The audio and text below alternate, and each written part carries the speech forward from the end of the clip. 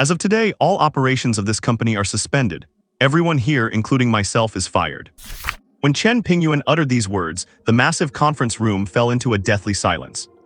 More than 70 employees widened their eyes, staring at him as if he were a madman.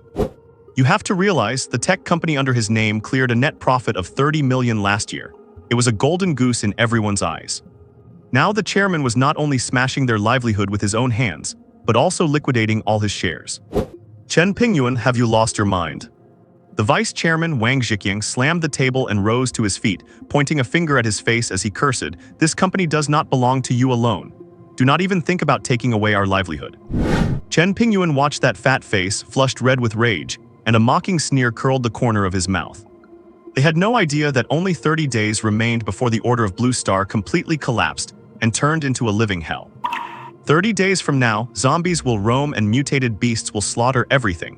Money will not even be worth the paper used to wipe your ass.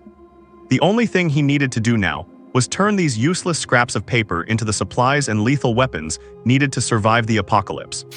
I hold 52% of the shares, and today I am selling them for a pittance at 220 million. Cal Pingyuan slammed the contract onto the table and stared them down, daring to take the deal. Take over, are you kidding me? The meeting room was silent for a second, then erupted into total chaos. What is going on, dissolving the company and selling off shares at a discount? 220 million, have you lost your mind? The company had a net profit of over 30 million last year, and this year it is only going to be higher. Feiyu technology has been booming these past 2 years, widely recognized as the golden goose of the Yangning tech scene. The boss wants to shut it down personally and sell off all the shares. He is absolutely insane. Chen Pingyuan remained calm, quietly watching the stunned faces before him. In his past life, he struggled desperately in the apocalypse before finally falling in despair. In this life, he has been reborn with 20 full years of foreknowledge. There are only 30 days left until the catastrophe strikes and the order of the blue planet collapses. This time, he will never repeat the same mistakes. At the front of the crowd sat 2 overweight middle-aged men. Besides Wang Zhiqiang, who had just slammed the table and stood up, there was the other vice chairman, Feng Jiangguo. Both were founding members who had helped Chen Pingyuan's father start Feiyu Technology. From Chen Pingyuan's calm expression, everyone gradually realized something. He was not joking. Exactly, Chen Pingyuan, you are being completely absurd. Feng Jiangguo also slammed the table and stood up, his voice shrill. Your father started from nothing and we were his right-hand men. Now that you have got the upper hand, you want to burn bridges, you are ungrateful. The two played off each other, loudly recounting their years of service, attempting to use so-called gratitude to force Chen Pingyuan to retract his order. Chen Pingyuan's expression did not change as he slowly rose from his seat and walked straight toward Wang Zhiqiang. Snap! A loud slap landed without warning on Wang Zhiqiang's fat face. The entire meeting room fell into a deathly silence. Everyone was stunned. The chairman slapped Vice Chairman Wang. Wang Zhiqiang clutched his rapidly swelling cheek, his mouth full of blood, teeth loosened, his eyes wide with disbelief. Do you think I do not know? Chen Pingyuan looked down at him with cold eyes. All these years, you have used your position in the procurement department to collude with your useless nephew, secretly selling off rare metals. How much has the company lost because of you? Out of respect for my parents, I have spared you some face, letting you take your dividends with dignity. But that does not mean you have the right to bark in front of me. Seeing his companion hit and their scandal exposed, Feng Jiangguo turned pale with rage, pointing a trembling finger at Chen Pingyuan. You have gone mad, this is completely lawless. You dare hit people, I am calling the police right now, just wait for jail time. He hurriedly reached into his inner suit pocket to grab his phone. Chen Pingyuan's eyes turned icy. With lightning speed, he grabbed Feng Jiangguo's wrist, yanked it outward and gave it a vicious twist. Crack! A bone-chilling sound of dislocation echoed through the room. Feng Jiangguo's arm was yanked clean out of its shoulder joint, hanging limply at a gruesome angle. The silence lasted only a second. A pig-like scream erupted from his throat. My hand, my hand. Note: combat strength levels, common 1, elite 3 to 5, commander boss 10 to 20. Interstellar race strength, orcs equals demonic humans equals humans, zombies, scalefins, water, armored race, insects, feathered race, air, ghost race, elemental race. Level 1 commander boss is greater than level 2 elite, which is greater than level 3 common, and so on. A dead silence fell over the room. Everyone stared at Chen Pingyuan in horror. The mild-mannered young chairman was acting with such chilling brutality. Chen Pingyuan casually tossed aside the dislocated arm and locked his gaze onto Feng Jiangguo. I have not even started on you, Feng Jiangguo. You are 100 times more despicable than him. His tone was calm, yet every word cut deep to the bone. At most, he is a parasite, but you, using your authority over R&D, have sold the technology that cost the company countless funds to our biggest competitor. Do you need me to throw the transfer records and the photos of your secret meetings right in your face? Feng Jiangguo trembled uncontrollably, his face turning deathly pale as cold sweat poured down his forehead. Call the police, Chen Pingyuan sneered. Go ahead, call them now. Let us see what happens faster, me getting arrested for disturbing the peace, or your villa on Yunjiang Road getting seized by the authorities. He leaned in slightly, lowering his voice. Oh, right, and half of the commercial street on Qinghai Road. Is all that unexplained massive wealth enough to keep you behind bars until you die? Thud. Feng Jiangguo's legs gave out and he collapsed to the floor, knocking over his chair with a dull thud. How is this possible? He had thought his actions were flawless. How could this kid, who was usually so easy to push around, know these top secrets? His lips trembled, and he could not even stammer out a single word of defense. Chen Pingyuan withdrew his gaze and swept it across the crowd, who were now paralyzed with fear. Nobody supported this madman, but that was exactly the effect he wanted.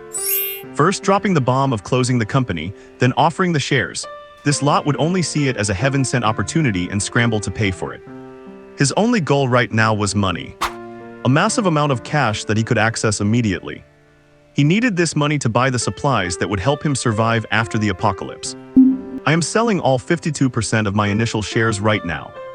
Chen Pingyuan announced sharply. All of them in one go. Whoever has enough cash or can transfer the full amount within half an hour, let us talk now. Finance department, legal department, prepare 70 share purchase intent agreements immediately. The meeting room fell into an absurd silence. Everyone looked at each other in confusion. Was someone actually choosing to cash out instead of keeping a money-printing machine? How short-sighted. But looking at the situation, he was clearly not joking. Instantly, a few sharp-witted executives felt a surge of greed, and the crowd began to stir. Some had already pulled out their phones to calculate their funds. With Feiyu Technology's current profitability, buying in was a massive steal.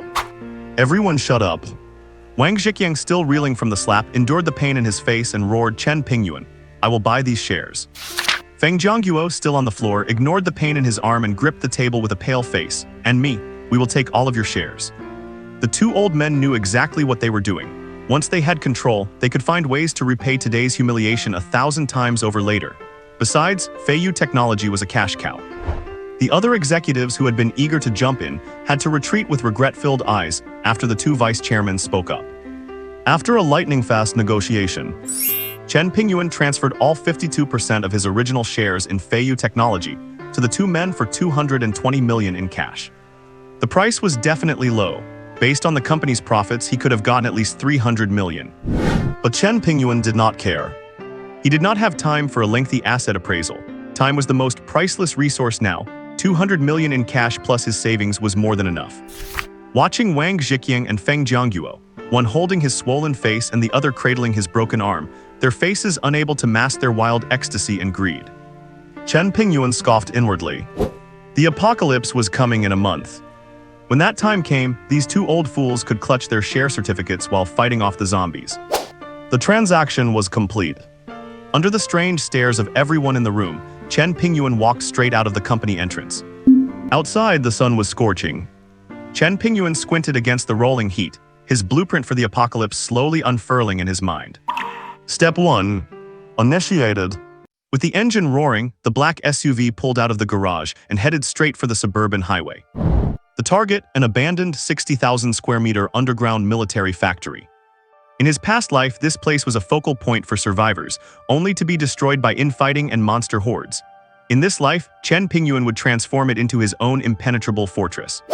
After he threw down a fortune, the property owner did not even show up, simply sending over an electronic contract.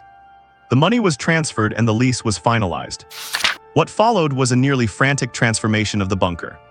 Chen Pingyuan hired the city's top engineering team with only one requirement: 24-hour shifts, continuous construction.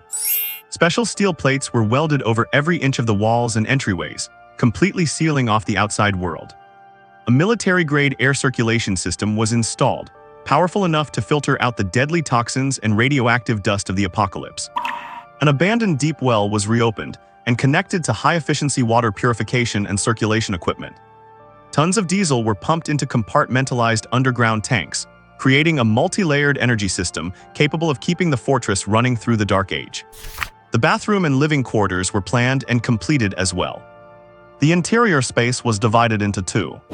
Half was piled high with massive supplies, 5 years' worth of military-grade rations, barrels of purified water, various medicines, potent antibiotics, and field first aid kits.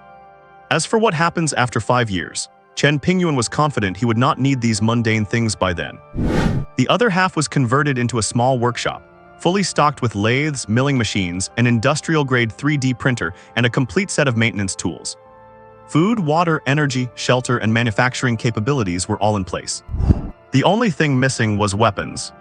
What Chen Pingyuan needed was simple: a long blade, a dagger, and a crossbow. In the future, he would use star source materials to forge and reinforce them, but the initial foundation had to be of top-tier quality. Otherwise, if they shattered under an energy surge, it would be a total disaster.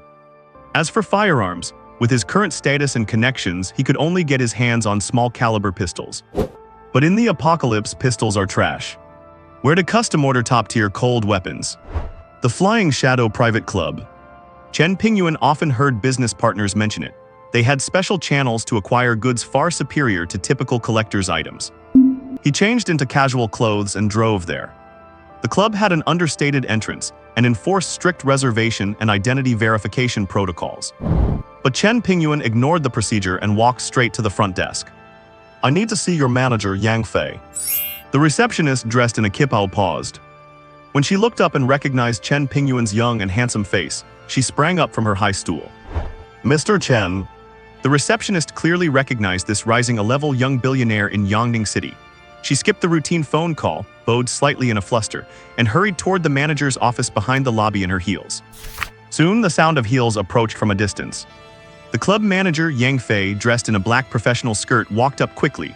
She wore a flawless professional smile and bowed slightly. "Mr. Chen, your visit is a great honor. I apologize for not welcoming you sooner."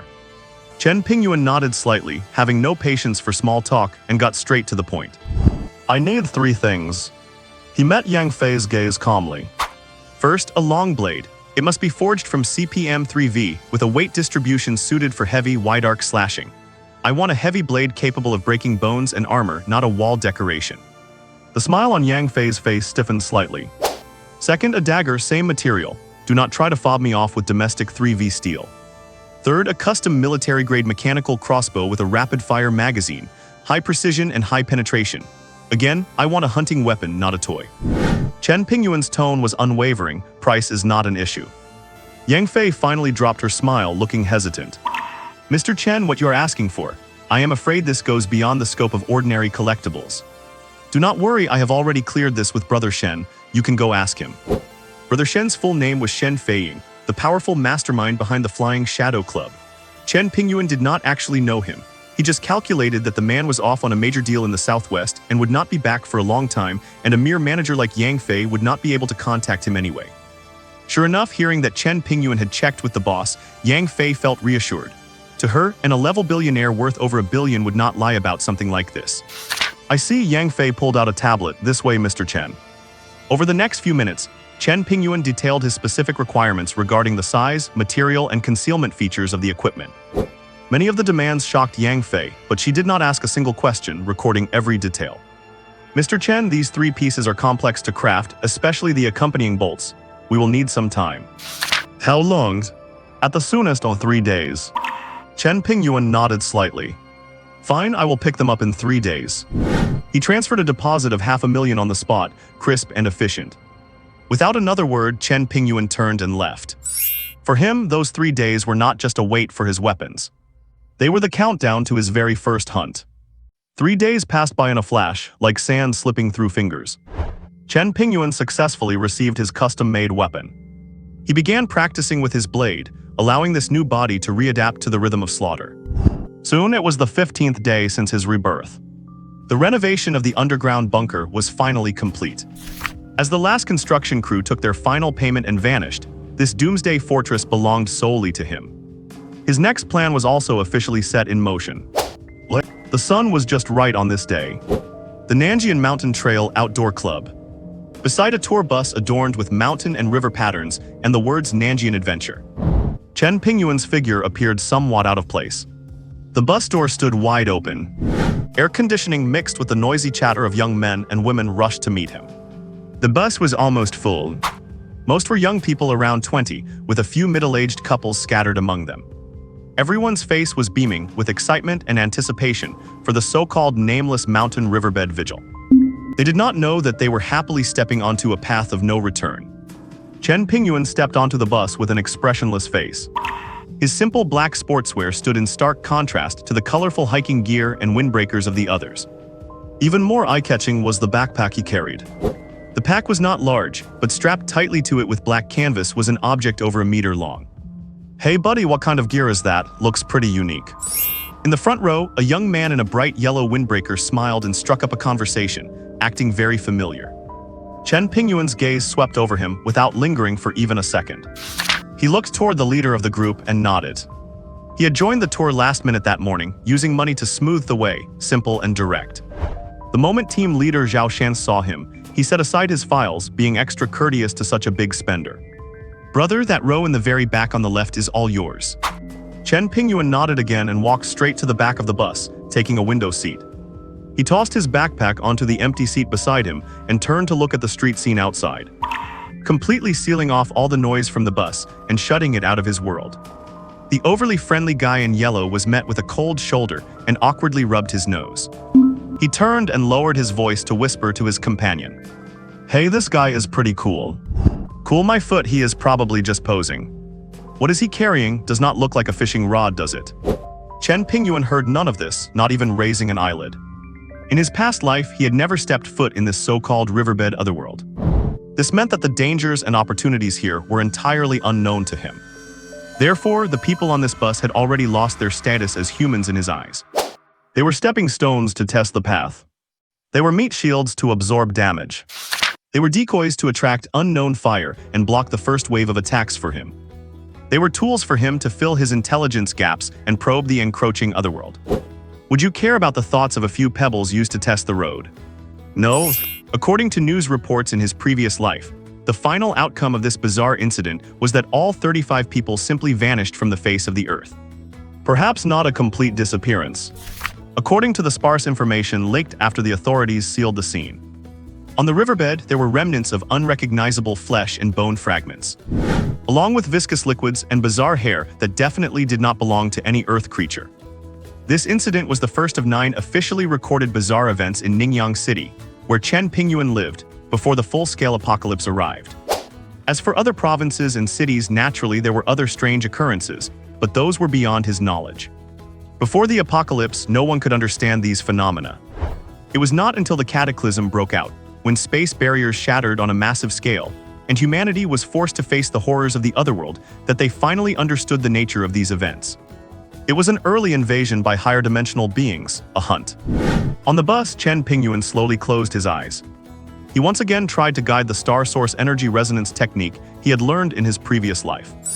Ever since he was reborn, he had attempted this countless times every single day. Yet this young and healthy body showed absolutely no reaction to the resonance technique. Clearly, the current blue star, at least in the Ningyang City area, had not yet birthed a single shred of star source energy. This mysterious energy, which could drive biological evolution, bring extraordinary power, and yet also invite endless disaster and otherworldly beings. Its source came from the otherworld. Only when the passageways to the otherworld were opened could star source energy flow back into the blue star. Chen Pingyuan opened his eyes, his gaze calm and steady. He stared out at the fast-receding city skyline, which was gradually being replaced by rolling mountain ranges. The atmosphere inside the bus became increasingly lively. Some people began to sing loudly, others took out decks of cards to gamble, and some were generously sharing the snacks they had brought. Most were excitedly discussing their arrangements for the evening's camping and barbecue, which was their true purpose for this trip. A beautiful girl wearing a pink tracksuit was drawn to Chen Pingyuan's distinctively cold and stern demeanor.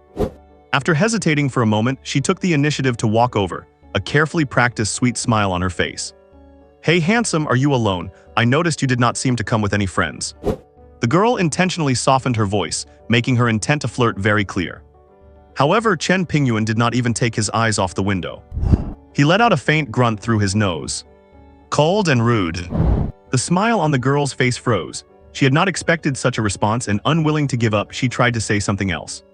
Sorry. Chen Pingyuan finally turned his head, his gaze calm and emotionless as he looked at her, his tone indifferent, cutting off any possibility for her to speak further. I would like to be left alone. The girl was left hanging, her cheeks flushed slightly as she felt humiliated. She squeezed out an awkward smile and turned away, feeling dejected. Chen Pingyuan turned his head as if looking at the scenery outside again, but in reality, he was completely immersed in his plans for the future. The disappearance of the Nanjian adventure group was merely a beginning for him. An opportunity that was fraught with danger, yet one he absolutely had to seize. He needed to use the energy that would flood in when the otherworld passage opened during this incident to stimulate his body's potential ahead of time. To enable his body to withstand and store the foundation of doomsday survival, star source energy. The horror of this death trap, which would wipe out all 35 people, was beyond doubt. But he had no choice. To survive in the apocalypse and to live better than he did in his previous life, he had to seize every fleeting opportunity, even if it meant fighting for his life. 20 years of struggling to survive in his past life had long since allowed him to face any desperate situation with calm. Danger, death, he was long accustomed to them. Outside the window, the scenery had completely transformed into rolling, lush, green mountains. The air coming through the gap in the window was exceptionally fresh, carrying the scent of soil and vegetation.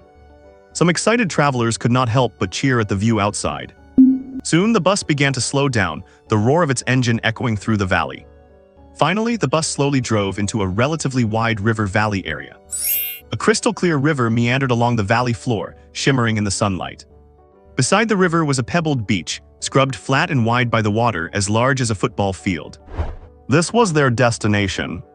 Nameless mountain riverbed. The bus came to a smooth stop in a relatively flat area.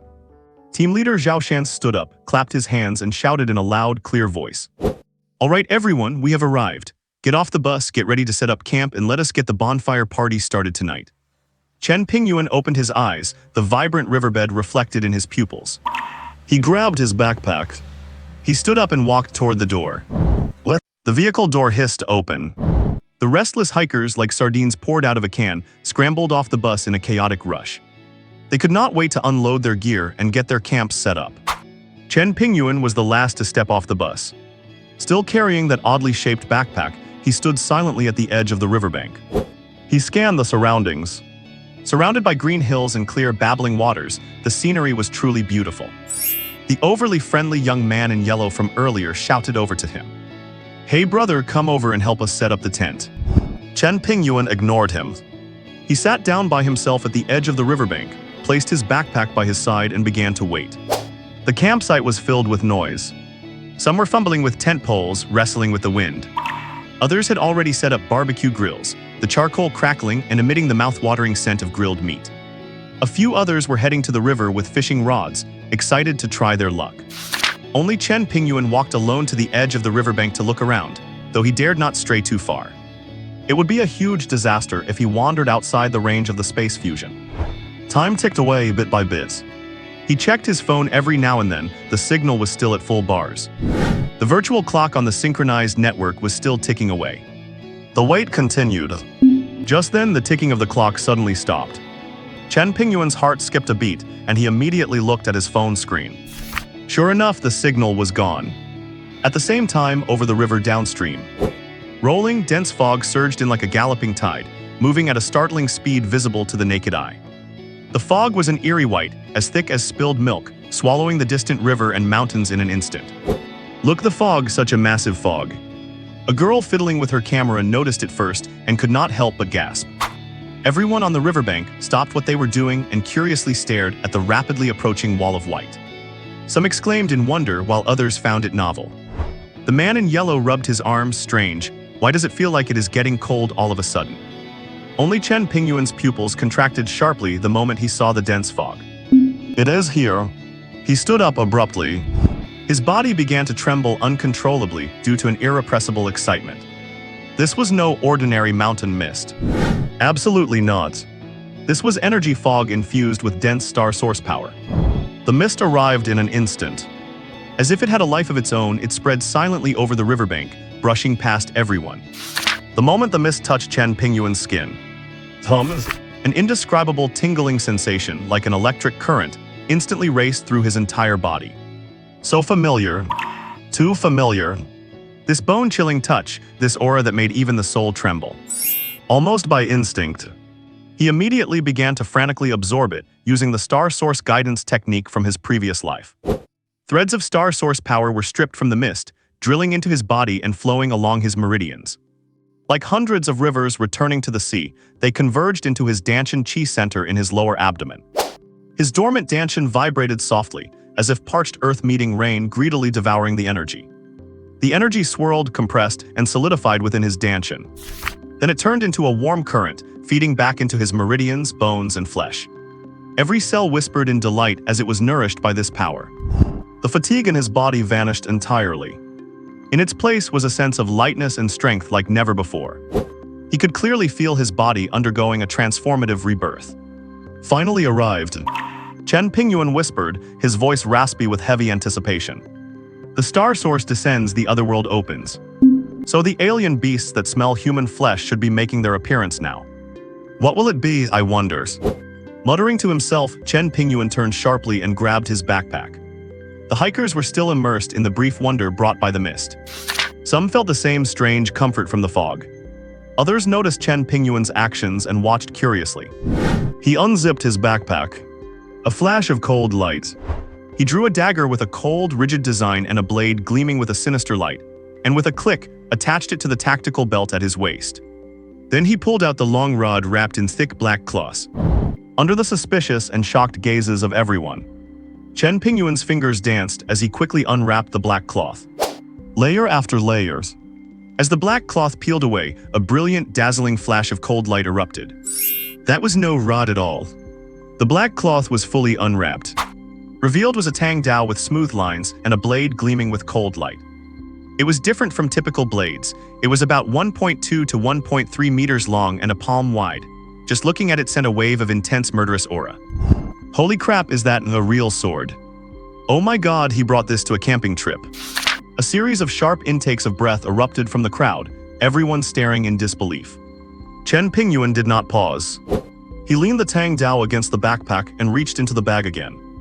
This time he pulled out a pile of mechanical parts of various shapes, emitting a cold metallic gleam. There were bow limbs, a trigger assembly, a sight, and other precise components whose names they did not know. And a few other complex components. Then, under the stunned gazes of the crowd, Chen Pingyuan's hands moved like fluttering butterflies. With skilled, almost rhythmic speed, he began to rapidly assemble the parts.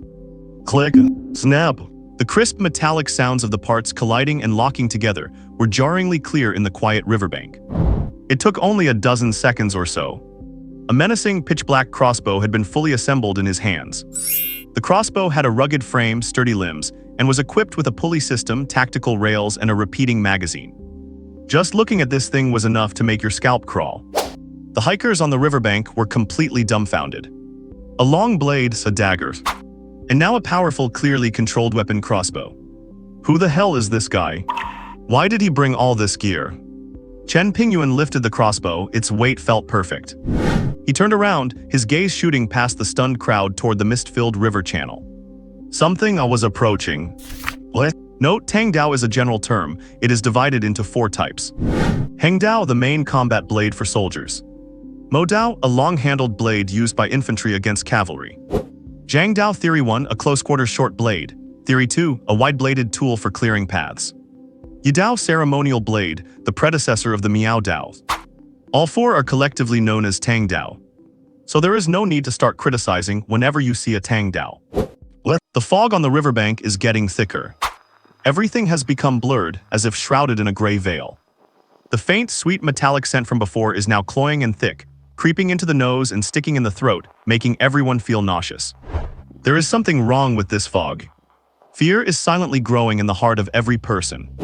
Just then, a slight sound of footsteps seeped out from the deepest part of the thick fog. Rustle, rustle. From far to near.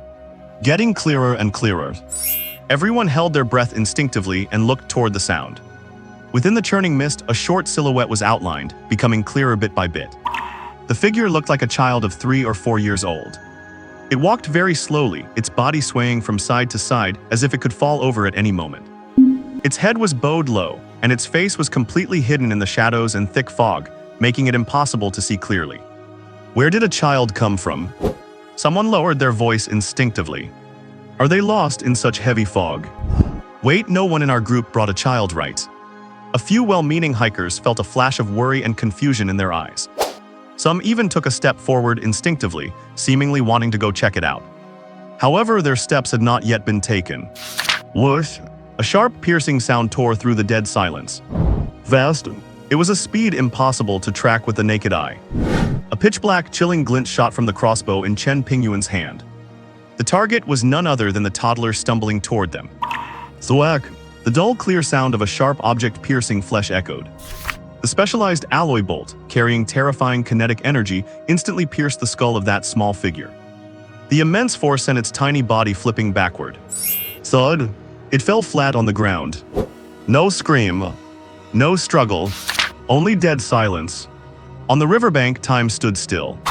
Everyone stood as if frozen in place, their minds blank, staring in horror at the small corpse on the ground and the cold, crossbow-wielding man. Bloody. Abrupt. This scene dealt a heavy blow to everyone's sanity. The silence lasted for several seconds. A shrill scream finally pierced the thick fog. Murders, he committed murders. Madman, you madman, it was just a child.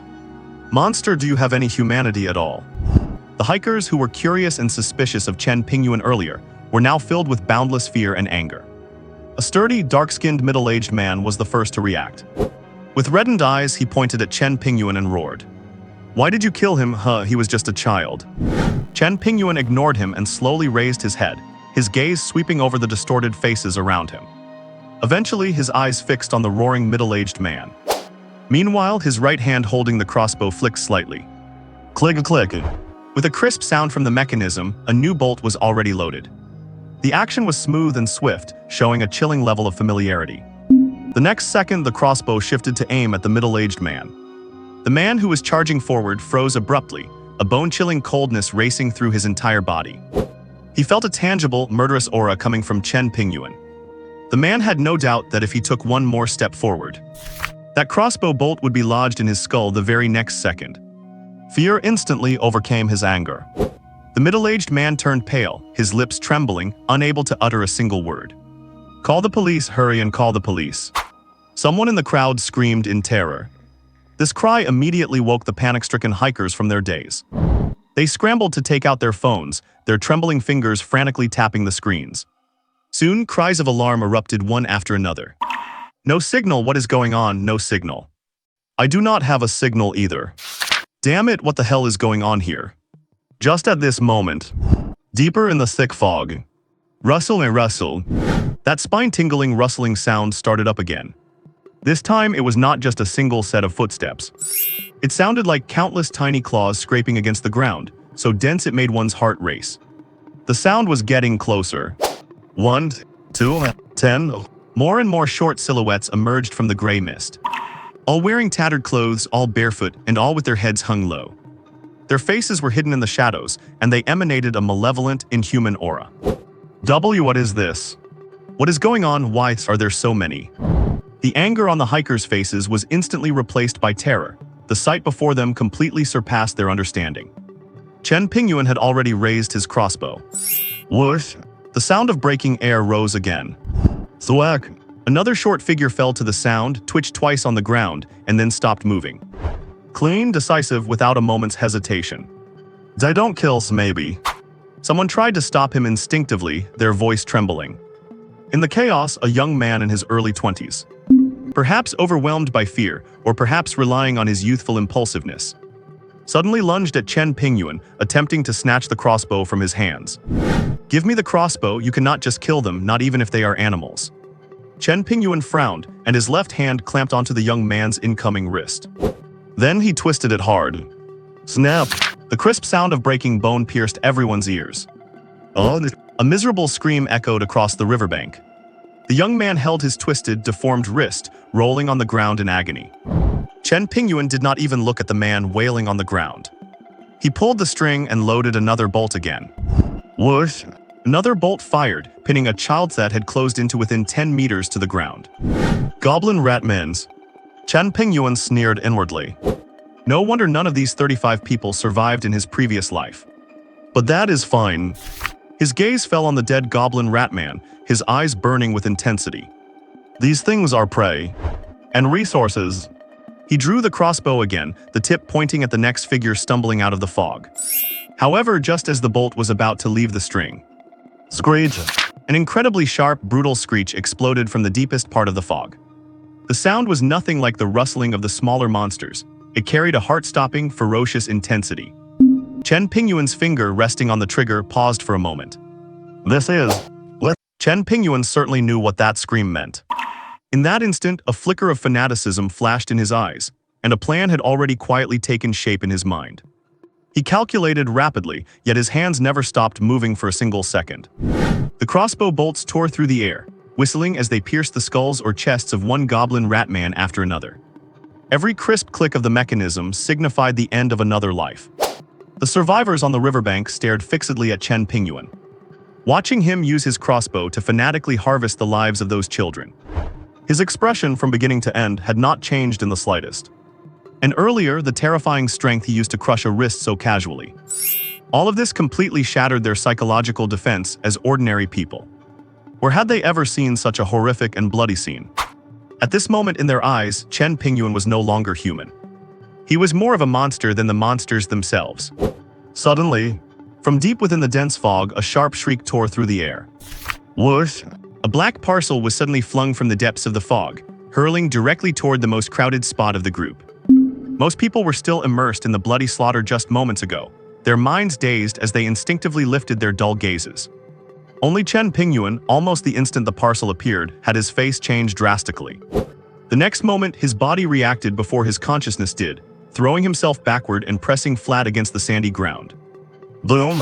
The destructive roar instantly shattered everyone's eardrums, swallowing all other sounds on the riverbank in an instant. A terrifying shockwave engulfed in crimson flames surged madly in all directions. Flesh and blood flew everywhere. Shattered limbs were thrown into the air, only to rain down mixed with soil and gravel. The few people closest to the blast center could not even manage a single groan. Their bodies were torn apart by the explosive impact, reduced to mangled flesh. Those lucky enough to be slightly further away, having not been killed on the spot, were violently tossed aside by the furious shockwave. Coughing up blood, they slammed heavily into rocks and tents, howling in agony. Ah, my legs, my legs. Bomb is a bomb. Someone gasped, their speech slurred and incoherent.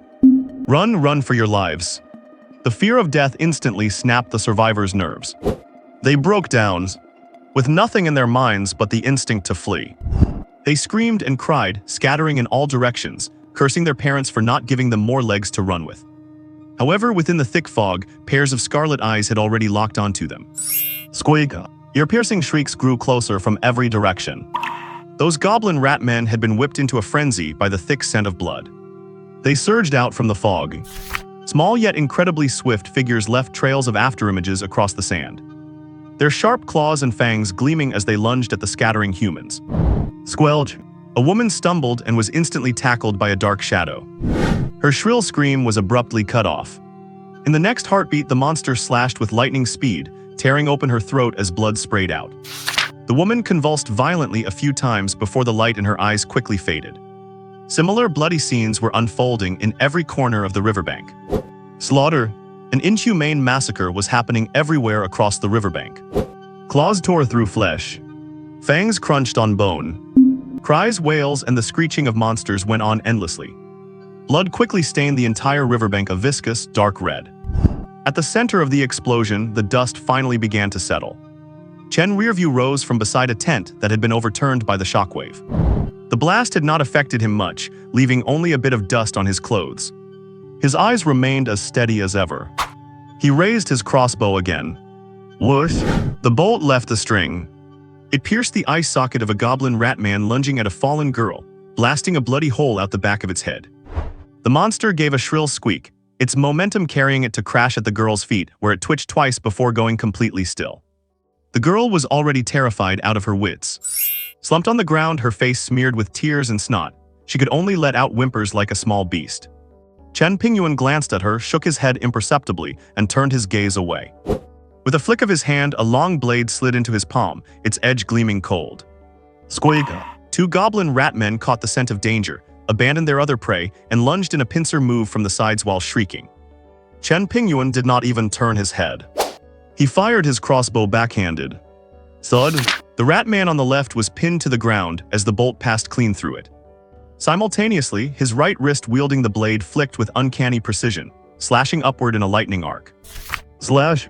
A line of blood bloomed in the air, and the head of the rat man on the right went flying. The headless corpse stumbled forward 2 steps before crashing down.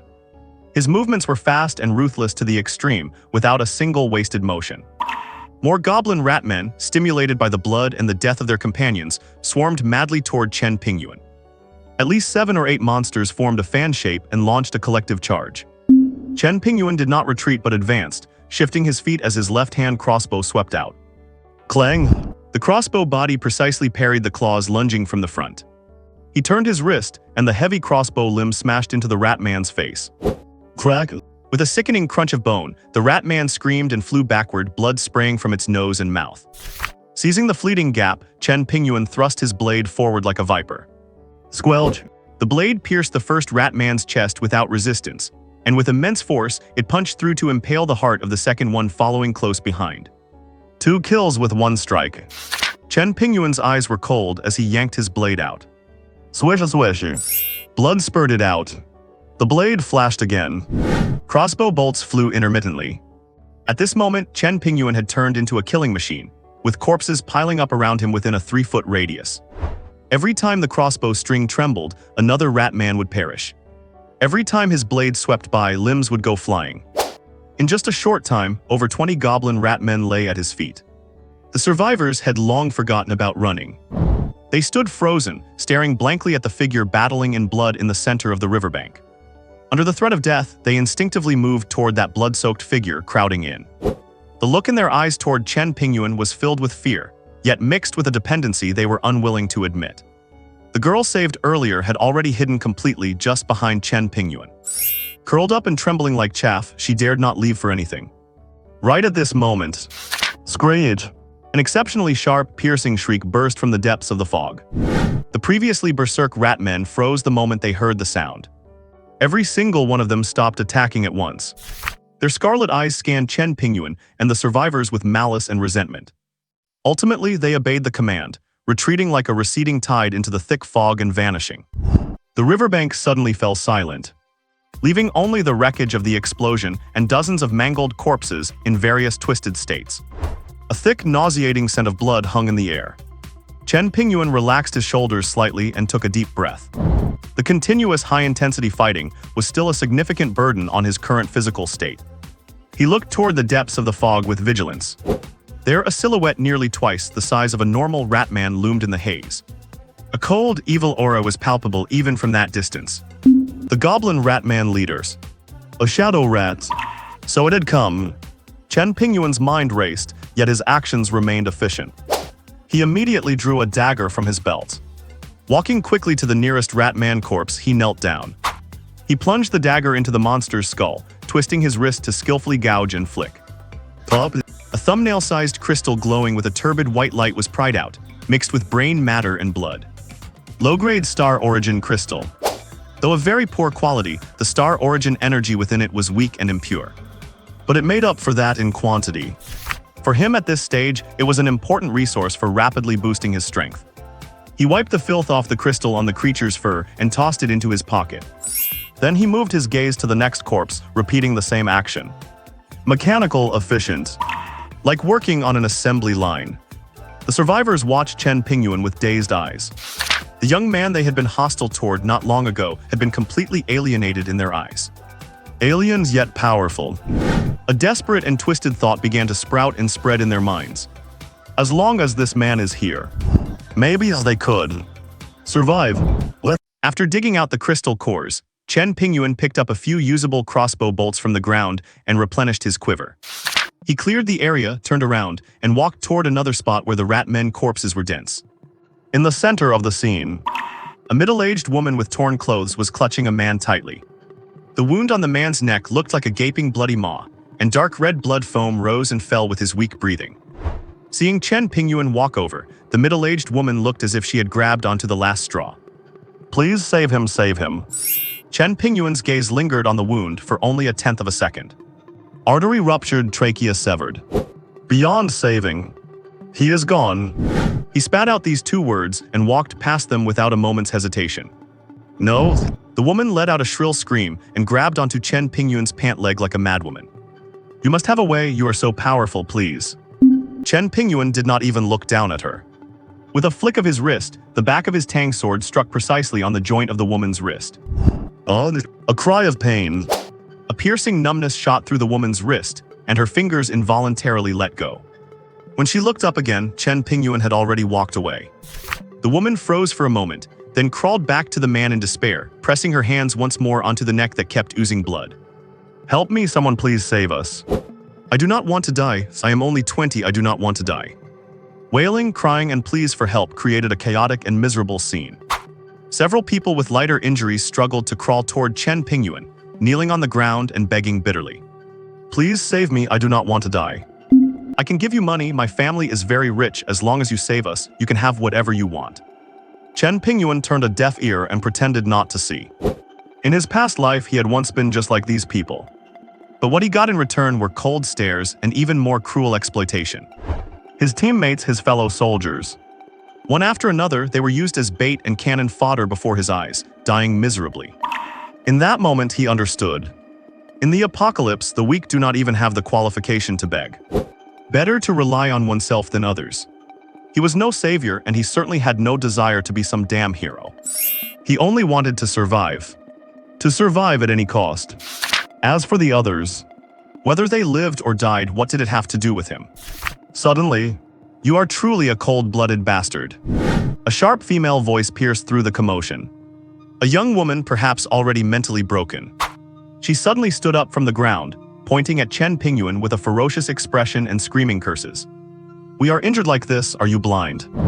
You are so strong, would it kill you to come and look at us? All you know is digging up those damn corpses. Are those broken stones more important than so many of our lives?" This angry outburst instantly drew everyone's attention, including Chen Pingyuan's. He finally stopped his action of digging for crystal cores. Slowly, he turned around. His gaze landed on the young woman's face. There was no anger in his eyes, but rather a hint of genuine, pure confusion. As if he were observing an incomprehensible lower life form. This kind of gaze was more hurtful than any form of contempt. "What are you looking at? Am I wrong?" The woman's spirit flared up even more. She seemed to think her words occupied the moral high ground and even started inciting others. "Everyone, am I right? Since he is so good at fighting, is not it only right for him to protect us? I think he is just a selfish prick, all he knows is digging. Are those dead rats your father or your..." Swish. PFFFT. The woman's curses came to an abrupt halt. A crossbow bolt pierced the air, entering straight through her open mouth and exiting the back of her skull with a trail of blood. The fletching was still trembling slightly. The woman's body shuddered violently, her eyes wide, filled with extreme disbelief. Even in death, she seemed unable to understand how he could do it. How dared he? Thud. She fell backward stiffly, hitting the ground, and fell silent forever. In an instant, the whole world became quiet. A deathly silence instantly descended upon the riverbank. All sounds, whether wailing or crying, vanished completely. The survivors looked at the woman's corpse with horror, then gazed at Chen Pingyuan in terror. Many people subconsciously shrank back.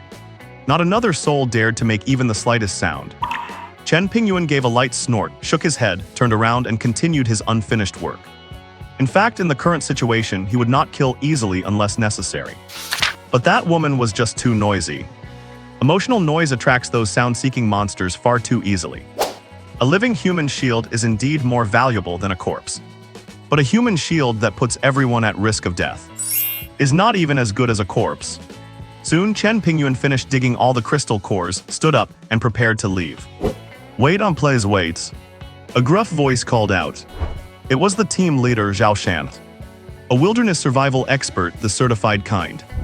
He was still tightly gripping a blood-stained barbecue grill in his hand. Just moments ago, he had used this crude weapon to desperately smash the heads of several goblin rat men. At this moment, he mustered the courage of a lifetime and blocked Chen Pingyuan's path. His face was filled with pleading. "Please stay and protect us." Chen Pingyuan gave a light sneer, his eyes filled with obvious mockery. "Protect you?" he retorted, his tone dripping with sarcasm. "These rat men are nothing but the lowest kind of monsters. They have hands and feet, yet all they know how to do is kneel and wail. They have already given up on themselves, why should I be the one to save them?" Having said that, he walked into the dense, fog-covered forest without even looking back. Just then, a strange roar echoed from the forest. Immediately after, several goblin rat men rushed out from the mist, pouncing toward Chen Pingyuan.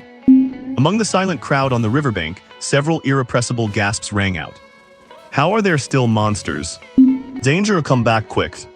He kills people and now he is about to die himself. Serves him right." In that moment, they seemed to have already envisioned the miserable sight of Chen Pingyuan being torn to pieces. However, the next second, everyone's expression froze. Chen Pingyuan shifted his stance without even turning his head. With an impossible angle, he easily dodged the claws of a goblin rat man. A flash of steel. Splatter. The rat man was sliced cleanly in half from head to tail, its green flesh and organs splattering all over the ground. Next, he flicked his wrist, and a crossbow bolt screamed through the air, piercing another rat man's skull, its massive force sending the creature flying. His footwork was eerie and swift, as he dodged and wove between the remaining two rat men. Blade flashes, arrow trails, and flesh spraying. In just a few seconds, all four goblin rat men lay dead at his feet. The entire process was clean and efficient, as if he were not facing monsters but lambs for the slaughter. Chen Pingyuan bent over and skillfully dug out the glowing star crystals from the corpses. Then he did not even cast a glance at the riverbank. Without hesitation, he turned and stepped once more into the depths of the fog. This time, his figure vanished completely. On the riverbank, there was not a sound to be heard. Everyone stared dumbfounded in the direction where he had disappeared, a chill running down their spines. They looked at each other, their eyes left with nothing but fear and bewilderment, unable to utter another word of abuse. Zhao Shan gripped the barbecue grill in his hand even tighter. He took a deep breath, forcing down the trembling in his heart, and spoke to the people still shivering beside him. "Everyone, do not be afraid. I will protect you all well." Chen Pingyuan did not go far. He simply retreated to the edge of the forest, his figure quickly swallowed by the thick fog. He pulled a pungent potion from his backpack and hurriedly smeared it all over his body. The stench of sulfur mixed with rotting vegetation instantly suppressed his natural scent. He raised his night vision goggles and locked his focus on the riverbank. He was waiting for the rat men's next assault.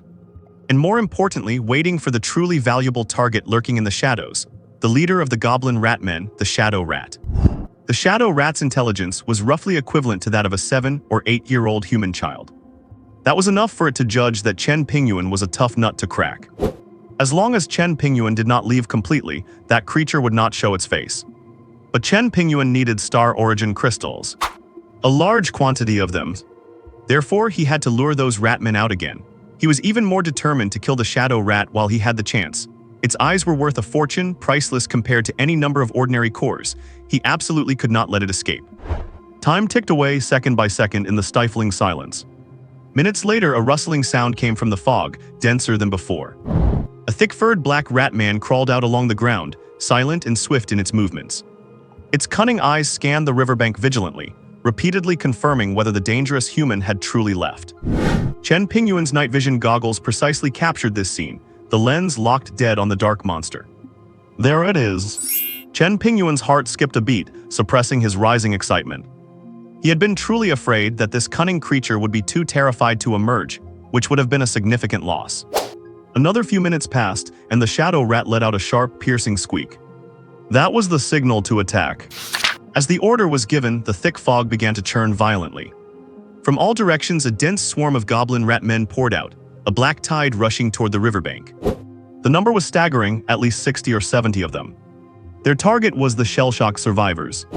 "Ah, monsters, they are back. Run, everyone runs. Help, someone save us." Desperate screams tore through the silence. This time it was pure terror, overwhelming all previous numbness and resentment. The instinct for survival ignited a final, frantic madness in the survivors. Zhao Shanhe was the first to react. He gripped the entrenching tool he had just picked up, his arms trembling, a fierce, desperate glint erupting in his eyes. "Do not run, you will not make it. Grab whatever you can, fight for your lives." He roared, his voice hoarse. In the chaos, some grabbed shovels, others clutched tent poles, and some even desperately picked up jagged stones. A middle-aged man in glasses, usually quite mild-mannered, suddenly flew into a frenzy. He picked up a heavy battery pack and smashed it desperately at the oncoming goblin ratmen. Thud! With a dull impact, a ratman's skull shattered and a spray of mixed red, white, and green blood splattered everywhere. The middle-aged man froze, looking down at his filth-covered hands, unable to believe he could unleash such tremendous force. But the next second, the urge to survive drowned out everything else. He roared, swinging the battery even more frantically as a primitive weapon. It was not just him. The others who had mustered the courage to fight also felt the changes in their bodies. A young man swung a camping pot, clanging loudly, and was shocked to find he could send a ratman biting his leg flying with a single strike. My strength of it has gotten bigger. Amidst the slaughter and confusion, someone shouted, their voice filled with disbelief and frantic joy. At the edge of the fog in the distance, Chen Pingyuan took in everything, nodding to himself. Just as he had expected. Everyone on the riverbank was passively absorbing the dense star origin permeating the air. Even without cultivation techniques, the efficiency of their bodies absorbing it autonomously was extremely low. But the sheer concentration of star origin within the fog of this alien space was overwhelming. After 10 minutes of accumulation, it was enough for the body to undergo noticeable changes. Danger and opportunity always go hand in hand, especially in the apocalypse. On the riverbank, the bloody massacre continued. Driven by the will to live and their initial physical enhancement, quite a few were actually killing 1 or 2 goblin ratmen. However, the sheer number of goblin ratmen was too great. They ignored death and disregarded pain. Time and again, they crushed the fragile makeshift defensive lines of the survivors. Although the survivors' potential had been triggered, they ultimately lacked combat techniques and experience, and even more so the necessary stamina. Soon, a gap was torn in their loose defensive line. A shrill, piercing scream suddenly rang out.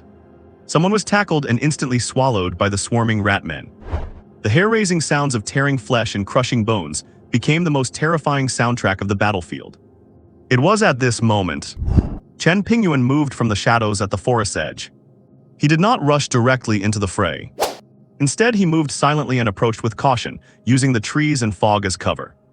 His gaze was fixed behind a protruding rock, his eyes focused and icy. There, hidden from view, was the true commander of this raid, that cunning shadow rat. It was crouched behind the rock, continuously emitting sharp signals, directing the rat pack to strike at the weakest points. Chen Pingyuan crept soundlessly to its side and rear. The distance was perfect. The military crossbow in his hand was already cocked and ready. The cold metal of the bow held no warmth. Hold breaths. I am worth. An extremely faint sound of air being pierced, almost entirely masked by the noise of the battlefield. The bolt left the string. A bolt of black lightning tore through the mist and precisely pierced the back of the unprepared shadow rat leader's head. Split. The faint sound of a skull being penetrated. The immense kinetic energy punched right through its cranium. The shadow rat leader's body went stiff, and its shrill, squeaking command ceased abruptly. It twitched twice in disbelief, its long tail thrashing wildly before it collapsed flat. In those cunning black pupils, a trace of disbelief and lingering greed remained. Worth. Chen Pingyuan did not hesitate for a second. His finger pulled the trigger again. 2 more swift, whistling sounds rang out in succession. 2 bolts followed, burying themselves deep into the shadow rat's twitching body. One through the heart, one through the abdomen, extinguishing every trace of its life. Finish it off. This is a basic rule of apocalyptic survival, an iron code carved into the marrow. Confirming the target was dead, Chen Pingyuan ghosted out of his hiding spot. His speed was astonishing. Within a few breaths, he was at the shadow rat's carcass. He drew his dagger, the cold light cutting through the gloom. Clean and decisive, the blade fell. Split. 2 bulging, strangely emerald green eyeballs were expertly gouged out. The emerald eyes felt cool to the touch. Subtle energy currents flowed within them. Got them. Chen Pingyuan's heart pounded wildly. Not daring to delay, he immediately produced a special small glass vial, carefully placed the precious eyes inside, sealed them with a cork, and tucked them away safely. These were truly good things. In his past life, a pair of shadow rat eyes was enough to drive countless evolved ones into a frenzy. All this took no more than a few seconds. He did not pause for a moment, whirled around, and raised his crossbow again toward the chaotic, bloody battlefield. Worth. The crossbow string hummed incessantly. Every bolt fired meant another rat man went down. The arrows struck eye sockets, throats, or hearts. Amidst the slaughter, the blood-soaked survivors gradually realized something was wrong. Were the swarming rat men decreasing? This undoubtedly gave them a precious moment to breathe. More importantly, it gave them the courage and hope to keep fighting. Kill them all. Zhao Shan had completely lost his mind, fighting like a tiger. His entrenching tool was stained dark red, plunging repeatedly into the chest of a goblin rat man. Hot, foul-smelling blood mixed with viscera splattered all over his head and face. He did not have time to wipe it away. The next moment, an even larger rat man screeched and leaped at his face with razor-sharp claws. A stench of blood hit him. The shadow of death instantly descended. It looked as though Zhao Shanhe was about to have his throat torn out. Just as it was a matter of life and death. Whoosh! A sharp whistling sound rang out again. The rat man in midair went rigid. A black bolt pierced its throat. With immense impact, it slammed the creature onto the ground. Zhao Shan, acting almost entirely on instinct, yanked the entrenching tool from another rat man's chest. He stabbed it viciously into the rat man that had just landed at his feet. Split! The tool pierced its skull. The rat man twitched a few times and went completely still. Zhao Shan gasped for air, instinctively glancing in the direction from which the bolt had been fired. The fog churned, obscuring his vision, and he could only see a vague outline. It is him. Zhao Shan's gaze changed, expressing a complex, indescribable emotion. What? More than 10 minutes later, the last goblin rat man let out a cry of resentment, collapsed into a pool of blood, twitched a few times, and finally fell still. The battle was finally over. The riverbank was left in ruins, as if it had been scoured by a torrent of blood. Shattered tent debris, scattered supplies, and backpacks torn beyond recognition lay everywhere. What was even more striking were the dozen or so mangled, grim-looking corpses. A thick stench of blood rose into the air, staining the surrounding fog a dull, ominous red. Of the original team of over 30 people, only 9 were left alive. 7 men and 2 women. They were all covered in blood and riddled with wounds. Gasping for breath, their faces twisted with the harrowing relief of surviving death, yet haunted by lingering terror. Abrupt footsteps broke the deathly silence. Chen Pingyuan emerged from the shadows of the forest at the edge of the riverbank, his pace steady and unhurried. The scent of potions mixed with blood clung to him, sharp and pungent in the air. Ignoring the complicated gazes of the survivors, a mix of fear, confusion, gratitude, and more prominently resentment. He walked straight toward the scattered corpses of the goblin rat men. He crouched down and began to extract the star source crystals. Every single one of the fallen goblin rat men. He left none behind, scavenging them meticulously. Watching his nonchalant demeanor, Zhao Shan's lips trembled. Anger and lingering fear intertwined, eventually overriding his dread. With a voice raspy as if torn, he could not help but demand, "You knew they were coming back." He took a step forward, his eyes clouded with complicated emotions.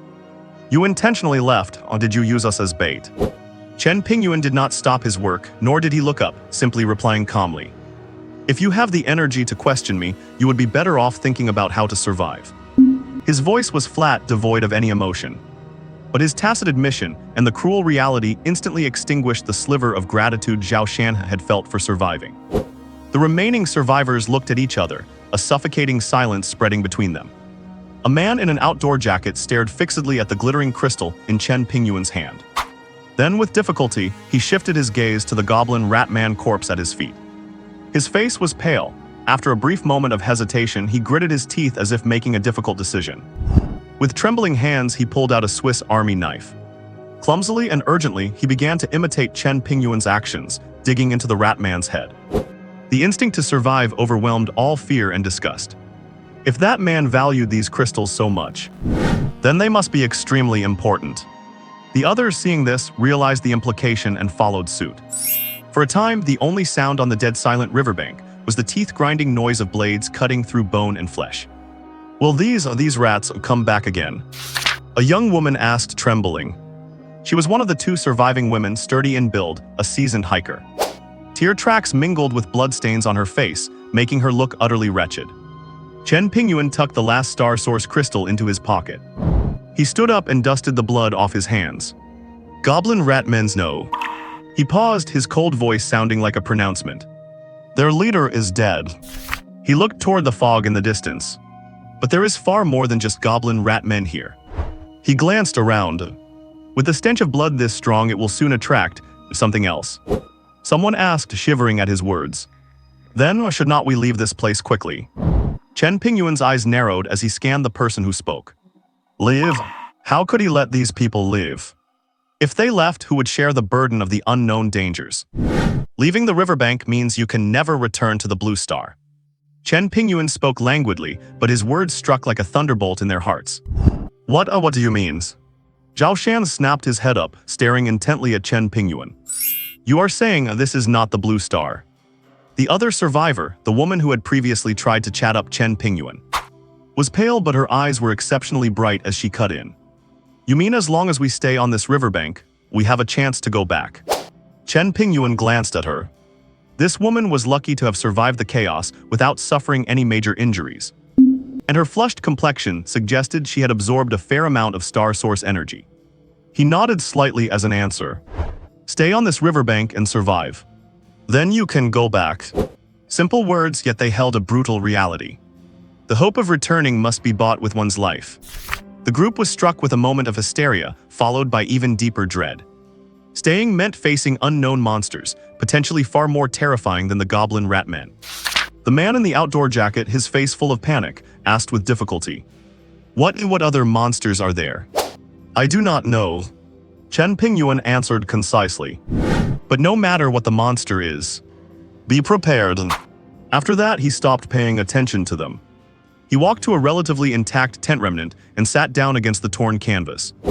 The continuous fighting, especially the intense mental expenditure, had left him feeling quite exhausted. He needed to rest, and he needed to improve his strength as quickly as possible. He pulled all the star source crystals he had just harvested from his specialized pocket, adding the 4 he had left over previously. A total of 47. The tiny crystals emitted a faint, enticing white light in his palm. He picked one up and squeezed it tight. He closed his eyes. A thin stream of energy seeped in through his palm. Then he channeled it rapidly throughout his limbs and body. He could clearly feel every muscle cell in his body hungrily devouring this energy, trembling with satisfaction. About a minute later, the light in the crystal in his hand faded completely, leaving behind a dull gray stone. Chen Pingyuan tossed it aside, picked up the next one, and continued the monotonous yet vital process of absorption. On the other side, Zhao Shan also clumsily dug out 4 star source crystals from a few ratman corpses. He watched Chen Pingyuan, who was completely immersed in his own world, his expression shifting uncertainly. After much hesitation, he walked over and stopped a few steps away from Chen Pingyuan. His voice was raspy, carrying an awkward inquiry. What are these crystals used for? Chen Pingyuan finished absorbing one and opened his eyes, letting his gaze fall on Zhao Shan. This man, Zhao Shan, was perhaps a bit naive and impulsive. But in the fight just now, he had certainly shown enough courage. And even in the localized chaos, he had displayed some command ability for coordinated combat. Such a person, when facing other dangers later on, could be quite valuable. Even so, Chen Pingyuan still could not help but frown when he heard that question. But on second thought, the dangers ahead were unknown, and he was only one man, not invincible. He still needed these people to help share the pressure and buy him time to react when danger struck. So he swept a glance over the other survivors and intentionally raised his voice a little. Hold it. Focus your mind and feel the energy inside. Guide it into your body. When it stops glowing, the energy is absorbed. Zhao Shan looked at Chen Pingyuan's calm face. Then he looked down at the glimmering crystal in his palm, nodding as if he sort of understood. He could clearly perceive a faint, yet incredibly vibrant surge of strange power. He muttered a hoarse and dry thank you, then quietly walked a short distance away, avoided the others, and sat cross-legged. With a mix of trepidation and a desperate desire to survive, he began trying to guide the energy. The other survivors also heard the conversation, and although a flicker of suspicion flashed in their eyes, the instinct to live eventually won out. They exchanged looks and hurriedly found places to sit. They took out the crystals they had been allotted or had plucked up the courage to dig from the corpses, and started absorbing them just like he did. For a moment, the riverbank fell into an eerie silence. Only the crackling of the bonfire could be heard. The smell of blood was still heavy, but in this brief tranquility, it seemed less nauseating. Time ticked away. About an hour later, most of the survivors had only absorbed 1 or 2 star crystals. A warm current rose within their exhausted bodies. Their strength and stamina quickly recovered, and their tense nerves began to relax a little. Just then, a hair-raising, dense scraping sound suddenly erupted from the grass and gravel at the edge of the riverbank. The sound was sharp and frantic. It was completely different from the squeaking and screeching of the goblin rats. It sounded more like countless hard shells scratching and crawling rapidly across the rough ground. What is that sound? The survivors, who were just starting to feel better from absorbing the crystals, jerked their heads up. The relaxed muscles on their faces instantly stiffened, and they looked toward the source of the noise in terror. By the flickering firelight, they saw them. Huge beetles, each as large as an adult's head. Their shells were a dull brown, glinting with a hard metallic sheen in the firelight. Their heads were topped with hideous mouthparts, like rows of overlapping daggers. Pairs of dark green compound eyes flickered with a cold light in the darkness. They were surging out from the darkness on all sides. They were dense and overwhelming. Oh, the bugs. The sturdy woman let out a shriek that turned into a piercing wail. The speed of these beetles was astonishing. Almost the moment they were lit up by the fire, they rushed to the edge of the campfire, only a dozen meters from the crowd. They are steel-shelled cockroaches. Cut their necks. Their weak point is the joint at the neck. Chen Pingyuan's voice roared like a thunderclap. Zhao Shan had just finished absorbing the 4-star crystals he had collected. He could clearly feel the power surging within him, far exceeding what he had before. The stamina he had lost was almost fully recovered, and his hand gripping the folding shovel felt full of power. This sudden turn of events terrified him to the core. But Chen Pingyuan's roar and the new strength in his body acted like a shot of adrenaline. Everyone fight for your lives. He roared, grabbed his folding shovel again, and swung it hard at the beetle in the lid. Clang! A harsh metallic clashing sound rang out. The heavy shovel struck the beetle's back shell, leaving only a shallow scratch and sending sparks flying. The shell was harder than he could have imagined. The beetle that was hit only paused for a second, its massive body wobbling, before its hideous mouthparts snapped open and lunged toward Zhao Shan's leg. Zhao Shan scrambled back, barely avoiding it. Remembering Chen Pingyuan's warning, he gritted his teeth and swung toward the neck of another beetle charging at him. But the beetle was incredibly fast, and its neck was so small. He swung several times, only striking the hard back shell with dull thuds. The beetle's mouthparts snapped open, reeking of stench. Zhao Shan rolled back in a panic, narrowly dodging a lethal bite, breaking into a cold sweat. Seeing the beetle lunging again, he desperately thrust his shovel forward. With the strength of a final stand, the tip of the shovel precisely pierced the gap where the shell met the head. Crack! With a crisp sound, the beetle's movements froze instantly. Zhao Shan seized the chance to pry hard, finally snapping off the hideous head. Looking at the rolling beetle head, he gasped for air. His face a mix of fear and manic ferocity. Come on, you son of a bitch. The others were not as lucky as Zhao Shan. They had just gone through a bloody battle. And now they were facing a new type of monster with incredible defense and terrifying power. Their already fragile psychological defenses crumbled instantly. Screams rang out across the riverbank once again, more shrill and desperate than when they faced the goblin rats. The man in the windbreaker felt his legs go weak with fear, his reaction a beat slow. In a blink, he was tackled by 3 steel-shelled cockroaches.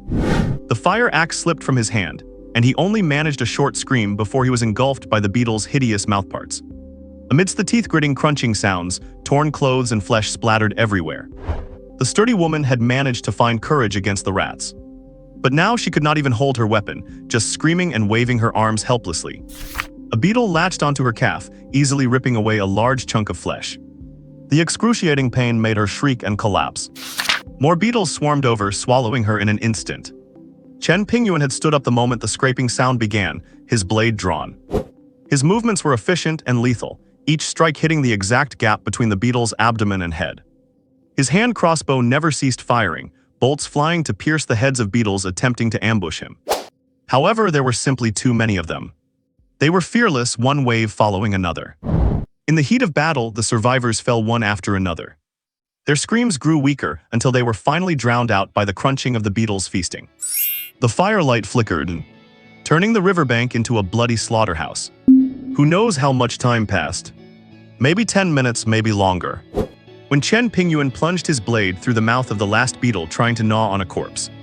The riverbank finally returned to a deathly silence. The air was thick with the stench of blood and the beetle's unique, pungent odor, almost feeling congealed. Chen Pingyuan leaned on his blade, his chest heaving as he breathed rapidly. There were several tears in his black tactical gear. A visible wound on his left arm was oozing blood, caused by a beetle's mouthparts. He looked around.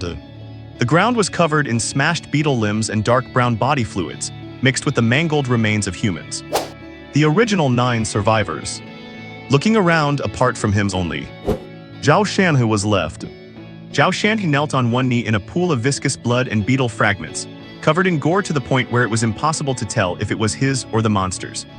The foul blood mixed with sweat had soaked through his clothes. He gripped the mangled folding shovel so hard his knuckles had turned white.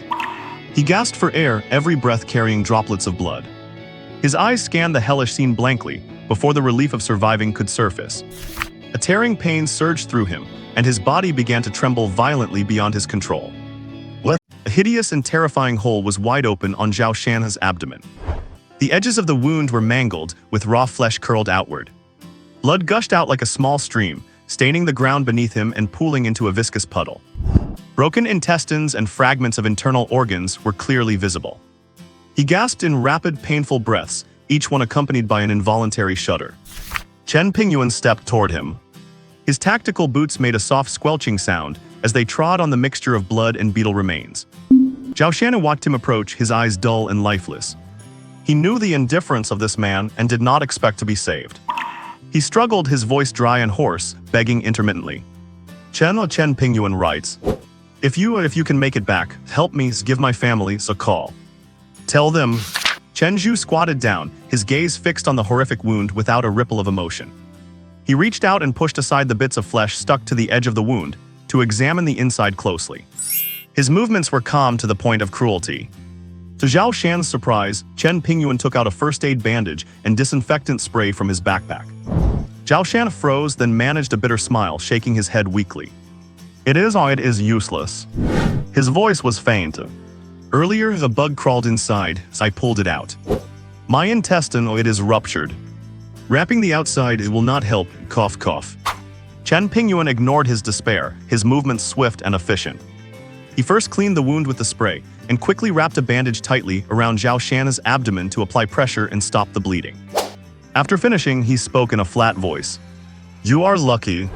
Zhao Shan looked blankly at him. The thick fog around us is fading. Chen Pingyuan gestured into the distance. This means the space overlap between the other world and Earth is separating. We should be able to go back very soon. Zhao Shan struggled to turn his neck, looking in the direction Chen Pingyuan was pointing. He was right. The thick fog was thinning at an astonishing speed, and the outlines of distant scenery were beginning to emerge. Chen Pingyuan turned his gaze back to Zhao Shan's pale face. Have not you felt that something is wrong with your body? Zhao Shan instinctively checked himself.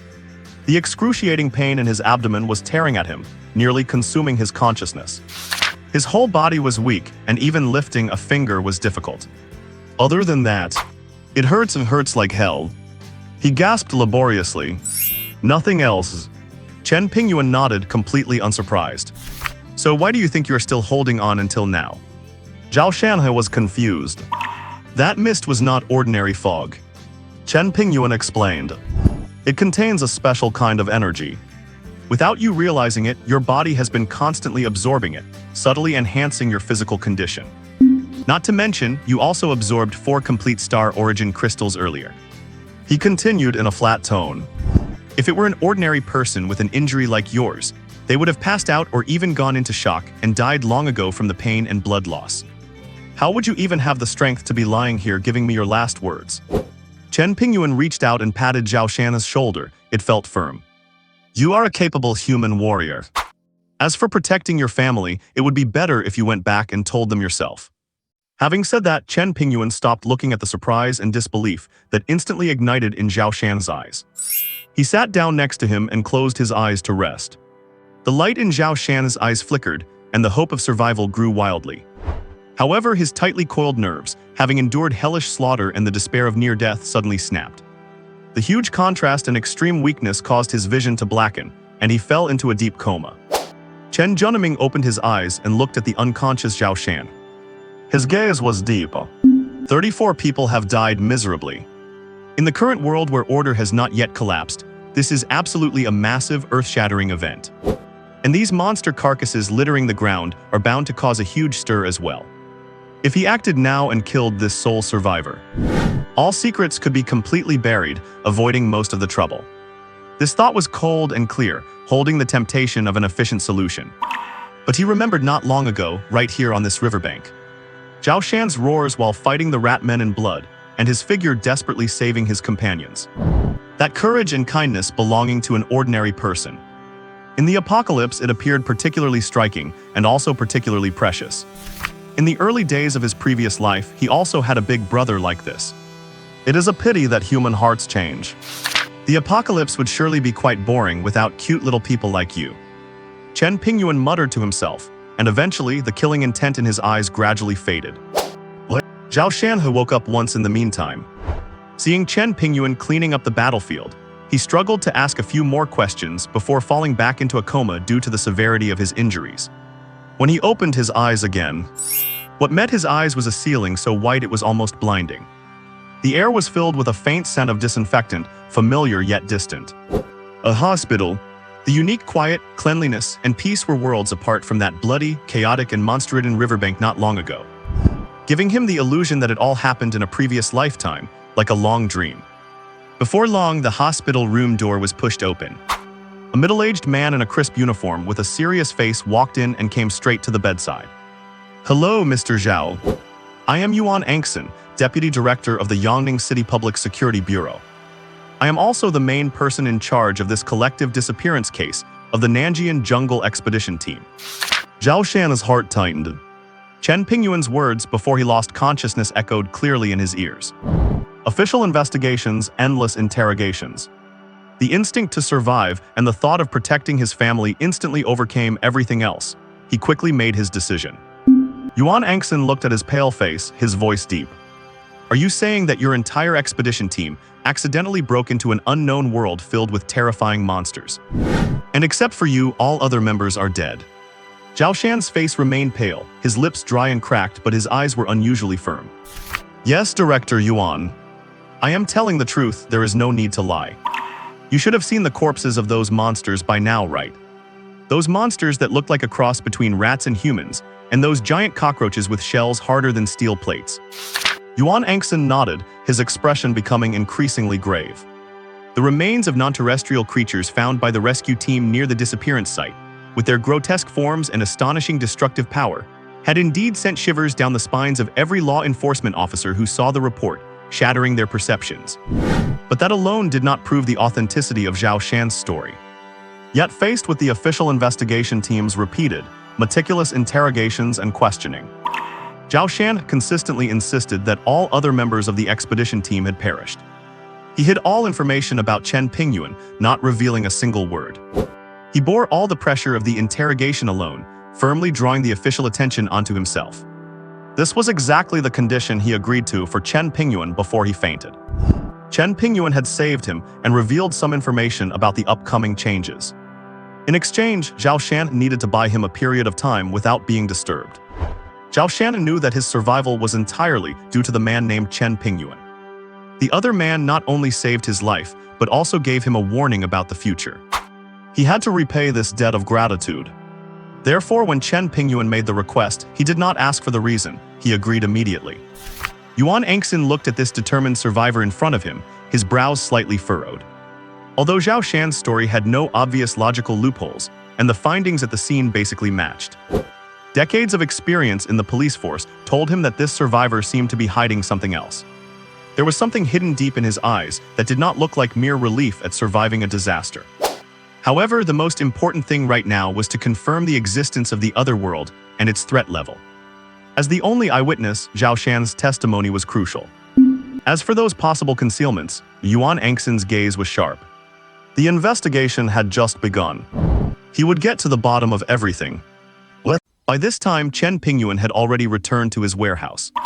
This would be his most critical base in the early days of the apocalypse. Every second was incredibly precious. He had to seize every moment to make full preparations for the imminent cataclysm. Step 1: reinforce his weapons. He took out the hard-earned star source crystals. These glowing crystals were the core resources that countless star warriors would fight over in the apocalypse. They were a symbol of power and his only capital for survival. He grabbed the tools he had prepared and patiently ground the star source crystals into powder. Then he pricked his fingertip. Deep red blood dripped into the powder. He stirred it carefully, mixing it into a viscous red liquid pulsing with star source energy. This was the most basic star source coating material. Chen Pingyuan picked up his Tang Dao. He applied the dark red liquid bit by bit, evenly across the blade. A low hum echoed as if the metal were whispering. The Tang Dao began to vibrate slightly. The red liquid seemed to come alive, seeping into the blade. The metallic sheen of the sword shifted from silver white to an eerie blood red. A lowest-tier star source weapon had been born in his hands. The next moment, source energy surged into the blade. Hiss. With a faint sound, the blade shimmered with a ripple of red light. Chen Pingyuan moved his gaze and snatched up a piece of rock-hard frozen pork from nearby. He swung the blade down. Thud. It met with no significant resistance. The frozen pork was sliced through easily, leaving a smooth and clean cut. Chen Pingyuan nodded slightly.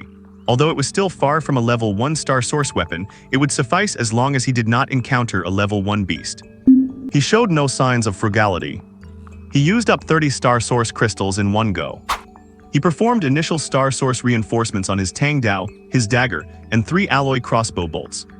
Weapons were the guarantee of survival in the apocalypse. No investment was too much. After doing all this, there were still plenty of crystals left in the warehouse. Chen Pingyuan looked at them with burning eyes. These would all be used to elevate his own strength. He sat cross-legged and cleared his mind of distractions. The star source guidance technique began to circulate naturally. He channeled the pure energy from the crystals to strike against the invisible barrier within his body, time and time again. 2 days later, deep inside the warehouse, Chen Pingyuan snapped his eyes open, a brilliant gleam flashing within them. Boom! An invisible shockwave radiated from him, scattering the dust on the floor. A level 1 star warrior. He had done it. He stood up slowly, feeling an unprecedented power surging through his limbs. He walked over to a 300-pound steel ingot. He took a deep breath. He grabs the edge of the ingot with one hand. Lift. The 300-pound steel ingot was lifted easily above his head with one hand. The entire process was effortless, as if he were picking up a toy. In his previous life, because he missed the initial window and could not awaken on his own, it took him a whole year to barely touch the threshold of a level 1 star warrior. But in this life, thanks to the foresight from his rebirth, it only took him 15 short days. This rapid rocket-like growth made his heart race. A feeling of having his fate firmly in his own hands welled up within him. After a moment of excitement, Chen Pingyuan quickly composed himself. His gaze turned toward another equally precious trophy. The Eye of the Shadow Rats. Even 10 years into the apocalypse, this remained an expensive and rare material. Shadow rats were naturally timid and cautious, spending their lives burrowing underground. Even when they came to the surface, they usually just controlled lower-level rodents, rarely showing themselves, and they became nearly extinct by the mid to late stages of the apocalypse. This made their materials consistently rare, especially their eyes. Their capabilities were incredibly powerful. Chen Pingyuan remembered clearly. Those fortunate enough to fuse with the eyes of a shadow rat in his past life all gained astonishing visual capabilities. During the day, they could clearly perceive the movements of monsters kilometers away, providing early warnings or allowing for precise hunting. At night, their vision became several times sharper than it was during the day. The darkness was like nothing to them. Filled with great anticipation, Chen Pingyuan began to process the special pair of eyeballs. He fetched medical alcohol and carefully soaked the eyeballs to disinfect and process them. After taking them out, he pricked his finger to add his own blood as a guiding medium. Using specialized tools, he ground them thoroughly into a murky liquid. Then, he circulated his star source energy, carefully controlling the injection of energy into the mixture. As the energy continued to flow, the murky liquid began to undergo a miraculous transformation. Faint wisps of red light began to emerge and flow within the liquid. Eventually, the entire pool of liquid radiated an eerie, dark red glow. Chen Pingyuan dared not be the slightest bit careless. He quickly poured the glowing liquid into a small centrifuge. The machine spun at high speed. Under the force of the centrifugal power, impurities were effectively separated. Finally, only about 5 milliliters of crystal-clear essence, resembling liquid ruby, remained. This was the true essence of the shadow rat eyes. Chen Lin suppressed the fluttering in his heart. He divided the precious essence into 2 parts. One part was dripped into his eyes, drop by drop. The other was drawn into a syringe and slowly injected into a neck vein. Only by combining internal and external application could he achieve the best fusion. The next moment, a burning sensation, a stabbing pain. Cold, sharp. An unimaginable, agonizing pain erupted instantly, as if countless poison needles were churning wildly deep inside his eyeballs. This terrifying torture, enough to make any ordinary person pass out, swept over his senses completely. Anyone else would have been rolling on the floor in agony, wailing in despair. But although Chen Pingyuan's body trembled violently and his face was twisted in agony, he gritted his teeth and remained silent. Time ticked by second. A full half-hour passed before that horrific pain finally faded away. Another half-hour later, Chen Pingyuan's tightly closed eyes snapped open. In that instant, a world of unprecedented clarity, vividness, and dizzying detail presented itself before him. This level of clarity even made him feel a momentary sense of unreality. He could clearly see a mosquito preening its wings on a shelf at the far end of the warehouse, dozens of meters away. He could see an unassuming spider slowly weaving a web at the connection of the ceiling's metal structure. The crystalline luster reflected from the web in the air was perfectly visible. He focused his gaze. He could even see every tiny black bristle on the spider's delicate legs. Each one, every single one, counted clearly. He walked to the main light switch of the warehouse. Click. The lights went out. The entire underground warehouse was instantly plunged into pitch-black darkness. Yet in Chen Pingyuan's vision, the scene before him looked almost identical to when the lights were fully on. In fact, because there was no interference from unnecessary light, the contours and details of all objects appeared even sharper and clearer. Darkness could no longer be an obstacle for him. This is the extraordinary vision brought by the shadow rat eye. An irrepressible excitement surged in Chen Pingyuan's heart. Powerful strength, keen vision, combined with the memory of the future. He slowly clenched his fist, the apocalypse. Bring it on. After a brief moment of excitement, Chen Pingyuan quickly settled his mind. He shifted his focus to the next stage of his plan. Time was tight. He had to hurry to the next location, where an otherworldly portal would soon open to scavenge more resources. He opened his laptop. He pulled up the database he had spent a great deal of time and energy compiling based on his past life memories. He began to carefully screen for information regarding important spatial nodes that would appear across the city in the coming days. On the screen, coordinates marked with danger levels came into his view. Chen Pingyuan set his gaze on the computer screen in front of him. On it was information regarding 2 major imminent otherworldly invasion events. Yonggan Residential District. 2 days from now. The event would affect over 1,000 households in the district and was of great significance. Because that was where the first alien beast corpse announced by the government in his previous life would appear, the Bladesicle mantis. But for the current Chen Pingyuan, the Bladesicle mantis had limited value. His gaze finally settled on another option. A concert of 10,000 people held by the popular Southern Island celebrity Junhee at the Yongning Stadium. The time was tonight. In his previous life, this concert eventually turned into a living hell. Out of over 10,000 fanatical fans and audience members, only a few dozen survived. A larger scale meant that the danger level increased exponentially. But it also meant far greater rewards. Most importantly, during that concert disaster, numerous low-tier alien beasts invaded, leaving behind many crystal cores. And there was also a special treasure.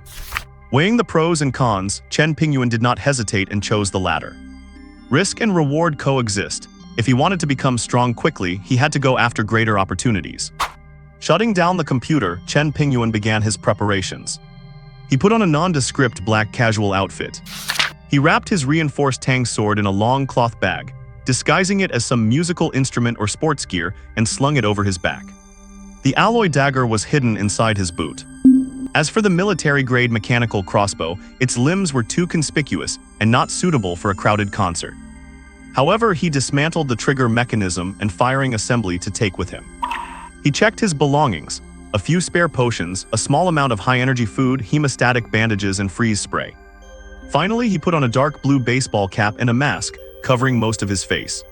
Chen Pingyuan walked out of the warehouse, started the lightly modified off-road vehicle, and drove toward the Yangning Stadium in the city center. Night had fallen and the city lights were twinkling. The area outside Yangning Stadium was already packed with people. Glow sticks formed a shimmering ocean, and deafening screams intertwined with the music. The air was filled with an atmosphere of youthful hormones and fanaticism. Countless young men and women beamed with excitement and anticipation, holding highlight boards and banners bearing the face of Junhee.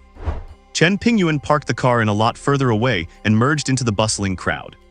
His simple black outfit and somewhat cold demeanor made him stand out slightly among the colorful fans, but he did not draw much attention.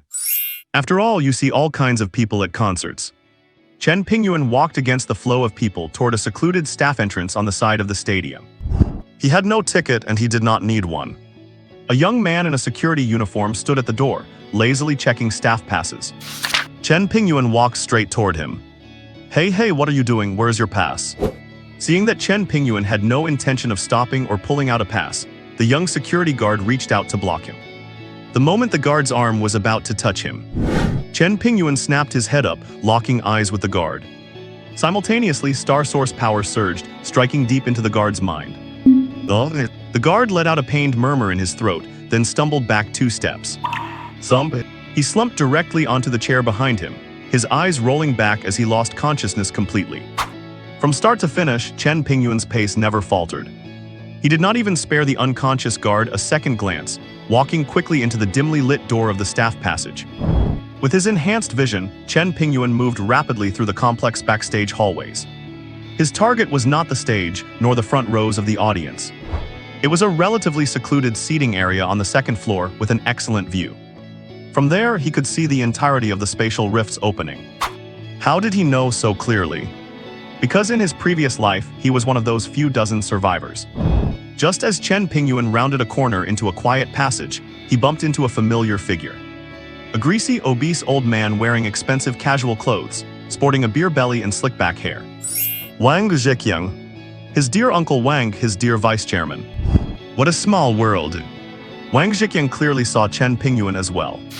He stopped in his tracks, the muscles on his face twitching. His eyes flashed with shock for a second, then were replaced by deep-seated malice and contempt. This short-sighted brat had actually sold off a future worth billions for a mere 200 million. He was stupid beyond belief. Is not this my nephew Pingyuan? Wang Zhiqiang spoke with a weird, mocking tone.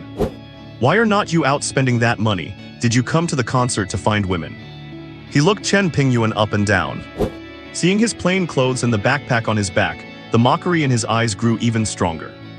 He had been humiliated in the meeting room that day and had his leverage grabbed, a grudge he had been nursing ever since. Now seeing Chen Pingyuan in such a down-and-out state, he felt a sense of triumph. Let me tell you, Chen Pingyuan, I have handled the situation you mentioned. The whole company is mine now. There is no way you are ever getting it back. Wang Zhiqiang leaned in, lowering his voice, trying to threat him with what he thought was an imposing air. You wait for me. Once the company stabilizes and once old Feng and I have time, those 200 million, I want it back from you too. His voice cut off abruptly. Because Chen Pingyuan had moved. There was no warning, not even a flicker in his eyes, as if he were simply shooing away an annoying fly. He raised his hand. It was not a slap this time. His right hand was poised like a blade, moving with lightning speed across Wang's thick neck. The movement was clean, crisp, and possessed a beauty bordering on art. Splat! A dull, wet tearing sound echoed, like puncturing a leather bag filled with thick liquid. The sneer on Wang Zhiqiang's face froze instantly. His eyes bulged, filling with bloodshot veins and pure, unadulterated fear. He instinctively clutched his neck with his hands. But the thick liquid kept gushing out between his fingers. He opened his mouth, wanting to say something, but only managed a gasping wheeze. Eventually, his body went limp, his floral shirt soaked in blood in a heartbeat. Bang! His fat body hit the ground hard. The blood began to spread rapidly. The entire process was swift to the extreme. From Wang's insults to Chen's throat-slitting strike, and finally Wang's collapse, it all happened in under 3 seconds. The lighting here was dim, and the area was naturally sparsely populated. The sound of Wang falling was masked by the booming music from afar, and no one noticed a thing. Chen Pingyuan stepped over Wang Zhiqiang's body without expression and walked toward the second-floor seating area, following the signs. The concert had already started. Dazzling lights flashed on the massive stage. The pop star from Southern Island was singing and dancing energetically, driving the tens of thousands of fans below into a frenzy. The sound waves felt powerful enough to blow the roof off the stadium. Chen Pingyuan found a seat in a relatively back corner on the second floor, one that offered a wide view and was easy to ignore. This position allowed him to overlook the entire field and stage and observe most of the audience seating. He placed the cloth bag containing the Tang sword on the empty seat next to him. He crossed his arms and leaned back in his chair. Around him were hysterical screams and waving glow sticks. He stood in stark contrast to the fanaticism, scanning the crowd below with calm eyes. Young and excited faces were distorted and transformed under the hypnotic lighting. They screamed and cried for an illusory idol. Immersed in this debauched celebration, they were oblivious to the impending doom. Chen Pingyuan scanned the surroundings, confirming his position while memorizing areas with fewer obstacles. He raised his wrist and checked the time on his watch. The time of the disaster from his previous life was drawing closer. He continuously recalled all the information about this particular invasion. Sonic bugs, low-tier insectoids that attack using sonic waves.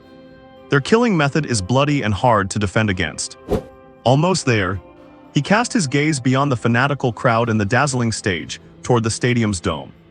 There was nothing there, but he knew that the change was about to begin. He raised his wrist again and checked the watch. The second hand ticked forward, steady and rhythmic, until the moment the spatial node opened, according to his memory. Only 5 minutes.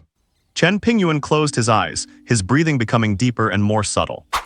It was as if he had completely detached himself from the manic environment around him. The star source power within him began to circulate and accumulate. 3 minutes. The atmosphere inside the stadium reached its peak. The star's singing was high-pitched and passionate, complemented by brilliant stage effects, igniting the fans' enthusiasm completely. The screaming threatened to blow the roof off the stadium. However, amidst this deafening noise, Jiuxi Pingyuan caught a trace of something extremely subtle. It was not a simple wave or sound, but a discrepancy in frequency.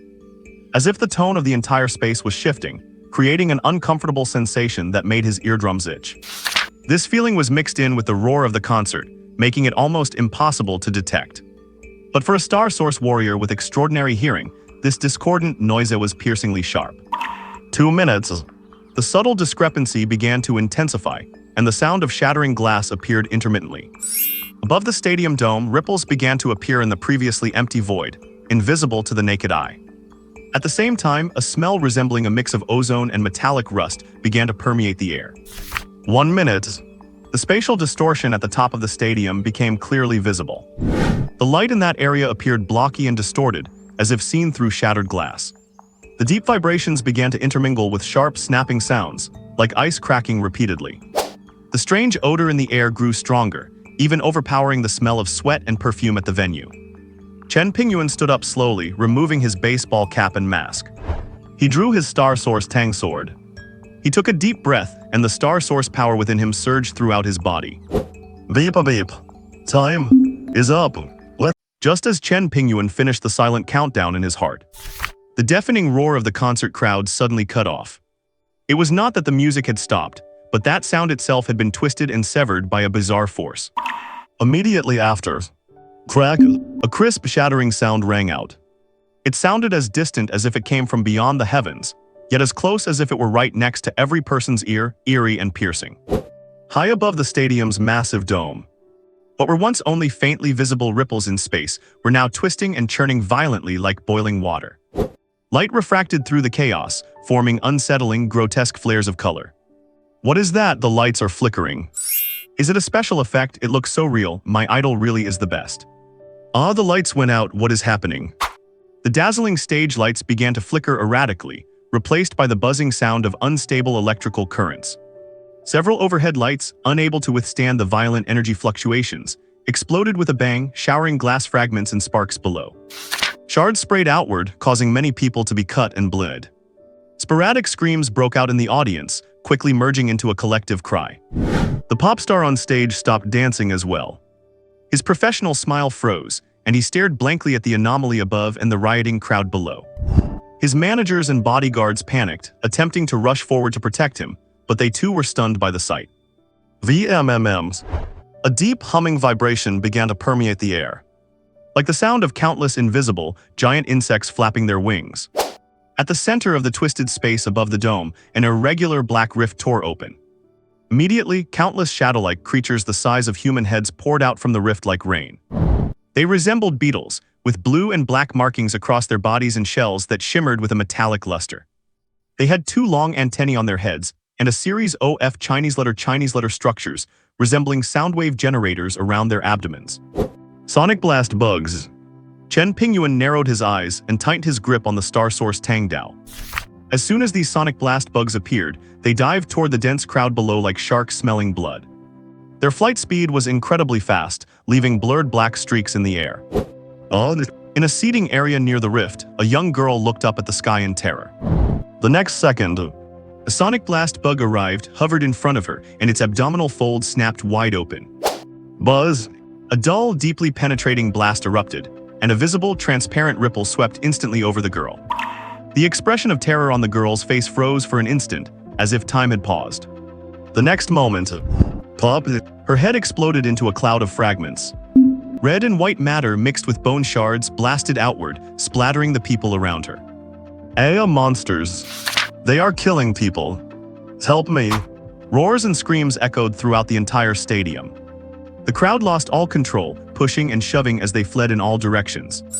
The once rabid fans were now stripped down to their most primal survival instincts. Yet trapped within the confined stadium, where could they possibly run?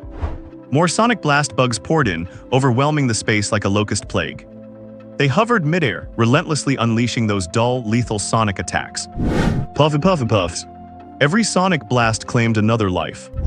Heads exploded like watermelons, chests collapsed into horrific craters, and internal organs were reduced to blood sludge. Death descended in the most primitive, gory manner imaginable. Blood and mangled flesh fell like rain, mingled with desperate cries, forming a living scene of hell on earth. Chen Pingyuan stood in the shadows of the second-floor balcony, his gaze scanning the bugs ravaging the air. These low-level extraterrestrial creatures were individually insignificant. Their terror lay in their numbers and their relentless, unpredictable sonic attacks. For ordinary people without protection, a single touch meant death. But he was different. Star source power flowed through his body, forming an invisible film of light that guarded his entire frame. When the sonic waves hit, they were severely weakened, leaving only minor tremors. With his superhuman constitution, lightning-fast reflexes, and a weapon fortified by star source energy, these low-tier bugs were nothing more than prey waiting to be harvested. Several sonic blast bugs noticed this outlier who stood apart from the frantic crowd. They let out a threatening buzz and dived toward him. Chen Pingyuan did not even shift his feet. He raised his left hand, holding a small, exquisite mechanical crossbow. Aim fires. Zing, zing, zing. 3 sharp light sounds were almost drowned out by the chaos. 3 specially treated steel pellets, trailing faint light, flew accurately toward the 3 diving bugs, targeting the soundwave generators vibrating on their abdomens. Squish! The steel pellets buried themselves into the bugs without resistance, and the energy contained within, reinforced by Chen Pingyuan's blood and star source crystals, erupted instantly. The 3 bugs froze midair. Their abdomens emitted a sickening tearing sound, and they exploded into a glob of foul-smelling green liquid and flesh. A one-shot kill. Clean and precise. Chen Pingyuan put away the crossbow and gripped his Tang Dao firmly once more. The mechanical crossbow was accurate and saved effort, but in a swarm battle like this, reloading took too much time. A blade was the most direct and efficient tool for slaughter. He cast his gaze toward the chaotic arena floor below. That was where the bugs were densest. The crowd below had completely broken down. Screams, pleas for mercy, and the wails of the dying intertwined. Some tried to resist, throwing glow sticks, water bottles, and even high heels at the monsters. Alas, without exception, they were shattered by the relentless sonic waves. Occasionally, a few agile youths or security personnel managed to dodge a few attacks, but they quickly perished under the siege of the endless swarm. The stadium exits were packed with frantically fleeing crowds. However, the narrow exits and the surging mass of people only caused more severe trampling and blockages. A few bugs discovered this area of concentrated prey and immediately flew over, hovering above the exit and beginning to efficiently pick them off. Puff and puff and puffs. With every explosive blast, another row of fleeing people fell. Blood and corpses piled up, sealing off the path to life. The atmosphere of despair was so thick it was suffocating. Chen Pingyuan locked his gaze on a relatively open area below that was heavily populated with bugs, and like a hunting falcon, he leaped from the second floor. Falling nearly 10 meters, he merely bent his knees to absorb the full impact. As a level 1 star source warrior, he possessed a transcendent body. He stood tall and swung his Tang Dao. "Let us begin. Before that big one arrives," he whispered, then surged forward, charging straight into the nearest swarm. Buzz, buzz, buzz. A dozen or so sonic bugs immediately identified him as an elite prey that had suddenly intruded. They shifted their direction one after another, emitting threatening low hums as the folds on their abdomens began to glow. Chen Pingyuan's footwork was too fast to track, short steps, side slides, and sharp turns. He always managed to seize an advantageous position before the sonic bugs could encircle him. 20 years of combat experience from his previous life had long since become his instinct. One sonic bug attacked first, sending an invisible sound wave hurtling toward Chen Pingyuan's face. Chen Pingyuan tilted his head slightly, and the sound wave grazed his ear, striking a metal railing behind him. Clang! A crisp ringing sound echoed. A clear dent appeared on the sturdy metal railing, surrounded by web-like cracks. Easily dodging the strike, Chen Pingyuan did not slow down at all and was already closing in on another sonic bug preparing to attack. The star source Tang Dao in his hand sliced through the air. Swish! A flash of the blade vanished in an instant. The sonic bug's body was split right down the middle. Green fluids and mangled internal organs spilled out. The two halves twitched once in the air before falling limply to the ground. To deal with the carapaces of these low-level creatures, Chen Pingyuan did not even need to infuse star source energy. The sharpness of the star source weapon alone was as effortless as a hot knife through butter. Having scored a hit, Chen Pingyuan did not stop for a moment. With a flick of his wrist, the blade turned to slash at another sonic bug attacking from the side. Squish! The blade tore through the carapace, severing another sonic bug at the waist and spraying foul-smelling fluids. Slash, turn, and slash again. Chen Pingyuan was like a precision-engineered killing machine. Within just a few breaths, the 7 or 8 sonic bugs surrounding him were all cut down. At the same time, more sonic bugs were attracted by the commotion, swarming in from all directions. Good, that saves me from having to go look for them. Facing the incoming swarm, Chen Pingyuan felt no fear. Instead, he let out a low chuckle. This was the kind of efficiency he needed. He no longer defended passively, he took the initiative to attack. His silhouette darted at high speed across the debris-strewn arena, and wherever his blade pointed, insect carcasses flew. The Tang Dao in his hand danced, weaving streaks of deadly cold light. Swish, swish, swish. Where the blade light passed, sonic bugs fell like rain. Although their sound wave attacks were dense, the threat was significantly reduced for Chen Pingyuan, who possessed extraordinary vision, reaction speeds, and a certain level of resistance to sound waves. He could always perform evasive maneuvers, or use his weapon to block before the sound waves reached his body. Occasionally, when a sound wave hit him before he could dodge, it only made his blood churn. With the physique of a level 1 warrior combined with star source energy protection, this level of attack could cause him no substantial harm. Between bouts of efficient killing, Chen Pingyuan's left hand was not idle either. Every time he killed a sonic bug, he would use a dagger in his left hand to scoop out a piece with blinding speed. A fingernail-sized crystal core, emitting a faint white glow and surfaced with peculiar sound wave patterns, was pried out. Sonic crystal core. This was the main target of his trip. He quickly tucked the core into a specialized collection bag at his waist with skillful ease. Killing, collecting. In this slaughterhouse strewn with corpses, his presence stood in stark contrast to the surrounding scenes of desperate flight and brutal death. The chaos in the arena below continued. Yet in some corners, not everyone was a sitting duck. Near another exit passage of the gymnasium, a burly middle-aged man wearing a dark blue security uniform was holding a broken metal mop handle, fighting desperately against the attacks of 2 sonic bugs. His name was Liu Meng, the security captain of this stadium, a military veteran. At this moment, his face was covered in blood and sweat. His security uniform was already in tatters, and there was a scratch from a sharp object on his arm. But his eyes were fierce, and although his movements were far less swift than Chen Pingyuan's, they were steady and powerful. He made use of the narrow terrain of the passage entrance, as well as the scattered seats and debris around him, as cover, constantly dodging and blocking the sonic bug's sound wave attacks. He wielded the mop handle in his hand with flawless technique, showing real skill. Although he could not cause much damage to the sonic bug's hard carapaces, he could occasionally seize an opportunity to bash them into a stagger, buying himself a moment of respite. Behind him, a dozen survivors were huddled together. Most were stadium staff and a few spectators who had luckily escaped here. Their faces were filled with terror as they trembled. Their only reliance was the security captain standing before them, guarding them like a god of war. "Captain Liu, look out!" A young female staff member cried out in warning. A sonic bug had circled to Liu Meng's side, its abdomen glowing as it was about to attack.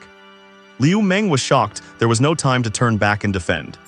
Just at this critical moment, with a faint whistle, a cold beam of light shot out from afar, accurately hitting the abdomen of that sonic bug. Splatter! The sonic bug's attack was cut short, its body stiffened in midair before exploding. A bullet! Liu Meng was stunned, instinctively looking in the direction the attack had come from. He saw that in the central area of the arena not far away, a young man in black clothes was charging through the swarm like a bolt of black lightning. The long, narrow Tang Dao in his hand was swinging like a whirlwind, and the surrounding sonic bugs were falling like harvested wheat. Liu Meng's gaze fell on that figure, his eyes filled with shock. Who is that? His skills are terrifying. And that sword, oh, it is red. Chen Pingyuan naturally noticed the commotion on Liu Meng's side as well. It is truly rare for an ordinary person to hold their own for so long against several sonic bugs by using the terrain, and even protect others. However, Chen Pingyuan did not pay too much attention and continued his killing and collecting. The number of sonic crystal cores increased rapidly, and the collection bag at his waist was already heavy. Just at this moment, crack! A heart-wrenching explosion echoed from the crack above the gymnasium. The irregular black rift in the gymnasium dome suddenly spasmed and expanded, as if something even more terrifying was about to squeeze its way out. The next moment, a terrifying aura, far exceeding that of a regular sonic burst bug, instantly enveloped the entire gymnasium. A piercing buzz sharp enough to puncture eardrums stabbed into everyone's mind like steel needles. This sound was no longer the dull drone from before, but something piercingly extreme. In the area directly beneath the stage, many survivors, already on edge, could no longer hold on under the impact of this horrific sonic wave. They clutched their ears tightly, letting out involuntary screams in their throats. Their bodies jerked violently, as if struck by an invisible giant hammer. Blood instantly seeped from their 7 orifices as they collapsed limply, their consciousness fading. Even Liu Meng and his group, far away at the entrance, turned deathly pale and covered their ears in agony. After the buzzing ceased, the regular sonic burst bugs suddenly froze, then turned around one after another, flying toward the rift in the dome. Their posture was one of reverence, as if meeting their sovereign. The writhing black rift expanded to its absolute limit. A figure so massive it was suffocating, hundreds of times larger than an ordinary sonic burst bug, struggled to squeeze out from the rift. Its carapace glowed with a dark gold luster. Inscribed with complex patterns, it exuded a metallic sheen. Its head no longer featured simple antennae structures. In their place was a pair of gigantic, sickle-like mouthparts. Most eye-catching of all was the underside of its massive abdomen. The sonic generator structure there was far more complex and enormous than those of the common bugs. Like a giant hive made of countless tiny structures, it vibrated slightly, emitting a continuous high-pitched shriek. A Level 1 Sonic Commander. A commander-level unit among the Sonic Burst bug swarm. The power of its sonic attack is on an entirely different level compared to those common bugs. It is over, we are dead. Liu Meng, standing at the entrance, stared up at the giant beetle hovering in midair, its size comparable to a large truck. Despair was all that remained in his heart. The survivors behind him were even more ghastly pale. Some had legs so weak they collapsed to the ground, whimpering in hopelessness. The Sonic Commander hovered in the middle of the gymnasium. Its massive scarlet compound eyes swept over the scene below with cold indifference. It seemed quite satisfied with the chaos and death unfolding before it. It let out an even shriller soul-piercing shriek. It was the commander's order. Upon receiving the command, the common sonic burst bugs instantly became frenzied, their aggression increasing exponentially. They were no longer attacking aimlessly as before. Instead, they began to organize and swarm toward areas where survivors were gathered, like the exits and passages. Liu Meng and his group immediately felt the pressure skyrocket. Previously, they only had 2 or 3 stray bugs harassing them. Now 7 or 8 had surged over all at once. Moreover, their attacks were craftier, and they even seemed to have simple coordination. Dense sonic attacks and Wang's sonic beams rained down toward the entrance like deadly arrows. Liu Meng swung his broken mop handle, fighting for his life to block and dodge. The siege of 7 or 8 bugs left him struggling and in constant peril. Failing to dodge in time, a solid sonic beam grazed his shoulder. Arg! Liu Meng let out a painful cry. The clothes on his left shoulder were torn away along with his flesh, and blood sprayed out. Captain! The survivors behind him screamed in terror. On the other side, Chen Pingyuan in the center of the gymnasium lifted his head at this very moment. His gaze was burning as he looked directly at the behemoth hovering in the air. I have finally been waiting for you. He whispered, his voice devoid of fear, filled only with an irrepressible hunter-like excitement. The reason he chose to risk coming to this gymnasium was largely for this level 1 Sonic Commander right before him. Because the crystal core of a commander-level creature is fundamentally different from a regular one. It comes with an extremely precious skill that can be absorbed and mastered by Star Source warriors. The skill contained in this Sonic Commander's core is, naturally, a powerful sonic attack skill. In his previous life, any Star Source warrior who mastered a skill was a renowned powerhouse, a figure looked up to by countless survivors. Chen Pingyuan had struggled to survive for 20 years in his past life, and dreamt of having a combat skill of his own. Regrettably, the commander-level beasts he encountered were usually level 5 or 6, or even higher. Entities at that level could crush him to death just by breathing. He did not even have the qualifications to covet them. But now a commander-level beast containing a skill, and only at level 1, had appeared right before his eyes. This was a God-given opportunity. How could he possibly let it go? He stopped paying attention to the scattered common sonic burst bugs around him, and focused all his attention on the Sonic Commander hovering and showing off in the air. This guy is only level 1, and the only thing that can kill in an instant is that one move. Rather than waiting to see when it might be triggered, I might as well. He took a deep breath. The Star Source energy within his body surged like a torrent, pouring into his legs without reservation. The next instant, the ground beneath his feet exploded, gravel flying. He shot up like an arrow from a bow, filled with indomitable momentum, launching himself toward the heavens. He actually chose to take the initiative and charged directly at the hovering Sonic Commander. This scene not only left Liu Meng and the others in the distance terrified and unable to comprehend what was happening. Even the common bugs attacking the survivors seemed stunned by this insane act, their attacks pausing for a split second. The Sonic Commander was clearly caught off guard. This human, as small as an ant in its eyes, dared to challenge its majesty. A flash of remarkably human-like rage flickered through its giant, scarlet compound eyes. Its massive abdomen pulsed violently like a heart, lighting up with a blindingly brilliant dark golden glow. A terrifying shriek unlike any before.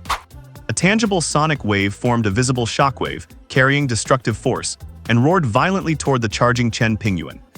The air wailed in agony before this shockwave, violently twisting and vibrating. Wherever the shockwave passed, sturdy metal seat backs and thick cement walls instantly warped and burst, as if crushed by an invisible giant hammer. Facing this terrifying attack that could kill any ordinary survivor in an instant, Chen Pingyuan remained unchanged. Everything was calculated. The Star Source Tang blade was already held out before him. The Star Source energy within his body rushed into the blade like a floodgate opening. The surface of the long, narrow Tang blade instantly ignited with scarlet light, rapidly condensing into a resilient red energy barrier in front of him. Boom! The destructive sonic impact slammed violently into the red energy barrier with immense force. The barrier trembled violently, wild energy ripples washing over its surface. It barely managed to hold for less than 3 seconds under the destructive sonic flood. Bang! With a crisp, pained groan, the energy barrier shattered on impact. But those 3 brief seconds were enough for Chen Pingyuan to find the precious moment to deflect the force. Even so, the remaining terrifying impact force pierced through the barrier and slammed into him. An irresistible, massive force tore through his entire body. Chen Pingyuan felt his chest about to explode. A sweetness surged in his throat and a hot metallic taste rushed upward. The web between his thumb and index finger gripping the Tang blade burst open instantly. Blood sprayed. He was thrown back like a ragdoll by the violent force, slamming into a load-bearing column a dozen meters away. Bang! A deafening roar. The sturdy reinforced concrete column instantly developed spiderweb-like cracks from the impact. Chen Pingyuan slowly slid down the column to the ground. His face was white as paper, his chest heaving violently, his breathing as labored as a bellows. Yet there was no fear on his face after being injured. Instead, a triumphant smile played on his lips. High-frequency sonic strike. A brute is a brute, it was so easy to bait its strongest killing blow out of it. His eyes were sharp. Though that power is quite something. Even a high-frequency sonic strike from a level 1 commander almost knocked me out, even when I was prepared. He felt the turmoil of blood in his body and his aching internal organs, secretly counting his blessings. So now that you have used that move, let us see what you have left to stop me. The Sonic Commander was absolutely enraged that its most powerful strike had failed to kill this incredibly bold little ant. The glow on its abdomen flared up once more, energy surging as it prepared for a second round of attacks. But Chen Pingyuan noticed something keenly. The energy fluctuation this time was significantly weaker than the high-frequency sonic blast from a moment ago. A vulnerable period. His heart tightened, followed by a surge of cold, murderous intent. There was no need to take this attack head-on anymore. His gaze swept rapidly across the devastated interior of the gymnasium, locking onto the target point he had pre-planned. Right there, directly above the stage, the massive hanging LED screen and the intricate steel frame structure behind it. The steps of his plan raced through his mind once more. Without the slightest hesitation, Chen Pingyuan stomped hard against the ground. His figure shot forward like a bolt, charging once again toward the massive Sonic Commander hovering in the air. This time, his target was not the monster itself. Utilizing the explosive momentum of his dash, he leaped into the air. His toes landed precisely on a massive, deformed audio speaker nearby. Boom! The casing of the speaker buckled instantly.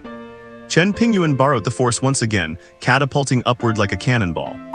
With a few agile bounds, he was already climbing the metal scaffolding on the side of the stage. His movements were astonishingly fast. Weaving nimbly through the complex steel structure, he kept ascending. The Sonic Commander clearly had not expected the little ant to pull such a move. Its crimson compound eyes stayed, locked onto the black shadow darting rapidly across the steel frame. The sonic energy attack in its abdomen began to coalesce again. But Chen Pingyuan was too fast. He used the structure of the scaffolding as cover, constantly shifting his position. This made it exceptionally difficult for the Sonic Commander to keep a lock on him. The Sonic Commander finally could not help itself and fired a tentative sound wave. The sonic blast whistled past the steel frame. Having anticipated the move, Chen Pingyuan performed a dexterous flip and dodged it easily. The violent sound wave slammed into the scaffolding right beside him. Kriak! The sharp screech of twisting metal was deafening. The steel frame shook violently, as if it could collapse at any moment. Seeing that the first strike missed, the Sonic Commander fluttered its dark gold insect wings fiercely. Its massive body descended a bit, trying to close the distance. It launched another attack. This time, the trajectory of the sound wave perfectly covered the area where Chen Pingyuan could dodge. It was about to hit him. However, Chen Yan suddenly stopped his ascent and plunged downward along the scaffolding instead, instantly increasing the vertical distance between him and the Sonic Commander. The attack missed again. This time, the Sonic Commander was completely enraged. Without a second thought, it flapped its massive wings madly, whipping up a Chinese letter wind as it dove rapidly in pursuit. Seeing this, Chen Pingyuan's eyes flickered. The chance has come. While steadying himself, he quickly removed the crossbow from his waist. 3 fully tempered Star Source bolts were loaded onto the string. Crossbow adjusted triple shot mode. Next moment, he exerted force once again, leaping upward along the scaffolding. His speed this time was faster than ever before. In the blink of an eye, he reached the top of the scaffolding. At this point, he was less than 10 meters away from the hovering Sonic Commander. This distance, he was within the absolute lethal range of his Star Source crossbow. Without a moment's pause, he stomped twice on the top of the scaffolding. His body exploded with power, launching into the air again. He was charging straight, head-on, into the massive Sonic Commander. A hint of shock flickered in the Sonic Commander's giant compound eyes. Is this ant all insane? Daring to charge at me head-on like this? But at this moment, it did not have time to think. The two were too close. So close that it could even clearly see the cold, murderous intent in the human's eyes. In its haste, the Sonic Commander could only pull its body up sharply. At the same time, the light on its abdomen flashed, releasing a standard sonic attack. The piercing sound wave took shape instantly. But at the very same instant, the Sonic Commander launched its attack. Chen Pingyuan moved. His left-handed Star Source Tang sword flared with a brilliant red glow to form a barrier, slashing fiercely toward the incoming sound wave. Meanwhile, the crossbow held tightly in his right hand was already perfectly locked on, targeting the area near the base of the Sonic Commander's wings. There was an energy convergence point there that looked like a tiny vortex. It was fluctuating violently because the monster was currently attacking. That was the Sonic Commander's fatal weakness. It was only exposed for the one brief second during which it launched a sonic attack.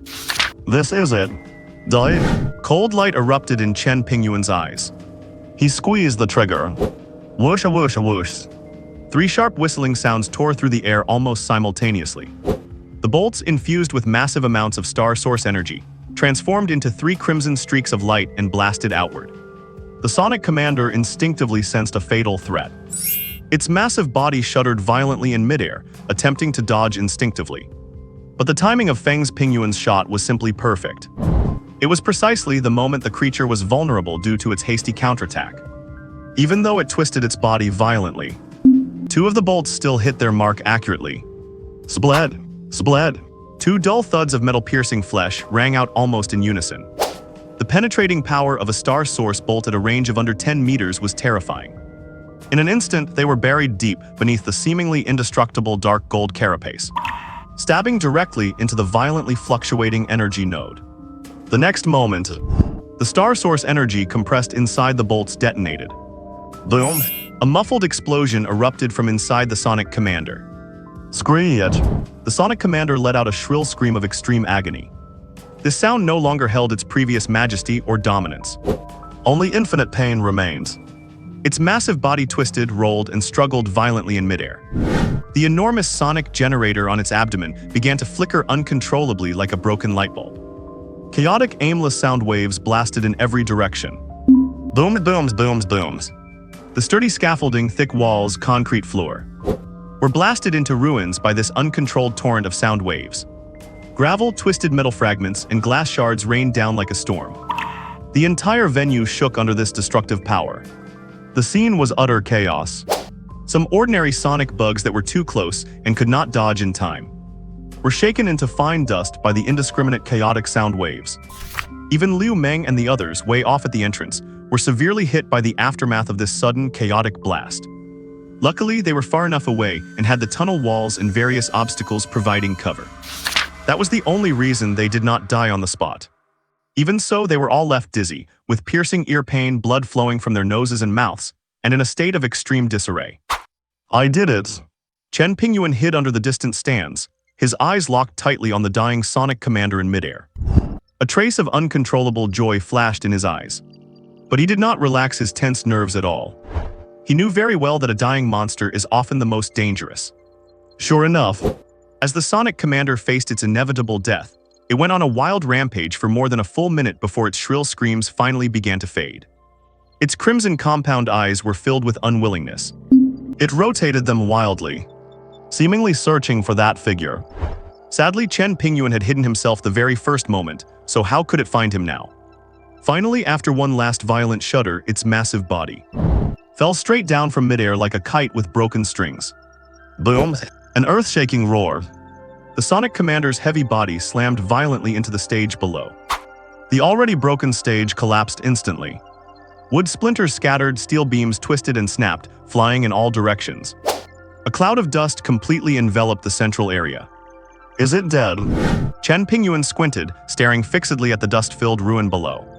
The dust began to slowly dissipate, gradually revealing the outline of the Sonic Commander's body, which was as large as a truck. It lay motionless in the ruins of the stage. The light on its abdomen had completely faded, turned into a state of deathly silence. The dark gold carapace around it was completely shattered, and ink-green fluid continued to seep out. Its life force had vanished entirely. Confirming that the target was dead, Chen Pingyuan let out a heavy breath of relief. The nerves that had been tense to the limit finally relaxed a bit. Killing this level 1 Sonic Commander had consumed more than half of his stamina and Star Source energy. The internal injuries from taking that high-frequency sonic blast head-on hit him now like a tidal wave, his internal organs aching faintly. His strength was currently less than 50%, but he could not afford to rest or recover right now. His gaze burned with incredible intensity as he looked at the corpse of the Sonic commander below. The commander's crystal core. That was the key to whether he could master skills, and the key to whether he could become a powerhouse in this apocalypse. At the distant tunnel entrance, Liu Meng and his team finally began to recover from the previous chaotic impact. They watched the young man in black with dropped jaws, watching him walk alone toward that massive monster that had just been rampaging across the entire venue. Did he really kill that monster? A young female staff member's voice trembled. Her face was pale from the brush with death, and she looked on with incomprehensible awe. So strong, and this is just... Security Captain Liu Meng's gaze followed Chen Pingyuan's back as he walked toward the monster's corpse. His eyes were filled with complex emotions. There was shock, reverence, gratitude, and a lingering, indescribable yearning for that kind of power. Chen Pingyuan ignored the stairs behind him. In his world, only that massive carcass and the treasure it held remained. With every step he took, his heart beat faster. He knew that this Commander Crystal Core would be his ticket to reaching higher levels in the chaotic future. Chen Pingyuan stared at the corpse of the Sonic Commander before him, which was larger than a heavy-duty truck. There was still a sense of unreality in his heart. A ferocious commander-level beast just like that was soloed by him. His thoughts drifted, but the movements of his hands did not pause for even a second. Xiang. He drew his Starsource dagger with a backhand grip, infusing it with Starsource power, and a crimson glow instantly covered the entire blade. His gaze locked onto the core area of the wave generator beneath the base of the beast's wings. He raised his hand and brought the blade down. Squelch. The dagger cut deep into the beast's flesh, and with a sudden twist of his wrist, he gave it a violent turn. Then he flicked it outwards with force. Splash! Flesh and dark green fluid splattered everywhere. A crystal the size of an adult's fist was dug out. The crystal core glowed with a deep, ghostly blue hue. Its surface was covered in naturally formed, incredibly complex and profound patterns, layered one upon another. The crystal core emitted strong energy fluctuations, pushing away the surrounding dust with rings of ghostly blue light. A commander-level crystal core. The core felt ice cold in his hand, and Chen Pingyuan could clearly feel the surging energy contained within. His breathing quickened, and his eyes burned with uncontrollable ecstasy. Finally, I got it. The value of this level 1 Commander Crystal Core is immeasurable. In his past life, a complete Commander-level Crystal Core like this could easily be traded for a bustling town with tens of thousands of survivors. It is a true strategic resource, a priceless treasure. All the risks and efforts of this adventure, they were all worth it. He tucked the Commander Core securely into a compartment of his backpack and turned his attention back to the field. It was time to process the cores of the regular Sonic bugs. The Commander Core is precious, but these common cores are the foundation. His movements were skillful, his dagger dancing, and every swing was accompanied by the retrieval of a crystal core. Meanwhile, Liu Meng at the tunnel entrance looked conflicted. He looked back at the pale-faced and terrified survivors behind him. Finally, he gritted his teeth and walked towards Chen Pingyuan. Seeing this, the survivors behind him followed suit. Liu Meng stopped 7 or 8 meters away from Chen Pingyuan.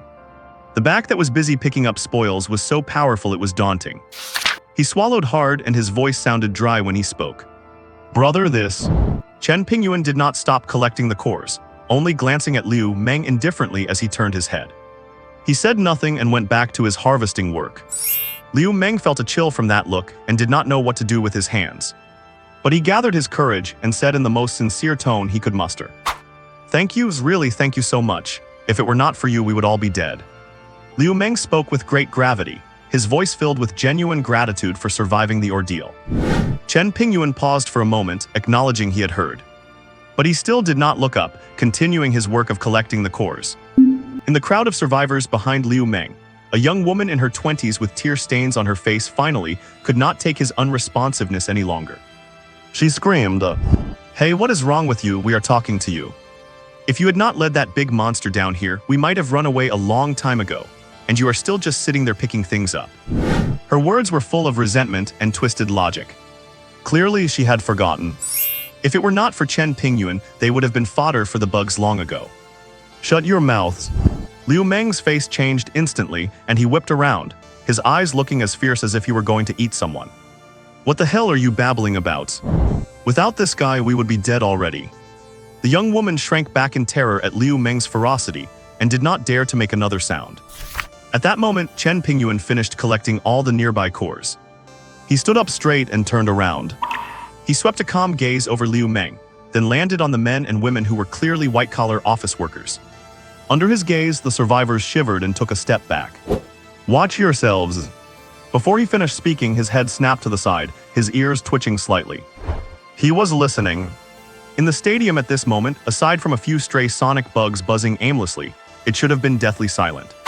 However, with hearing far beyond that of an ordinary person, Chen Pingyuan caught a faint, barely perceptible anomaly.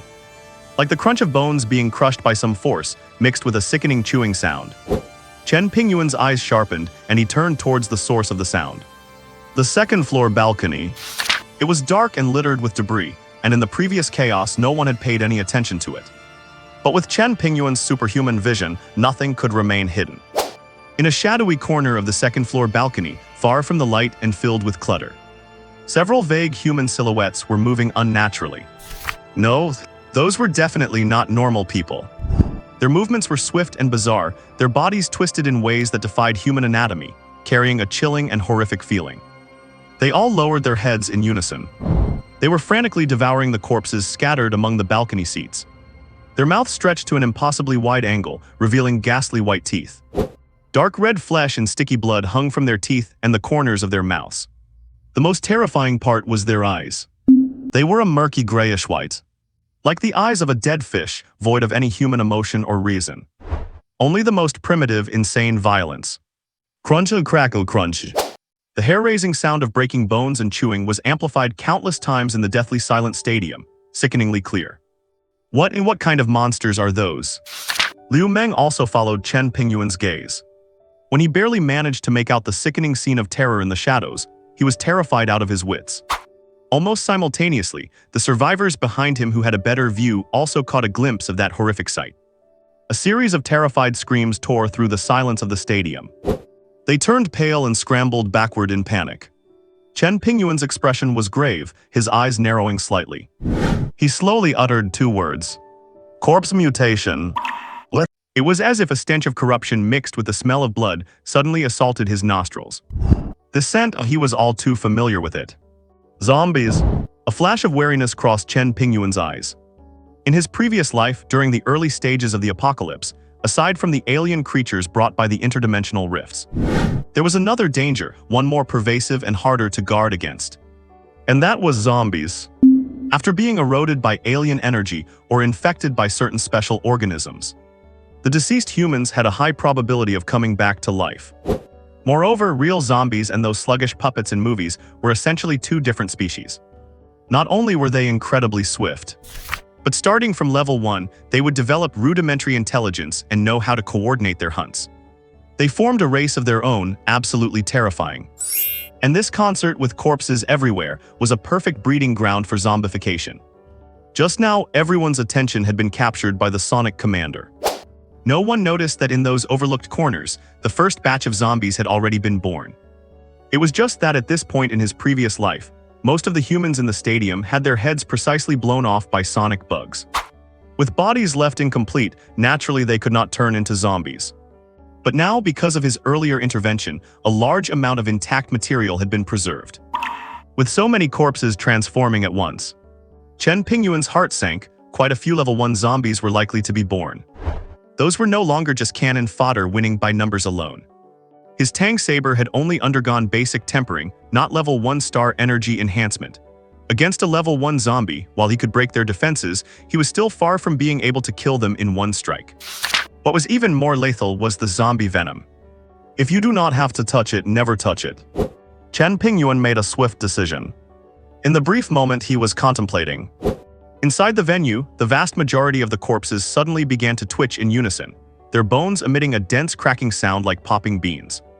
Immediately after, in a manner defying biological mechanics, they suddenly rolled over and sprang up. Roared!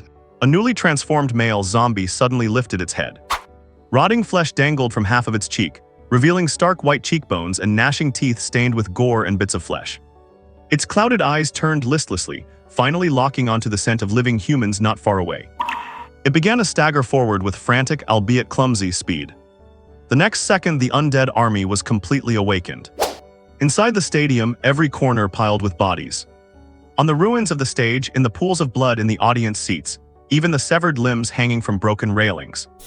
As long as the body was not blown to bits by the sonic bugs, they all twitched madly at this moment, scrambling to come back to life. In just a few dozen seconds, the stadium, which had calmed down slightly after the sonic bugs were wiped out, was completely swallowed by a more suffocating horror. Zombies.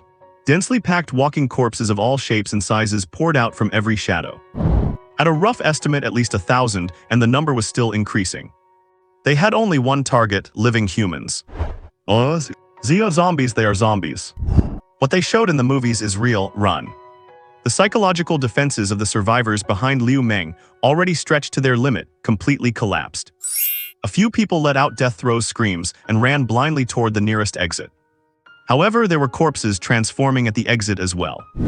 A young man running in the front had just reached the exit when he was tackled by a brawny security guard zombie.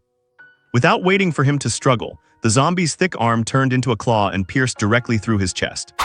The shrill scream lasted only half a second before it was choked off by the blood frothing in his throat. It stopped abruptly. Warm blood sprayed out, staining the trousers of those behind him. The security zombie lowered its head and buried it into his still-twitching body. Crunch-a crunch.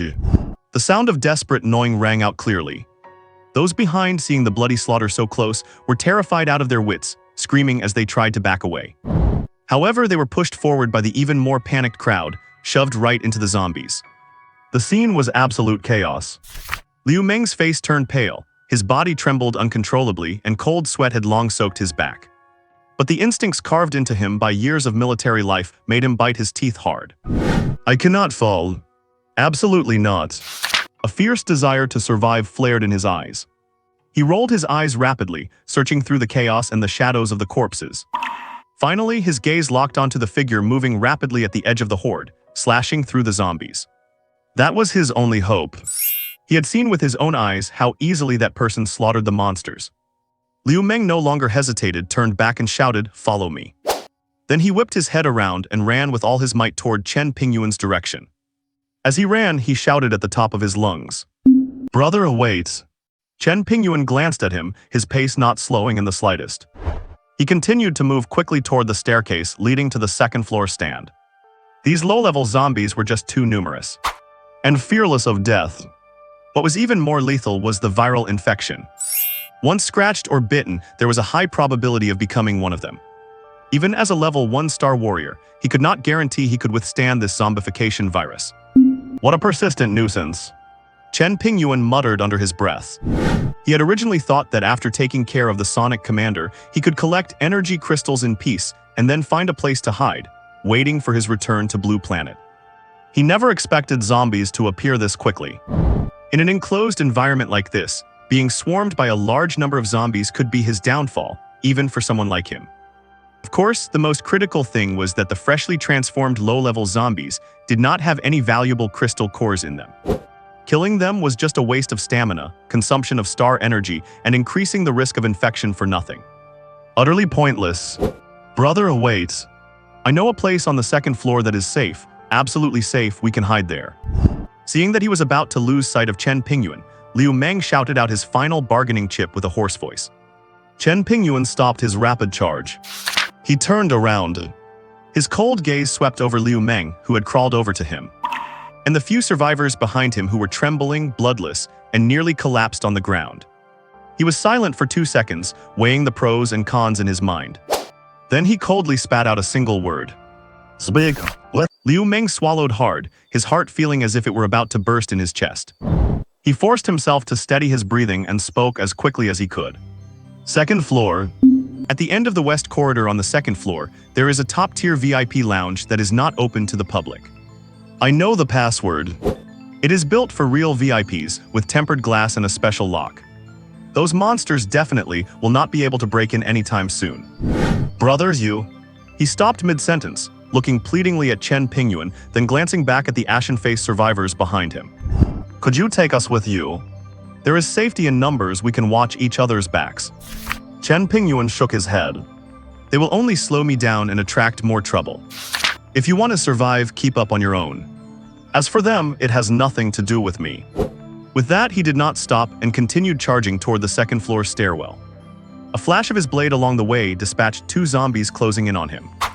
Liu Meng's face turned pale instantly, his lips trembling, but he could not make a sound. He watched Chen Pingyuan's retreating figure. Then he looked back at the men and women behind him, whose eyes were filled with fear and dependency, including Wang Wu, a security guard from his hometown. All around, the roars of zombies were drawing closer. The stench of blood and rot in the air grew ever more intense. Team leader Liu. Wang Wu's voice was trembling, his face full of despair. Liu Meng gritted his teeth, the sound clearly audible. His sense of duty as a former soldier and his most primal survival instinct tore at his mind. In the end, the desire to live crushed everything else. A thought screamed in his head, follow that man, that is the only way to live. Staying here is a certain death sentence. Stick close to me, damn it. Liu Meng gritted his teeth, a hint of ferocity in his eyes, and yelled at the top of his lungs to those behind him. If you do not want to die, start running. He did not hesitate anymore, whipped around, and sprinted in the direction where Chen Pingyuan had disappeared. The remaining 7 or 8 survivors were startled, but with no time to think, they broke into a run to keep up with Liu Meng. The staircase to the second-tier grandstand of Yangning Stadium was longer than an ordinary 3-story flight of stairs. In the dim light, every shadow seemed to harbor lethal danger. A dark figure flickered at the corner of the landing. A zombie in a janitor's uniform lurched toward them, making a wet, rattling sound in its throat. Watch out! Liu Meng's pupils constricted. His body reacted faster than his brain, and he kicked the zombie hard in the chest. Bang! The zombie stumbled back a few steps, its advance temporarily blocked. But Liu Meng did not dare to engage or even look back. He grabbed the wrist of a young girl closest to him, pulling her up the steps with enough force to nearly crush her bones. The crowd behind them let out terrified screams. Panic and fear led to pushing and shoving, and the floor was slick. A young woman dressed in exquisite clothes slipped, tilted, and fell backward, screaming. At the last critical second, Wang Wu reacted quickly, his arm muscles bulging. Grabbing her arm firmly and yanking her back up. Keep going, do not you dare stop, damn it. Liu Meng's voice was hoarse and distorted by extreme terror, echoing in the narrow stairwell. Chen Pingyuan had already reached the second-floor landing. His movements were swift and silent. His enhanced vision gave him a clear view of the corridor. A few corpses were in the process of turning, and other figures were moving in the shadows further away. He scanned the area quickly. Soon, he locked onto a target. In the middle of the corridor stood an inconspicuous door with a small red fire symbol on it. A fire equipment room. The room was hidden and away from the main thoroughfare. It had only one heavy iron door and no windows, making it easy to defend. Most importantly, experience told him that such rooms usually contained only firefighting equipment. It was clean inside and made for an excellent temporary stronghold. He moved, covering the 20 meters in a flash, taking down 2 zombies that stood in his way along the path. The tip of his Star Source dagger pierced the keyhole precisely. With a gentle twist, the lock was ruined. He pushed the door open, slipped inside, and shut it behind him. Almost a second before he closed the door, Liu Meng and the others stumbled into the main corridor on the second floor. They were all gasping for air, their souls still shaken. Liu Meng caught sight of the fire room door where Chen Pingyuan had disappeared. He paused for a moment. Was not he going to the VIP lounge? But there was no time to think. Hope was right in front of him. He gathered his strength and led the others, staggering toward the end of the west corridor. We are here, this is it. When he saw the door at the end of the hall, thicker than the others, and equipped with an electronic keypad, Liu Meng's expression turned ecstatic. He practically threw himself at the door, his fingers trembling from nerves and exhaustion. Typing in a string of numbers quickly. A soft click sounded as the lock released. Quick, get inside. Liu Meng shoved the heavy door open, stepped aside, and shouted at the people behind him. The survivors were equally ecstatic, scrambling and pushing each other to swarm into the room. Inside the room, it was a world completely separate from the blood-soaked hell outside. Underfoot was a soft carpet that sank to the ankles. The room was furnished with luxurious leather sofas. A massive LCD television hung on the wall, nearly covering the entire surface. The outer wall was a giant floor-to-ceiling window, offering a panoramic view of the chaos in the stadium. In the corner was a small bar stocked with expensive liquor and delicate glassware. Warm lighting, luxury decor, and a quiet atmosphere. It felt like a paradise forgotten by time and isolated from the apocalypse. However, the numbness brought by this false sense of security had yet to fade. The darkest, most selfish corners of human nature were already being exposed under the light. "Well, are you okay, Zioya?" A young girl in a pink dress, her makeup ruined by tears and sweat, knelt on the floor, clutching a girl who was curled up in a corner and shaking violently. The girl called Zioya was deathly pale, her lips turning purple, gripping her own arm tightly. A row of clear bite marks was visible there, already turning black. "It is all your fault." Suddenly, the girl in the pink dress lifted her head, her tear-stained face full of resentment. She pointed at Liu Meng, who had just closed the door and was leaning against it gasping for breath, her voice sharp and piercing.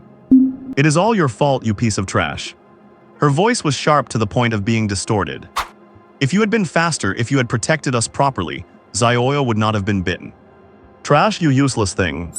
A young man in casual clothes standing nearby stepped forward, a look of unearned indignation on his face. "That is right, things were so dangerous, yet as a security guard, you did not even think about covering for us. You were the first one to run, someone like you does not deserve to wear that uniform." He gestured accusingly at Liu Meng as he spoke. "You are full of shit." Wang Wu, who had been silent, could not take it anymore. He stood up straight and glared at the man in casual clothes with red eyes. "If it were not for Team Leader Liu, you would have been feeding those monsters downstairs a long time ago. You ungrateful bastards, a bunch of ingrates, I should not have bothered to save you, fuck you." Wang Wu was impulsive by nature, and seeing his team leader insulted triggered all his pent-up fear and anger, his spittle flying as he roared.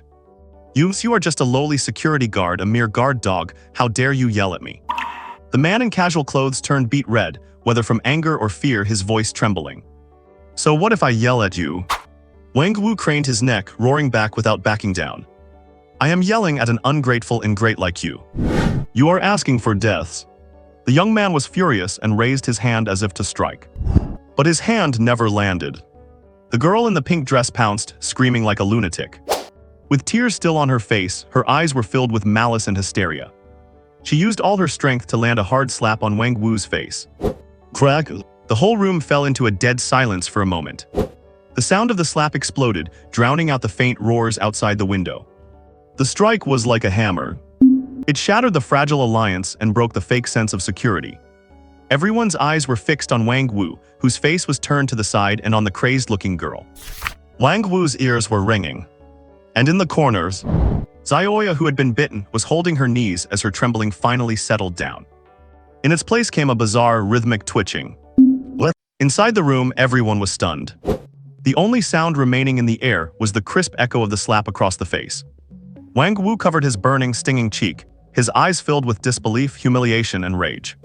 He glared intensely at the screaming girl in the pink dress. Liu Meng's face turned completely grim. He looked at the group before him, the survivors he had just dragged back from the brink of death. Having just crawled back from the gates of hell, they could not wait to tear into their companion and shift all the blame onto others. The last shred of pity and responsibility in his heart vanished at that moment. For their sake, he had nearly lost his life down below. And all he got in return was a torrent of accusations and a loud slap. How ridiculous. Good, very good. Liu Meng's voice was low and hoarse, carrying an indescribable weariness. Wang Wu, let us go. Captain Liu. Wang Wu was full of rage, unwilling to just leave like this. Let us go. Liu Meng snapped, grabbing his arm and pulling him toward the door. You cannot leave. The young man from earlier immediately blocked the doorway. If you leave, who will protect us? The place is crawling with monsters outside. That is right, you are security, you are supposed to protect us. Another survivor chimed in. Get out, all of you, get out, I do not want to see you anymore. The girl in the pink dress screamed over everyone else, pointing toward the door as if she had lost her mind. Get out, all of you. The few of them began to bicker again, and the scene descended into chaos. Amidst the chaos, Liu Meng's gaze swept over everyone, finally fixing on the girl curled up in the corner. Zioya. The girl's face was pale as paper, and on her arm a row of deep tooth marks was oozing streaks of black blood. He withdrew his gaze, his heart devoid of any further ripples. He pushed the young man blocking the way aside, sending him stumbling to the floor. Dragging the angry and indignant Wang Wu, he entered the password, opened the door, and walked out. Bang! The heavy VIP room door slammed shut behind them. Inside the room, the clear click of the electronic lock engaging could be heard. The corridor was dimly lit and terrifyingly quiet. The door behind them cut off most of the sound, but one could still faintly hear the arguing and weeping inside. Wang Wu was shaking with rage, his fists clenched so tightly his knuckles turned white. "Captain Liu, those ungrateful sons of bitches, we should have just." "Enough!" Liu Meng cut him off, leaning against the wall and exhaling deeply, the sweat soaking his back bringing a sudden chill. "Find a place to hide for now." There was a utility room next to the VIP lounge, and the door was unlocked. The space was cramped and stacked with cleaning supplies, filled with the smell of disinfectant mixed with mustiness. The two sat down with their backs against the door, their heavy breathing echoing in the small space. "That's Xiaoya, she was bitten by a zombie on the arm." Liu Meng said this out of the blue. Wang Wu paused. Then he understood, and a flash of vindictive satisfaction crossed his eyes. "Captain Liu, you means?" "Yes." Liu Meng nodded with a complex expression, unable to tell if it was relief or sorrow. "If that thing is truly infectious, she will soon turn into a new monster." Wang Wu got his answer. He was excited at first, followed by a long silence. In the end, this complex emotion was reduced to a heavy sigh. Inside the VIP lounge, having chased away the two burdens, the remaining people breathed a collective sigh of relief, as if they were finally safe. The rich kid was busy comforting the sobbing girl in the pink dress, while the others slumped onto the sofa, still shaken. "Quick, call the police." Someone finally remembered to do that. A man scrambled to pull out his phone. "No signal, damn it, there is absolutely no signal." "Mine too, I have no signal either." "What is going on, did not we just have some earlier?" Panic spread once again. No signal meant they were trapped here. Xiaoya, what is wrong with you?" The girl in the pink dress suddenly let out a terrified scream. Everyone's attention snapped toward her instantly. Xiaoya, who had been slumped on the floor, was now convulsing violently, like a fish tossed onto land. Her complexion turned from white to a ghastly cyan, and strange wheezing sounds squeezed from her throat. Her eyes rolled back, revealing only the terrifying whites of her eyes. At the bite mark on her arm, black veins crawled like living things, racing up her blood vessels. What is happening to her?" The young man in casual clothes backed away repeatedly in fear. She was bitten." A boy wearing glasses had a face pale as a sheet, his voice trembling uncontrollably. "I have seen it in movies. Once bitten by a zombie, you turn into one." "Quick, tie her up." "Tie her up with what?" The curtains ripped down the curtains. The group descended into chaos, yet no one dared to actually step forward. It was already too late. "Roar!" A bestial roar erupted from deep within Xiaoya's throat. Her convulsions ceased abruptly. Her body bent at an inhuman angle, then suddenly snapped up. Her face was completely distorted, no longer retaining even a hint of its former beauty. Her murky eyes locked onto the girl in the pink dress nearby, and with her mouth agape to an exaggerated angle, she lunged at her. A shrill scream pierced the air. The girl in the pink dress was tackled instantly. The next second, sharp teeth tore open her soft neck. Squelch! Warm blood sprayed outward. It stained the carpet red and stained the despair in the eyes of everyone around. A zombie, she has turned into a zombie. Run for your lives. Open the door, open it quickly. With the threat of death imminent, the entire room descended into total chaos. Screaming, crying, they frantically twisted the handle, desperate to open the only door to survival. However, what they did not know was that these rooms were designed for the amusement of high-profile guests. To prevent items from escaping without the passcode, the door could not be opened from the inside. The only exit had been sealed off by their own hands. In the confined space, the zombie Xiaoya lunged into the crowd, biting and attacking wildly. On the other side, the girl in the pink dress with her throat torn out stopped struggling, began to convulse, and then suddenly stood up. Screams, hisses, thuds against the door. The wet sliding sound of flesh being torn. The crunching of bones being snapped. All sorts of horrifying sounds that could drive anyone mad were woven together. It lasted for less than 2 minutes. The commotion inside the VIP room slowly died down. In the end, only hair-raising chewing sounds remained, accompanied by a few satisfied low growls. Inside the utility room, Liu Meng and Wang Wu sat against the door. The screams from just one wall away resonated through the partition. It forced them to visualize that absolutely terrifying scene. Wang Wu's face was completely drained of color. He covered his mouth, his stomach churning, barely managing to hold back the urge to vomit. Liu Meng slowly opened his eyes, his expression complex.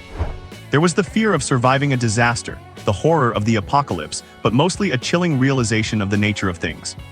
He was no saint. To say he had no thought of them getting what they deserved would be self-deception.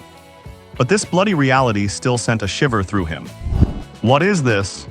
The end of the world. Monsters eat people and people are devouring each other as well. At the same time, inside the fire equipment room at the other end of the corridor, Chen Pingyuan leaned against the cold iron door, calmly listening to the faint roars in the distance. There was no expression on his face. Everything here was all too familiar. He had experienced this scene countless times. The ugliness of human nature when faced with desperate situations is always exposed quickly and completely. A moment later, Chen Pingyuan's eyes snapped open, his expression turning intensely grave. The roars of ordinary zombies downstairs remained chaotic. But within the gaps of this noise, a completely different sound crept in. A sound coming from deep within this very corridor. It was the sound of footsteps. Heavy, viscous, carrying a suffocating sense of oppression. Sumpa drag. Sumpa drag. One sound was a heavy foot hitting the floor. The other was the scratching sound of something sharp being dragged along the ground. Chen Pingyuan's pupils tightened suddenly. Damn it! How could a thing like that show up already? What? The VIP lounge area has gone completely silent. The whole hallway is unnervingly quiet. Downstairs in the distance, the low growls of the zombie horde and the chaotic sound of footsteps can be faintly heard. These background noises only make the current deathly silence feel more eerie and ominous. Inside the utility room, Wang Wu's face remains pale, his body trembling uncontrollably. Clearly, the tragedy in the VIP room just now has dealt him a massive psychological blow. Liu Meng is holding up a bit better. Years of military service and security work have given him a much higher tolerance for bloodshed than the average person. Even so, his tightly clenched fists and the cold sweat on his brow betray the tension inside him. Captain Liu, what do we do now? Wang Wu's voice is dry and hoarse. Hiding here forever is not a solution. It seems like those monsters are just multiplying. Liu Meng raises a hand, signaling for silence. He holds his breath and presses his ear firmly against the door, trying to catch every sound from outside. The footsteps and growling, they are indeed denser than before. But he also hears an unusual sound, heavy like drum beats mixed into the growls thump and thump again. That sound is getting closer. Right then, a massive sound dull as thunder suddenly exploded. The source of the impact was on the other side of the hallway, but the raw force of it traveled right through the walls, making their door rattle. A second hit even more powerful. Is something smashing the wall? No, it is smashing the door. Liu Meng and Wang Wu look at each other in horror, both seeing deep fear in the other's eyes. This sound is definitely not the mindless pounding of a zombie. It is a deliberate, savage assault. Could it be a more terrifying monster? On the other side, the pounding grows even more frenzied and frequent. Every impact makes them both tense up involuntarily. Liu Meng presses against the door again, listens for a moment, and finally confirms the direction of the sound. It is him. That guy, he is in big trouble. Liu Meng's heart sinks. There was no doubt about that man's strength. If even he is in trouble, then they. The pounding has become frantic. Each strike more brutal than the last. Kriga. The iron door of the fire equipment room groans under the unbearable strain. Plaster around the door frame crumbles and flakes off. It is about to fall apart completely. Suddenly, crash boom. A deafening explosion. Then the pounding stopped. In its place, an inhuman, savage roar. Grrr's roars. This roar is miles apart from that of an ordinary zombie. It is filled with an explosive sense of power. Just hearing this sound makes Liu Meng and Wang Wu's hair stand on end and their hearts quake. Meanwhile, inside the fire equipment room, Chen Pingyuan leans against the wall, staring at the severely deformed, inward-buckling iron door. In the center of the door, several large, distinct fist prints are deeply embedded, and the surrounding metal is twisted and torn like crumpled waste paper. Outside the door, a shadow looms. A monster blocks out all the light. Its size is far beyond that of a human, with an alarmingly thick frame and an estimated height of over 2.2 meters. Its muscles are knotted and bulging, with corpse spots and gore covering its gray-green skin. It is still wearing a few shreds of high-end, casual clothes that have been stretched to the breaking point.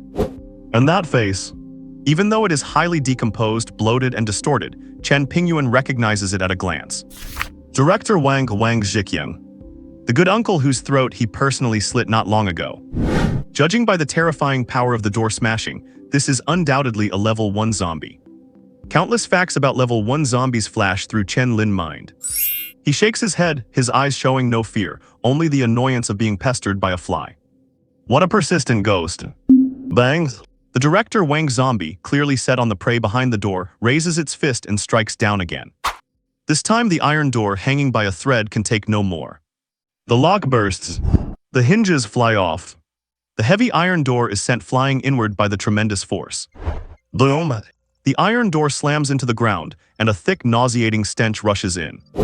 Director Wang's zombie locks its pale, empty gaze onto Chen Pingyuan, but it does not pounce immediately, instead assessing its prey.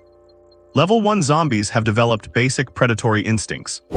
As the most balanced monster in the apocalypse, a zombie's strength, defense, vitality, and ferocity in close combat cannot be underestimated.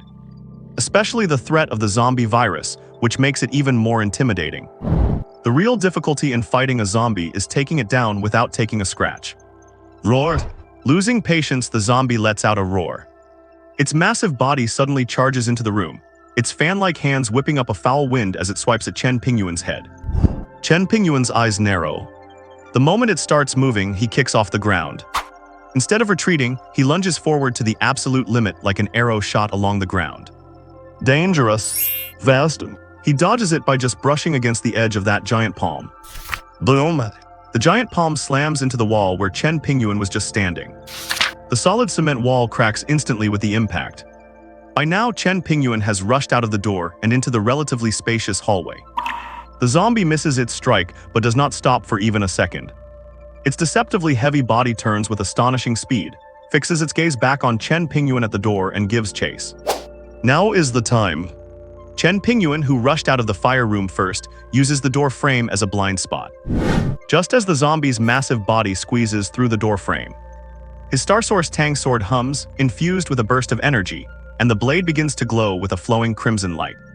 He swings, striking straight for the zombie's thick neck. Sensing the lethal danger, the zombie lets out a wild roar and suddenly raises its tree stump-like arm to cross-block its neck. Slice! The Star Source enhanced Tang sword instantly slices through the zombie's tough skin and muscle. However, after sinking halfway in, the blade suddenly stalls. A huge rebound force travels up the handle, making Chen Pingyuan's wrist go numb. The blade is blocked by the unusually hard bone inside. Damn it!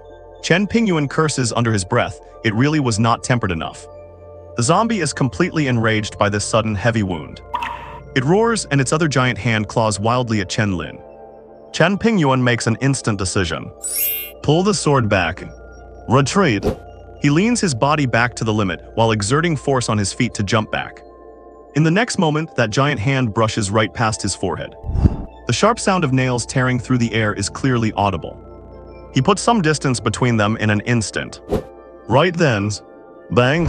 The door to the utility room nearby is kicked open. Monster, look over here. A hoarse, low roar explodes. It is Liu Meng. He is holding a fire axe, his face's pallor replaced by a desperate ferocity, his eyes locked on the zombie. Behind him, Wang Wu's legs are shaking, but his hands are still clutching a metal mop handle for dear life. The two of them actually rushed out. What? Outside the door, the brutal roars pierce straight through Liu Meng's eardrums, sending a wave of goosebumps across his skin. Survival instinct urged him to shrink back behind the door, but the thought surfaced only for an instant before he forced it down. He gritted his teeth, reached back, and grabbed the fire axe leaning against the corner. It was not out of righteous heroism, but because of one simple truth: if the lips are gone, the teeth will be cold. If Chen Pingyuan fell, they would likely be the next to die. Roared! The massive body of the director Wang zombie turned toward the source of the noise, clearly surprised by the sudden appearance of the two men. Its movements faltered for a brief moment. Liu Meng seized the opportunity, and the breath he had been holding in his chest erupted into a furious shout. His arm muscles bulged, and with all his strength he swung the fire axe down hard toward the zombie's waist. Clang! A dull, resounding thud echoed. It felt less like cutting and more like slamming a blunt object into a tough, solid tire. The axe blade sank less than a centimeter into the zombie's skin before being clamped tight by its incredibly dense muscle. A terrifying shockwave surged back up the handle. Liu Meng felt a jarring numbness shoot through his arms, and he stumbled back 3 heavy steps before barely steadying himself, his palms already split and bleeding. Damn it, how is this thing's skin and flesh so hard? Liu Meng was horrified, instinctively wanting to put some distance between them. However, at the very same moment he retreated. Villain! A trembling roar erupted from behind him. It was Wang Wu. Mustering the greatest courage of his life, he gripped the iron rod tightly and swung it with all his might into the back of the zombie's knee. Ow! With his back and the bend of his knee under attack at the same time, the director Wang zombie let out a wild, furious howl. It whipped its body around, its eyes, devoid of any reason, instantly locking onto Wang Wu, who was inches away.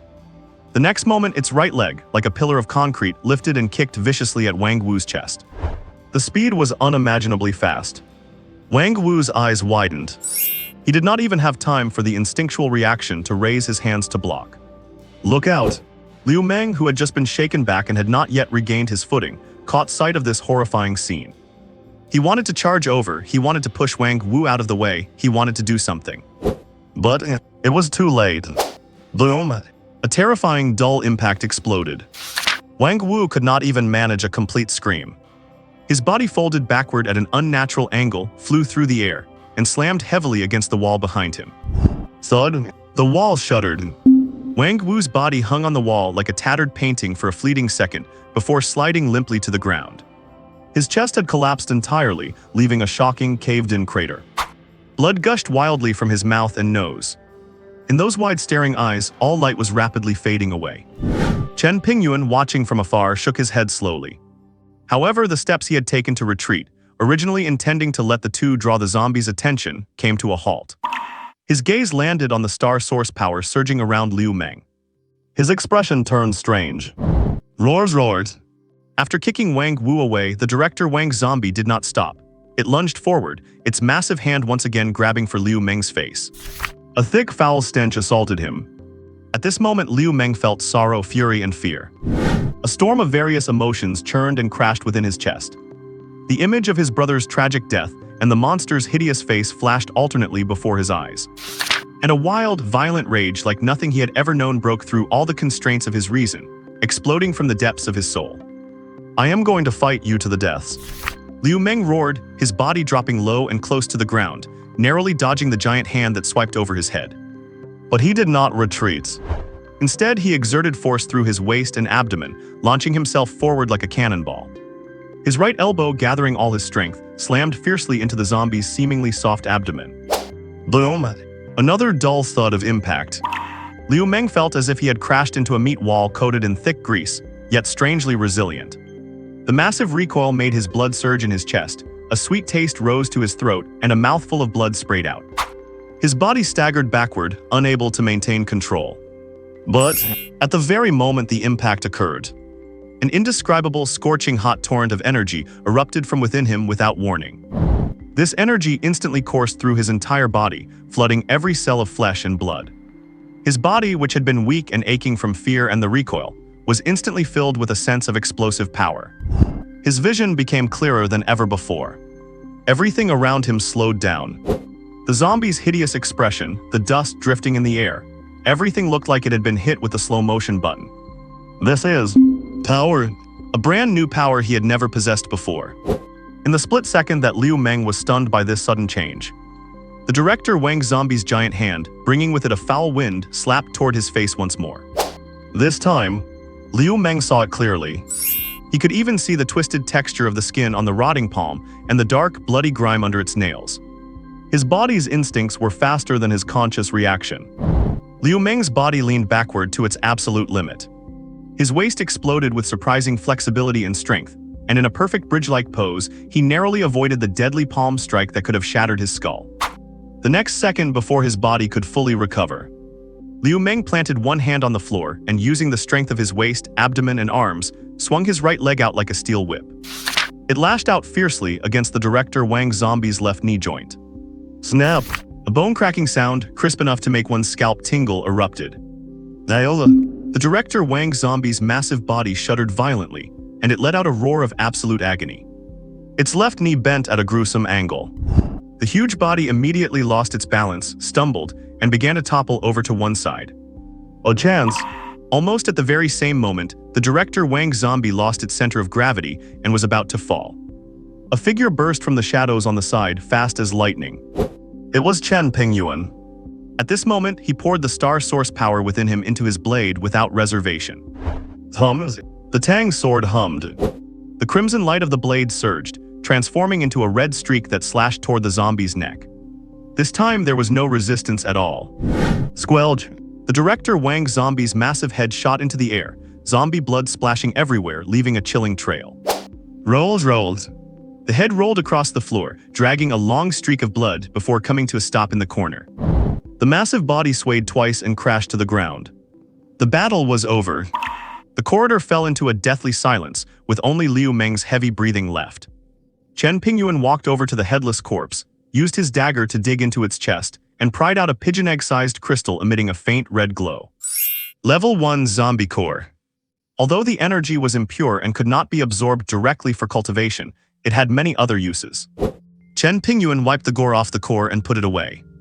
After doing all this, his gaze fell back on Liu Meng. At this moment, Liu Meng's condition was extremely strange. Steam rose faintly from his body, and a subtle layer of energy ripples flowed across his skin. His eyes were filled with the confusion of surviving, the grief of losing his brother, and disbelief at the mutation of his own body.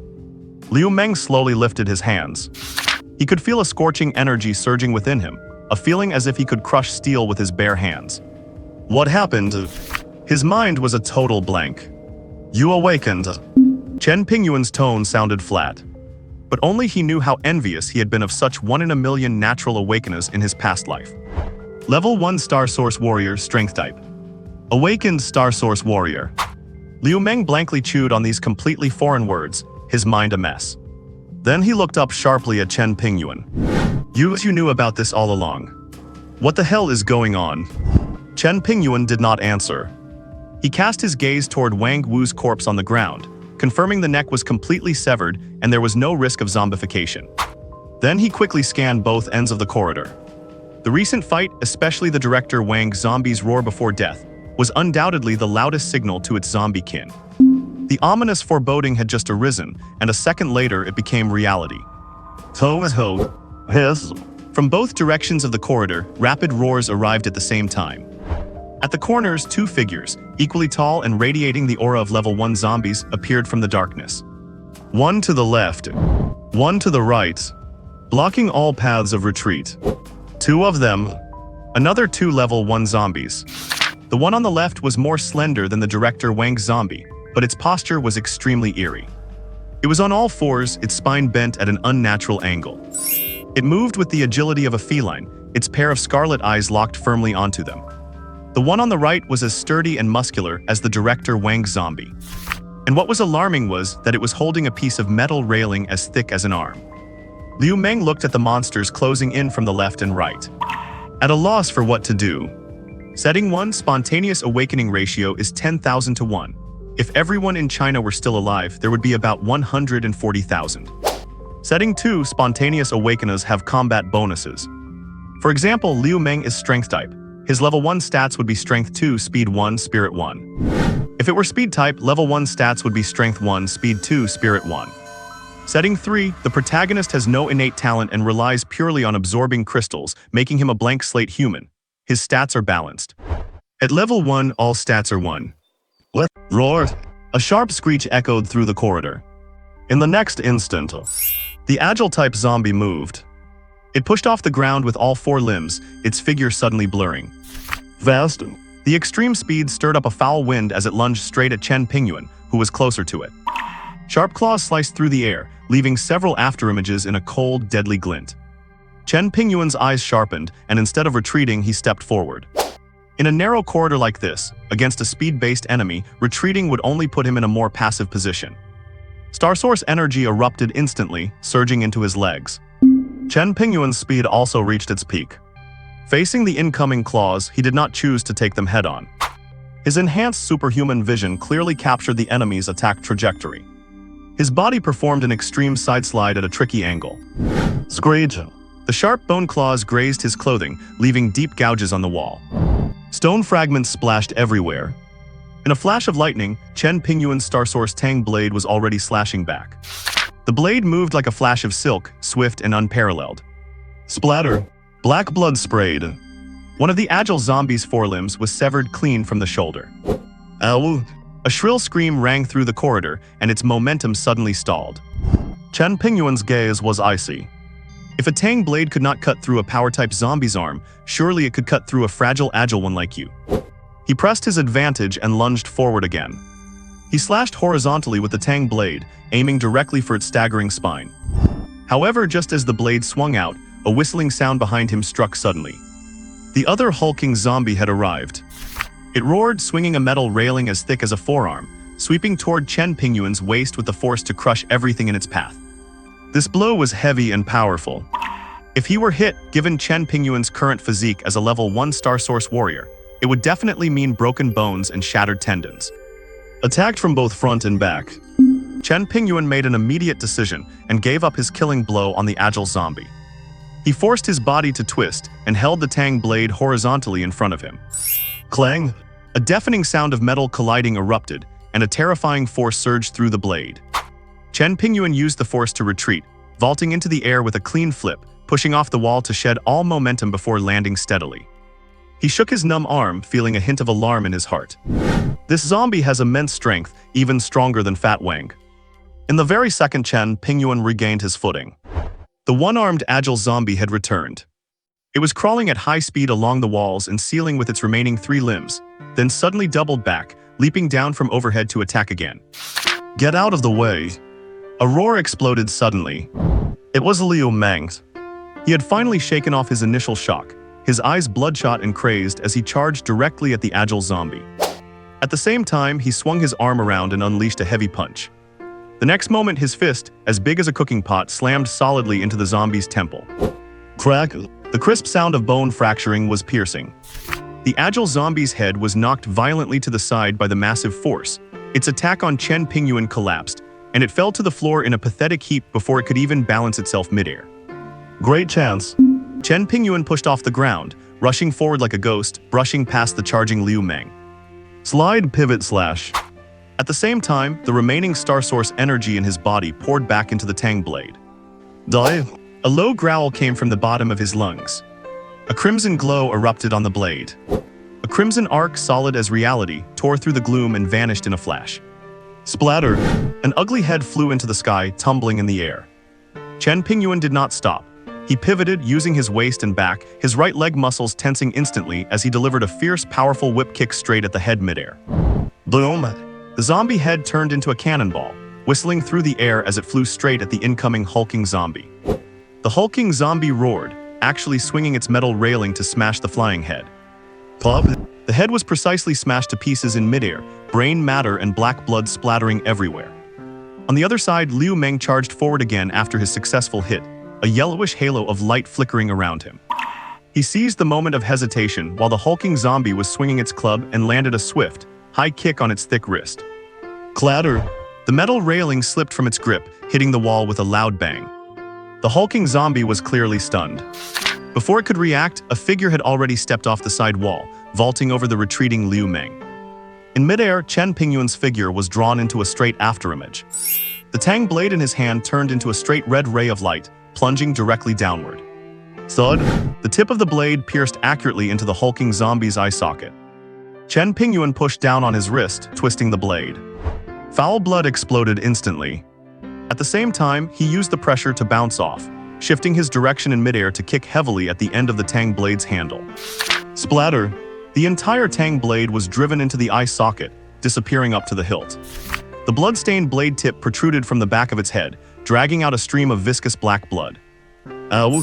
A shriek unlike anything a biological creature could emit, echoed through the entire floor. The security guard zombie's massive body twisted and convulsed wildly, its arms thrashing, sending stone debris flying off the walls. Boom! A few seconds later, its movements shivered and finally stopped as its body crashed to the ground. Chen Pingyuan walked up slowly, grabbed the handle and pulled it out sharply. Black blood surged out. 3 level 1 zombies all finished. Close but safe. However, Chen Pingyuan looked back, his gaze settling on Liu Meng. The wounds on his bare knuckles and shoulder were already turning black. At this moment, Liu Meng's tense nerves finally snapped, and his body went limp, sliding down the wall to the floor, panting heavily. Is it over? Liu Meng's voice was dry, his eyes blank. Chen Pingyuan did not answer. Instead, he quickly took out a dagger, made a swift cut and a flick at its chest. A crystal about the size of a pigeon egg, emitting a faint red glow, appeared in his hand. He tossed it directly to Liu Meng. "You have been infected." Chen Pingyuan's calm voice drifted over. "If you do not want to die, eat it." Liu Meng, who had finally relaxed, jolted violently. He instinctively looked down at his blood-soaked, black-edged wounds. The terrifying images of zombification flashed through his mind. Intense fear crossed his eyes, but it was immediately replaced by an even stronger desire to live. He grabbed the blood-stained crystal core. He did not even have time to look at it closely, just wiping it hastily on his somewhat clean shirt hem. Then he closed his eyes, steeled his heart, and stuffed the crystal core into his mouth. He threw his head back, his Adam's apple bobbing. He actually swallowed the hard crystal core whole. Chen Pingyuan nodded approvingly at the sight. This Liu Meng, though he seemed a bit reckless and impulsive. But at the moment of life and death, he was smart and ruthless enough to clearly know what was most important. "This man is interesting." The crystal core entered his stomach and exploded instantly. An extreme icy cold surged down his esophagus, freezing his internal organs in an instant. Immediately following that, a scorching pain that felt like it was burning his nerves erupted from every inch of his bones. Liu Meng's body arched violently, and he began to tremble uncontrollably. He felt as if billions of fire and ice ants were tearing at his flesh beneath his skin. A maddeningly itchy sensation came from his wounds. He could clearly feel his own flesh and blood squirming, growing, and knitting itself back together. On his blood-soaked wounds, the red and black filth solidified, scabbed over, and fell off at a rate visible to the naked eye. After the extreme pain, a wave of weakness swept through his entire body, yet his mind felt empty and clear, sharper than it had ever been. Trembling, he looked at Chen Pingyuan, who remained calm, a final flicker of hope in his eyes. Chen Pingyuan nodded at him. Lin Zuer's tense nerves suddenly relaxed, and he nearly collapsed to the floor. "Finally, I will not have to turn into one of those monsters." He steadied himself against the wall and struggled to his feet. Let us join forces and break out of here." His voice was hoarse, filled with the panic of one who had just survived a disaster. "We have to get outside, it is too dangerous here. If more of those zombies come, we are dead for sure." Chen Pingyuan, however, shook his head. "We cannot go anywhere." "What?" Liu Meng doubted he had heard correctly. "I said we cannot leave this place." Chen Pingyuan repeated himself. "Even if we break out of the gymnasium, the world outside will only be worse than this." "What do you mean?" Liu Wang could not understand, his face full of confusion. "Outside is the city center. After such a terrible thing happened, the military and the police must have arrived to rescue us by now." In his mind, escaping this place and returning to the familiar city streets meant returning to order and safety. Chen Pingyuan put away the agility crystal core and cast a glance at Liu Meng. "Because we are not even on Blue Star anymore." Chen Lin's single sentence caused Zuer's Meng's brain to instantly shut down. What do you mean, not on Blue Star?" "That is right." Chen Pingyuan nodded. "We are currently in a temporarily generated transdimensional node. One end is connected to Blue Star, and the other is connected to some unknown otherworldly realm. Those sonic bugs and these zombies are all products of interdimensional energy erosion or alien biological invasion." Liu Meng's eyes widened, his mouth hanging open unconsciously. "A transdimensional node. Alien invasion. This is even more absurd than a zombie outbreak. What is this? Are we filming a movie? How can this be?" His lips trembled, his mind a complete blank, when suddenly he realized something and looked sharply at Chen Pingyuan. "How do you know all this?" Chen Pingyuan gave him a faint glance. "Believe it or not, that is up to you." Liu Meng fell silent. He looked at Chen Pingyuan, recalling all the bizarre and inconceivable things the man had shown. His knowledge of the monsters, his powerful strength, and the shocking claims he just made. He had no choice but to believe. If this really is a transdimensional space, then what lies outside if we try to rush out? Endless void, or a world 100 times more terrifying than the inside of this gymnasium. A chill surged from his soul straight to the top of his head. Liu Meng felt like he was going to lose his mind. Then what do we do?" His voice trembled, carrying a sense of reliance he had not even realized he felt. Without knowing it, this young man before him had become his straw to clutch at, his emotional anchor. "Wait." Chen Pingyuan uttered the single word. Wait for what?" "Wait for this temporary node to close."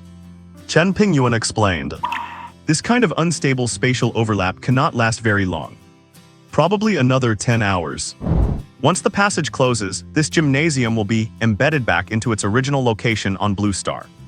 10 hours. Liu Meng repeated the number but felt no relief. Every single minute in this gymnasium was pure torture. During this time, we must find an absolutely safe place. Chen Pingyuan scanned the messy corridor. The smell of blood will attract more things that might be even harder to deal with than the previous zombies. He pointed to the heavy iron door at the end of the hall. The power equipment room, it is solid enough. We will barricade the door and take turns keeping watch. Liu Meng did not hesitate and immediately nodded. A moment later, inside the power equipment room, the two of them sat with their backs against the concrete wall. The thick smell of blood had faded from the air, leaving only the characteristic chill of concrete and dust. Outside, the roaring of zombies rose and fell, never ceasing. Occasionally, the roars were abruptly punctuated by one or two desperate screams from human survivors. The sounds were shrill and fleeting, quickly drowned out by more roaring and eventually fading into silence.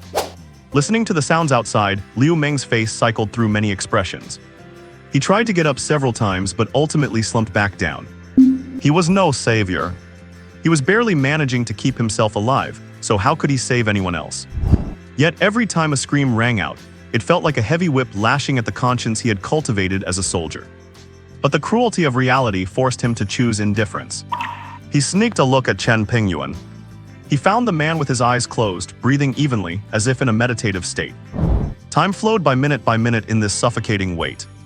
Each minute felt as long as a century. The noises inside the gymnasium gradually became sparse.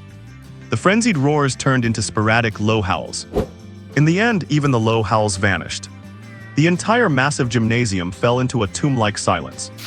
Only the whimpering of the night wind through the broken windows echoed in the empty hall, adding to the eeriness. Finally, when the first ray of golden sunlight shone through the hole in the dome, the entire space of the gymnasium shook violently. It was a strange change in texture, the density of the air, the refraction of light, the propagation of sound. Everything returned to how it was supposed to be. Chen Pingyuan, who had been resting with his eyes closed, suddenly opened them. He stood up and moved his stiff neck, his bones making a slight clicking sound. He looked at the ray of sunlight through the gap, breathed a long sigh of relief, and a rare smile appeared on his face. Finally, we are back. Above the stadium, the blinding sunlight pierced through the darkness. Beams of light cut through the dust, hitting the ground at an angle, leaving the devastation with nowhere to hide. Viscous pools of blood, scattered chunks of flesh, and twisted limbs. It was a true living scene from hell. Are we really back? Liu Meng's voice was hoarse. Instinctively, he reached out to touch the sunlight streaming through the window, his eyes instantly welling up with tears. Yeah? Chen Pingyuan replied, his gaze already fixed outside the stadium. Almost at the exact second, they returned to this reality. Sharp, urgent sirens wailed from every direction. Outside the stadium at this very moment, dozens of vehicles with flashing red and blue lights had completely surrounded the place. Countless law enforcement officers, fully armed and dressed in black tactical gear, had sealed off every exit. Police tape stretched for nearly 100 meters at the main entrance, while a dense crowd of onlookers craned their necks, filled with intense curiosity. The entire city had been stirred. As expected, 12 hours of lost contact. That eerie, inescapable, and unobservable gray mist. It was more than enough for the authorities to raise the alert level here to the maximum. Quite a commotion. Chen Pingyuan muttered to himself, his eyes shifting back to Liu Meng. The soldier's spirit deep within this man was not yet extinguished. Although he felt fear and struggle, he had not broken in the face of despair. Instead, he had unexpectedly awakened. A person like this, provided they survive the initial chaos, is bound to achieve something. Chen Pingyuan was absolutely certain that once Liu Meng stepped out, he would be firmly under the control of those people. Whether by manipulation or brainwashing, they would make sure he told them everything he knew. Just as well, it is time to bring them into the spotlight. Liu Meng's. Chen Pingyuan spoke rapidly, giving a final instruction. Remember what I told you. Liu Meng shook off his trance, looked at Chen Pingyuan and nodded solemnly. Understood.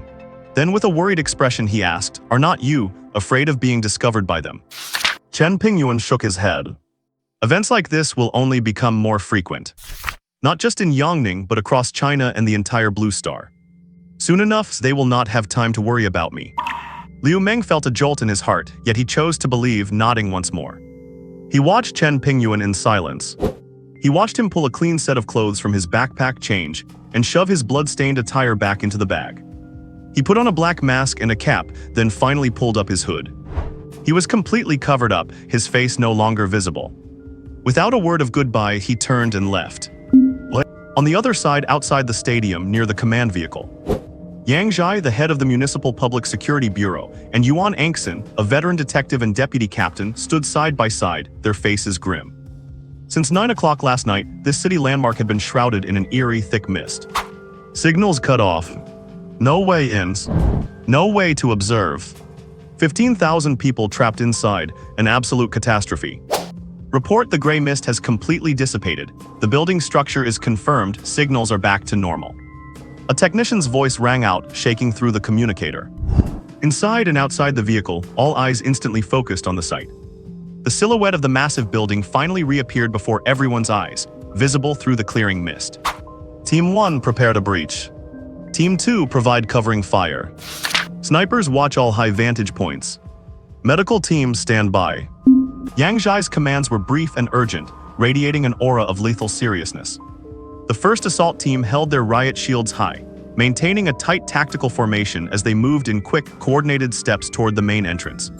Just then, report: Westgate 3, high-speed target attempting to break out. Repeat, it is a high-speed target.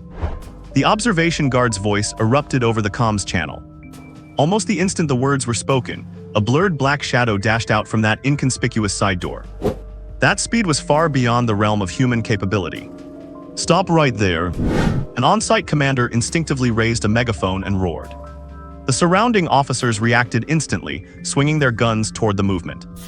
Yet the figure did not show the slightest intention of stopping, and within less than 2 seconds, it had already reached the nearest police line. Right there, a dense crowd of onlookers stood gathered. Seeing the figure charging straight toward them, the crowd gasped and instinctively tried to retreat. However, before they could even scatter, the figure leapt into the air, gliding over their heads like a sheet of black paper, and landed on the other side. Stop him! The officers roared in pursuit, but it was all in vain. The figure simply weaved through the crowd a few times before being completely obscured by the masses and vanishing without a trace. Damn it! What is going on? How could someone break through with so many people around? Beside the command vehicle, Yang Zhai received the news and slammed his fist against the console, his face turning livid. Yuan Angxin immediately ordered, pull up the surveillance footage from Westgate 3, quickly. The footage appeared quickly. Seeing the speed on the screen, which left behind a visible blur, his expression changed drastically. He checked the playback speed repeatedly. Not 2x. Not 4x. It was at original speed. A sense of absurdity washed over him. He dragged the progress bar, calculating rapidly in his head. 2 seconds 40 meters. This person is definitely not normal. Meanwhile, at the front entrance of the stadium, Liu Meng was all alone, holding his breath as he maneuvered around the mangled limbs on the ground. Even though Chen Pingyuan said those monsters would disappear along with that world. Still looking at the corpses scattered all around, his stomach churned uncontrollably, and he was filled with terror. He stared at the exit passage, forcing himself to calm down. Then he raised his hands high. Step by step, he walked out. The thick, sticky blood stains on Liu Meng were a shocking sight. Even though his hands were raised above his head and he showed no signs of resistance, the law enforcement officers quickly subdued him. Almost at the same second, an assault team armed with live ammunition flooded through the gymnasium entrance. The body cams on the officers' shoulders projected the scene inside onto the screens of the command vehicle in real time. It was a horror scene that not even hell could describe. Even seasoned law enforcers like Yang Zhai and Yuan Angxin felt their stomachs churn the moment their eyes met the screen. Their gazes followed the movement of the camera. For a full 10 minutes, nothing but severed limbs and wreckage flashed across the screen. There was not a single intact corpse. This was a true mountain of corpses and sea of blood, a living hell on earth. Report! Over the radio, a roar distorted by extreme terror finally came through. We found survivors. The second-floor storage room, the number, roughly estimated around 200 people. When Yang Zhai and Yuan Angxin heard this, a glimmer of hope just ignited in their hearts, but it was immediately extinguished by the following figures. 15,000 people and only 200 left. How could this be? Where are the others? The two looked at each other sharply, both seeing uncontrollable fear in the other's eyes. The sky has collapsed. The disaster inside the gymnasium might have come to a temporary pause. But for Yang Zhai and Yuan Angxin, a storm that would overturn their worldview had only just begun. And at this moment, Chen Pingyuan had already taken several turns to shake off any possible pursuit. He hopped onto an inconspicuous shared bicycle and pedaled, unhurriedly toward the warehouse base on the outskirts of the city. The autumn breeze fluttered his coat, and the sunlight fell upon him, dispersing some of the gloom. To him, the bloody tragedy at the gymnasium was merely an appetizer before the feast of the apocalypse, not worth mentioning. He had to process his gains from this trip as soon as possible, improve his strength, and make more thorough preparations for the coming total eruption. Although he managed to escape successfully without leaving direct evidence. But the traces left at the gymnasium scene, especially the insect carcasses and that live captive Liu Meng. The authorities, especially the future General Yuan Angxin. With his keenness, he would likely notice some unconventional clues very soon. But this was already part of his plan. He needed the massive machine of the authorities to buffer the violent volatility of the early apocalypse and withstand the first, most intense shock. As for whether he would be exposed, it was just a matter of time. Besides, after a while, even if he were exposed, the authorities might not have the capacity to deal with him. The cleaning and investigation work inside the gymnasium was proceeding in a tense and stifling atmosphere. The actual situation at the scene was 100 times more tragic than what Yuan Angxin and Yang Zhai had seen on the screens.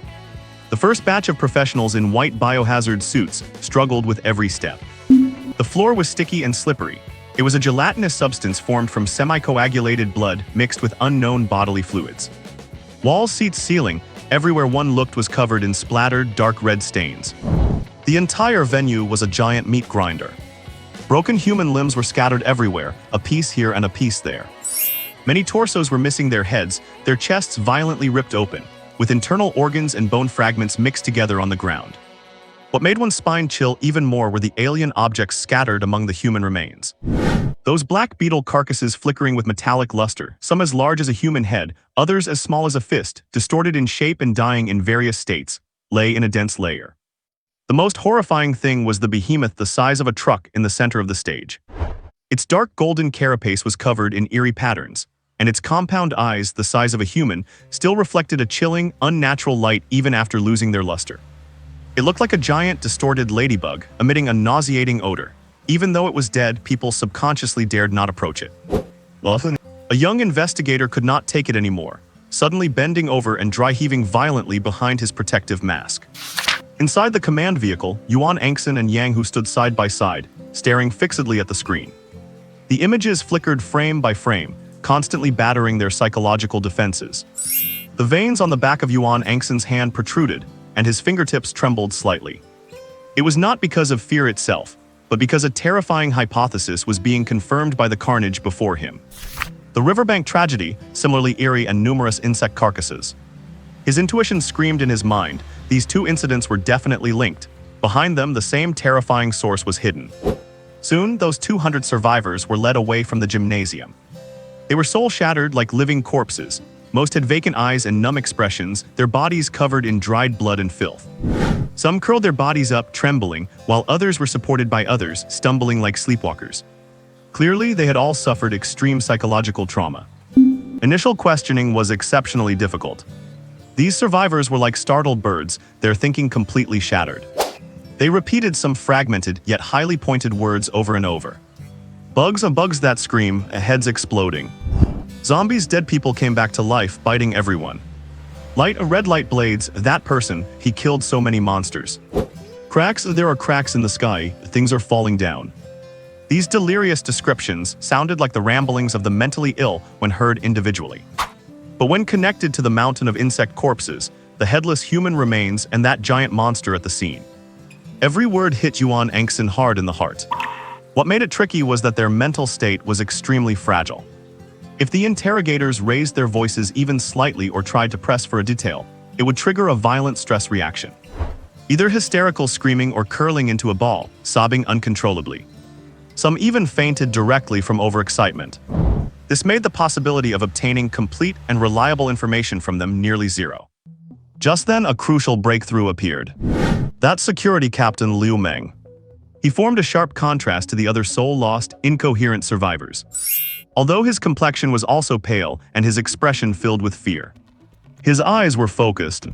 His spine was straight. And an even more startling discovery came from the medical staff. While performing initial wound dressing on Liu Meng, an experienced military doctor almost screamed in surprise. "Chief, this person's wound seems to be healing on its own, at a speed more than 10 times that of a normal person." This discovery was like a lightning bolt piercing the gloom. Yuan Engson ordered almost immediately that Liu Meng be listed as the highest priority individual for questioning. Inside a temporarily erected, relatively soundproof tent, Yuan Engson personally handed Liu Meng a cup of hot water. Only the three of them remained in the tent. "Captain Liu, are you all right?" The chief Yang Zhai deliberately slowed his voice, but the urgency in his eyes could not be concealed. "I am the chief of the City Public Security General Command, Yang Zhai." He pointed to Yuan Engson beside him. "This is the deputy chief, Yuan Engson. We do not know what you have been through. It might exceed all of our imaginations. But now every second is critical, we need your help. Please tell us everything you saw, heard, and experienced in as much detail as possible. What exactly happened in the gymnasium?" Liu Meng held the water cup, remembering the parting advice Chen Pingyuan gave him. He thought of the eerie changes happening to his own body, and the reality-defying scenes inside the gymnasium. He took a deep breath, looked up, and stared directly at the two high-ranking officials representing the authorities. He knew that some things could not be hidden, nor should they be. The world perhaps was really about to change. "Two officers." Chen Meng's voice was a bit hoarse. "I know that what I am about to say might be hard for you to believe. Even you might think that I have gone insane from too much trauma." He paused, his eyes becoming exceptionally firm. "But I swear on my honor as a former soldier. Every word I say is something I witnessed with my own eyes and experienced myself. Every word is true." Liu Meng took a deep breath and began directly with the deafening opening of the concert. He spoke of how the lights suddenly cut out, the space was torn apart, sonic bugs flooded in like a tide, and everything was instantly stained with blood. He emphasized the bone-chilling nature of the sonic bugs' attacks and the absolute terror they brought. Immediately after, he mentioned the giant, truck-sized beetle. Its appearance pushed the survivors' despair into the abyss. Its impenetrable armor, its crushing power, and its aura of sweeping through everything. That was when the mysterious figure descended. Following instructions, Liu Meng deliberately omitted the physical details of Chen Pingyuan, and he truly did not know his name. He only said that it was a survivor wielding a red blade of light. He described how the mysterious figure confronted the giant beetle head-on.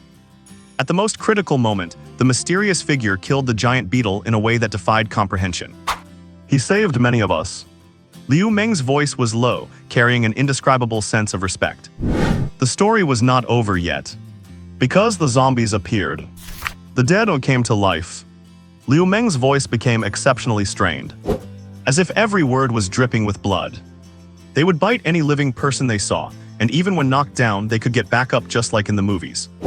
Hearing this, Yuan Engson and Yang Zhai exchanged glances, their furrowed brows revealing their inner shock. These details were shockingly consistent with the fragmented accounts of the previous traumatized survivors. What did that mysterious person look like? What was his name? Yuan Engson leaned forward, pressing him with an urgent tone. "I do not know." Liu Meng shook his head almost imperceptibly. The situation was too chaotic at the time, and the light was so dim that I could not see his face at all. This answer clearly did not satisfy Yuan Engson. He frowned deeply, wanting to press further for details about the mysterious figure. However, what Liu Meng said next completely shattered their inherent perceptions. It instantly forced all their attention away from the mysterious figure. Because after some hesitation, Liu Meng followed Chen Pingyuan's script and poured out the theory of the different dimensional space and the process of his own awakening. The stadium was likely no longer in our world at that time. We were pulled into a temporary different dimensional space. As for me, Liu Meng clenched his fists. I was bitten while fighting those zombies, and I was severely injured. Just when I thought I was going to die, I felt something inside my body just pop, it exploded. And then I felt my whole body filled with power. My reflexes became incredibly fast, and my wounds healed quickly. He raised his arm, pointing to the wound that had been treated by the medical staff earlier. The rate of healing there was truly mind-boggling. After the mysterious figure saw my transformation, he said, He said that I had awakened, became something called a Star Source Warrior. He also said that incidents like the one at the stadium would happen again in the future. Different dimensional space, otherworldly creatures, awakening, Star Source Warrior. Yuan Angson and Yang Zhai listened dumbfounded, their minds going completely blank. These terms were entirely beyond the scope of their understanding until now.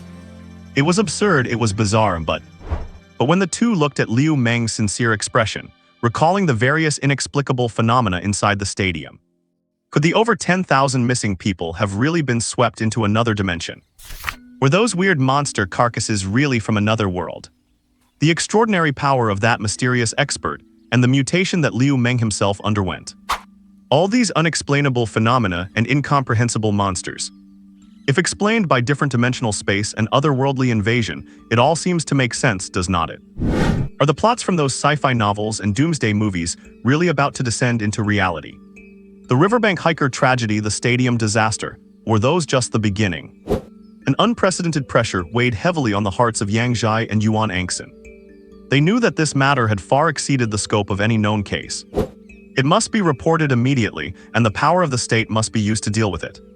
At the same time, they realized, people like Liu Meng who have awakened special abilities would be vital forces in dealing with this crisis in the future. Comrade Liu Meng's. Yang Zhai's voice broke the dead silence in the tent. His expression turned exceptionally serious and very solemn. The information you provided is crucial and may concern the future of our city, and perhaps even the entire country. We know the country and the people need people like you. Yang Zhai stood up, his tone resolute. On behalf of the Municipal Public Security Management Brigade and Yangning City, I officially invite you to join us. We need to build a special task force with you at its core to specifically investigate and deal with similar supernatural events that may occur in the future. Are you willing? Liu Meng looked up abruptly, a flash of surprise in his eyes. He had not expected things to develop in this direction. Join the official side, form a special task force. He looked at the unprecedented gravity and expectation on the faces of Yang Zhai and Yuan Angson.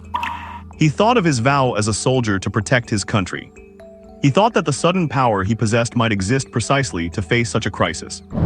A long-lost rush of blood, dispelling his fear and confusion, boiled within his chest once more. I am willing. Liu Meng stood up sharply, his back straight, his voice loud and resonant. Without the slightest hesitation. From this moment on, he became the first officially recorded and confirmed awakened. Meanwhile, the preliminary report on the stadium incident, as well as the series of supernatural keywords provided by Liu Meng, such as different dimensional space, zombies, awakened, and Star Source Warrior, were being transmitted at the highest security level, through special channels, to the federal imperial capital, White City. A storm sweeping across the globe was brewing quietly. And one of the sources of this storm, Chen Pingyuan. At this moment, he had just finished showering. He was sitting in his impregnable underground base, watching the news on his screen. Reports about the Yangning Stadium incident were everywhere. The official report was highly consistent.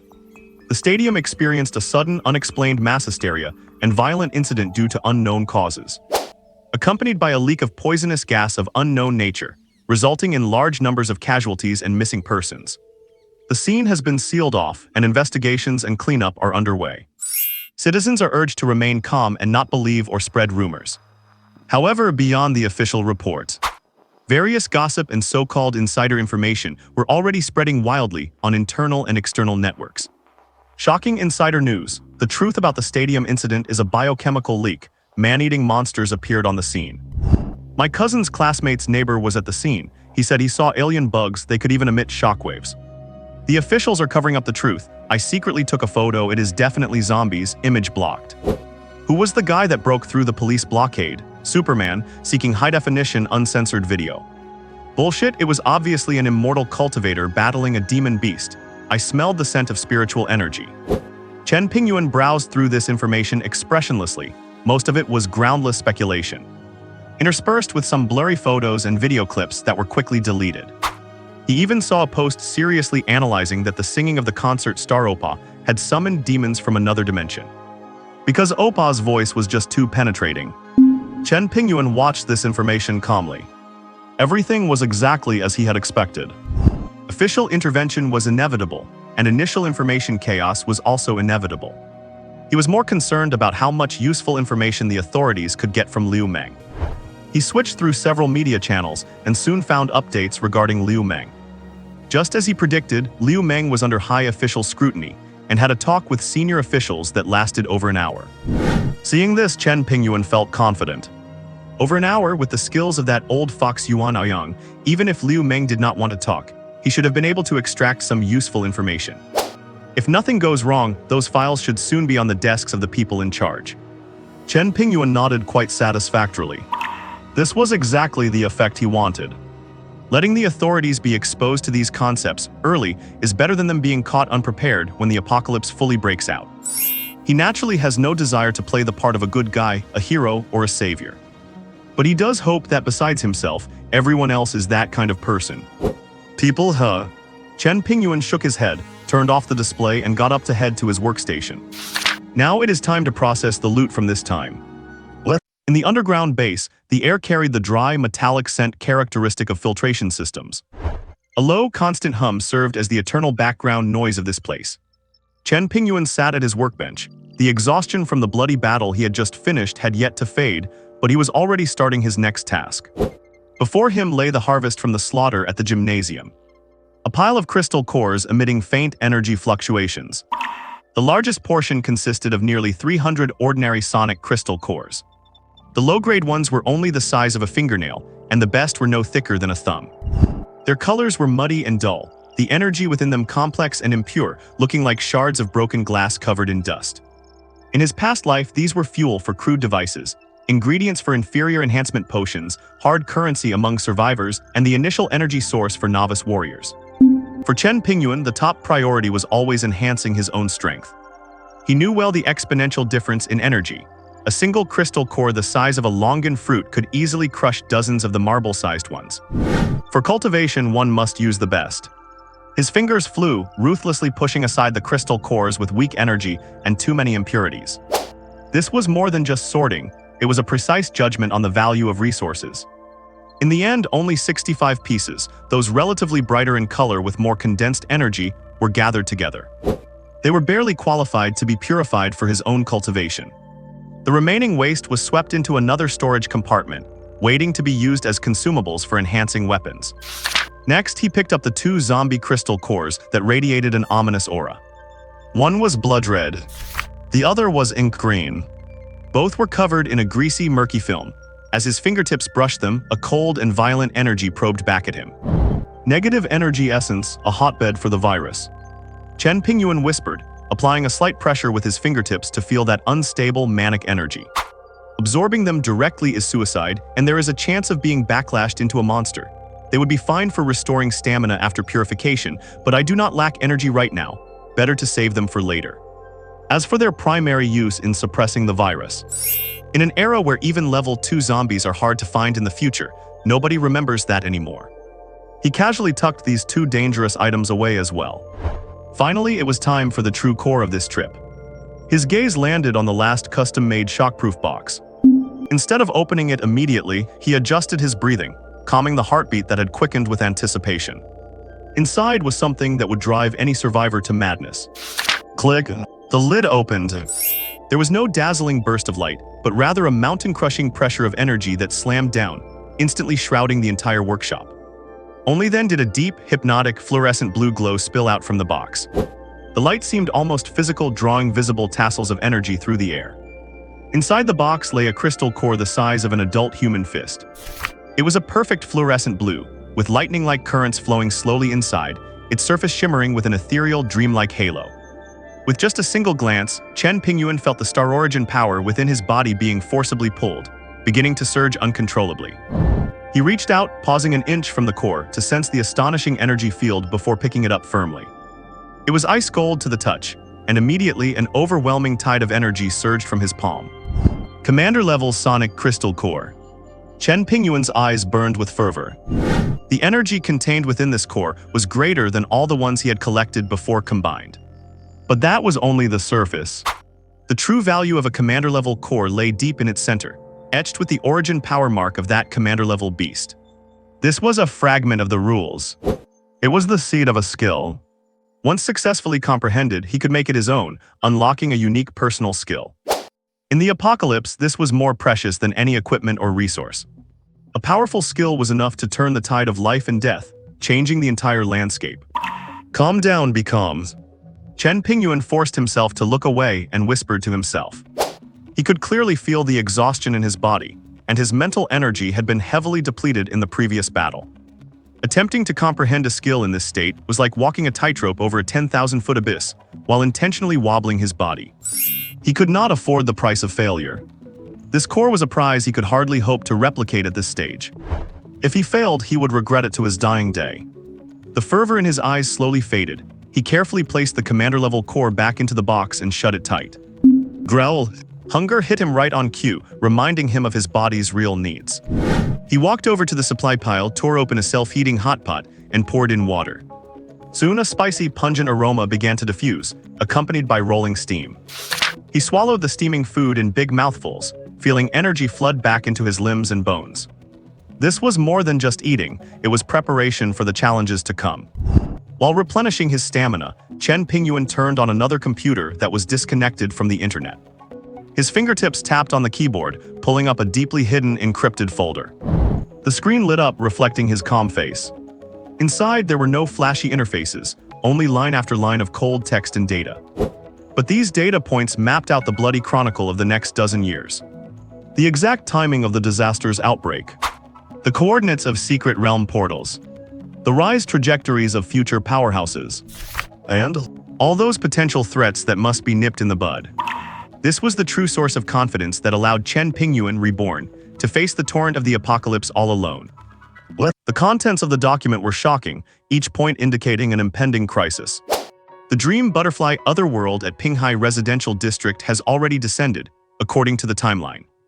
In his past life, that event was not large in scale, but it provided the authorities with two naturally awakened level 1-star source warriors, a man and a woman who later became key members of the Special Operations Team. In this life, it will likely be much the same.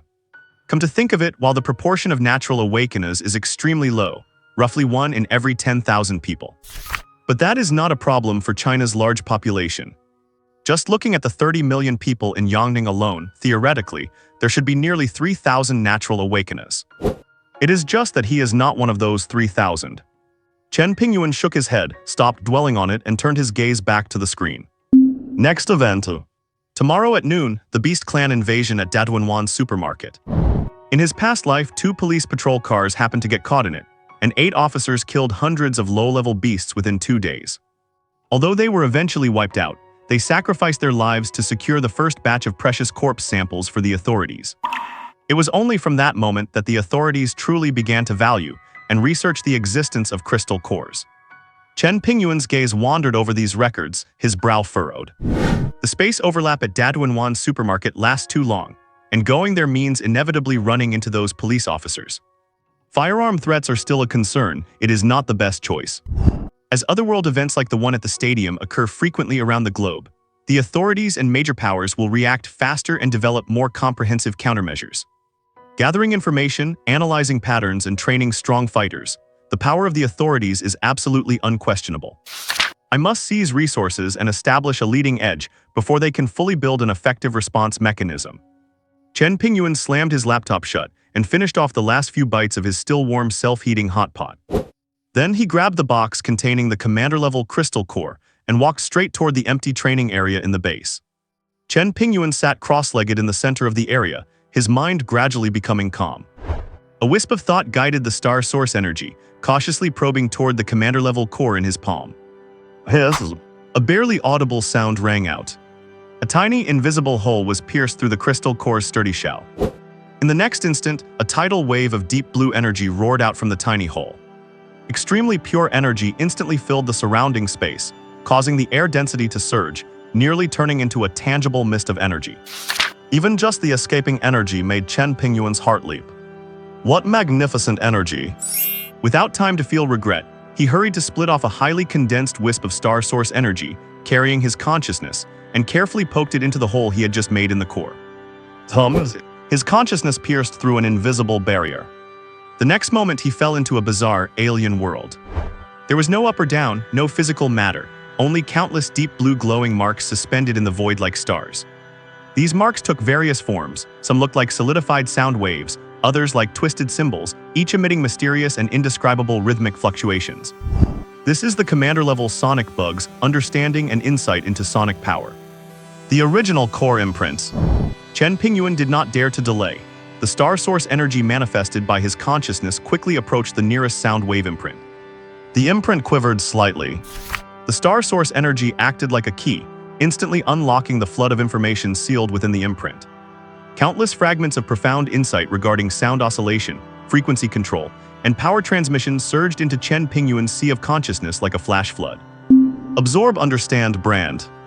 A moment later, the imprint's light faded, turning into nothingness. Chen Pingyuan's consciousness did not pause for even a second, immediately pouncing on the next imprint. Meanwhile, in the outside world, the deep blue glow of the commander-level core in Chen Pingyuan's palm was fading at a speed visible to the naked eye. A portion of the immense energy inside was constantly escaping, filling the warehouse space and nourishing his body. The other part was struggling to maintain the stability of the inner imprint world. Chen Pingyuan calculated rapidly, half an hour at most. He only had half an hour. If he could not absorb all the sonic imprints within that time, this priceless core would exhaust its energy, and the precious original imprints would vanish into thin air. A suffocating sense of urgency made it hard to breathe. Must speed up. His consciousness darted crazily through the crystal core world, like a gluttonous demon, devouring one sound wave imprint after another. Time was burning away second by second. The energy in the warehouse became increasingly dense. The color of the commander-level core shifted from deep royal blue to light sky blue, and finally it became almost entirely transparent. At this point, only a few weak wisps of blue light struggled within the core. As for Chen Pingyuan, sweat had already soaked his hair, and his face was deathly pale from the extreme consumption of mental energy. Fortunately, just a split second before the last blue light wisps were about to dissipate and turn the core into a useless rock, Chen Pingyuan snapped his eyes open. Deep within his pupils, invisible oscillations seemed to pulse in a cycle of birth and death.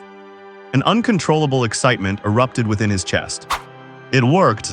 Suppressing his emotions, he focused his intent and gathered the star source energy in his body, channeling it according to the unique method he had just mastered, funneling all his power toward his throat. An invisible fluctuation was rapidly brewing there. Chen Pingyuan opened his mouth wide and let out a deliberately suppressed, low roar. Kill? The simple syllable escaped his lips. Instantly, Chen Pingyuan clearly saw a ring of visible, violent distortion appear in the air before him. The distorted ripples spread outward rapidly. Where the sonic ripples passed, a huge circular mark over 3 meters in diameter was left on the ground. Even the hard cement floor had a layer shaved off by this force and was trembling slightly. The power was naturally not earth-shattering, but there was immense joy in Chen Pingyuan's eyes, because he knew this was only a level 1 sound wave skill. As his rank advances, this power will become multifaceted and increasingly terrifying. Whether it is an area of effect destruction field or a single target focused sonic needle, both will be realized by his hand. But at least from this moment on, he, Chen Pingyuan, is a star source warrior who has truly mastered a skill. The skill he dreamed of in his past life is finally in his hands today. Chen Pingyuan's heart was surging, he felt like roaring at the sky. But now is not the time to revel in joy. He quickly regained his focus and began to devour the remaining star source energy lingering in the warehouse. Half an hour later, as the last trace of wandering energy was absorbed into his body, Chen Pingyuan slowly exhaled a breath of stale air. He estimated he had absorbed about 20% of the escaping energy, but even that 20% provided a considerable boost. His internal star source energy was nearly twice as strong as before. He was now on the verge of breaking through the barrier to become a level 2 star source warrior. Next, it is naturally time to process those common crystal cores. For Chen Pingyuan as he is now, this is already second nature. He commands the power of star source with ease, guiding the energy separation. The centrifuge emits a low, rhythmic hum as it spins at high speed. In less than half an hour, nearly 300 blue crystal cores of varying sizes have been completely broken down. On the workbench, there is now a large bowl of viscous substance. Mixed with his blood, the crystal core powder has formed an eerie paste, emitting a unique energy fluctuation. Beside it, a small beaker stands quietly. Inside is a small amount of thin blue liquid. This is the star source essence separated during the purification process. Its purity naturally cannot compare to that of the commander-level essence, but it still contains a significant amount of star source energy. Chen Pingyuan grabs the beaker and downs it in one go. The icy liquid, carrying a faint vibration, surges into his body instantly. A massive torrent of cold air spreads rapidly from his chest and abdomen, sweeping through his entire body. Chen Pingyuan sits cross-legged, his mind focused, fully activating his star source guidance technique to channel and refine the surge of energy. The total amount of star source within him begins to climb steadily at a visible rate. This speed, Chen Pingyuan calculates silently in his mind. Perhaps I can break through the barrier with this, step into a new realm. The craving for power is deeply rooted in his marrow, almost bordering on obsession. While absorbing the essence, his hands do not stop. He takes the bowl of crystal core powder mixed with his blood. The first target is naturally the Tang sword that has accompanied him through countless bloody battles. With a focused expression, he dips his fingers into the viscous paste and spreads it evenly over the blade. The promotion of a star source weapon essentially requires the weapon's material to consume materials containing specific energy. Under the catalysis of the star source power, the energy and material fuse deeply, imbuing the weapon with extraordinary properties. The Tang sword suddenly emits a low, resonant vibration. The red glow that usually only appeared when infusing star source power now pulses on and off as if it has come to life. The powder paste on the blade is also being absorbed and permeated at an astonishing speed. Only 10 minutes later, all the powder paste has been absorbed into the blade. A faint blood-colored halo flows along the edge, chilling to the bone. Chen Pingyuan swings it casually. Swish! The air emits a sharp whistle as it is cut by the blade. Level 1 star source weapon complete. A gleam flashes in Chen Pingyuan's eyes, and he nods with satisfaction. From ordinary iron to a basic star source weapon, and then to level 1, every step is a massive leap. The sharpness and durability are no longer what they used to be. More importantly, it can better carry and conduct the star source power, allowing him to exert his combat strength to the fullest. If the Tang sword had this quality back at the gymnasium, that strike would never have gotten stuck in Fatty Wang's bones. It would have cleanly severed his arm. Next is the alloy dagger. The same steps coat, guide, and absorb. The dagger successfully promotes to a level 1 star source weapon as well, adding a touch of sinister sharpness. Then the crossbow bolts. Chen Pingyuan patiently and carefully applies the remaining powder paste to the heads of the 20 special crossbow bolts. These military-grade bolts already have excellent material properties. After tempering, their penetrating power and energy impact will surely far exceed what they were before. Finally, a little bit of powder paste remains. Chen Pingyuan thinks for a moment, then pours it all into a small box containing specially made steel balls. He closes the lid and shakes it slowly, ensuring every steel ball is thoroughly coated. This is only a preliminary energy coating, far less effective than direct tempering but better than nothing. In a critical moment, it might just serve an unexpected purpose. After finishing all this, an overwhelming sense of exhaustion washes over him. The continuous consumption and mental drain leave him unable to hold on any longer. He does not even make it back to his room before falling into a deep sleep, leaning against the workbench. Inside the underground base, all is quiet. Only the faint noise from the ventilation and water circulation systems, along with Chen Pingyuan's steady, rhythmic breathing, remain. It is hard to say how much time passes. A subtle yet incredibly heavy heartbeat explodes in the silence. Chen Pingyuan's eyelids twitch violently. The next moment, his eyes snap open. Boom! The entire world explodes in his perception. Incredibly clear, incredibly vivid. Deep in the base, he senses every minute vibration of the water pump pushing the flow. The barely audible rustling of the air filter as it catches tiny dust particles. Even the metal resonance caused by vehicles driving far outside on the surface, transmitted to the wall plates. All sounds, all vibrations are crystal clear in his mind, as if laid out before him. Inside his body, the star source power is no longer a stream, but a raging, roaring river. The total amount is more than double what it was before he slept. A surging sense of power fills every inch of his muscles, every bone, every cell. This unprecedented strength gives him the urge to crush steel. He clenches his fists instinctively. Crackle, crackle. His joints emit a series of crisp explosions. This is... A look of unbelievable joy erupts in Chen Pingyuan's eyes. Level 2. I have broken through to level 2 star source warrior. He stands up abruptly and walks quickly to the training area. Lying there is a 300-pound reserve steel ingot, his reference object for testing strength in the past.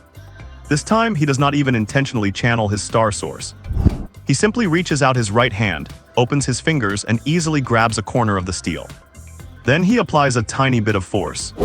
The heavy steel ingot is lifted effortlessly with one hand, as if it were made of styrofoam. His gaze shifts to the metal inspection platform nearby, which stands 3 meters high.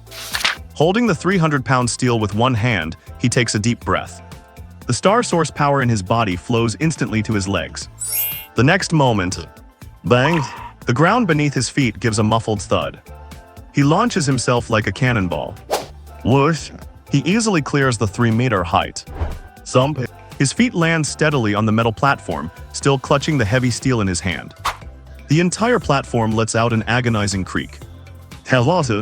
Standing at the height, Chen Pingyuan looks down at the empty training area and cannot help but burst into a triumphant laugh. The excitement in his chest is beyond words. A level 2 star source warrior. In his past life, it took him a full 5 years.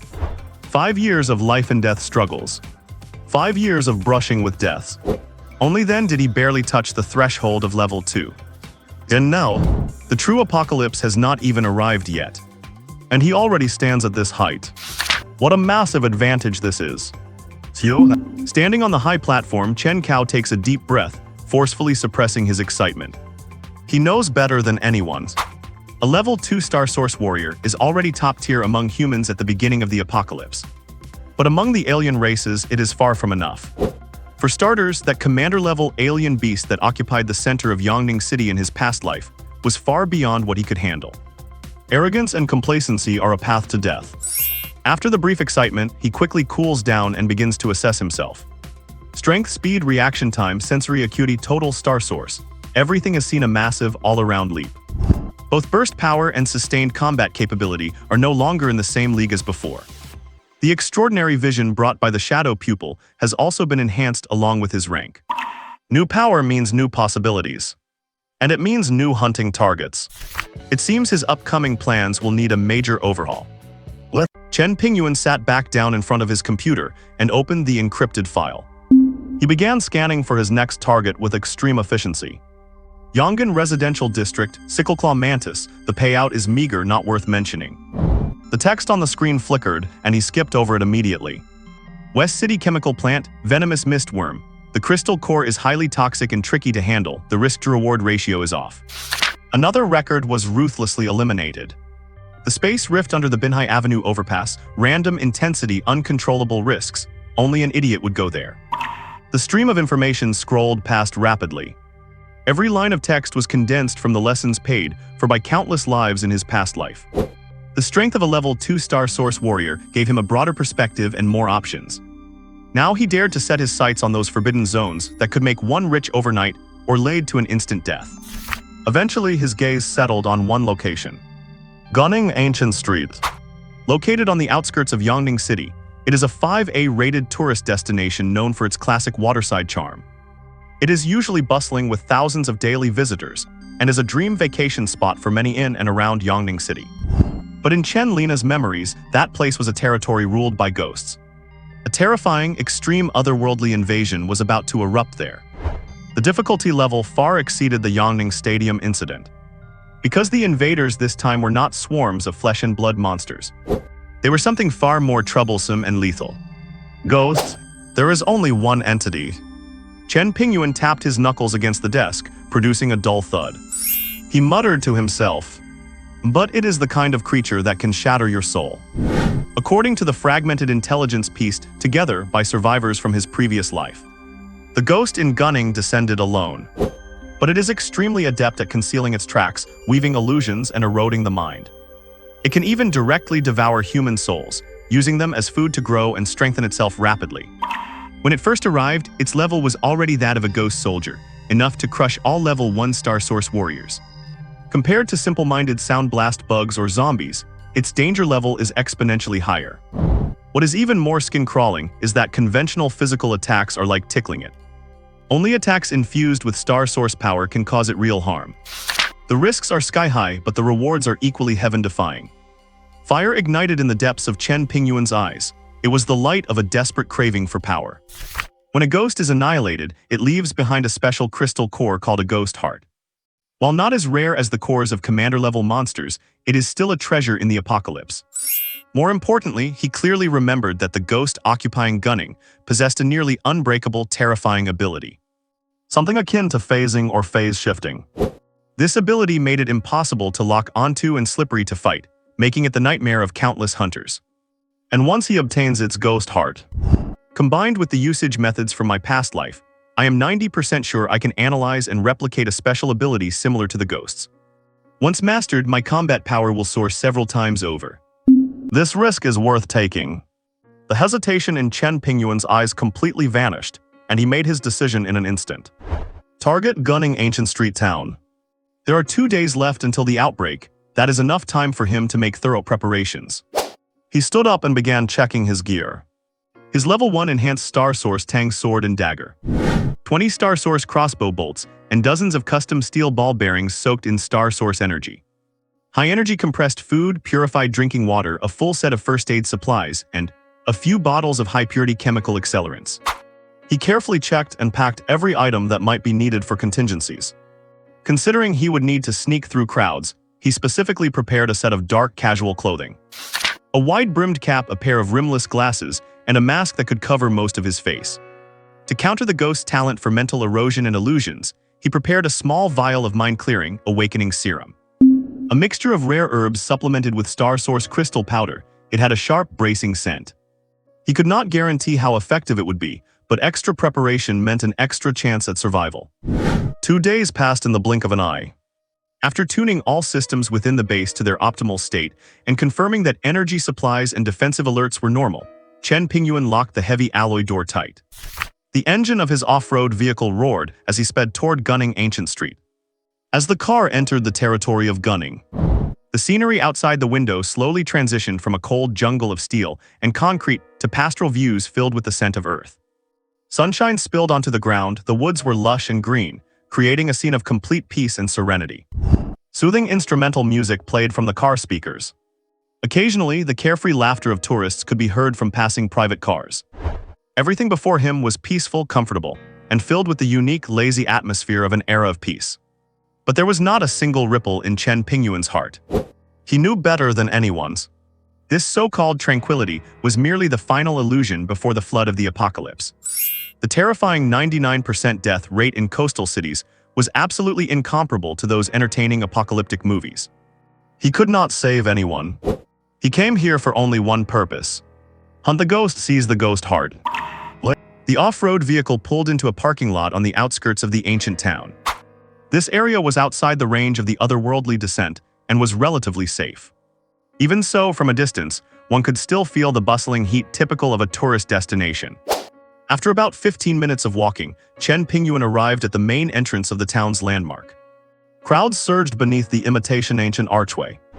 Along the bluestone streets, antique-style shops lined the paths. Tea houses, taverns, jewelry shops, silk merchants, everything one could imagine. The air was filled with a mix of the town's characteristic dampness, the aroma of fried food, and the scent of incense deliberately wafted from certain shops, creating a peculiar, relaxing atmosphere. Bridges arching over flowing water, green willows swaying on the banks, and black-awning boats drifting by slowly. Young men and women in traditional hand clothing gathered in small groups, posing for photos with joy and laughter, forming a vivid picture of a prosperous age. Chen Pingyuan put on his cap, mask, and glasses, hiding himself completely within the crowd. He walked with a steady, calm pace, observing everything around him. The ancient town buildings were mostly wood or brick-and wood structures, highly flammable and poorly fortified. The alleys were like a web, crisscrossing in all directions, both a maze and a trap. The winding river running through the town, though picturesque, could become terrain utilized by the ghost. He needed a vantage point to overlook the entire situation. The 4-story imitation ancient pagoda in the center of the town, Wangjiang Tower, was the best choice. Chen Pingyuan had already made his plans and was heading toward Wangjiang Tower. Just as he crossed a stone arch bridge worn by time and was about to turn into another small alley, a voice filled with unbelievable surprise, mixed with a hint of hesitation, rang out abruptly behind him. Pingyuan's? What? Chen Pingyuan stopped dead in his tracks. That voice, it sounded so familiar. He slowly turned around, his gaze fixed on the source of the sound. A short distance away, 4 figures came into view, 2 men and 2 women, their faces full of surprise. The one who had spoken first was a slightly chubby young man with a simple, honest smile. He was wearing a t-shirt with an exaggerated anime print in loud, striking colors. Right beside him was a petite, stylishly dressed girl who was looking at Chen Pingyuan with undisguised curiosity. Behind them stood another man and woman. The man was tall and thin, wearing gold-rimmed glasses that gave him a refined air. The woman... Chen Pingyuan paused for a moment as his gaze swept over her. She was a girl with delicate features and a gentle temperament. She wore a simple, elegant white dress with her long hair draped over her shoulders. Her eyes as she looked at Chen Pingyuan were filled with a mix of complex emotions, surprise and confusion. There was also a touch of indescribable distance and awkwardness. Chen Pingyuan's gaze locked onto the chubby young man. Hey Ozzy. The person standing before him was his high school desk mate. After graduating high school in his previous life, they drifted apart, though they would occasionally chat online. However, after college, they lost contact completely until the apocalypse began. 20 years had passed, and now he could not even remember the guy's full name. My God, I just shouted out randomly, I did not expect it to actually be you. Seeing that Chen Pingyuan recognized him, Zhang Hao lit up like a firecracker and laughed excitedly. He strode forward, intending to give him a bear hug. Chen Pingyuan calmly took half a step back, dodging his embrace. Zhang Hao's arms froze in midair, and the smile on his face stiffened for a second. Then he scratched his head in embarrassment. You guy, you are still as hard to joke with as ever. The girl beside him playfully tapped him with a smirk. You startled him. Then she extended her hand toward Chen Pingyuan with natural grace. Hi there, I am Zhang Hao's girlfriend Lin Weiwei. Chen Pingyuan only gave a slight nod without reaching out to shake her hand, his eyes shifting back to the other 2. And this is... Zhang Hao quickly introduced them, his voice noticeably pausing as he darted a playful look between Lina Xiaoi and Su Yuking, as if watching a drama unfold. This is my friend Zhao Feng and this is Su Yuking. When her name was mentioned, Su Yuking lowered her gaze, avoiding Chen Pingyuan's stare. She simply offered a soft mumble as a greeting. The atmosphere turned subtle at that moment. Chen Pingyuan sighed inwardly, what a coincidence. Zhang Hao was his high school classmate, and Su Yuking was his girlfriend during college. Wang Feng pushed up his glasses and offered Chen Pingyuan a polite, if slightly distant smile. Hello, I am Zhao Feng. Yeah, are you guys here for a visit? Chen Pingyuan broke the silence, his tone flat and devoid of emotion. Yeah, exactly. Zhang Hao said carelessly. Weiwei had been wanting to visit the Ningzhu ancient town, and since Zhao Feng and Yuking were free, we all just decided to come together. He gestured toward Chen Pingyuan's hat, mask, and the suspicious long cloth bag. Curious, he asked, what about you? Why are you dressed like that, looking like a secret agent meeting up? Lin Weiwei also widened her eyes as she looked at Chen Pingyuan's backpack. Yeah, what do you have in there? It looks so mysterious. Nothing much, just some personal belongings. Chen Pingyuan replied vaguely, not wanting to say more. He knew that this place would soon turn into a living hell. These vibrant lives in front of him, currently immersed in holiday leisure, would likely become fodder for that ghostly entity. But so what, a warning telling them to leave. Forget it. Life is unpredictable, and everyone has their own destiny. The apocalypse is a global catastrophe. You can run, but you cannot hide forever. Without the strength and resolve to carve a path through despair, death is just a matter of time. He had no intention of wasting his breath on futile efforts. I have things to do, I will be going now. Chen Pingyuan pulled back his gaze and turned to leave. Hey, do not do that. Zhang Hao was quick-witted and grabbed Chen Pingyuan's arm. Even though he was jerked off balance by Chen, he did not let go. Damn Pingyuan, you have got some strength. But seriously, we have not seen each other in so long. Now that we have finally bumped into each other, we have to grab a meal. I have booked a window seat at the Wangjiang Tower, the view is incredible. Chen Pingyuan's footsteps paused at the mention of the name. Wangjiang Tower was his original destination. Not giving Chen Pingyuan a chance to refuse, Zhang Hao hooked his arm around his shoulder. Let us go, it is on me, we will have a few drinks. Lin Weiwei chimed in from the side. Yeah, come along, it will be more fun with everyone together. Zhao Lin said nothing, but he did not seem to object either. Only Su Yuking kept her head down throughout, remaining as silent as an outsider, as if none of this concerned her. Wangjiang Tower was one of the landmarks of the Gunning ancient street. Built along the river, it featured overhanging eaves and a distinct antique charm. Right now, in the private room by the second-floor window, the atmosphere was not as harmonious as the view outside. Zhang Hao was the type to get close to people easily, and in front of an old classmate he was overly enthusiastic. With a grand wave of his hand, he ordered an entire table of dishes. The river fresh pot, the ancient town beggar's chicken, the secret sauce pork knuckle. He pretty much ordered every signature dish they had. He kept shouting, "It is rare that we meet, we have to eat and drink well today. Pingyuan, you have to eat more, look at how thin you are, a gust of wind could blow you away." You just said he was strong though. Lin Weiwei, sitting beside Cao Hao like a doting girlfriend, added with a laugh before putting food on his plate.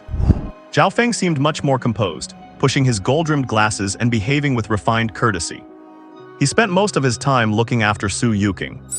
Handing her napkins, asking her what she wanted to eat, his gaze filled with undisguised warmth. As for Su Yuking, she seemed distracted the entire time. She kept her head down, picking at her food, barely speaking a word. Occasionally she would look up, her eyes flicking toward Chen Pingyuan. Her fair face looked lost, but it was marked mostly by a clear sense of distance and awkwardness.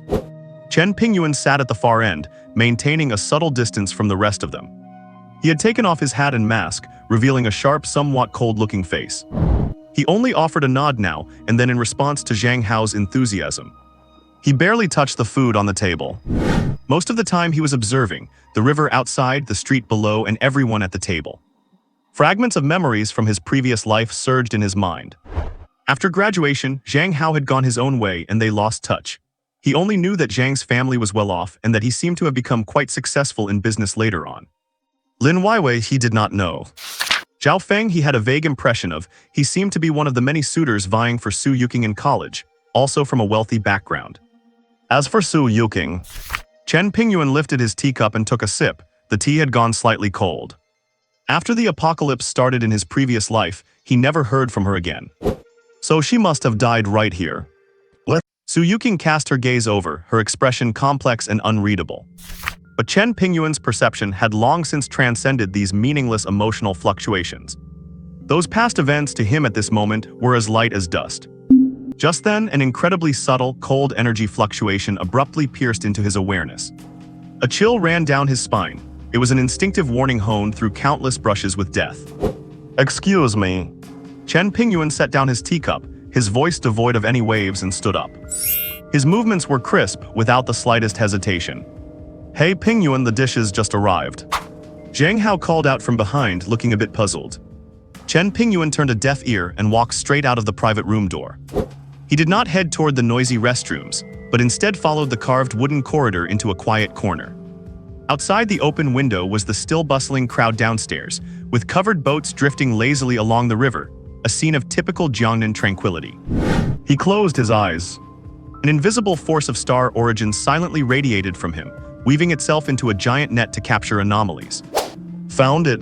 His perception locked precisely onto a small sugar painting stall not far below. The vendor was a stooped old man wearing a traditional Chinese jacket, head bowed, drawing on a stone slab with molten sugar. A few tourists were lingering nearby. Everything seemed perfectly ordinary. However, within Chen Pingyuan's star vision, the old man was shrouded in threads of black energy that constantly rolled and squirmed. He was the source of that bone-chilling energy. Was this bait cast by a ghost or a puppet completely eroded? Chen Pingyuan swiped across his phone screen. The signal was full and the network icon was stable.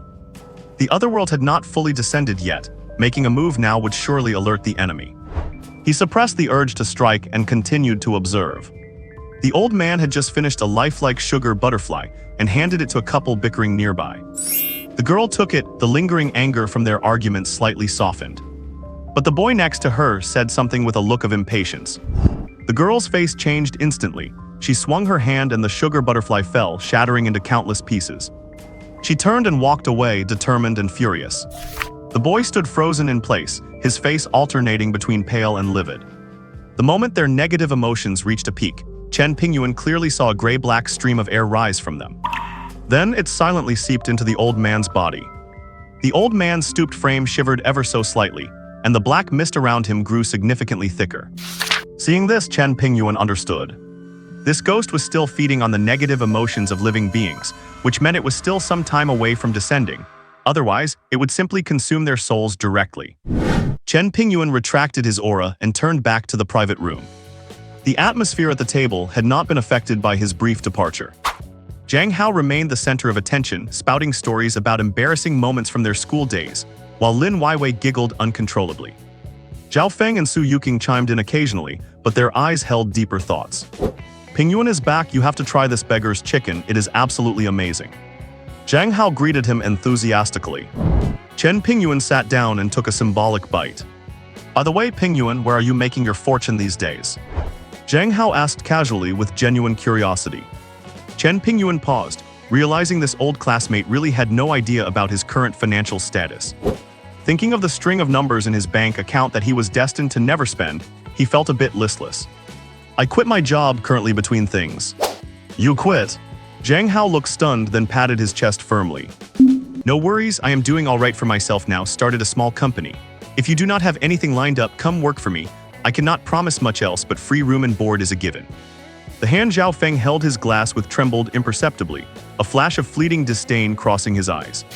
Su Yuqing frowned slightly, as if wanting to say something, but in the end, she just picked up her teacup and took a small sip. I appreciate the offer. The meal drew to a close in a subtle, indescribable atmosphere. Zhang Hao clearly was not ready to leave, suggesting, "It is still early, let us take a boat ride. Tour along the river, I hear the scenery is gorgeous." Lin Weiwei responded excitedly, "Yes, let us. I have been wanting to do that for ages." Zhao Feng looked at Su Yuqing, and seeing she did not explicitly object, nodded. Sure. Zhang Hao looked at Chen Pingyuan, Pingyuan coming. No, I have things to do, Chen Pingyuan declined directly. Do not be like that, it is not often we get together, come on, join the fun. Zhang Hao tried to persuade him. This time Chen Pingyuan leaned slightly to the side, easily avoiding the hand he reached out. I really do have things to do, have fun. Zhang Hao withdrew his hand sheepishly. Oh, okay then, let us keep in touch. Yeah, sure, Chen Pingyuan nodded, the insincerity obvious. He watched as Zhang Hao and the others left Wangjiang Tower talking and laughing, heading toward the river pier. His gaze was calm. The cruelty of the end times was far beyond what people in a peaceful era could imagine. Having been reborn, all he could do was walk his own path. He checked his orientation and silently slipped into the shadows behind Wangjiang Tower. He did not go far, instead choosing a quiet, uphill alleyway. The elevation here provided an excellent view, allowing him to see most of the brilliantly lit ancient town. He leaned his back against the mottled wall and swiped his phone screen to light it up again. Time flowed second by second amidst the tourist noise and the water town's tranquility. Lanterns across the town lit up one by one, shimmering and colorful, bathing the white walls and black tiles in warm hues. The laughter of tourists, the calls of merchants on both banks, the splashing of oars cutting through the water. It formed a vibrant picture of a bustling Jiangnan night. Suddenly, the phone screen in his hand, with its previously stable full bar signal, began to fluctuate wildly without warning. Like a heart nearing death's. The signal bars dropped from full to 1, then vanished completely. Only a blank space remained at the top of the screen, symbolizing complete isolation. It is here, Chen Pingyuan whispered, his voice devoid of emotion, but his eyes hidden beneath the brim of his hat flared with a blade-like coldness. At the very same instant, the signal disappeared. The brilliant lights of the town seemed to be throttled by an invisible giant hand. All light sources began to flicker violently. In the next second, vast areas of light began to extinguish entirely. The sky, he did not know when, had been covered by a thick gray mist. Moonlight and starlight were completely blocked by the fog, and the world suddenly fell into a suffocating gloom. The continuous noise of tourists, the hawking of vendors, the music, all ceased abruptly.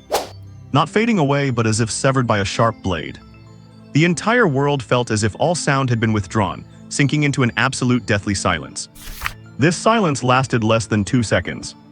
The next moment, it was as if the gates of hell had swung open. Countless piercing, desperate screams full of extreme terror exploded from every corner of the ancient town. Chen Pingyuan ignored all of it, his gaze locked firmly onto the small sugar painting stall from earlier.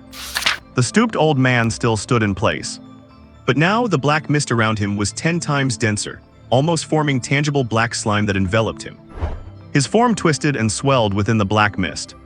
He slowly lifted his head, that face having completely lost all human features. His facial features twisted into an indescribable grimace, filled with a craving for blood and fear. Now, Chen Pingyuan tapped his foot heavily against the ground, the accumulated power exploding instantly. Star origin energy surged and roared through his meridians. He was no longer moving fast. He had become a residual shadow skimming across the ground, a bolt of black lightning tearing through the dim light. The explosive speed of a Tier 2-star origin warrior surpassed the limits of normal human vision. At the moment he rushed out of the alley, a silhouette of where he had been a second ago seemed to linger. Dozens of meters were covered in the blink of an eye. The grimace on the distorted old man's face had barely blossomed before it froze into a look of unbelievable shock. It never expected that at the very start of its meticulously laid hunting ground, a prey would dare to counterattack, and with such speed. But it was too late. Chen Pingyuan's right hand darted out like lightning, holding a dagger that shimmered with an ominous red glow in the gloom. It had already plunged deep into the old man's heart, the core node of the squirming black mist. Gauss-erg. The old man emitted a series of inhuman, painful screeches. His body appeared like a punctured pustule, rapidly shriveling and collapsing at a speed visible to the naked eye. The dense black mist surged frantically toward the dagger, only to be forcibly purified and annihilated by the star origin energy upon it.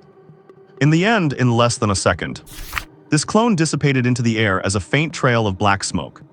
At the same time, a weak but incredibly pure cold energy surged back up the dagger and into Chen Pingyuan's body. His mental power had increased by an imperceptible margin. However, Chen Pingyuan's expression did not relax. Instead, it grew even more solemn. He could clearly perceive that with the annihilation of the clone, a far larger and more evil aura deep within the ancient town had been completely stirred. In the distance, the piercing screams not only failed to subside but became more intense, mixed with a kind of teeth-grinding sound of chewing and bones shattering. The true gluttonous feast had begun. The essence of ghosts really can nourish the spirit. In his past life, he had heard a few people mention it. But back then, he never even had the chance to touch a low-level ghost, let alone hunt one himself. Finally, it has begun. He tightened his grip on the Tangdao, layers of eerie red light gathering along the blade. With a gentle shake, the black sticky sludge on the steel was instantly dispersed. His gaze pierced through the gray mist, locking onto those twisted silhouettes in the distance as he charged straight at them. At the same time, this ancient Jiangnan town was being dragged into a silent and absolute annihilation. The thick, sticky gray fog was no longer just a light veil, it was a living entity. It churned, erupting from the ground, from cracks in the walls, and from the canals, frantically devouring everything. The ancient streets, the upturned eaves, the winding river, the flickering lights, and those crowds blinded by fear fleeing aimlessly. Deep within the mist, nightmares began to take form. Blurry figures writhed and grew distinct, twisted into shapes that were no longer human. Some were poor souls whose minds had been eroded by ghost energy, now reduced to nothing but monsters. Their joints bent at grotesque angles, their bodies shrouded in gray fog, letting out beastly roars from their throats. The others were the low-level ghosts truly born from the shadows. Varying in form and radiating a dense, chilling aura of death, they had only one target: living beings. A sharp, piercing scream exploded, igniting panic throughout the entire area. Crying, fleeing, colliding, falling. Order had completely collapsed. However, something even more terrifying happened. Some of those who were running suddenly went limp without warning. It was as if their spines had been ripped out in an instant, and they collapsed to the ground dead. But this was not the end, it was merely a brief pause. Seconds later, the corpses stood up again in the stiff, bizarre manner of marionettes. Their eye sockets were hollow pits of darkness, yet their faces were pulled into eerie smiles, so wide it tore the corners of their mouths. Ghost corpses. Descend. The slaughter had begun. Screams. Cries of the dying. The dull thuds of shattering bones and pulped flesh.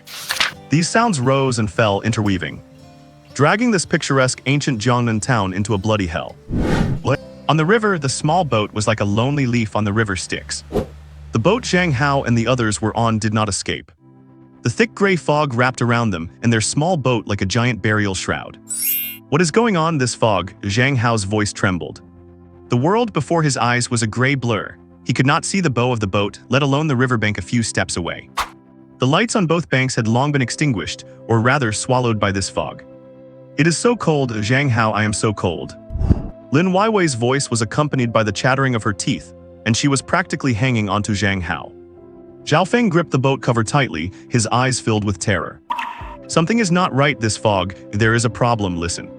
Faint, intermittent screams came from all directions, now distant, now near, feeling incredibly eerie.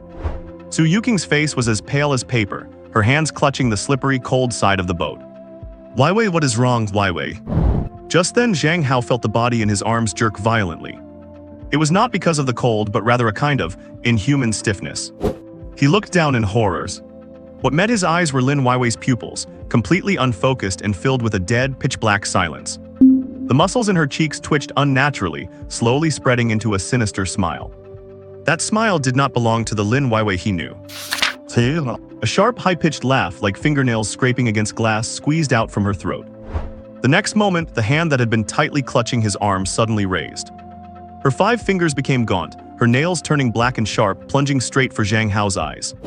Adrenaline ignited the most primal fear and strength.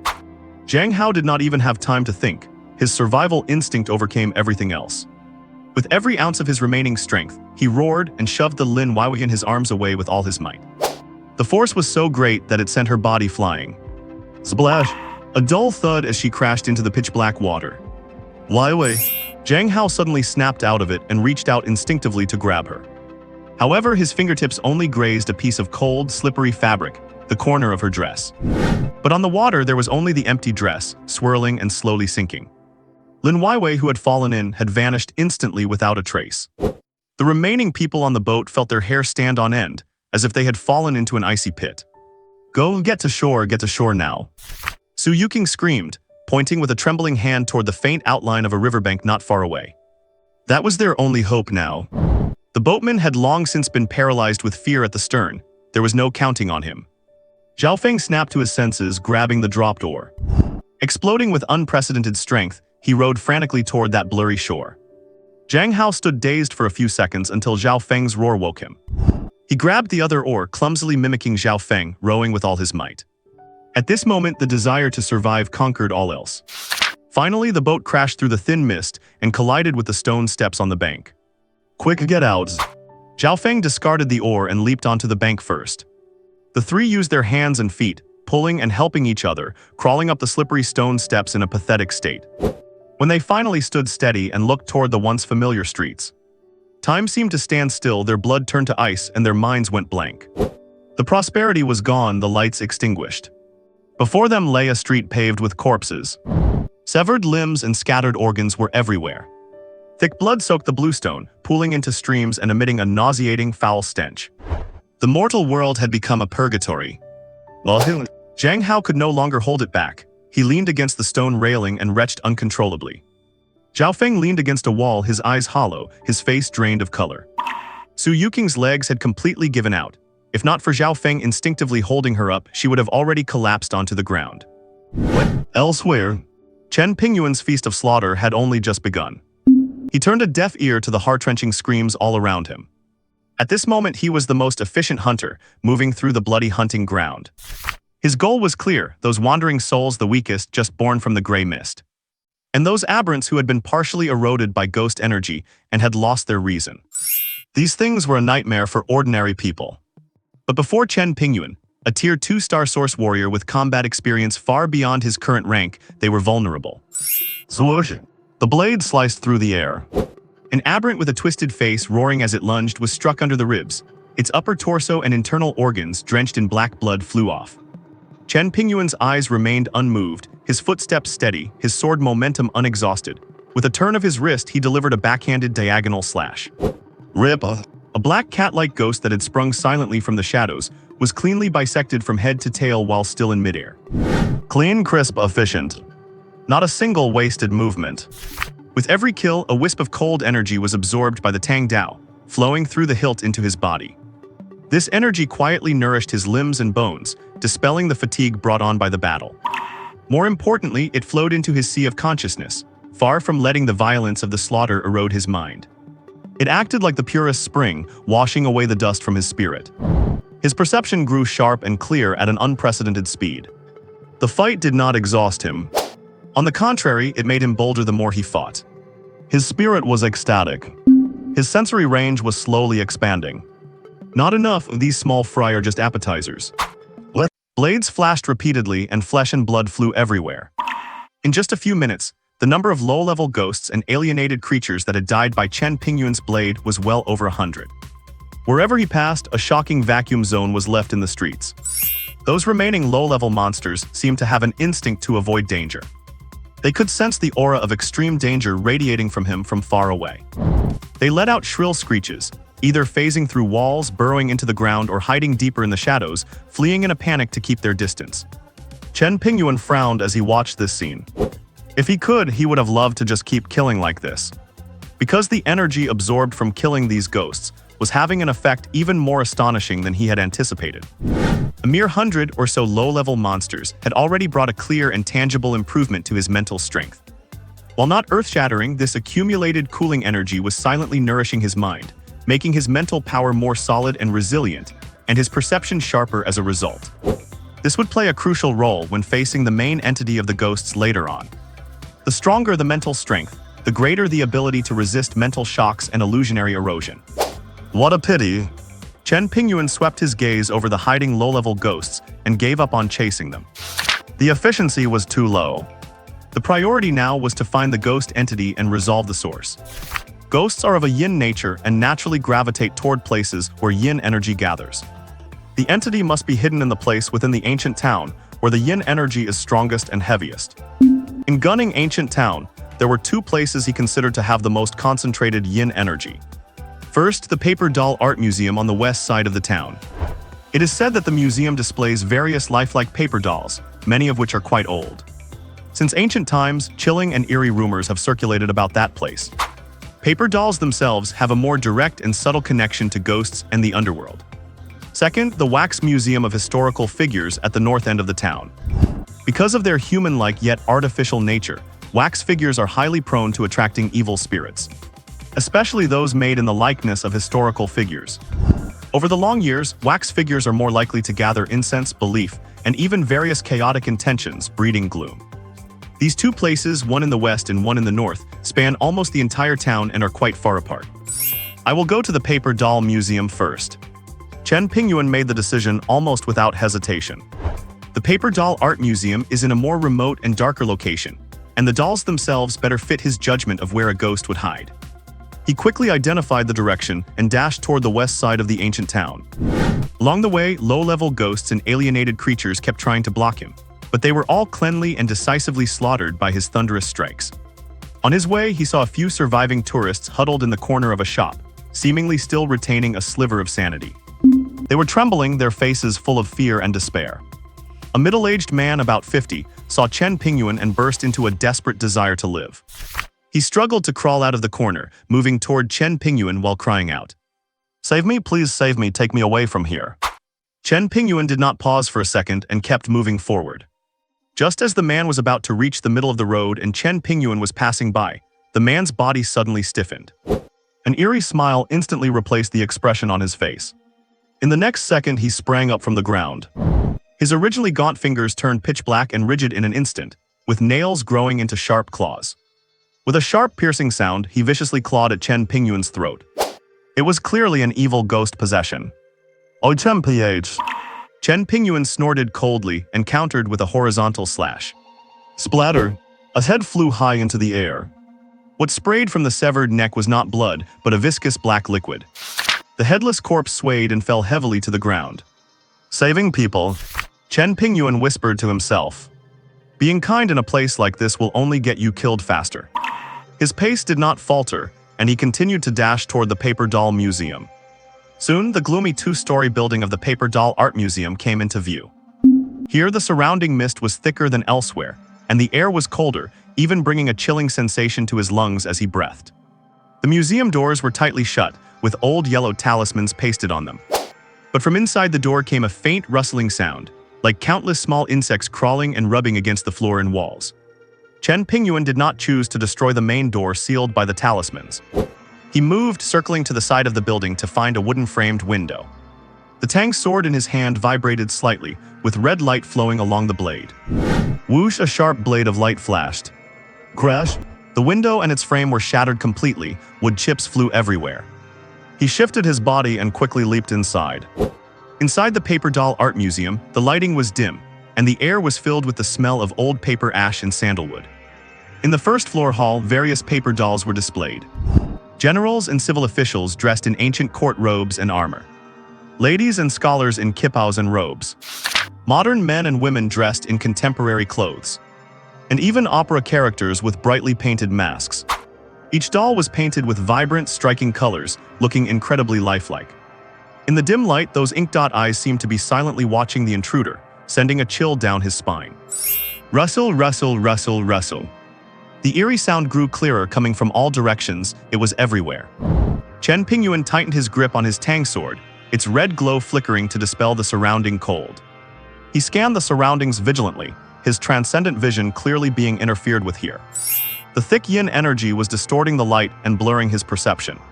Suddenly, the stiff head of a tall paper doll in a Qing dynasty official's uniform nearest to him suddenly turned. It let out a crisp creaking sound. Following that, as if receiving some silent command, all the standing paper dolls in the hall began to move. Krieg, trig, trig, triga. The dense sound of turning heads echoed one after another in the quiet hall, making one's scalp tingle. Their gazes locked onto Chen Pingyuan. Then with stiff steps, they wobbled down from their respective stands. Their paper limbs rubbed against each other, emitting an ear-piercing rustling sound. They moved from all sides, slowly surrounding Chen Pingyuan in the center of the hall, forming a tightening circle. Playing tricks. There was not a trace of fear on Chen Pingyuan's face. He did not retreat but advanced, his footwork shifting as he actively moved toward the first few dolls. The red light on his tang sword flashed, the blade tearing through the air. Slash! A paper woman in a bright red kippah was sliced in two at the waist by him. Black-gray smoke drifted from the severed edge. But strangely, the severed paper doll did not collapse immediately. Its upper torso floated in midair, still waving its arms and clawing madly at Chen Pingyuan. And the lower half with its legs in embroidered shoes also stumbled forward, trying to trip him. More dolls closed in at this moment, with countless paper hands bringing cold gusts of wind from all directions. These were no simple paper dolls. They were paper puppets animated by yin energy. Chen Pingyuan's blade swung down, and the paper figure's legs snapped off in response. Yet those two severed stumps continued to crawl forward with an eerie gait. Chen Pingyuan's heart tightened, physical strikes were barely effective. Time to change tactics. He pushed his perception to the limit, his mental energy spreading out like a spider web. He was hunting for the areas on each paper figure where the yin energy was most dense. Found you. A flash of brilliance crossed his eyes as star origin power surged into his blade, and the next moment, flames roared to life along the steel. Hiss. The blade, burning with star origin fire, pierced precisely into the center of a paper figure's forehead. The figure froze, a spot of scarlet exploded at its brow, and then rapidly spread. Screech. The paper curled and charred quickly, emitting an intangible, piercing shriek as it tore.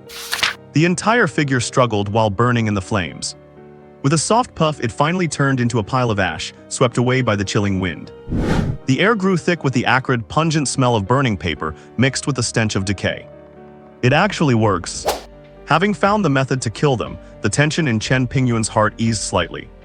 He began a frenzied reaping of the paper figures.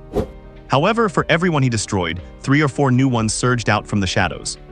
They felt no pain, no fear, only a crazed compulsion to claw and bite. Though their individual strength was limited, they were relentless, slowly draining Chen Pingyuan's energy. This will not do. If I keep this up, I will exhaust my own energy on these grunts, before ever finding the coward hiding in the back. Chen Pingyuan shifted his focus to detection, his gaze scanning every corner of the hall beyond the sea of shifting paper shadows. Suddenly, Chen Pingyuan's eyes brightened. He caught a trace of distinct yin energy fluctuation. I have found you. At the entrance of the second-floor staircase, a figure stood silently against the wall. Unlike the frantic paper figures, this one was dressed in an ancient, faded scholar's robe and stood tall and still. Though its features remained blurred, it exuded an eerie, intelligent presence. The scholar paper figure looked down at the slaughter below with a playful glint in its eyes. That is the one. Chen Pingyuan locked onto his target instantly. He swiped his blade to clear the 2 figures in his way, then burst toward the second floor with the full force of his star origin energy. Stop him! A sharp, grating voice suddenly erupted. It was the scholar paper figure. It had finally dropped its calm facade.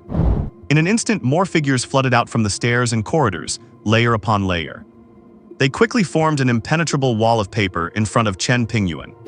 Die! Chen Pingyuan leaped into the air, his roar sounding like a thunderclap. The star origin energy in his body surged into his blade. The next moment, he swung his blade in a fierce horizontal arc. A condensed, crimson crescent-shaped energy blade tore from the edge. Boom! Where the blade energy passed, the paper wall instantly ignited and disintegrated. A path to the scholar figure was forcibly carved out. Chen Pingyuan landed steadily and did not slow down for a second, moving like a blur to rush the target. The scholar figure looked panicked, let out a strange cry and turned to bolt into a nearby room. Trying to run now. Too late. Chen Pingyuan's eyes flashed with intensity as he kicked his speed up another notch. With one stride, he was behind the figure, his left hand lunging out to grip its shoulder. It felt cold, clammy, and greasy, like grabbing a piece of long-rotted wood. The figure struggled violently, black mist seeping from its surface to corrode Chen's hand. But the protective layer of star origin energy was impenetrable. The mist hissed and dissipated upon contact. "I have got you," Chen Pingyuan whispered. His right hand drove the blade into the figure's heart. That was where the yin energy was most turbulent. Squelch! The blade pierced the figure's body without resistance, as if popping an abscess. Ugh! The figure let out a bone-chilling, soul-piercing wail. Its body spasmed, the oil paint peeling off to reveal the withered yellow paper and bamboo frame beneath.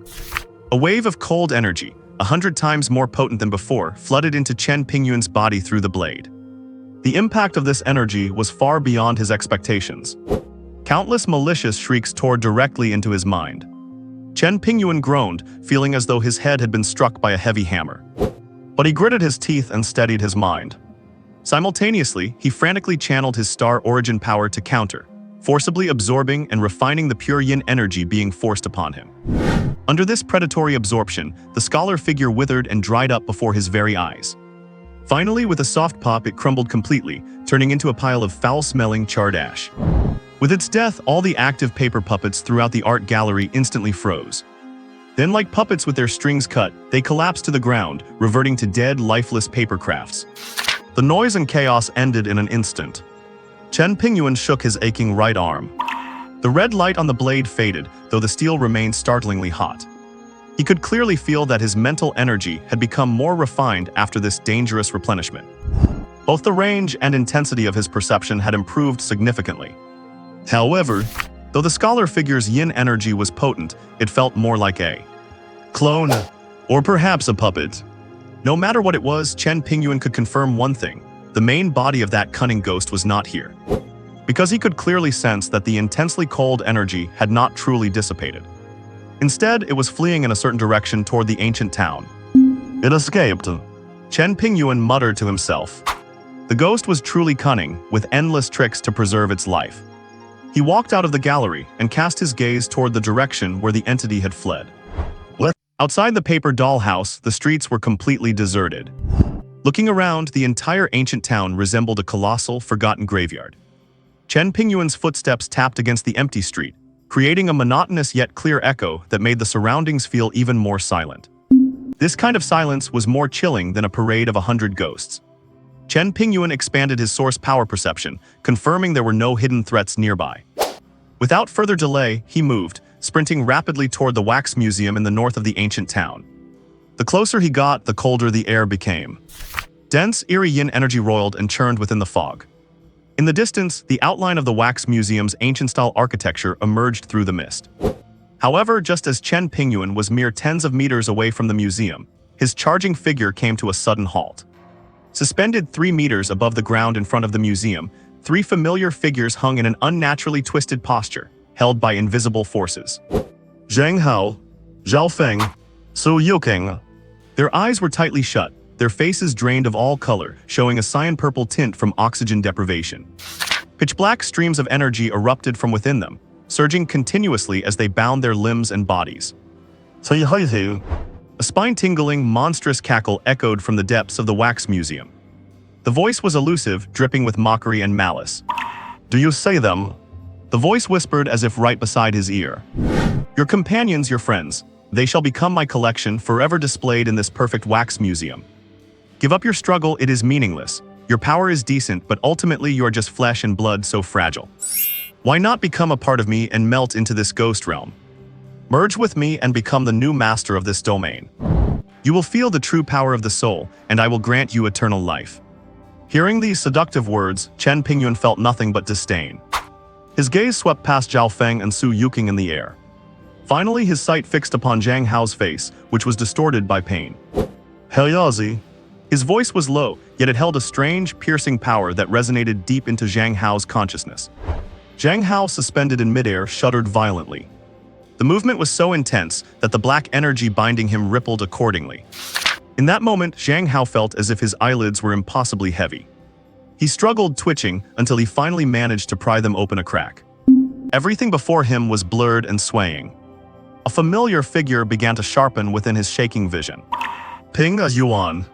Zhang Hao's voice was raspy. It is me. Zhang Hao's lips trembled as he tried to pull off a smile, but it only deepened the agony on his face. The fading light in his eyes flickered violently. And with his last bit of strength, he squeezed out a few words intermittently. It is toying with us like insects. Do not let it win, brother, live on for us. Before the last word could fade, the light in his eyes vanished completely, and his consciousness sank into the abyss. Chen Pingyuan stood there, as if trying to recall memories from his school days. But after 20 years of the apocalypse, those sun-drenched images had long since been torn to shreds by blood and carnage. In the end, all imagery fixed upon Zhang Hao's distorted face. All right. As the words fell, in the next instant, Chen Pingyuan snapped his right arm upward. Click. The air emitted a short, sharp bang. A crimson crossbow bolt was released, accompanied by a sharp whistling sound. The blood-colored bolt was so fast it left only an afterimage, piercing precisely into Zhang Hao's chest. Puff. Zhang Hao's body jerked violently, the pained expression on his face freezing in place. The next moment, a crimson glow erupted from where the bolt hit. It was not fire, but a destructive energy that rapidly disintegrated his body into ashes, scattering them into the air. In the blink of an eye, he had vanished into thin air, leaving not a trace behind. You? The ghost entity shrieked in disbelief. Hell, you actually did it. Good, very good. Your soul must be an exquisite delicacy. I have already started looking forward to it. It will be my perfect collection. Since you do not care about them, then their final value shall be to tear you to pieces. Whoosh! In an instant, a surge of black energy poured out from the depths of the museum, manifesting into two black dragons that surged into the bodies of Zhao Feng and Su Yuqing. The next moment, Zhao Feng and Su Yuqing snapped their eyes open. But their eye sockets held no pupils, no life. Only pure, bottomless darkness. Go on. The ghost's voice echoed. Let him taste the flavor of being torn apart by his dearest friends. Zhao Feng and Su Yuqing's bodies suddenly went rigid, emitting an unbearable creaking sound before diving down from midair. Their movements were twisted yet swift. One from the left, one from the right, they lunged toward Chen Pingyuan with a howling force. Black mist swirled around the iron rod in Zhao Feng's hand, the shadows of the strikes carrying malicious winds directly at Chen Pingyuan's skull. On the other side, Su Yuqing's fingers elongated, transforming into pitch-black talons. The claw shadows acted like a web, viciously swiping toward his vitals. Infused with the ghost's immense power, the two had become nothing more than killing puppets. The power and speed they erupted with now far exceeded the limits of ordinary humans. Facing the two charging at him, Chen Pingyuan's expression remained perfectly calm. Friends and ex-girlfriend. In those 20 desperate years of his previous life, he had seen far crueler scenes than this. He dodged slightly to the left and slashed upward with his tang blade. Clang! The metallic ring exploded. Zhao Feng's iron rod snapped, the broken piece flying away as Zhao Feng himself was knocked back several steps. Simultaneously, Chen Pingyuan extended his left hand, his fingers firmly gripping Su Wang's spectral claws. Screech! The claws scraped against his Star Source halo, sharp and grating. But only a few faint white marks were left on his arm, vanishing in an instant. Yet Chen Pingyuan could clearly feel the yin energy clinging to Su Yuqing's nails, attempting to invade his body. Chen Pingyuan let out a cold snort, bracing the tang blade to block the incoming arm, while flipping his left wrist to slide the Star Source dagger hidden in his sleeve into his grip. With a backhand, he slashed rapidly. His movements were too fast for the naked eye to track. A flash of crimson light. Su Yuqing's arm, pinned by the blade, was severed clean at the elbow. The severed arm flew through the air, and before it even hit the ground, it popped and dissolved into black mist. Black smoke churned at the stump of the arm, but not a single drop of blood flowed out. However, despite the arm being severed, Su Yuqing's body merely paused for a brief moment. Immediately after, her other intact ghostly claw continued to thrust toward Chen Pingyuan's heart without the slightest hesitation. On the other side, Zhao Feng, who had been pushed back, closed in once again. This time he dodged Feng Pingyuan's twin blades, lowered his body, and swung his broken staff at Chen's legs. Chen Pingyuan dodged the swipe with a quick, agile retreat. Following this, he crouched and lunged forward, flames suddenly erupting from the Tang saber in his hand. The crimson blade flash was lightning fast, slashing toward Zhao Feng's neck. Snap! The sound of cracking bone echoed. Zhao Feng's head, still wearing the numb expression of being controlled, flew into the air. His headless body swayed twice before crashing to the ground. With a soft pop, it burst into ashes. But the black mist inside the body swirled and retreated toward the gate. Chen Pingyuan frowned, but there was no time to think. He moved to meet Su Yuking, who was still charging fearlessly despite her missing arm. Looking at that once familiar face, a ripple appeared in Chen Pingyuan's eyes, yet his hand grew even faster. As his dagger parried the black claw, he swung his Tang saber horizontally, blade facing out. Splat! The Tang saber instantly pierced through her chest. The star source energy within the blade flooded into her body. The star source energy instantly destroyed the core inside her that was being controlled by the spirit. Su Yuking's charging motion froze abruptly. The deep darkness in her eyes faded like a tide, and for one final fleeting moment, she regained a spark of clarity. She lowered her head with difficulty to look at the crimson flaming Tang saber running through her chest, then slowly looked up at Chen Pingyuan, who stood right before her. Her lips moved slightly, as if trying to say something, but in the end, not a single word came out. The last glimmer in her eyes faded completely, and her body slumped to the ground. As she hit the ground, she also crumbled into a pile of ash, while the black mist rolled back and disappeared behind the gate. 3 controlled shells, handled cleanly and efficiently by Chen Pingyuan in just a few breaths. The screech of the spirit exploded, filled with boundless rage. How dare you destroy my collection? Boom! A palpable, icy ghostly aura surged out from within the wax museum, and the black mist swept in all directions. In an instant, the surrounding air became thick and viscous. At this moment, having absorbed the energy returning from Zhang Hao, Zhao Feng, and Su Yuking, combined with the slaughter of the entire ancient town, this peak Tier 1 spirit finally broke through, just as it had in his past life. A Tier 2 ghost soldier. The cold, tyrannical pressure was no longer an invisible weight. It turned into tangible needles, stabbing wildly at Chen Pingyuan's mental barrier. Chen Pingyuan's face turned pale instantly. He pushed his star source energy to the limit to withstand the mental assault. Tier 2. It really did evolve. Though he had expected it, the pressure was still immense when faced with it head-on. I will kill you. The spirit's venomous voice resonated. The tightly closed door of the wax museum burst open, and a tall figure slowly emerged from the churning black mist. Black liquid dripped from the edge of the humanoid black mist. It hissed as it hit the ground, corroding the floor. 2 scarlet lights ignited in the mist, locking onto Chen Pingyuan. This was the spirit's true form. The Tier 2 ghost soldier flashed, surging forward in a mass of black mist directly at Chen Pingyuan. The speed was astonishing. A claw made entirely of mist, flashing with black light, went straight for his heart. Too fast. Chen Pingyuan's pupils contracted, and he quickly held his Tang saber horizontally to block. Clang! A piercing sound of metal on metal rang out. The immense force from the saber made Chen's arm go numb, and he slid back several meters before barely regaining his footing. The spot on the Tang saber where it was grabbed by the ghost claw was now covered in black frost, sizzling with a hissing sound. The red glow of the star source coating dimmed significantly. Such powerful strength. Such overbearing ghostly energy. To be at the same tier, yet the difference in power is this vast. As expected of the ghost race, they are far stronger than humans. Chen Pingyuan felt a chill in his heart and dared not let his guard down for even a second.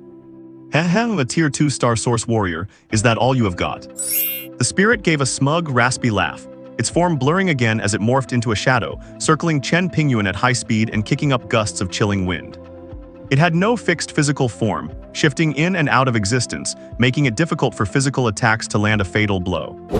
Meanwhile, its ghostly energy attacks could easily corrode both energy and matter. Chen Pingyuan's expression was grave. Daring not to pursue blindly, he focused his mental energy, using his supernatural vision and perception to track the spirit's trajectory. Suddenly, a sharp pain shot through his brain. It felt as if countless steel needles were pricking him. A mental attack. Liang Pingyuan grunted, a cold light flashing in his eyes. Found you. Just as the spirit moved behind his left side, attempting another strike. Chen Pingyuan whipped around and instantly raised the military-grade mechanical crossbow he had been holding. Whoosh, whoosh, whoosh. 3 tempered star source bolts shot out in a triangular formation. The red light on the bolts blazed, carrying dense star source energy as they streaked toward the blurry shadow.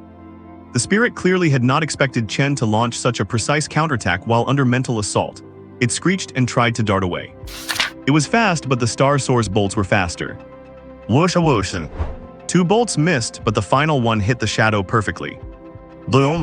The bolt detonated and the star source energy erupted instantly.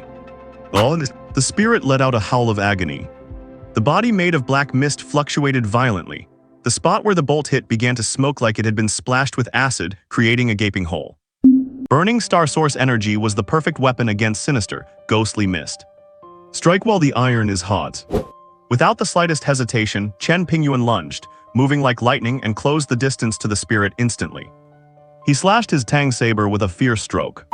Crimson flames roared on the blade, shining brilliantly. Do not count on it. Seeing this, the spirit did not dodge or evade. Instead, the black mist around it pulled inward, condensing into a jet black shield to block the blow.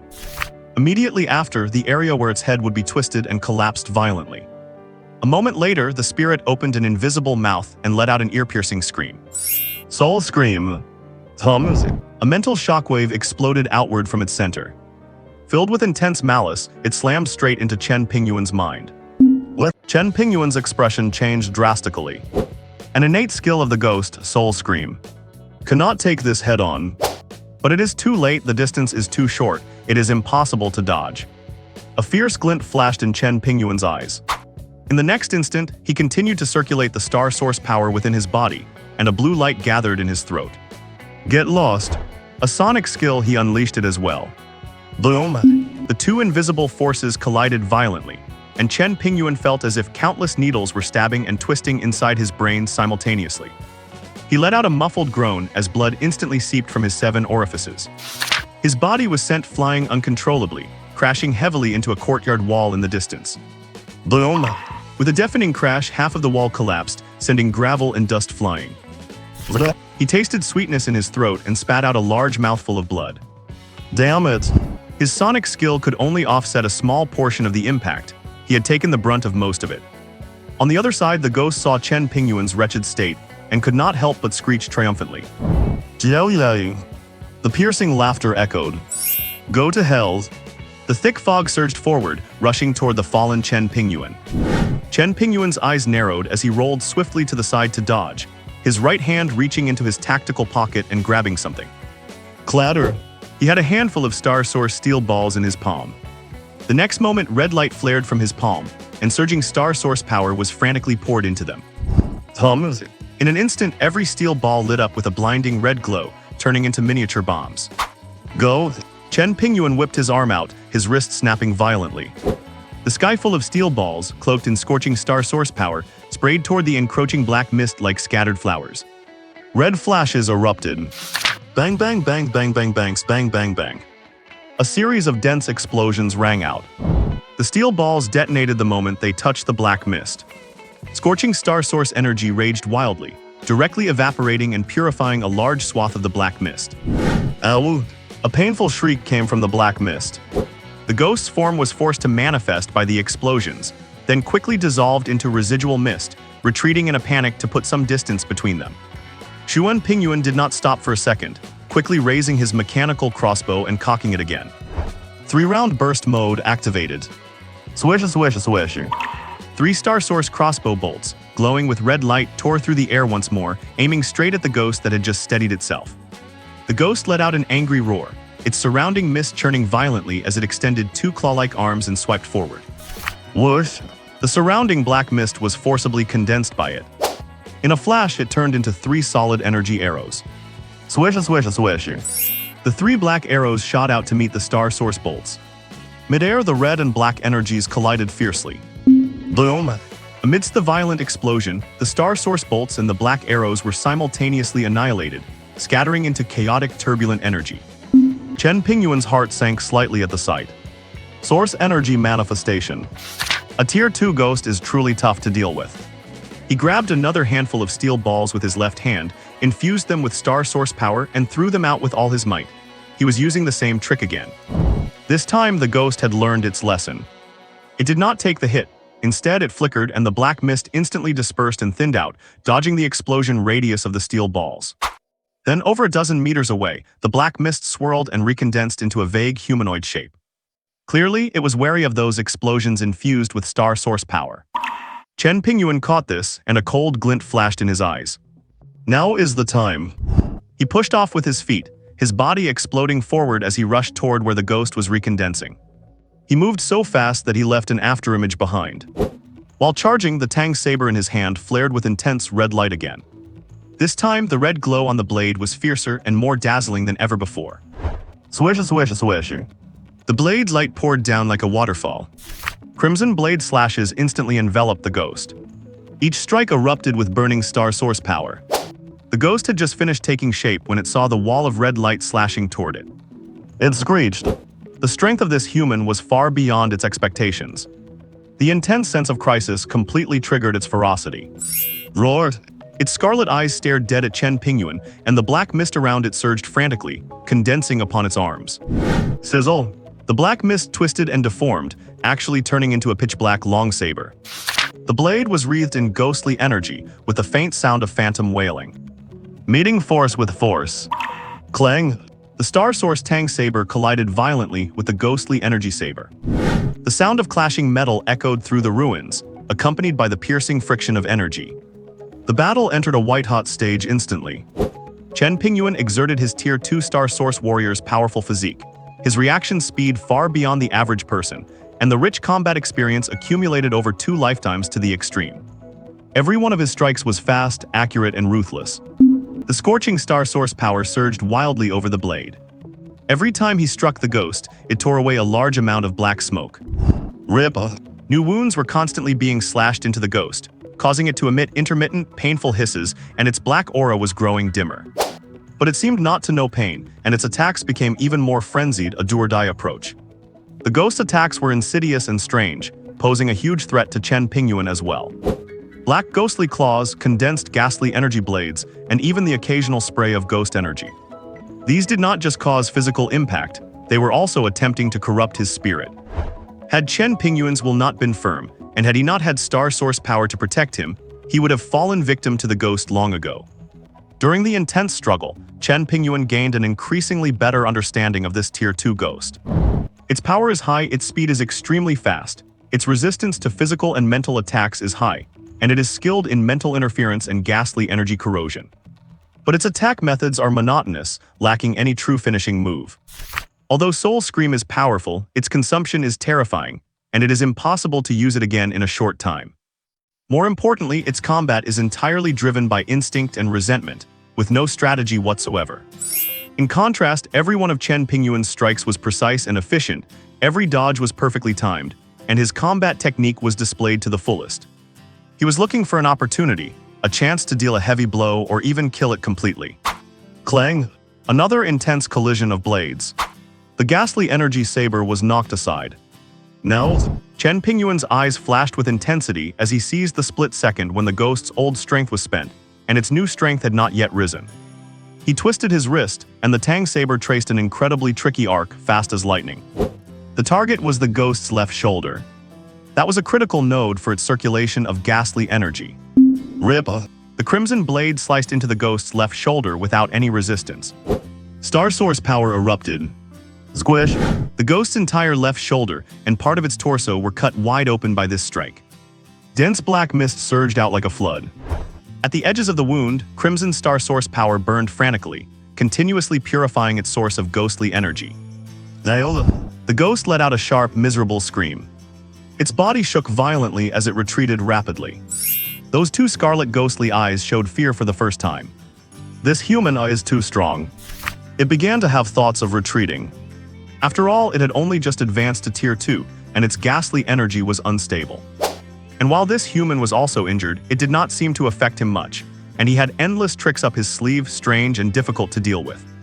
If it kept fighting, it might be in danger. Better to live to fight another day. With that thought, the ghost stopped lingering, and after letting out a strange roar to startle Chen Pingyuan back, its body suddenly disintegrated into a puff of mist, and retreated rapidly toward the entrance of the wax museum. Trying to run, Chen Pingyuan's eyes turned even colder. With star source power enveloping his body, shimmering with a crimson luster, he charged into the wax museum right after the ghost.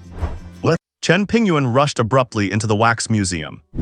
Inside, the air was several times colder than outside, and an eerie sense of dread rushed toward him. The lighting was dim, with only a few emergency lights flickering in the corners.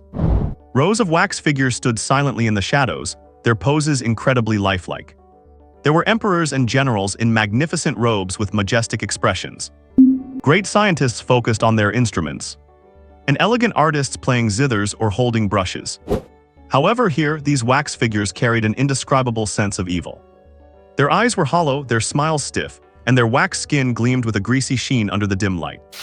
Chen Pingyuan walked cautiously through the museum, the power of star origin circulating through his body to protect his vital points. He sensed it. That cold aura belonging to a Tier 2 ghost soldier was deep within this building. But it was like a wisp of smoke, elusive and impossible to lock onto. Hiding from me. Chen Pingyuan narrowed his eyes and instead of rushing in, scanned his surroundings vigilantly. His star origin perception spread out layer by layer, meticulously probing every corner. These wax figures were not right. They were not dead objects, they were more like preset traps, mediums that the ghost could possess and control at any moment. Come and find me. The ghost's sinister laughter echoed through the empty wax museum, sounding near and far, left and right, omnipresent. Clearly, it was trying to disturb Chen Pingyuan's focus. You are afraid. Chen Pingyuan walked forward slowly, his voice low but clearly projected. A dignified Tier 2 ghost soldier hiding like a rat. Afraid? The voice turned sharp and piercing. I am merely choosing the most agonizing way to make you suffer. You destroyed my avatar, you killed my vessel. I will make you know the true meaning of wishing for death but being unable to die. As soon as he finished speaking, click-clack. Before Chen Pingyuan, the Einstein wax figure standing on its pedestal suddenly turned its head 180 degrees.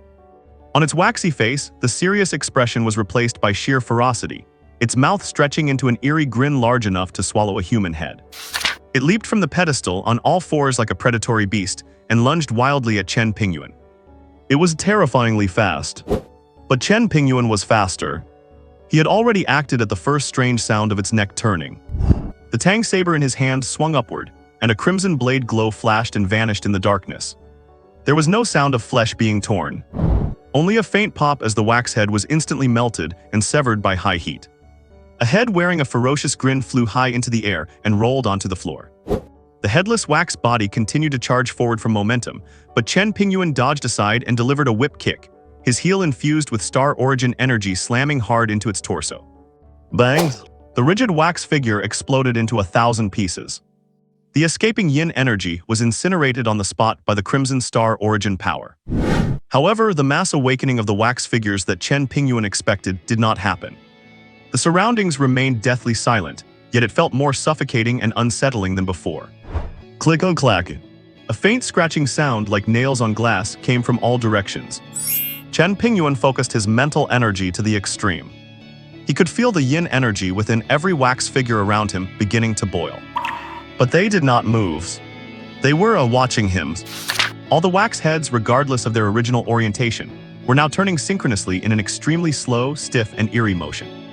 Their painted eyes were all locked onto Chen Pingyuan. This was not a physical siege, but a mental lockdown. The light dimmed to the absolute extreme. The flickering emergency lights in the corners accelerated, their light pulsing in a way that cast twisted, looming shadows, making the already eerie figures look even more grotesque.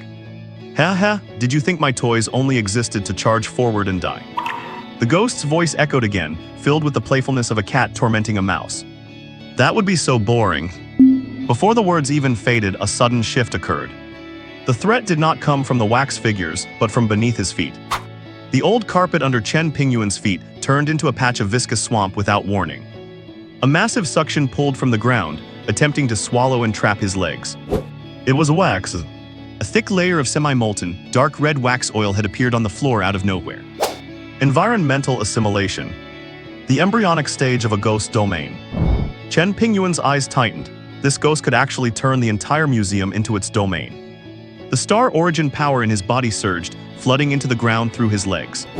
Scorching power exploded, and the wax oil beneath his feet was instantly vaporized and shattered.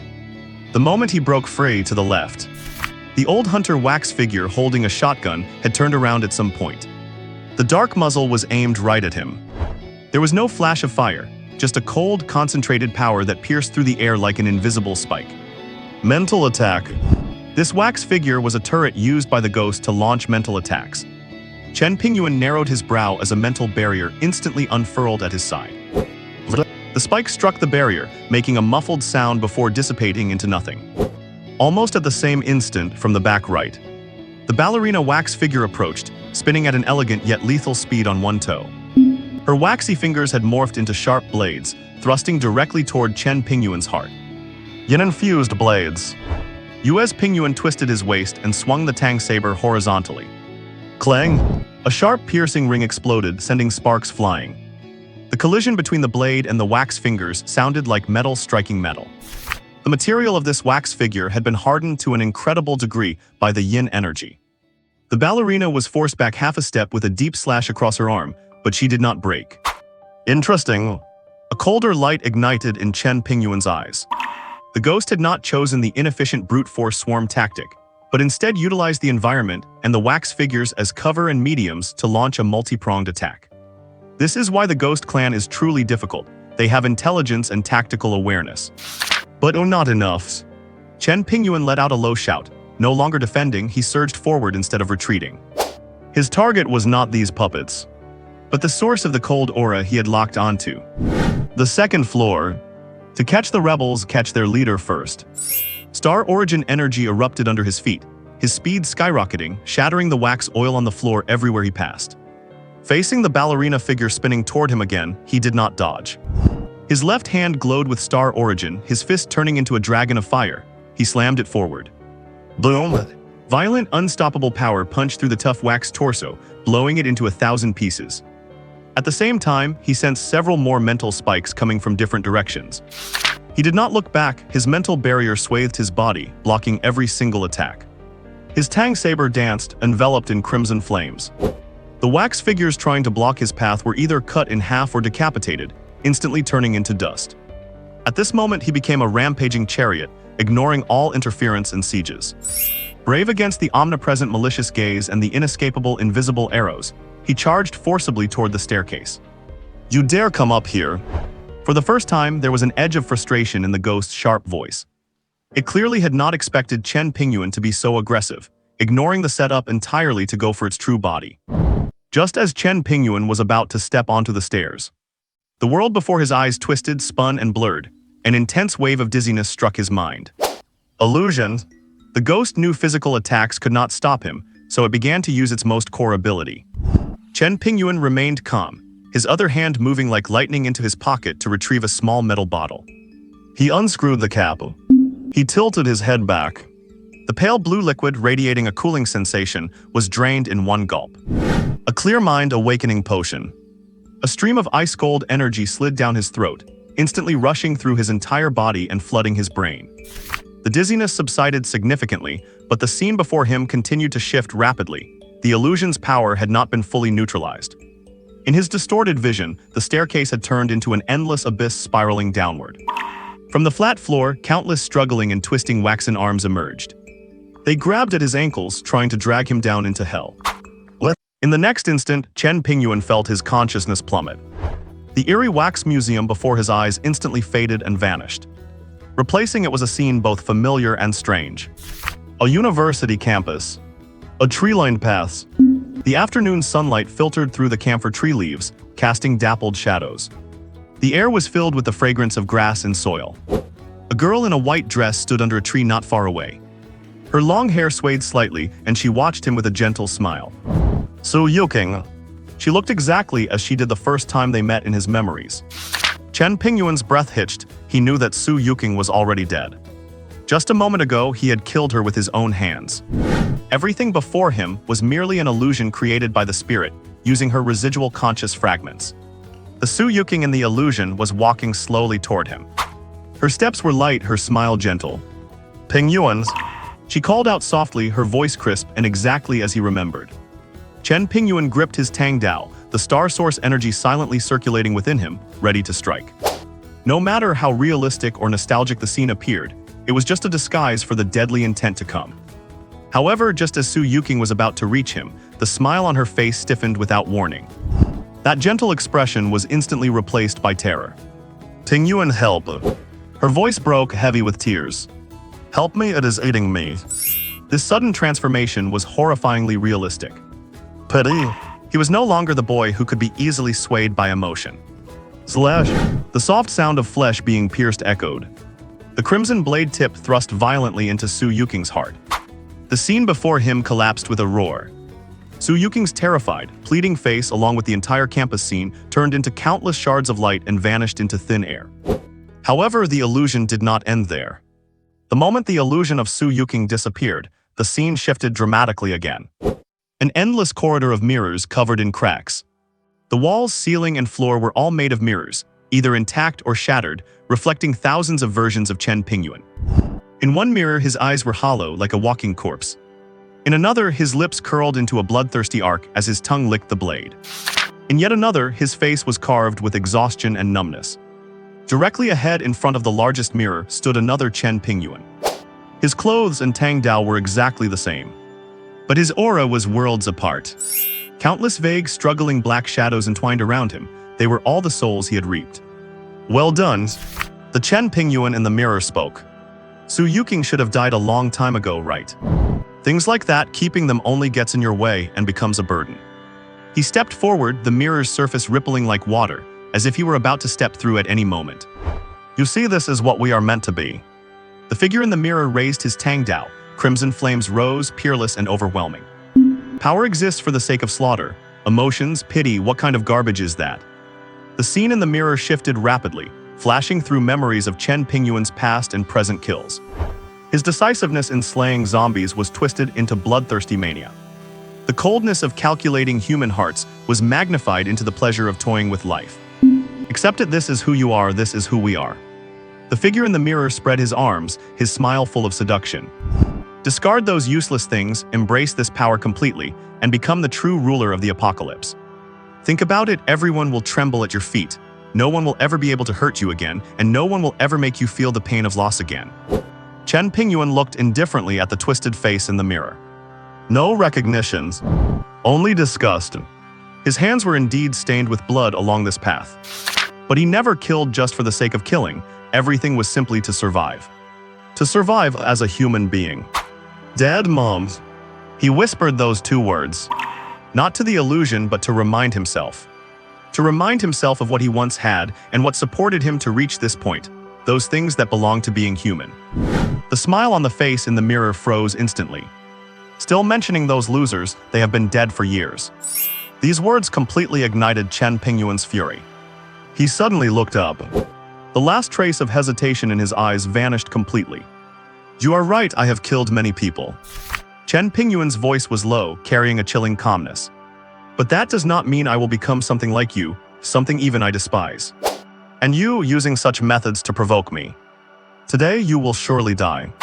The moment he finished speaking, he lunged and raised his Tang Dao. Every ounce of star source energy in his body poured into the blade without reservation. The crimson blade light surged 3 feet, and the flames on the sword roared outward. Break. He swung down hard at the massive mirror, reflecting his distorted self. Cracks. A sharp sound rang through the entire mental space, like the heavens shattering. The mirror corridor, the countless reflections, that seductive self, everything shattered into pieces and collapsed under this single strike. The scene before him twisted rapidly and returned to the eerie dark wax museum. At the same time, Fdarg, a painful roar accompanied by the sound of popping bubbles, came from deep within the second floor. Having the soul-constructed illusion torn apart so violently caused such severe backlash that the spirit nearly dissipated. You actually. The spirit's voice trembled. It could not understand why this illusion, designed to confront inner darkness, had instead stirred such intense resistance. Chen Pingyuan did not answer. He no longer wanted to passively search for the spirit's hiding place. He quickly pulled a few items from his backpack, bottles of highly flammable chemical solvents. And a lighter. Splash!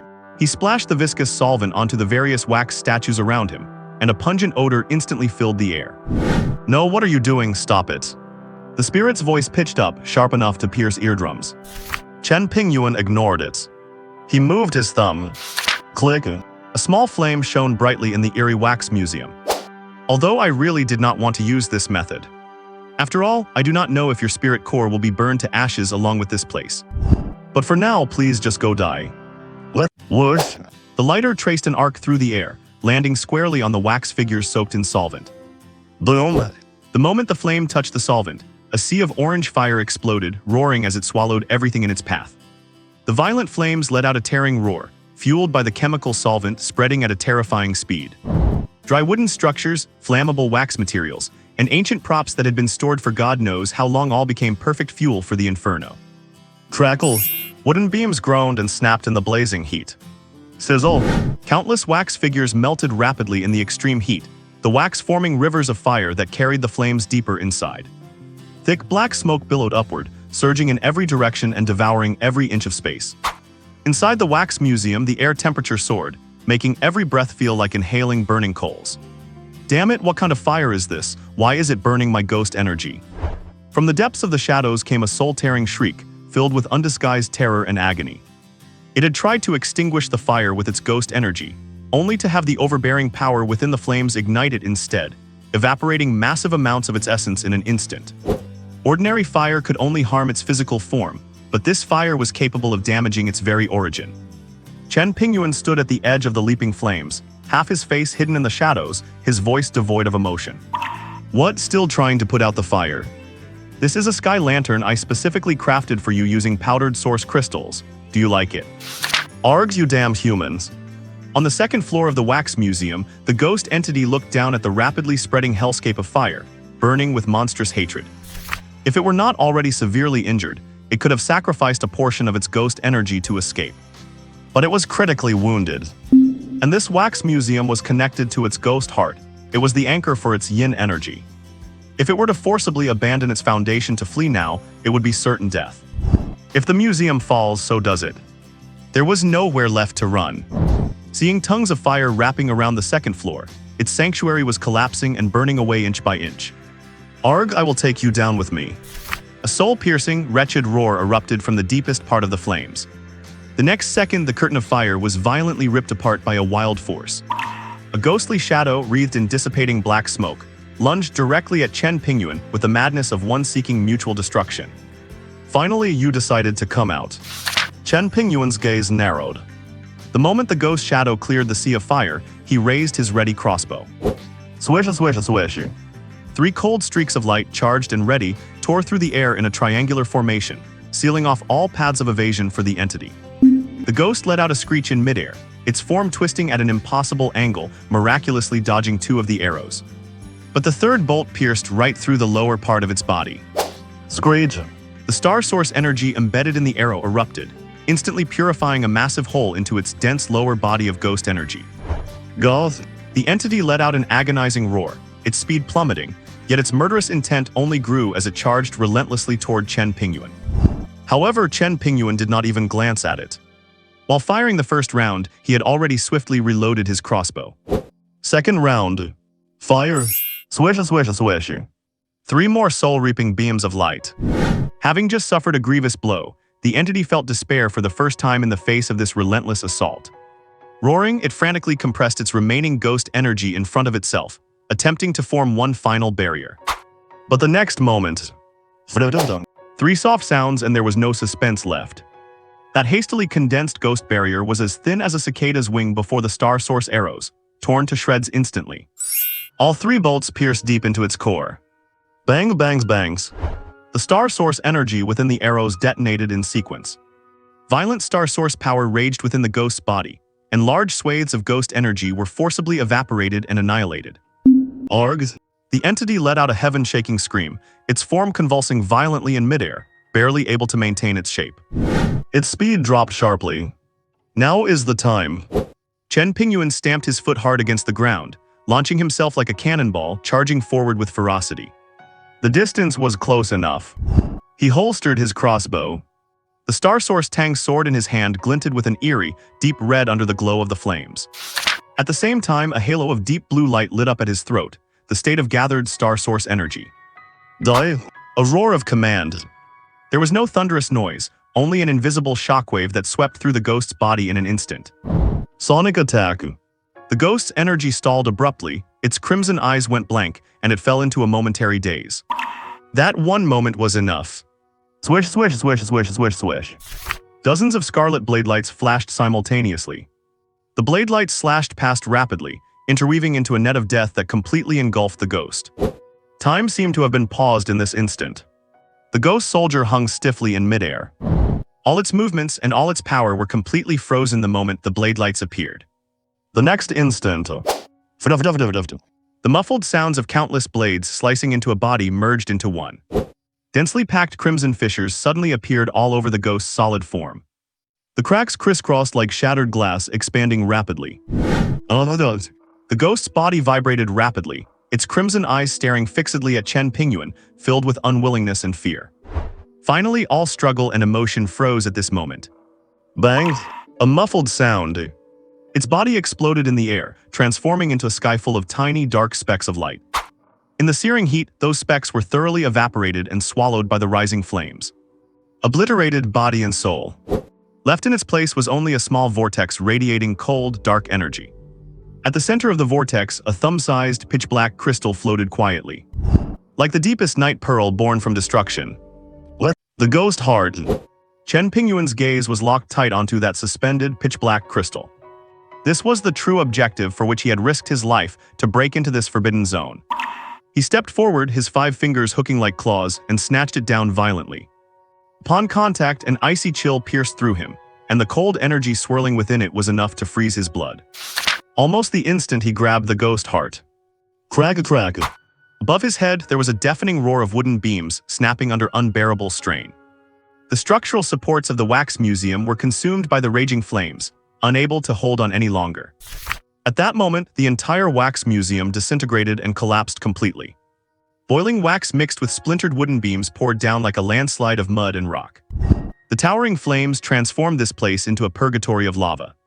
Chen Pingyuan darted back, weaving through the sea of fire and the shadows of the collapsing building, narrowly escaping the core of the fiery inferno. Outside the wax museum, Chen Pingyuan's eyes rested on the ghost heart in his hand, its icy touch sharpening his focus. With the ghost heart, his psychic power would undergo a massive transformation. He would also be able to grasp a powerful survival ability called etherealization. At critical moments, it would be enough to ignore most physical attacks. He quickly pulled out a thick, custom-made lead box and placed the ghost heart inside, securely sealing off its energy fluctuations. Only after finishing this did he raise his eyes to scan the surroundings. Everywhere he looked, it was a sea of flames. The fire had completely spiraled out of control. The wax museum had turned into a gigantic, blazing torch. The wind fueled the fire. In the blink of an eye, the swaying tongues of fire crossed the street, leaping toward the surrounding wooden buildings, which were as dry as tinder. One, then another. The speed at which the fire spread was shocking. Gunning Ancient Street, this 1,000-year-old water town, was being ground into charcoal inch by the flames. Soaring black smoke and firelight intertwined, dyeing the night sky a disturbing, eerie black and red. Chen Pingyuan watched the scene, then turned and strode away. On the stone streets outside, the sights were increasingly testing the limits of one's senses. The spreading flames crawled over mutilated corpses, burning them to the bone while the fat sizzled in the high heat. The pungent stench of charred human fat and charcoal pierced his nostrils. Chen Pingyuan maintained a steady pace as he quickly moved through it all. Burnt limbs and pools of grease lay right by his feet, yet he did not even look down. A few minutes later, he arrived at a relatively open small square in the center of the ancient town. The sweltering air and thick smoke were still suffocating, but the fire had yet to reach this area. With a quick glance, he found a relatively clean set of stone steps with his back to the fire and sat down casually. Behind him, flames surged amidst broken walls and ruined debris. In front of him, there was only dead silence and scattered remains. He just sat there, back to the fire facing death. The firelight cast his shadow long, swaying wildly across the dappled stone slabs along with the flickering flames. The roar of the blazing fire, the booming sound of structures collapsing, occasionally mixed with the shrill, non-human, non-beastly screeches coming from deep within the burning wreckage in the distance. Chen Pingyuan listened quietly, like an outsider. A moment later, he took a cloth from his bag and began to wipe down his star source Tang Dao. His movements were focused and calm, as if this were the only thing in the world worth his attention. The lingering ghost energy on the blade dissipated rapidly under the wipe of his source power. Reflecting the fire, the blades seemed to become even sharper. Time flowed slowly amidst the burning fire and the collapsing architecture. Looking around, most of Gunning Ancient Street had turned to scorched earth. The gray mist in the air also dissipated completely with the death of the ghosts and the purification of the flames. The blood-red, ominous moon reflected from another world hung high in the sky, making this temporary space feel even more bizarre. After cleaning his Tang Dao, Chen Pingyuan checked his crossbow bolts and dagger once more. Confirming all weapons were intact, he closed his eyes and meditated. The star source energy flowed slowly through his body, replenishing his consumption. At the same time, he was calming the unwanted emotions that had lingered in his heart from the earlier illusion. He was, after all, human. The heart leaves traces, even if he had eventually shattered the illusion. The fragmented memories and emotional fluctuations stirred up would not simply vanish into thin air. Emotions are a weakness, a burden, the deadliest poison for survival in the apocalypse.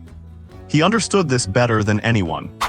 In his previous life, that was how he managed to struggle for 20 full years in that desperate wasteland, like a cockroach that could not be killed, despite only having the strength of a level 3 Star Source warrior. He relied on trampling all his emotions underfoot. It is unclear how much time passed, but the sound of the surrounding flames gradually diminished. The thick, charred smell in the air was also quietly dispersed by some invisible force. Chen Pingyuan, who had been sitting as still as a statue, snapped his eyes open. There was no trace of his previous emotions left in his eyes. The gunning dimensional space is coming to an end. He whispered to himself, his tone devoid of any emotional fluctuation. Counting the time, only 7 days remain until the true arrival of the apocalypse. He cast his gaze toward the entrance of the ancient town, as if to pierce through the spatial barrier and see the world outside. At this time in my previous life, quite a few awakened ones should have already emerged in Yangning City. Besides Liu Meng, the authorities should have already recruited 3 or 4 self-awakened Star Source warriors. If nothing goes wrong, they should all be guarding outside Gunning Town by now. His thoughts raced as he quickly evaluated the situation. Now is not the time to make contact with the authorities, especially that General Yuan. At the mention of that name, a flicker of undisguised disgust flashed in Chen Pingyuan's eyes. That old fox was crafty with ruthless methods. The first encounter must be one of absolute, overwhelming dominance. I must make him and everyone in the authorities extinguish any improper ideas from the very start. Otherwise, there will be endless trouble. The final ripples of the space overlap completely subsided. The gray fog that had shrouded the ancient street dispersed. The night sky reappeared with the full moon hanging high, yet it was cast in a vast dark crimson by the flames soaring into the sky below. In the distance, the sound of sirens approached, shrill and piercing. 1, 2. Soon they merged into a chorus, turning into a deafening roar that engulfed the entire entrance to the ancient town. The authorities had arrived. Chen Pingyuan was not surprised in the slightest. With the lessons learned from the Yangning Gymnasium, the authorities were bound to act even faster and more professionally this time. He remained expressionless, his movements without a hint of hesitation. With a low crouch, he quietly melted into the shadows cast by the adjacent building. A few leaps and flashes later, moving with agility, he was already 100 meters away, far from the central square area. Like a true ghost, he drifted soundlessly through the streets littered with wreckage. Finally, he reached the place where he had parked his car. It was a parking lot on the very edge of the ancient town, furthest from the core disaster zone. Clearly, the authorities were not yet aware that most of the small town had been wiped out, so the blockade had not yet pushed this far. But even here, the parking lot was already surrounded by a dense crowd of people. Most were local residents of the ancient town, their faces deathly pale and expressions filled with terror. They craned their necks, staring intensely at the towering flames in the center of town. Discussions and cries were all mixed together. Of course, there was no shortage of idlers who were just there to watch the chaos, some even holding up their phones to livestream. The varied faces of humanity at the dawn of the apocalypse were on full display here. Chen Pingyuan pulled his hood lower and adjusted his mask upward, covering most of his face. Shielded by the night and the chaotic crowd, he walked at a steady pace toward his black SUV. No one noticed this reticent man who radiated an aura that kept everyone at a distance. A soft unlocking sound. He opened the door, got in, and started the engine. The engine let out a low roar, sounding starkly out of place amidst the surrounding noise. Chen Pingyuan cast a glance at the rearview mirror. The town in the mirror was becoming even more chaotic under the glare of the fire, yet Chen Bai felt entirely calm. He drove the vehicle and quietly merged into the flow of cars fleeing the ancient town. Soon he vanished completely into the deep night. Meanwhile, at the main entrance of Gunning Ancient Street, dozens of police cars and fire trucks with red and blue lights flashing illuminated the entire entrance area as if it were broad daylight. Several massive dark green military trucks were parked slightly behind, their cold, steely presence adding a sense of grim austerity to the scene. The entire entrance area had been locked down tight. Armed special police scanned their surroundings with sharp eyes, forming SEVERAL Chinese letter perimeters. Firefighters in heavy protective suits were busy laying out hoses, preparing to head into the fire. The temporary command center was set up inside a large communications command vehicle. The interior was brightly lit, but the atmosphere was suffocating. Yuan Angson stood before a massive screen, his expression extremely grave. On the screen was the real-time footage from inside the ancient town captured by drones. Raging fires, rolling smoke, total devastation. He furrowed his brows. In just a few days, the white hair at his temples had become more noticeable. Yang Zhai stood beside him, his expression equally serious. He held a walkie-talkie, issuing a steady stream of urgent commands. Liu Meng, dressed in a custom black combat uniform, stood silently behind them. Having survived the life-or-death ordeal at the gymnasium and undergone subsequent official training and contact, his demeanor now appeared much more composed. Behind him stood two other men and one woman. These three individuals each had their own unique temperament, yet all radiated an unsettling, superhuman pressure that made ordinary police officers instinctively keep their distance. They were the Level 1 Star Source warriors who had recently awakened during the various supernatural incidents in Yangning City. The first lucky few born into this era of drastic change. Liu Meng's. Yang Zhai put down the walkie-talkie, turned to look at Liu Meng and spoke in a decisive tone. Take your team and head in immediately to investigate the situation. Remember, safety first. The fire and special ops teams will enter with you. Your primary task is search and rescue, followed by assessing the disaster. Understood, mission accepted. Liu Meng straightened his body abruptly and offered a standard military salute, his voice booming. Then he turned around, his gaze sweeping over the three slightly nervous new recruits behind him. Yuekai Li Jing Zhaokai, follow me. Yes, Captain. The three responded in unison, their voices filled with uncontrollable excitement mixed with a hint of fear of the unknown. Liu Meng said no more, leading the three new members to join a team of well-equipped, stern-faced special forces and experienced firefighters. The group stepped onto the ash-covered ground, one step at a time, entering the forbidden zone shrouded in fire and smoke. The moment they entered, an indescribable stench hit them with full force. The thick smell of burning, the pungent scent of blood, mixed with an unnameable rotting odor. The smell was overwhelming, causing sharp pains in their brains and making them want to retch. What met their eyes next was a true hell. On the street, charred and distorted remains were everywhere. It was impossible to tell if they were building debris or human limbs. Mutilated corpses were scattered throughout, and the dark red bloodstains, congealed like splattered paint, were a horrific sight. The air was filled with despair, death, and a suffocating sense of madness. Even though Liu Meng had experienced it once at the gymnasium, his stomach still churned at the sight of such carnage. He bit his teeth hard, forcing the nausea down. But the three new recruits behind him broke down completely. Although they had awakened their powers, their mental state remained that of ordinary people. How could they have ever witnessed such a brutal, bloody scene that trampled on human reason? Bleg, the tall young man named Yue Kai, was the first to give in. He bent over, leaning against a broken wall, and vomited violently, almost bringing up his bile. Li Jing, the one with glasses, turned as pale as paper, devoid of all color. He covered his mouth tightly with his hand, his body trembling uncontrollably, his eyes behind the lenses filled with shock and fear. The short-haired woman named Zhao Kaiyan, however, appeared the most composed. Her face was also ghastly, her lips pressed tightly together and her body trembled slightly, but she managed to suppress it without losing her composure. Take a moment to rest and adjust your breathing. Liu Meng walked over to Yue Kai and patted his back gently, his voice low. Remember, from the moment we awakened, we are no longer ordinary people. We are soldiers. There will only be more such scenes in the future. We must adapt. He also took a deep breath, forcing himself to calm down. Then he began to scan the scattered corpses around them carefully. He needed to collect information and assess the nature of this disaster. Soon his gaze froze. He saw a few peculiar corpses.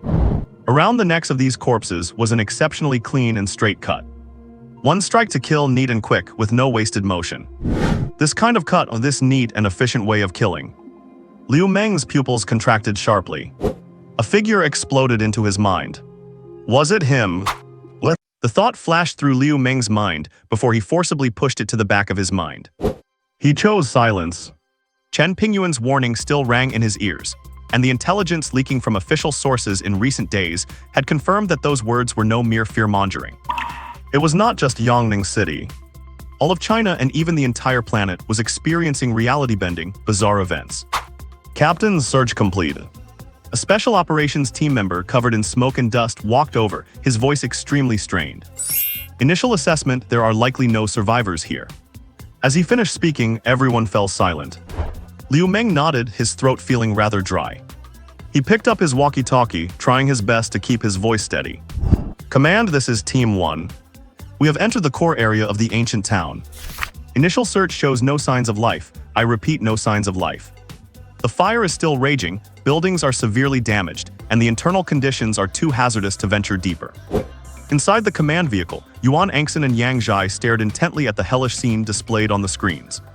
Their faces were ashen. Yet another total catastrophe. Yuan Angson rubbed his throbbing temples exhaustedly, his voice raspy. For the past few days, bizarre and tragic events like this have been erupting one after another across the country.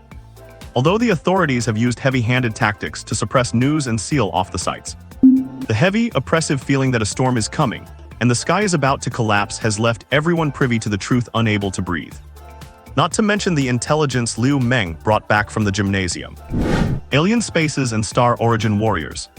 And the living, breathing samples of awakened ones from the special operations team, whose physical capabilities far exceed human limits. The facts can no longer be explained away as coincidences or accidents.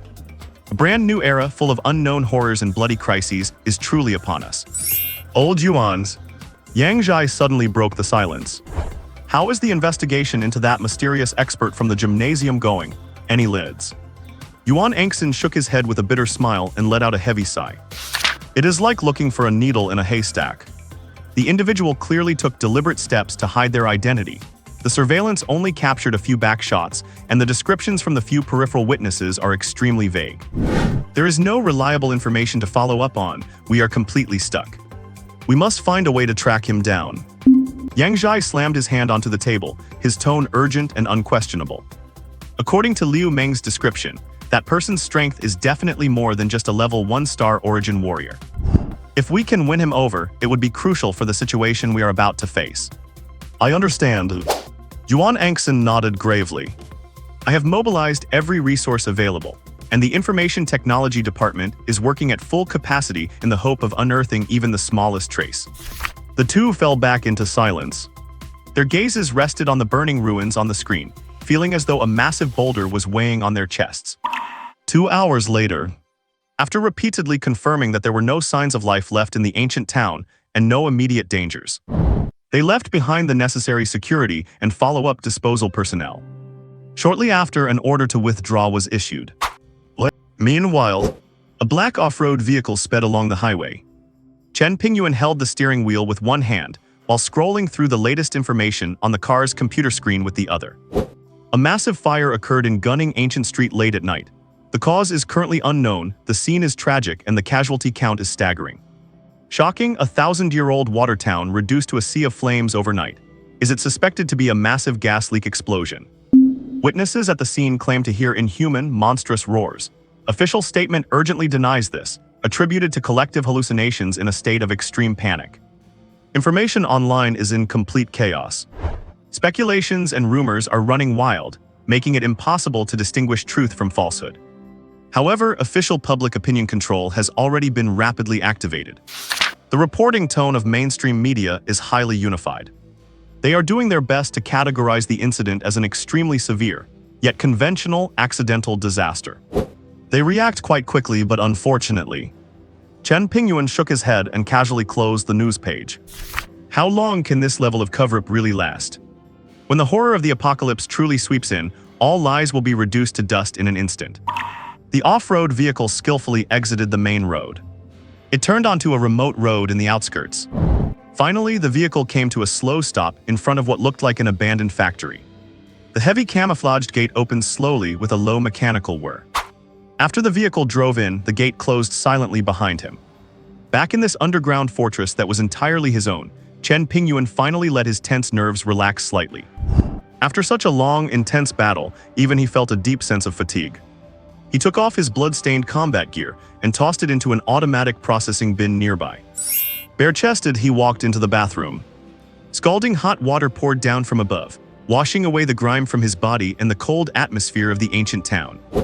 However, just as Chen Pingyuan finished washing up, a sharp, piercing alarm echoed through the entire underground warehouse without warning. Surveillance cameras installed at the camouflaged entrance and surrounding areas had captured an unauthorized intrusion signal. Chen Pingyuan's face darkened as he rushed to the main surveillance screen. On the screen, red warning boxes flashed repeatedly. 7 or 8 burly men in black suits and buzz cuts, looking menacing, were approaching. They were strutting toward the warehouse entrance that was camouflaged as an abandoned factory. One of them, clearly the leader, a middle-aged man, was talking loudly on his phone. The others were brandishing weapons like crowbars and machetes. They were attempting to violently break down the rusted-looking iron gate of the base entrance. Death wish. Cold light flashed in Chen Pingyuan's eyes, and a murderous intent surged. Almost the moment he saw them, he guessed their origin.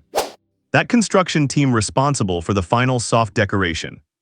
Back then, these people had tried to pull a fast one, not only raising prices on the spot, but also trying to use subpar materials and deliberately delaying the project. He had not even thought twice before taking action, and although he compensated them with a large sum of cash afterward. Whatever, it does not matter anymore, since they have delivered themselves to his doorstep. Might as well take care of it now and solve the problem once and for all. He turned toward the weapon rack, grabbing his tang sword, securing a dagger, and even took a bag of steel ball bearings. Even when a lion hunts a rabbit, it uses its full strength. No matter how stupid or weak the opponent may appear.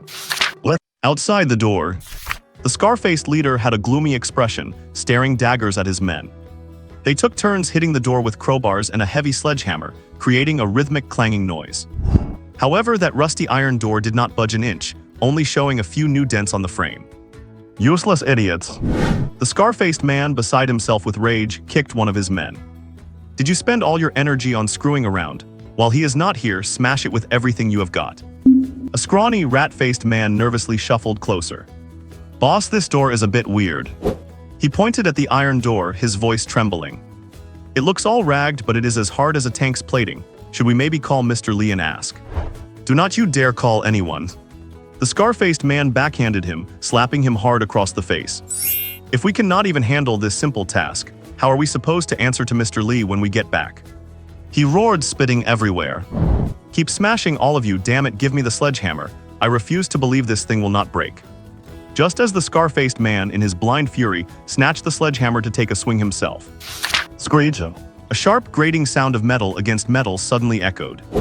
The ragged iron door, which had not budged despite their relentless pounding, was slowly opening just a crack. The sound of hitting the door came to an abrupt stop. Everyone, including the scar-faced man, instinctively took a half step back. Their eyes were locked onto the widening gap in the door. Behind the crack lay absolute darkness. A chill breeze blew from within, making the group of tough men shiver involuntarily. Who is there? Who is inside? Stop acting like a ghost and get out here right now. The scar-faced man shouted, trying to sound tough while signaling his men to tighten their grip on their weapons. The moment anyone stepped out, they would strike.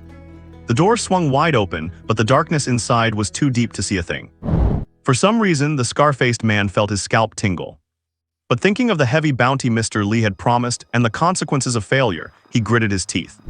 Damn it, what is there to be afraid of? Even if someone is in there, could they really be tougher than 8 armed men?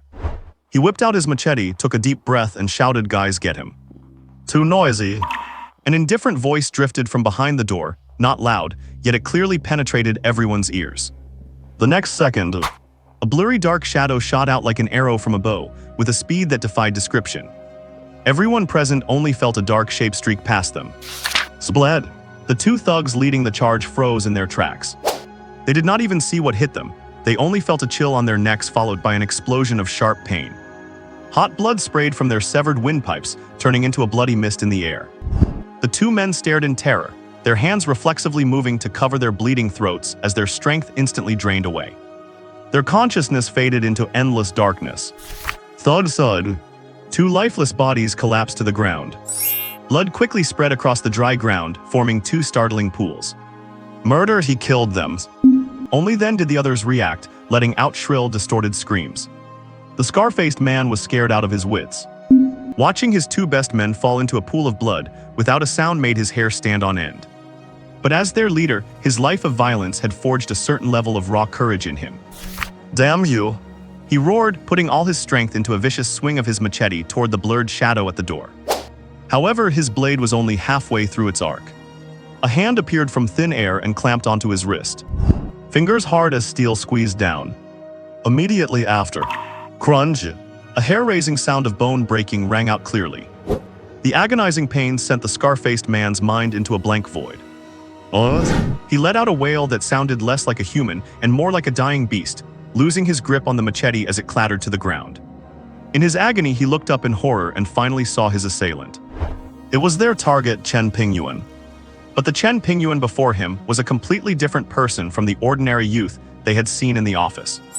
The look in his eyes, as if he were staring at mere ants, was filled with nothing but cold detachment and killing intent.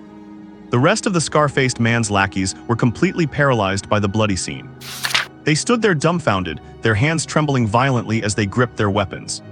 Chen Elsa did not even spare a glance at the scar-faced man. The hand holding the man's wrist jolted, infusing a surge of star source energy. Crunch, crunch, crunch. A series of dense bone-cracking sounds like popping beans erupted inside the scar-faced man's right arm. From wrist to shoulder, every bone in his arm shattered instantly. His arm hung at an unnaturally twisted angle, with jagged white bone shards piercing through his skin. Zalorg. The agony reached a new level. He screamed like a pig being slaughtered, his eyes bulging as he nearly fainted from the pain. Chen Pingyuan expressionlessly let go. Then his hand, sharp as a blade, flashed to strike the side of the man's neck. Crack! A muffled impact. The scar-faced man's neck snapped to the side at a strange angle, and his scream cut off instantly. His body crumpled to the ground, twitched twice, and then went still. Chen Pingyuan flicked his hand, though no blood remained on it. He slowly turned his gaze toward the 5 remaining thugs, who were already pale and shaking like leaves. You are next. His voice remained calm, showing no sign of emotion. But to the 5 remaining men, that flat tone sounded like a verdict from the Grim Reaper. Infinite terror consumed them in an instant. They looked at the 2 corpses on the ground still twitching with vacant eyes, then at the scar-faced man lying there like a dead dog. It is a ghost. One of them, his nerves finally breaking, yelled and threw down his machete, turning and running toward the road. However, he had not even taken 2 steps. Whoosh! A nearly imperceptible, piercing sound broke the air. Swip! A steel ball streaked through the night in a perfectly straight line, striking him with pinpoint accuracy in the back of the head. The immense kinetic energy shattered his skull and brain tissue instantly. The man could not even manage a scream. His charging body stiffened and collapsed face-first to the ground, dead. What? In the blink of an eye, another one downed.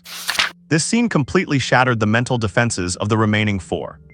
Thud, thud, thud, thud. As if they had planned it, the 4 of them dropped their weapons almost in unison, their legs giving way as they knelt before Chen Pingyuan. Spare us, boss, please spare our lives. We were wrong, we really were wrong, we will never dare to do this again. It was Master Li, it was all Master Li who forced us to come. It has nothing to do with us, boss. They kowtowed frantically for mercy, their foreheads slamming against the rough ground until they started bleeding. Their faces were a mess of tears and snot, looking absolutely pathetic. There was no trace of the arrogance and ferocity they had shown when they first arrived. Chen Pingyuan slowly walked over to them, watching the guys kneeling and begging for mercy. He tapped the ground lightly with his tang sword, the crimson blade reflected in the moonlight, looking particularly eerie. Master Li, the name of the construction crew boss. Chen Pingyuan repeated. Where is he now? At the Xiangshan Villa area, Villa number 8, we just came from there. The one who reacted the fastest rushed to answer, his voice trembling, terrified that a half-second delay would cost him his life. Boss, we are just temporary workers doing it for the money. Please, you are a big man with a generous heart, just treat us like air and let us go. Another guy wailed in desperation, slamming his head even harder. Chen Pingyuan was silent for a moment, as if contemplating something. Just as the 4 kneeling men thought their pleading had worked and a glimmer of hope sparked in their hearts, Chen Pingyuan moved. The tang sword in his hand rose without warning, and a flash of crimson light streaked by. Squelch, squelch, squelch, squelch. Almost simultaneously, the dull sound of blades slicing through flesh rang out. The four kneeling men stiffened. The fear, the begging, and that hint of luck they had just felt froze on their faces. Then the light in their eyes faded rapidly. A slender bloodline appeared on all their necks at once. The next second, gurgle, gurgle, gurgle. Four heads rolled off simultaneously, and bright red blood spurted out. Their bodies remained in a kneeling posture before slowly tipping forward. With that, the 8 aggressive thugs sent by Master Li were completely wiped out. Chen Cao flicked his sword to shake off the blood droplets. He scanned the messy scene and frowned slightly. Troublesome, he whispered and turned back into the warehouse. A moment later, he walked out again, holding a black crystal emitting a dark glow. It was the ghost heart he had obtained not long ago. He walked to the corpses and placed the ghost heart on the bodies and severed limbs one by one. An eerie sight unfolded. Any flesh or blood stain touched by the ghost heart was ignited by invisible black mist, quickly turning into wisps of black smoke that rose and dissipated into the air. It took less than 15 seconds. Aside from the damage to the ground and the dropped weapons, no corpses or blood could be seen. It was as if the bloody slaughter had never happened. This scene was identical to how people in Gunning Town disappeared after being devoured by ghosts. After finishing this, Chen Pingyuan returned to the warehouse. The alloy door closed slowly behind him, completely isolating the outside world. What? Deep inside the warehouse, Chen Pingyuan sat cross-legged inside a huge, specialized lead box. This lead box could minimize the escape of energy, and was a necessary protection when absorbing dangerous energy. He carefully cradled the ghost heart, which was emitting a gloomy light in his palm. So, Chen Pingyuan let out a long breath, his eyes calm as he began to adjust his state. Absorbing a ghost heart was no easy task. In his past life, countless talented powerhouses lost their minds because they could not resist the erosion of the ghost heart, ending up as nothing more than killing machines. He had seen such tragic sights with his own eyes.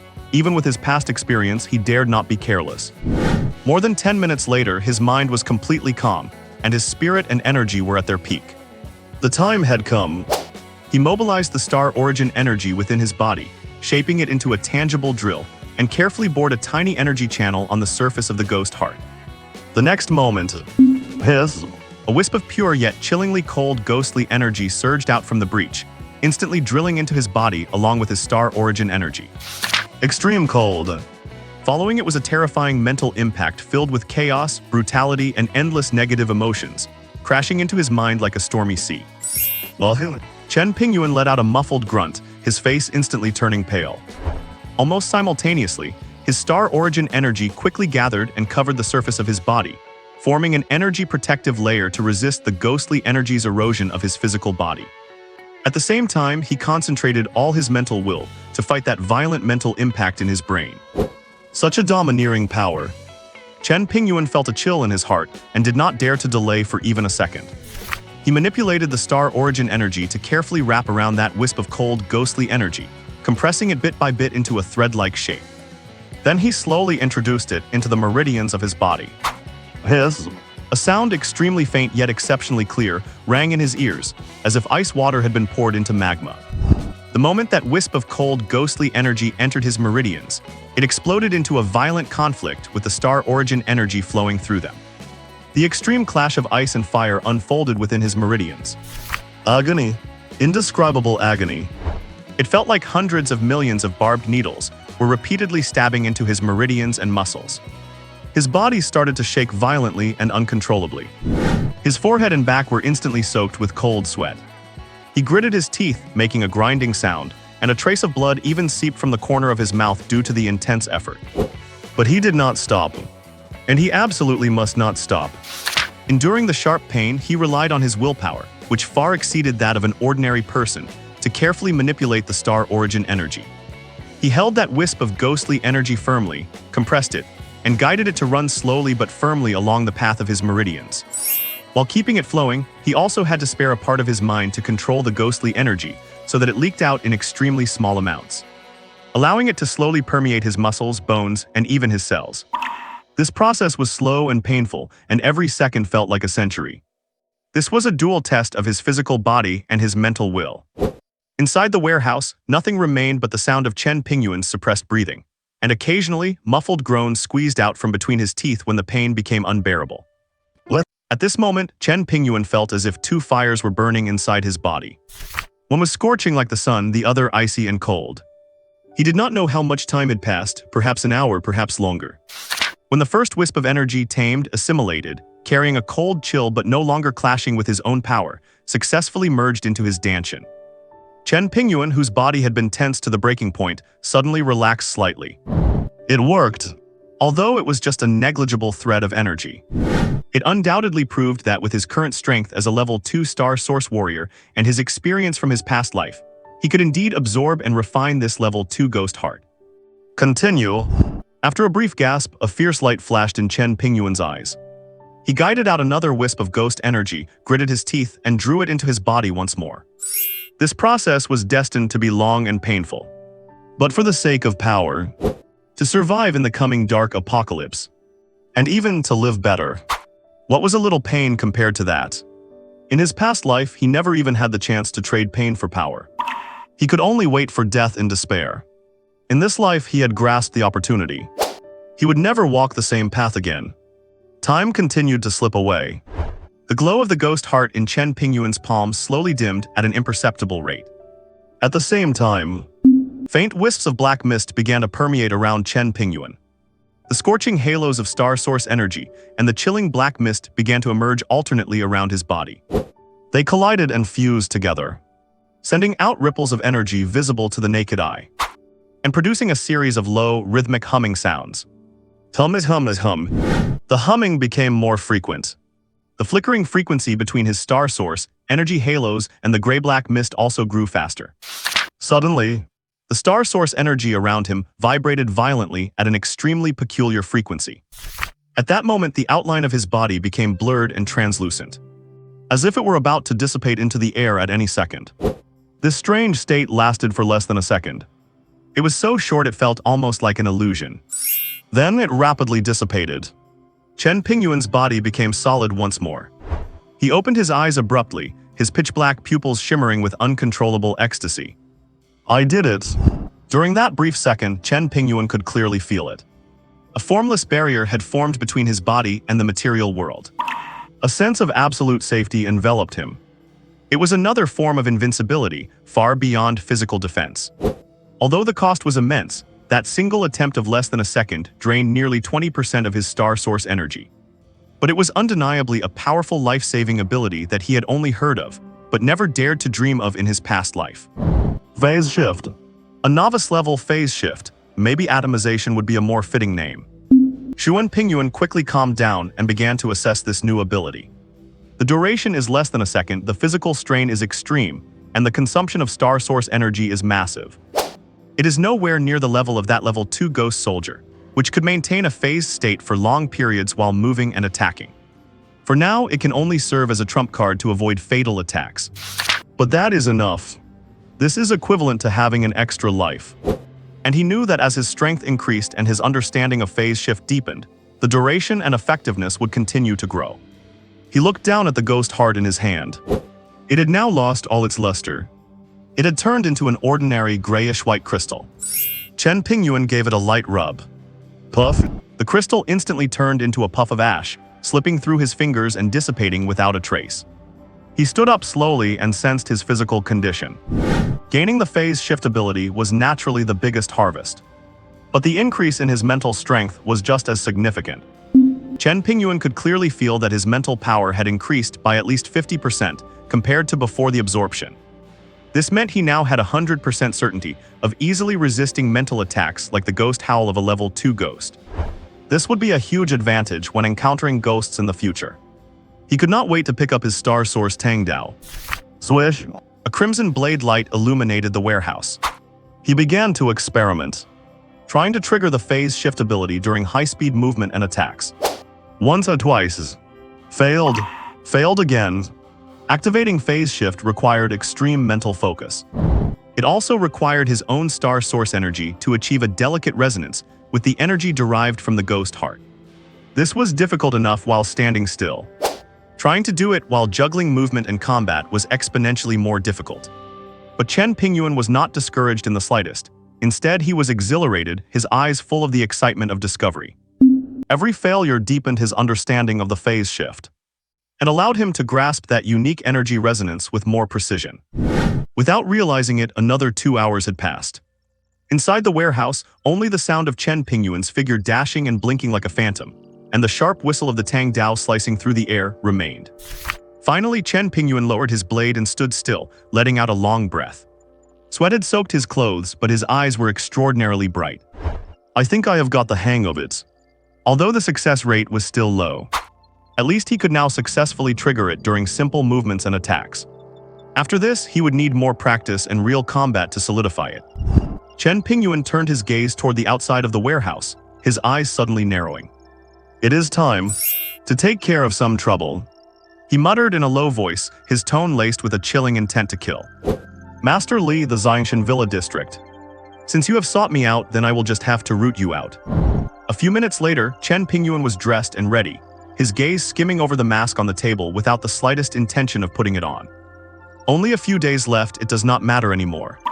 Even if he were discovered, with the current frequency of otherworld invasions, he doubted the enforcement team would have time to bother him. He walked to a nearby intersection and hailed a taxi. Destination Xiangshan Villa District. The night was as thick as ink. Xiangshan Villa Resort, a famous wealthy district in Yangning City, was ablaze with lights. It looked like a string of brilliant pearls embedded at the edge of the city, forming a sharp contrast with the surrounding darkness. The security measures at the entrance of the resort were extremely stringent. The towering electric sliding gate was tightly closed, and uniformed guards stood tall with sharp eyes, scanning every passing vehicle. Infrared sensors scanned silently, and surveillance cameras were everywhere, weaving an invisible web. For an ordinary person, trying to sneak in here without a sound was pure fantasy. However, to the current Chen Pingyuan, all of this was mere decoration. The taxi stopped in the shadows a short distance from the entrance of the villa district. Chen Pingyuan paid the fare and got out. He took a few steps, his figure flickered, and he completely merged into the heavy night. Instead of entering through the main gate, he went around to the side wall of the villa area. The wall was nearly 3 meters high, topped with barbed wire, and had electric fence warning signs hung nearby. Chen Pingyuan looked up, his shadow eyes sweeping across the area. The rotation patterns of the surveillance cameras and the gaps in the infrared sensor scans were clearly imprinted in his mind. He lightly tapped his toes on the ground, his body soaring into the air, and easily vaulted over the wall. The entire movement was fluid and smooth, landing without a single sound. He did not trigger any electronic devices, nor did he attract anyone's attention. Entering the villa area, the scene before him was extremely luxurious. Carefully manicured lawns and flower beds, uniquely shaped fountains and rockeries, the artificial landscape was brilliant under the colorful lights. Luxurious villas of various styles were nestled among dense green trees. Based on the information he had obtained, Chen Pingyuan quickly locked onto the location of Villa Number 8. This was a detached villa with a large footprint, 4 stories high, featuring spacious front and back yards. At this moment, the villa was brightly lit. The front yard in particular was bustling with people, lively and extraordinary. From far away, one could hear music, noise, and the sound of men and women flirting. Chen Pingyuan did not approach rashly. He chose a spot not far away from where he could both overlook the front yard and remain perfectly hidden. In the yard, the huge open-air swimming pool was shimmering. The poolside was filled with exquisite food and all kinds of alcoholic drinks. More than 20 well-dressed men and women were gathered together. Some were splashing and playing by the pool, while others were clinking glasses and boisterously gambling around a card table. Others were whispering in 2s and 3s, with ambiguous smiles on their faces. A scene of pure debauchery and extravagance. Chen Pingyuan's gaze swept quickly through the crowd, and he soon locked onto his target, Master Li. The middle-aged man with a slightly chubby build, a conspicuous receding hairline, and a floral shirt. At this moment, he was sitting at the head of the card table, embracing a young, beautiful woman on each side. While drawing cards, he burst into triumphant, hearty laughter. Chen Pingyuan flipped his hand, and a dagger appeared in his grasp. For trouble like this, someone who took the initiative to provoke him and threatened his future plans, he would never show the slightest mercy. Cut out the roots to prevent future trouble. The star source power inside his body began to circulate slowly. Dealing with these ordinary people required no skill at all. He could simply crush them with overwhelming force. However, just as he was about to move, his gaze suddenly froze. Something's wrong. His pupils suddenly contracted, and for the first time, an expression of unbelievable astonishment appeared on his face. Those few people, there was actually a faint fluctuation of star source power emanating from them. Although the fluctuation was very weak, even weaker than what Liu Meng had when he first awakened, it was indeed the genuine aura of star source power. There were 3 of them in total. One was a tall, cold-faced woman standing behind Master Li. Her aura was the most stable, and she looked vigilant with sharp eyes, seemingly a bodyguard. Another was sitting in a corner of the yard, massive and muscular, though his aura was restless and unstable. And the last one was standing near the entrance of the yard, wearing a uniform that looked like a security guard's. 3 Star Source warriors, how is this possible? A monstrous wave instantly surged in Chen Pingyuan's heart. There were still 6 full days until the total outbreak of the apocalypse. He could fully understand the official side using the state's massive resources and population base to find a few early awakeners like Liu Meng. But what exactly is this Master Li? He was just a nouveau rich person lurking in the gray areas, relying on construction materials and renovation contracts. What did he have? How could he have roped in 3 Star Source warriors? And looking at these 3, they were either bodyguards or thugs, and one of them was just a security guard. This is completely absurd. In his past life, having struggled to survive for so long, he knew deeply how valuable a level 1 Star Source warrior was in the early stages of the apocalypse. They were absolutely the targets of competition among all major bases and factions. There must be something wrong here. After the initial shock, Chen Pingyuan gradually calmed down. He forcibly suppressed the killing intent in his heart. The plan he had originally intended to kill everyone directly was completely overturned. This villa, or rather this Master Li himself, must be hiding some unknown secret. A secret capable of allowing ordinary people to awaken as Star Source warriors before the apocalypse even descended. The value of this secret far outweighed the act of eliminating Master Li himself. He changed his mind. He decided to stay put for the time being. He needed to find out the origins of these 3 Star Source warriors and exactly what kind of secret Master Li held. He began to carefully observe the expressions and actions of everyone in the yard, not missing any suspicious clues. The revelry in the yard continued. The music, laughter, curses from gambling, and whispers of flirting were all intertwined. No one realized that in the shadows outside the villa, a pair of eyes was watching them just like a predator watching its prey. 10 minutes later, the muscular man sitting in the corner drinking alone had his phone vibrate. He picked up the phone, took a glance, and then slammed his glass down on the table with a dull thud. He then stood up, muttered something, and turned toward the backyard of the villa. Chen Pingyuan's gaze shifted slightly. The opportunity had come. He decided to start with this muscular man, whose aura was the most unstable. His figure melted back into the darkness, following him silently. The backyard of the villa was significantly quieter than the front. There were only a few dim ground lights, the weak light barely illuminating the path and adding a sense of eeriness. The muscular man grumbled as he walked straight to the garage area in the backyard. He took out his keys, seemingly about to open the trunk of a car. Right at that moment, a bone-chilling coldness suddenly came from the back of his neck. Like the breath of the Grim Reaper, it swept away all his drunkenness. An extreme sense of danger instantly enveloped his entire body. The man tried to turn around suddenly to defend himself. However, in Chen Pingyuan's eyes, his reaction speed was as slow as a frozen image. A hand like iron pliers firmly clamped onto his throat. All the sounds about to escape his mouth were forcibly choked back by this hand. Immediately after, crack, a crisp sound of bone cracking echoed. Chen Pingyuan flicked his wrist and dislocated the man's jaw. The excruciating pain made the man's vision go dark, but he could not even manage a whimper in his throat. But this was just the beginning. Chen Tianao did not give the opponent any chance to breathe or fight back. His other hand grabbed the muscular man's arm, which had just been raised in an attempt to block, with lightning speed. Then he twisted it fiercely. Crack. Another chilling sound of bone cracking echoed through the air. The burly man's entire right arm hung limp. Jagged white bone shards pierced through his skin, exposed to the air. The agonizing pain from the shattered bone sent his body into uncontrollable spasms. Yet he did not even have the luxury of screaming, only able to emit indistinct, whimpering sounds. Next, it was the left arm. Then both legs. Snap, snap, snap. 4 crisp, consecutive sounds of bone breaking rang out. This 2-meter-tall, muscular level 1-star origin warrior was now completely crippled in all 4 limbs. From the moment Chen Pingyuan appeared to the time he completely disabled the brute, the entire process took less than 3 seconds. A level 1 star origin warrior. In front of Chen Pingyuan, the only difference between them and an ordinary person was that their bones were slightly harder. And at this moment, the burly man, due to his perspective and the sheer agony, he did not even know whether he was being attacked by a human or a ghost. He could not fathom it.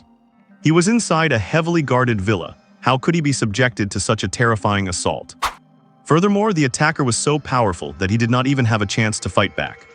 Chen Pingyuan's expression remained calm. He hoisted the man up as if he were a dead dog. With a few flashes of movement, he vanished from the villa area without a sound. Soon, he arrived deep within a dense forest behind Xiangshan Mountain. It was far from civilization, remote and deserted. The perfect place to dispose of trash and extract information. Thud! The man was carelessly tossed to the ground, kicking up fallen leaves. Chen Pingyuan did not ask questions immediately. Instead, he pulled out his star origin dagger from his waist. The man looked at the dagger with immense terror in his eyes. But with his jaw dislocated, he could not speak, so he just shook his head frantically. His eyes were filled with desperate pleading and fear. Chen Pingyuan ignored his pleas. He knew better than anyone's. When dealing with scum like this, mercy is the most foolish and laughable behavior. Only by being more vicious and ruthless, using pain and fear far beyond their imagination, could he shatter their mental defenses, force them to talk, and extract the most accurate information. The dagger began to move.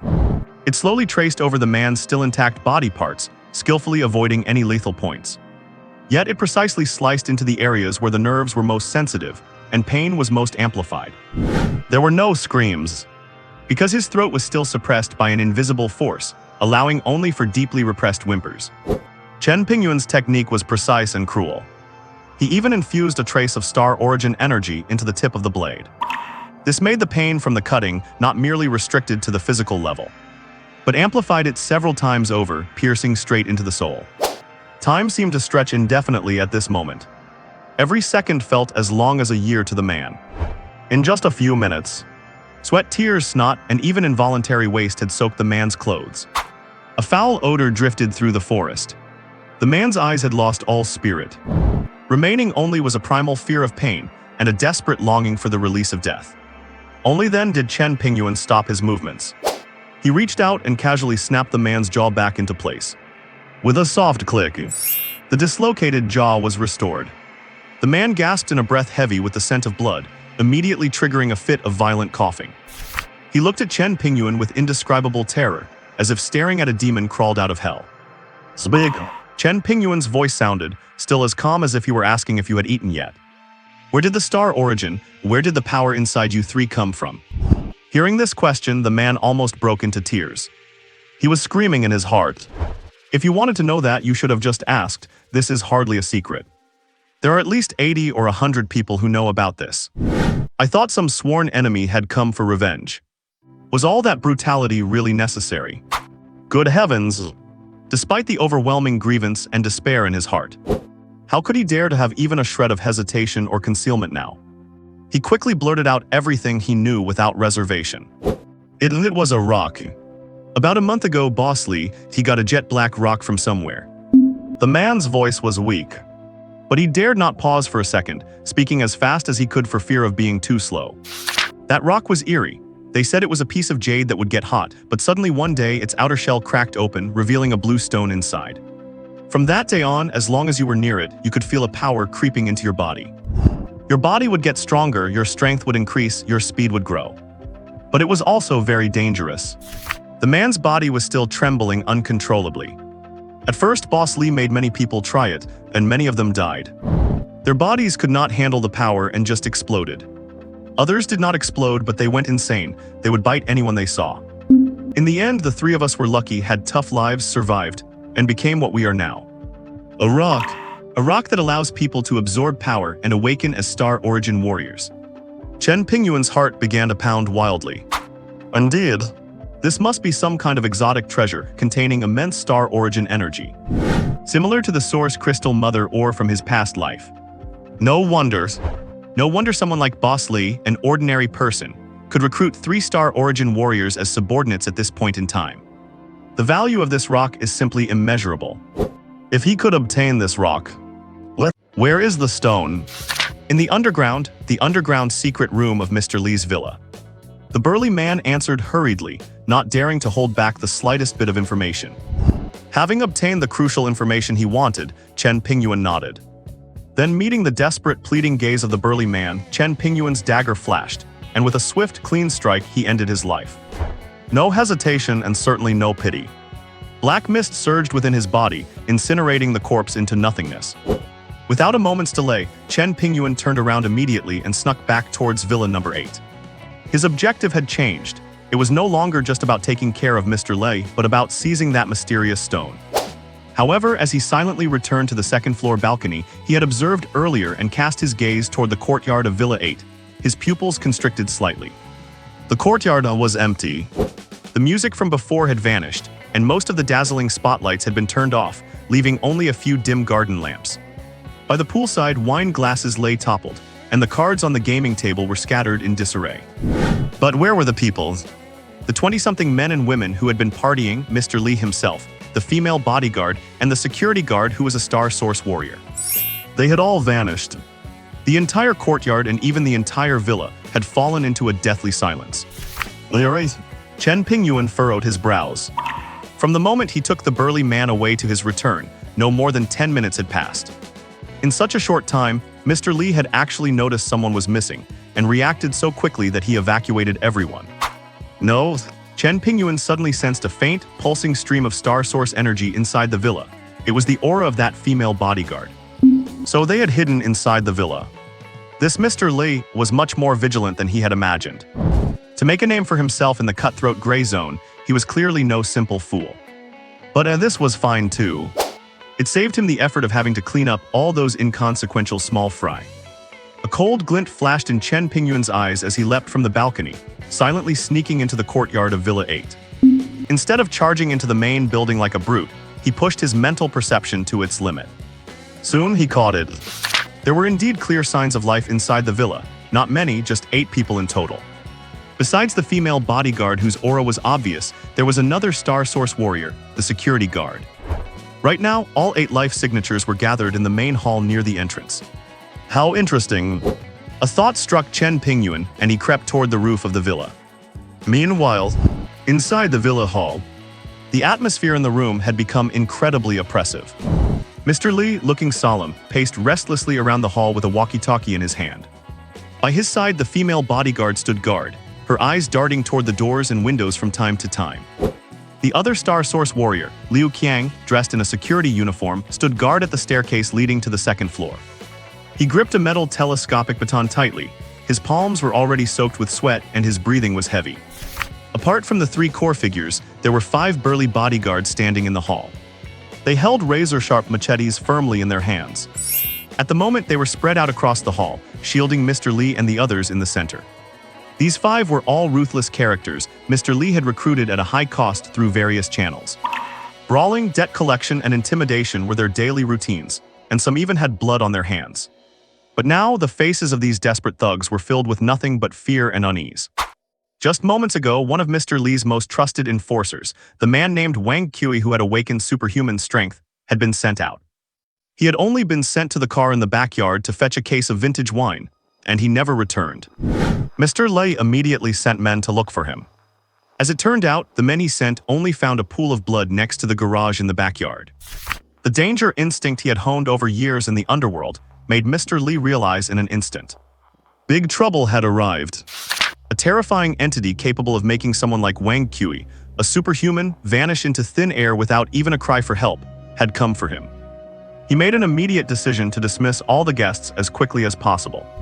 Then he kept only the most core, capable bodyguards by his side. Along with 2 other trump cards who also possessed superhuman powers, he retreated with everyone into the villa, which he considered the safest place. As for the other bodyguards, they were sent outside the estate to search for Wang Kui. Wang Kui, have you found him? Mr. Li stopped in his tracks, his voice trembling slightly with a fear he did not even notice, as he hissed into the walkie-talkie. Static crackled over the walkie-talkie, and an equally tense voice replied. Mr. Li, we have searched everywhere in the estate, but there is no sign of him. The security guard at the gate also says he never saw Brother Kiwi leave. Useless. Mr. Lee slammed his hand onto the rosewood table with a sharp crack. Damn it. Veins bulged on his forehead as he roared into the walkie-talkie. Who the hell has the guts to mess with me? Abayo, the rest of you get the hell back here, stop searching. However, there was only dead silence from the other end of the walkie-talkie. Mr. Lee's heart sank. Abayo, did you hear me? I told you all to come back. Suddenly, a voice came through the walkie-talkie clearly. You're Abayo. I am afraid he is not coming back. Crackle. Mr. Lee shuddered violently and with a poke of his finger shut off the walkie-talkie. He is here. That guy is here. Forcing down his terror, he turned to the people in the hall and roared. Stay sharp, all of you. The opponent is likely just one person. We have so many people here, plus experts like Yue and Liu Qiang. Do not be afraid, whoever makes it through today gets 100,000. His words had barely finished. A sudden change occurred. In the corner of the hall, a bodyguard assigned to watch the window let out a very short, muffled groan. Immediately after, his body went limp as if all his strength had been drained. He collapsed to the floor. What? Inside the hall, all eyes instantly locked onto the fallen bodyguard. Panic spread across every face. The enemies, they are already inside. Since when? Where did they come from? He is over there. Liu Qiang, a Star Source warrior, was the fastest to react. He pointed abruptly toward the pitch-black courtyard outside the window. He could feel it, a terrifying aura was radiating from that direction, making his scalp crawl. In the hall, everyone's attention was drawn to his gesture, and they all looked toward the window in unison. However, at that very moment, a blurred shadow lunged from nowhere, charging straight at another bodyguard guarding the side door. A cold glint flashed. Slash. The sound of a blade slicing through flesh and windpipe was magnified 1,000 times in the quiet hall. Sizzle. Warm blood sprayed out in a fan shape. The bodyguard's eyes bulged wide, his hands desperately clutching his spurting neck, while his throat could only emit a wheezing, gasping sound. He stumbled back twice, twitching, until he hit the wall and slowly slid down. Only then, under the light, did everyone clearly see that figure. A ghost, it is a ghost. The nearest bodyguard, who had witnessed the scene firsthand, was terrified out of his wits. He let out a strange shriek and turned to bolt out the main entrance. Seeing this, Chen Pingyuan flicked his wrist. Whoosh, whoosh, whoosh. Several steel balls pierced the air with a sharp whistle. Thud, thud, thud. The steel balls instantly sank into the back of the fleeing bodyguard's head. Another one fell. In the blink of an eye, 3 out of the 5 elite bodyguards were already dead. The remaining 2 bodyguards near the center of the hall finally snapped out of their shock. Extreme fear did not make them run. Instead, it ignited their desperate ferocity. They whipped out their pistols from their waists and pulled the triggers wildly at Chen Pingyuan. Bang, bangs, bangs, bangs. The deafening sound of gunfire echoed maniacally throughout the hall. Bullets tore through walls, shattered sofas, and pierced expensive ornaments, sending splinters, glass shards, and wall dust flying everywhere.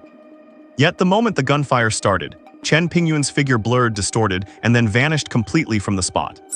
All the bullets, without exception, missed their mark. In a shadowy corner of the hall, Chen Pingyuan's figure reappeared. He looked coldly at the 2 bodyguards still firing fruitlessly, as well as the tall figure in the hall. They really do have guns.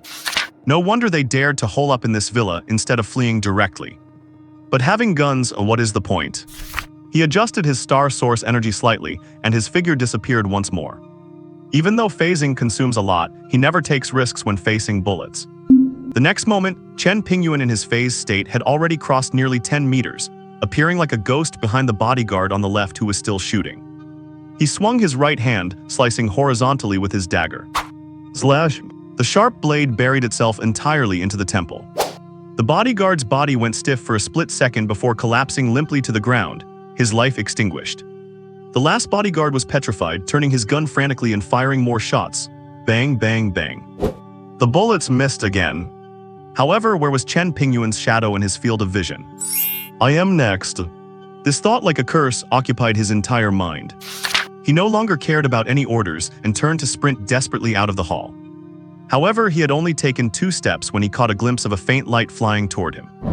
And then he lost consciousness completely. The 5th one. From the moment Chen Pingyuan appeared to the elimination of all regular bodyguards, the entire process was as fast as lightning. It did not even take 5 seconds. Fast, brutal, precise. This was not a fight, it was a massacre.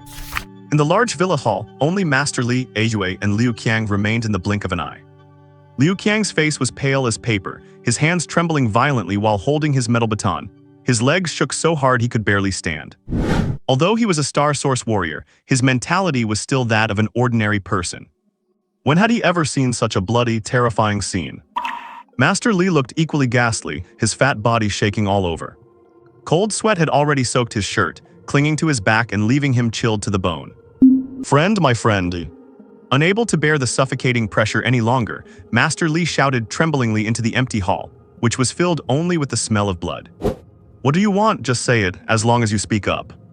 "Money, how much? 50 million, 100 million. If I have it, it is yours." "Women, I have plenty of beauties here. Tell me which one you like and I will send her over immediately. We have no past grievances and no recent grudges. There is no need to kill everyone, right?" His voice was full of pleading. However, the only response was a deathly silence, so quiet you could hear a pin drop. The assassin hiding in the shadows did not even have the interest to talk to him. This silence was 10,000 times more terrifying than any threat. It delivered a clear message. "I am not here to negotiate, I only want your life." Master Li's heart sank to the bottom. He suddenly pulled out a huge, silver-glinting metallic pistol from his chest, a Desert Eagle. This lethal weapon was his final trump card. "Yue Qiang's. Charge, get out of here. As long as we can escape from here, I will give you each." Before he could finish his sentence, a figure slowly walked out from behind a cabinet not far away. It was Chen Pingyuan. It is you." When Master Li saw that young face clearly, he was astounded. He could never have imagined the guy who slaughtered all his elite subordinates would actually be the young wealthy man who hired his company's construction team a dozen days ago. At this moment, he seemed to understand the other's motive. Was it just about the temporary price hike and the construction delay? "Did you really have to go to such lengths to hunt me down?" And almost the moment Master Li exclaimed, Chen Pingyuan moved, lunging straight at the trembling bodyguard. Liu Qiang's expression changed wildly. He instinctively held his alloy baton high, attempting to block. However, swish. A long blade swept past. The blade encountered no significant resistance, and the alloy baton snapped instantly. Liu Qiang's head went flying high into the air along with it. Beside him, Master Li flinched suddenly, hurriedly raising the Desert Eagle in his hand, aiming the barrel at Chen Pingyuan. However, his hand did not have time to be fully raised. Snap! A sharp blade light flashed. Master Li's right wrist, which held the gun, was severed completely. The silver-white Desert Eagle, along with his severed hand, fell to the floor with a thud. What? It was not Chen Pingyuan who made the move. It was the woman who had been quietly guarding Master Li's side all along, Yue. Master Li stared blankly at his own severed right wrist, looking at the woman beside him in disbelief. The next second, the agonizing pain of broken bones finally surged from his wrist. "Oh, no." Master Li let out a shrill, inhuman scream. "Yue, what the hell are you doing?" Yue did not answer. Her usually cold and sharp face was now twisted with malice.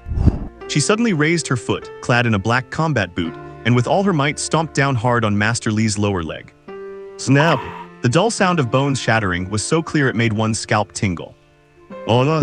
Master Li wailed, his fat body losing balance as he collapsed heavily to the ground. He clutched his right leg, his entire body convulsing in pain. His lower right leg was bent at an eerie angle, and the stark white broken bone pierced through his trousers, exposed to the air. Chen Pingyuan stood not far away, calmly watching this scene. He was not surprised. This woman was a rare kind of Star Source warrior specialized in spiritual perception. Back outside the villa, Chen Pingyuan had already sensed her scouting him. When he approached the villa, her Star Source energy showed an extremely violent fluctuation, clearly confirming she had discovered his presence. But she did not issue any warning. In fact, after confirming Chen Pingyuan's position, she had subtly made a few gun-like hand gestures at him through the wall. That was to warn him that Master Li had a gun. An interesting person. That was why Chen Pingyuan had deliberately spared her life during the slaughter just now. The facts proved that his judgment was correct. Master Li was currently convulsing violently in pain, his bloodshot eyes filled only with confusion and terror. He could not understand. Why would this bodyguard whom he trusted the most turn on him so viciously? Why? Master Li's voice was trembling. "Are you crazy? Why?" Yue did not answer. But in her eyes, murderous intent surged, almost overflowing. She walked step by step toward Master Li, who was twitching on the ground. Why? Ah Yue finally spoke. Her voice was low yet carried a sense of hysteria. Li Daniel, you actually have the nerve to ask me why. Li Daniel. This real name, which almost no one knew, caused Master Li's body to shake violently, and the pain on his face was instantly replaced by terror. You forgot. Ah Yue's voice began to tremble, a resonance born of extreme hatred. 8 years ago in the old residential district in the south of the city, that big fire. For the sake of an old painter's antique, you sent people to set the fire and wipe out his entire family. Did you think you would be safe just because you bribed the enforcement team and the judges and changed your identity? You are spouting nonsense. That was an accident, it was an accident. Master Li's lips were twitching violently, his eyes frantic, clearly recalling something. Accident? Ah Yue gave a miserable laugh, the laughter filled with endless sorrow and hatred. My younger sister was taking tutoring lessons at that teacher's house at the time. Her voice rose sharply, heart-wrenching. She was only 12 years old. She was burned alive in that fire, not even a complete body was left. Master Li was completely stunned, his brain buzzing. He never imagined. Ah Yue, this powerful bodyguard he had hired at great expense, was actually the older sister of the little girl who had been burned to death 8 years ago. I cited not as you are lying. Master Li still tried to quibble. But Ah Yue no longer intended to give him any chance to speak. Today I will make you pay for your blood debt. She suddenly raised her foot and stomped down hard on Master Li's remaining left leg. Snap! Another crisp crack. On us. Master Li's scream turned hoarse and desperate, and he twisted and rolled in the pool of blood like a maggot. Both lower legs completely broken. Chen Pingyuan still watched coldly, a pitiful person. There are plenty of those in this world. This woman saved him some effort, and he did not mind letting her vent. Snap! Snap! Following 2 more sounds of breaking bones, Ah Yue crushed his arms. By now, all the bones in Master Li's limbs were shattered. He lay in the pool of blood, his body twitching uncontrollably, making unintelligible gargling sounds. The intense pain caused him to pass out time and again, only to be jolted awake by even more agonizing pain. Ah Yue reached for her outer thigh, pulled out a dagger, and intended to end this villain's life once and for all. Seeing this, Chen Pingyuan flashed and instantly appeared beside the woman. One hand reached out and firmly gripped Ah Yue's wrist. Ah Yue looked up abruptly, her eyes bloodshot, devoid of reason, with only the madness of having her revenge interrupted left. She did not understand why this man would stop her. Thomas. Star Source energy erupted within Ah Yue, attempting to break free from Chen Pingyuan's grip. However, Chen Pingyuan's palm was like iron, immovable. Get lost. Ah Yue growled with a fierce expression. She balled her other hand into a fist and struck at Chen Pingyuan's temple like lightning. Chen Pingyuan's eyes turned cold, pushing one's luck. His right leg lifted like lightning, moving faster despite the delay, and kicked Ah Yue squarely in the stomach. Boom! A dull thud. Ah Yue felt as if she had been hit head-on by a truck, her internal organs twisting in agony instantly. Her entire body was sent flying out of control. She crashed hard into the wall several meters away with a loud bang, then slid down weakly to the floor, vomiting a mouthful of blood. What? The sharp pain brought a sense of clarity, forcing Yue to calm her chaotic thoughts. This man's casual kick actually contained such terrifying power. If not for her constitution having far surpassed that of an ordinary person, that kick would have been enough to end her life. The hatred in her chest remained undiminished, but her reason had regained the high ground. Leaning against the wall, she struggled to support her body and looked from afar at the man standing by the pool of blood. This man had killed so many people, yet his expression had remained unchanged from beginning to end. And that ability to vanish and reappear like a phantom. This man's strength is something I fear even staking my life could hardly shake. Countless thoughts exploded in Yue's mind, only to be forcibly suppressed. She took a deep breath, suppressing the surging blood and the sharp pain in her abdomen, her voice raspy from her injuries. You are looking for something. A stone that can make people stronger, right? Chen Pingyuan's eyebrows twitched almost imperceptibly. He did not speak, just watched her quietly. Yue thought as much. She straightened her body and pointed toward a thick wooden door not far away. It is in the basement, I can take you there. Changing her tone, she cast her gaze toward the mangled figure of Master Li on the ground. I only have one request. Let me kill him myself. Chen Pingyuan's gaze paused on her face for 2 seconds. This woman's rationality was indeed beyond his expectations. But that did not matter. What mattered was that the location she pointed out matched exactly what the strong man had confessed earlier.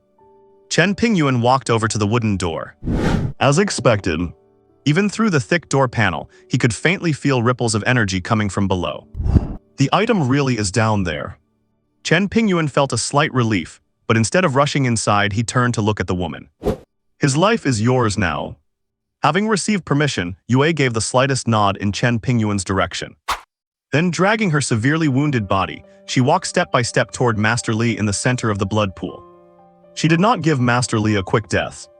The subtle sound of the blade slicing through flesh was amplified countless times in the deathly silent hall. Master Li's roaring shifted from curses to pleading, and finally, nothing remained but the unconscious gasping in his throat. Chen Pingyuan watched it all silently. He watched as the woman carried out this trial, which had been delayed for 8 years, in a manner akin to an autopsy. Finally, as the dagger was raised one last time, it pierced Master Li's heart without hesitation. This bloody and cruel revenge had reached its conclusion. The moment she confirmed her enemy was truly dead, all the energy seemed to be drained out of Yue. Clang! The dagger slipped from her hand. She could no longer support herself, her knees gave way and she collapsed into the blood. She lowered her head, her thin shoulders shaking violently. The sound of her suppressed sobbing was intermittent and heartbreaking. Kai Yue, sister, I have finally avenged you. However, Chen Aoyang, who had been standing to the side with a calm expression, felt his pupils quiver upon hearing those words. Kai Yue, sister, or revenge. This story, in his past life he had heard of it. At this moment, a name he had almost forgotten flooded into his mind without warning. Chen Pingyuan's breathing stalled for a split second. His gaze returned to the trembling woman nailing in the blood.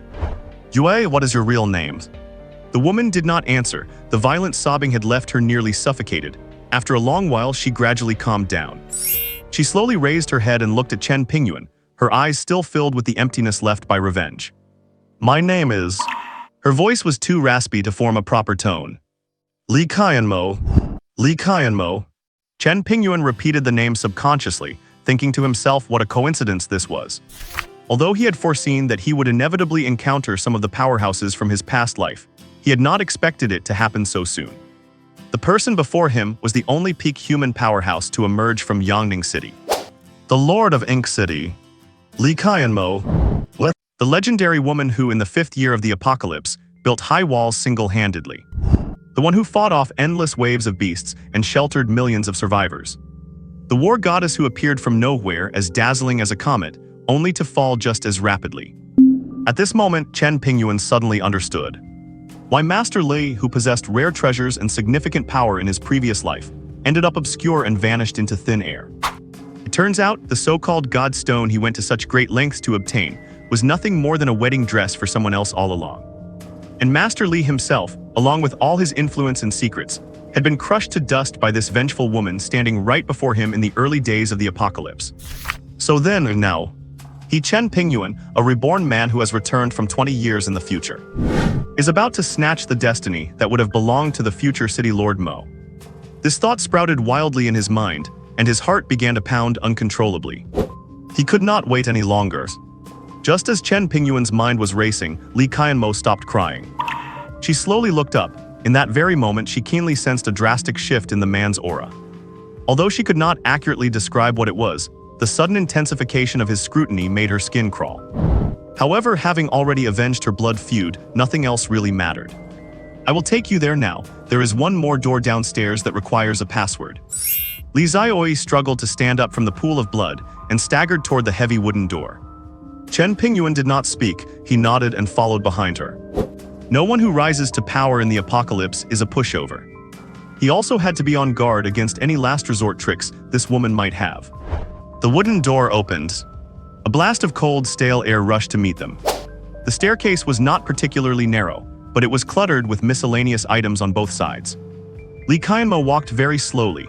Every step seemed to aggravate her injuries, and beads of cold sweat broke out on her forehead.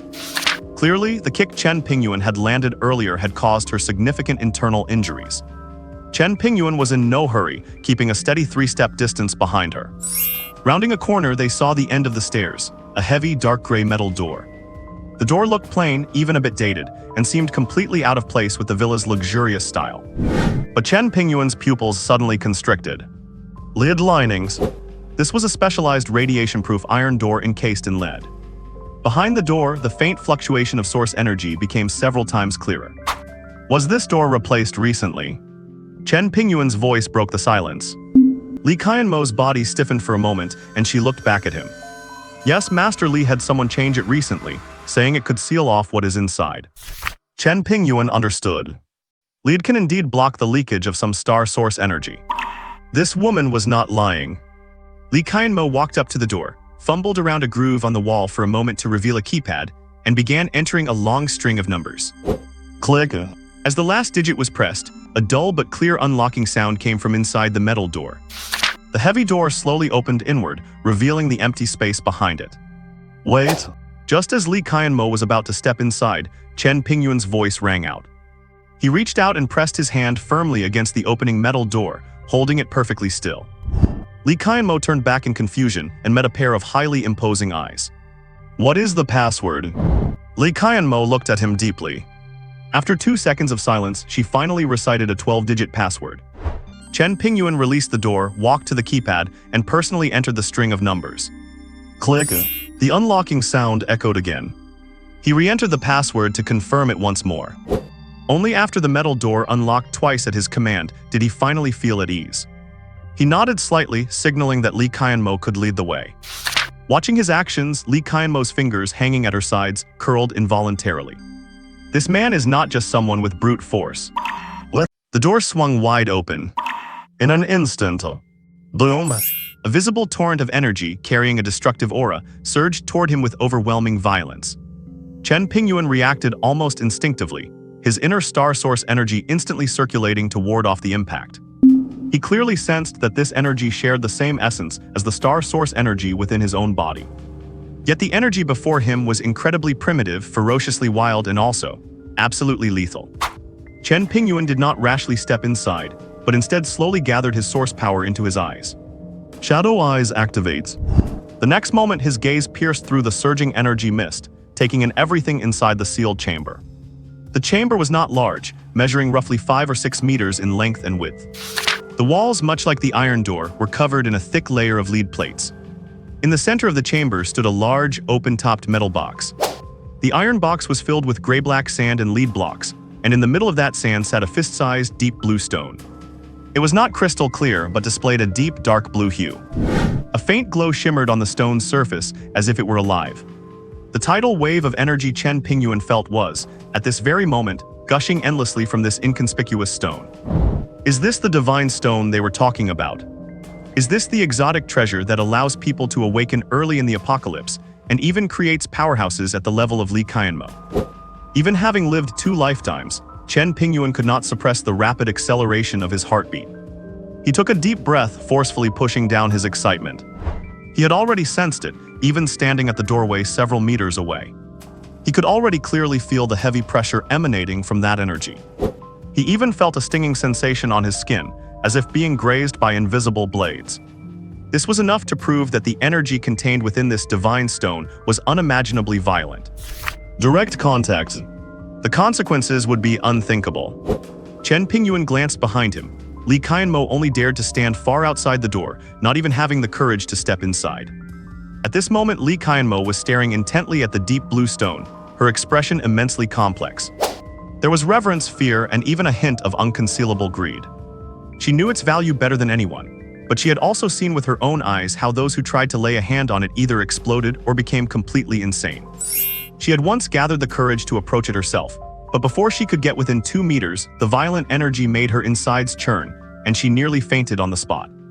Seeing Wang Feiyu's also just standing at the doorway observing, instead of being blinded by greed and rushing in like those fools she imagined, she was impressed. Her estimation of this man rose yet again in her heart. Chen Pingyuan stood at the doorway for a full dozen seconds. Only after imprinting the scene of the chamber onto his mind did he slowly begin to walk forward. He took a step. The surrounding air instantly became viscous, and the drifting energy grew even more ferocious. Chen Pingyuan began to manipulate his inner star source energy, circulating it quickly along the surface of his body to form a thin defensive barrier. He took a second step. The stinging sensation intensified sharply, and the violent energy began to penetrate his barrier, attempting to detonate his own star source energy. Fortunately, after 20 years in his previous life, his mastery of his own star source energy had long reached the pinnacle. He forcibly suppressed the turbulence within his body, maintaining steady, calm steps as he moved toward the center of the chamber. Finally, he reached the metal box. He stopped. That deep blue divine stone, which seemed to contain an entire world, was right before his eyes within his reach. As Li Qianmo watched Chen Pingyuan reach the metal box, she could not hold back and stepped forward to follow him. She stopped at a corner from which she could see the entire scene while feeling secure. Then she saw Chen Pingyuan slowly raise his right hand. By the looks of it, he seemed to be planning to touch the stone directly with his hand. Li Qianmo's brows furrowed instantly, touching it with his bare flesh. How is that any different from sticking his hand into boiling concentrated sulfuric acid? The destructive nature of that energy is simply not something a flesh and blood body can withstand. The reason they were able to awaken in the first place was that this sacred stone was not as violent as it is now when it first appeared. At that moment, her instinct was to speak up and warn Chen Pingyuan, "Whatever you do, do not touch it with your hand." However, the words reached her lips only to be swallowed back down. Her gaze shifted back and forth between Chen Pingyuan's back and the sacred stone, emitting a faint blue halo. If this powerful man really died under the violent energy of this sacred stone due to a momentary lapse in judgment, would not this sacred stone become hers alone? Although she had already finished her revenge, her thirst for power was no longer as intense as it had been before. But who could truly resist the temptation of such a sudden ascension to power and the ability to control one's own destiny? Once this thought was born, it became unstoppable. In the end, she chose to remain silent. She simply held her breath and stood in the distance, saying nothing at all. Chen Pingyuan was naturally unaware of the many thoughts running through the woman's mind behind him. Even if he were to know, he would likely only scoff at them. He trusted only his own judgment and the power he held in his hands. Touch it with his bare hand. How could such a foolish act happen to an old monster like him, who had survived for 20 years in the apocalypse? His thoughts flickered, and the star source energy within his body instantly gathered in the palm of his right hand. A pale blue energy barrier thin as ice took shape. It looked as thin as a cicada's wing, clear and transparent as if it would shatter at the slightest touch. But contained within it was his pure star source energy as a level 2 star source warrior. He carefully controlled this star source barrier and slowly extended it toward the blue-black stone. The very moment the barrier made contact with the stone's surface, a deep, muffled hum suddenly exploded in the sealed room. A violent energy, dozens of times more intense than before, detonated from within the stone, crashing fiercely against the energy barrier in Chen Pingyuan's palm. It roared and lashed out madly, attempting to tear through that seemingly fragile barrier. Chen Pingyuan's eyes sharpened instantly, and he poured all the star source energy in his body into his right palm without holding anything back. In an instant, the energy barrier in his palm glowed brilliantly, becoming several times thicker and more solid. At the same time, his star source extraction technique operated at full capacity, building a perfect cycle of source energy within his body. All the violent energy that attempted to penetrate the barrier and invade his body was ruthlessly cast out and isolated by this cycle. Two identical yet fundamentally different forces engaged in a silent, yet thrilling struggle within the tiny space of his palm. The energy radiated by the blue-black stone was wild and chaotic, like a wild horse that had broken its bridle, trying to smash through every obstacle. And Chen Pingyuan's star source barrier served as a dam built with absolute technique and pure power. Although it constantly trembled and distorted under the violent impact, it never collapsed, holding firm against the overwhelming tide. A suffocating pressure permeated the chamber. Li Qianmo had retreated rapidly at the very first moment the energy erupted, pressing herself against the edge of the chamber entrance. She watched ahead, still shaken, her heart pounding wildly. She saw the pale blue energy barrier in Lin Tianao palm visibly distort under the impact of the terrifying energy released by the sacred stone. She could clearly feel that even the mere residual waves were enough to shake her soul and almost force her to her knees. A sense of lingering, indescribable fear washed over her. She had once naively believed that as long as she was careful enough and relied on constant trial and error, she would eventually find a safe way to absorb the power of the sacred stone. But not until this moment did she realize with horror how completely wrong she had been. This level of violent energy was simply not something she could currently contend with. Her gaze toward Chen Pingyuan had also changed completely. This man, he had actually relied on his own power to hold off the energy explosion of that terrifying stone. And what was that glove-like energy construct in his palm? Can divine power even be used like this? Where on earth did this man come from? Countless chaotic thoughts swirled in Li Qianmo's mind. But the sole thought of taking the stone back had been thoroughly snuffed out. She realized clearly that in the face of the power this man displayed, she had absolutely no chance. On the other side, Chen Pingyuan was using his power as a level 2 Star Source warrior, combined with his masterful control over Star Source energy, to stabilize the situation little by little. The Star Source energy was like a cocoon, gradually covering and enveloping the stone. This process was far more dangerous than he had imagined. As time passed, beads of sweat began to seep from Chen Pingyuan's forehead. The Star Source energy within him was being consumed at a terrifying rate. Yet the light in his eyes grew ever brighter and sharper. Finally, just before the Star Source energy within him hit rock bottom, that thin layer of pale blue energy film fully closed and stabilized. Like a perfect piece of amber, it completely sealed the restless blue-black stone inside. The violent energy inside the stone was still churning and crashing, but it could no longer leak out even the slightest bit. Chen Pingyuan let out a long breath. His tensed back suddenly relaxed, and an intense wave of weakness washed over him instantly. But his eyes were shining with an astonishing brightness at this moment. He had succeeded. Not only had he subdued this exotic treasure harboring terrifying power, but he had also personally felt the ferocity of that energy. This stone would be the cornerstone for his rapid advancement in Star Source in the future. He used his Star Source energy to lift the barrier and slowly retrieved the sealed blue stone from the metal box. Then he quickly opened his backpack, lined it with sand and lead, and placed the stone inside. After finishing this, he turned around, his gaze falling on the woman at the entrance of the secret room. "Let us go." Chen Pingyuan's voice was hoarse, but it was clear that he was in an excellent mood. Li Qianmo came to her senses and nodded, following behind Chen Pingyuan as they stepped out of the secret room. The heavy metal door closed slowly behind them, locking away the residual energy. Returning to the villa's lobby, the pungent smell of blood was still thick. Master Li's body lay in a pool of blood in a gruesome state, and the corpses of Liu Qiang and the 5 bodyguards were scattered haphazardly all around. Chen Pingyuan's gaze turned back to Li Qianmo. This woman was an unexpected variable. However, since he had taken the opportunity meant for her, it was unclear how far she could grow in the future. But her value was undeniable. To say nothing else, just the fact that she was a psychic awakener was enough to crush countless so-called genius awakeners. But in his previous life, he had seen too much betrayal and deception. In this life, he would never have the idea of forming a team, and naturally, he would not recruit her under his command. As for killing her outright, it was not that Chen Pingyuan had not considered it. But this woman was, after all, someone capable of protecting millions in his previous life, one of the torchbearers of human civilization. People of this level are hard to come by, one less means one fewer.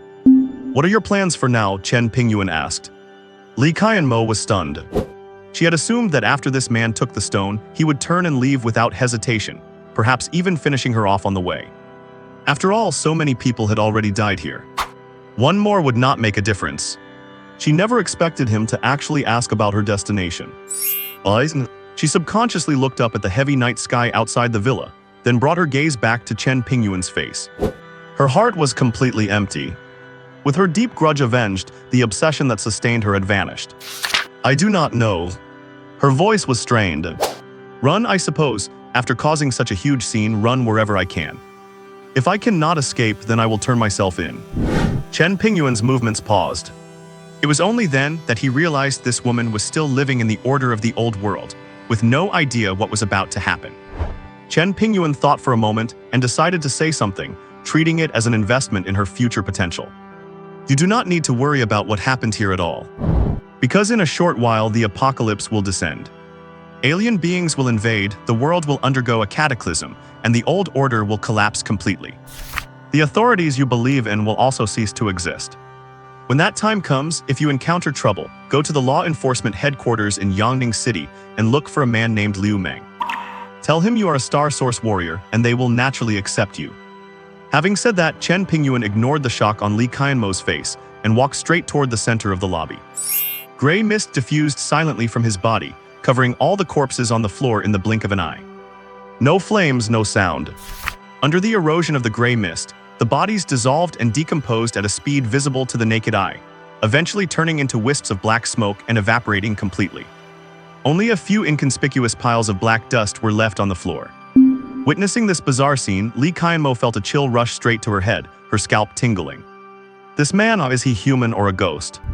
In the lobby, when the gray mist fully dissipated, the once bloody and chaotic lobby had become exceptionally clean. Apart from the lingering stench in the air and the dark stains on the floor that could not be fully wiped away, there was almost nothing unusual at first glance. Chen Pingyuan did all this without a moment's hesitation. Leaving. He dropped those two words. Before the words even faded, his figure turned into a blur, merging silently into the night outside the villa and disappearing completely. As if he had never been there. Leaving Lee Qianmo alone, standing blankly in the vast, dead-silent lobby. The apocalypse. She whispered the words, her eyes full of confusion and disbelief, along with a trace of an anticipation that even she herself found frightening. After a long while, she slowly let out a breath. The apocalypse then. Then let it come. The night was as dark as ink, and the Xiangshan villa area was deathly silent. Lee Qianmo looked up at the night sky outside the window. The end of the world. She whispered the words to herself. She was alone in this world now. If the apocalypse really arrived, what difference would it make to her where she was? On the contrary, if it truly were the end of the world, should not she possess the power to protect herself? She recalled the ghostly techniques used by Chen Pingyuan, and more importantly, that blue divine stone he had taken. Power. She clenched her fists. The desire for revenge had once been her only drive. But now the thirst for power began to take precedence in her heart. Lee Qianmo turned abruptly and returned to the underground secret chamber. The metal door opened once more. Even though the divine stone had been taken by Chen Pingyuan, the room still held a lingering, intensely violent energy. Lee Qianmo took a deep breath, feeling the terrifying sting of that residual energy. She knew that for someone like her right now, this leftover energy was a rare opportunity. She sat cross-legged and breathed deeply, consuming this violent energy in the most primitive way possible. Meanwhile, Chen Pingyuan had driven back to the underground warehouse on the outskirts of the city. As soon as he locked the door, he could not wait to take the divine stone out of his backpack. Without a moment's hesitation, he headed deep into the warehouse to the special lead box he had prepared for storing dangerous items.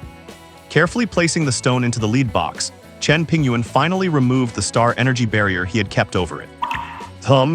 Almost the moment the barrier vanished, the blue light from the stone surged, and a torrent of energy, even more violent than before in the secret chamber, swept through the entire warehouse. Every electrical device, the fluorescent lights, and the security cameras began to flicker wildly, emitting harsh crackling sounds. It looked as if they would burn out in the next second.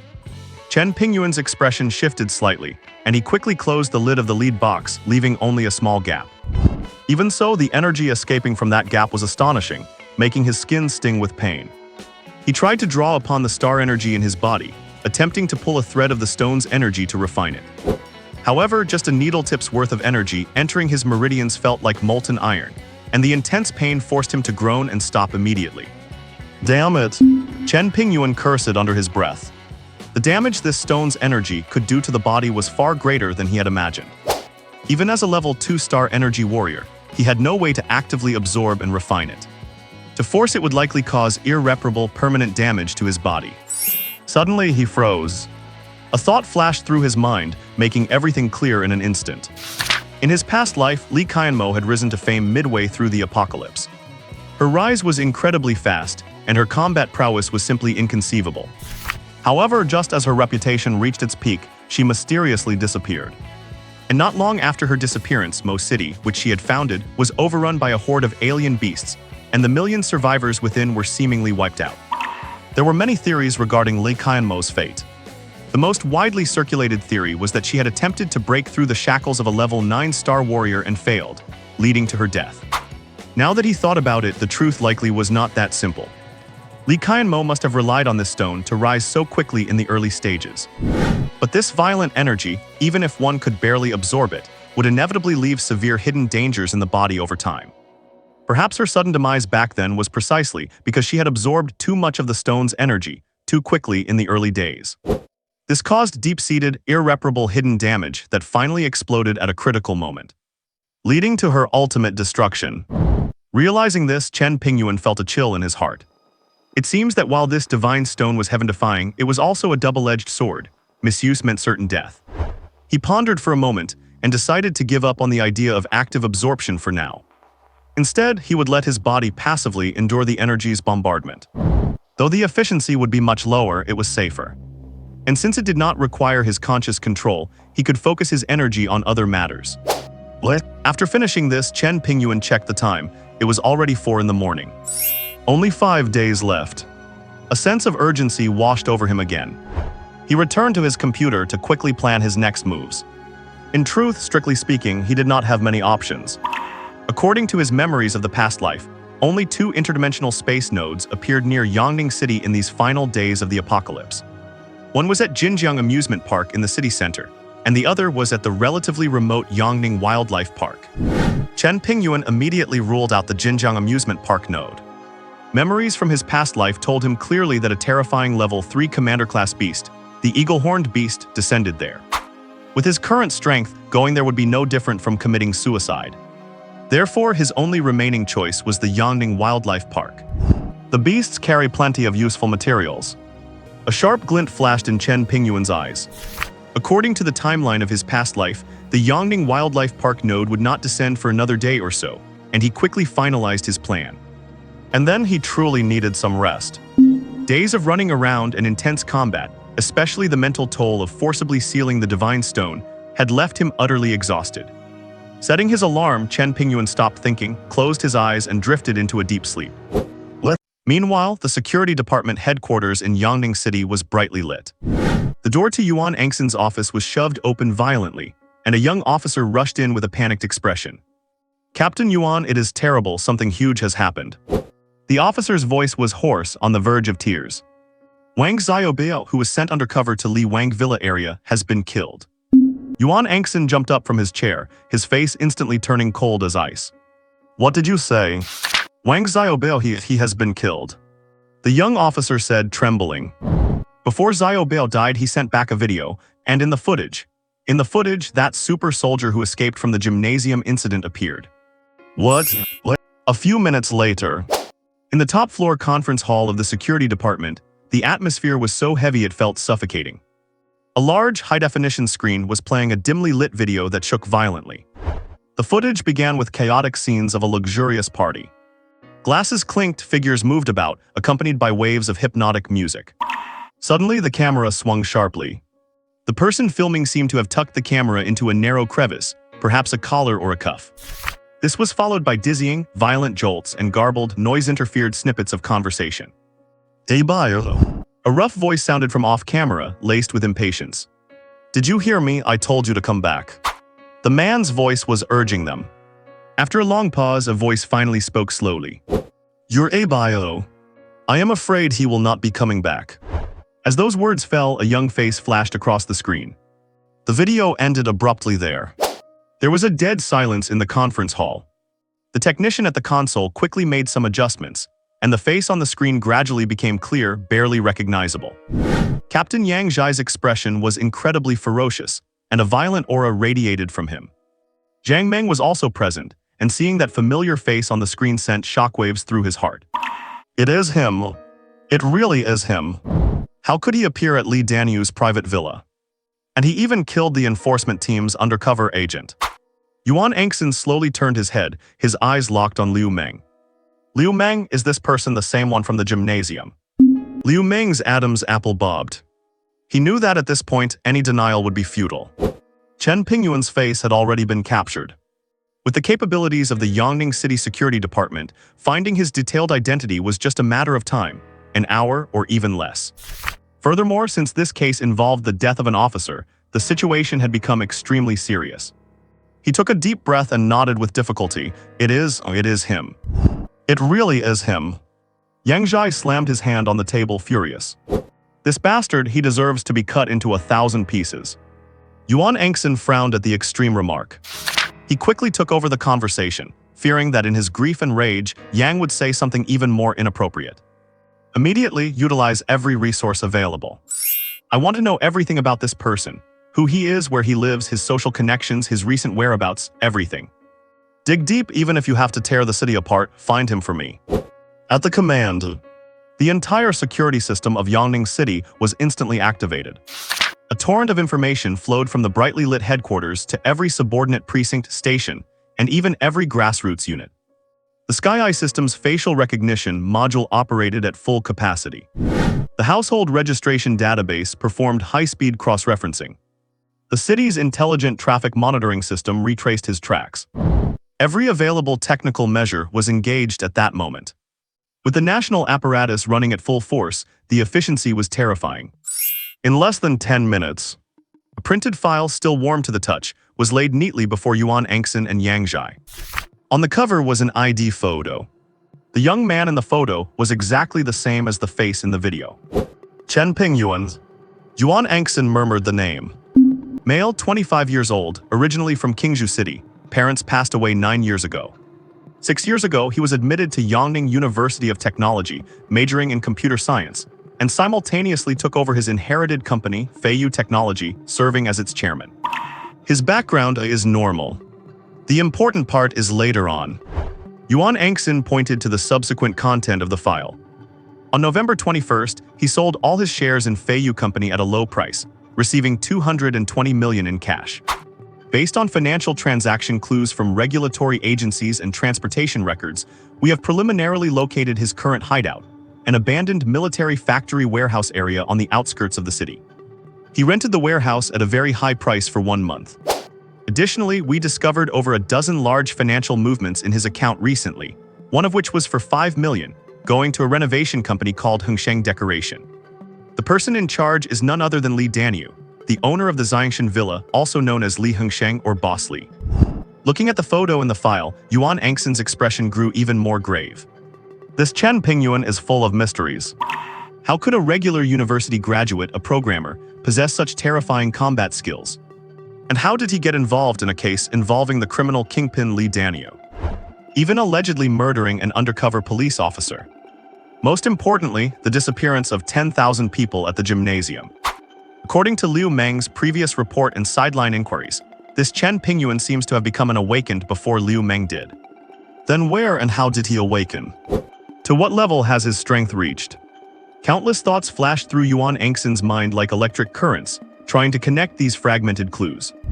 Meanwhile, Yang Wang's eyes were already bloodshot. His reason had been burned away completely. Wang Xiaobao was the one he personally chose for the undercover mission. He was his protege and even more his own nephew. He had no children of his own and had long regarded Wang Xiaobao as his own son. It was supposed to be just a bit of field experience. He would return, have a smooth career, and eventually succeed him. That Boss Li was just a regular mobster. He personally chose this achievement for Xiaobao, thinking it was foolproof. But who would have thought, my poor Xiaobao?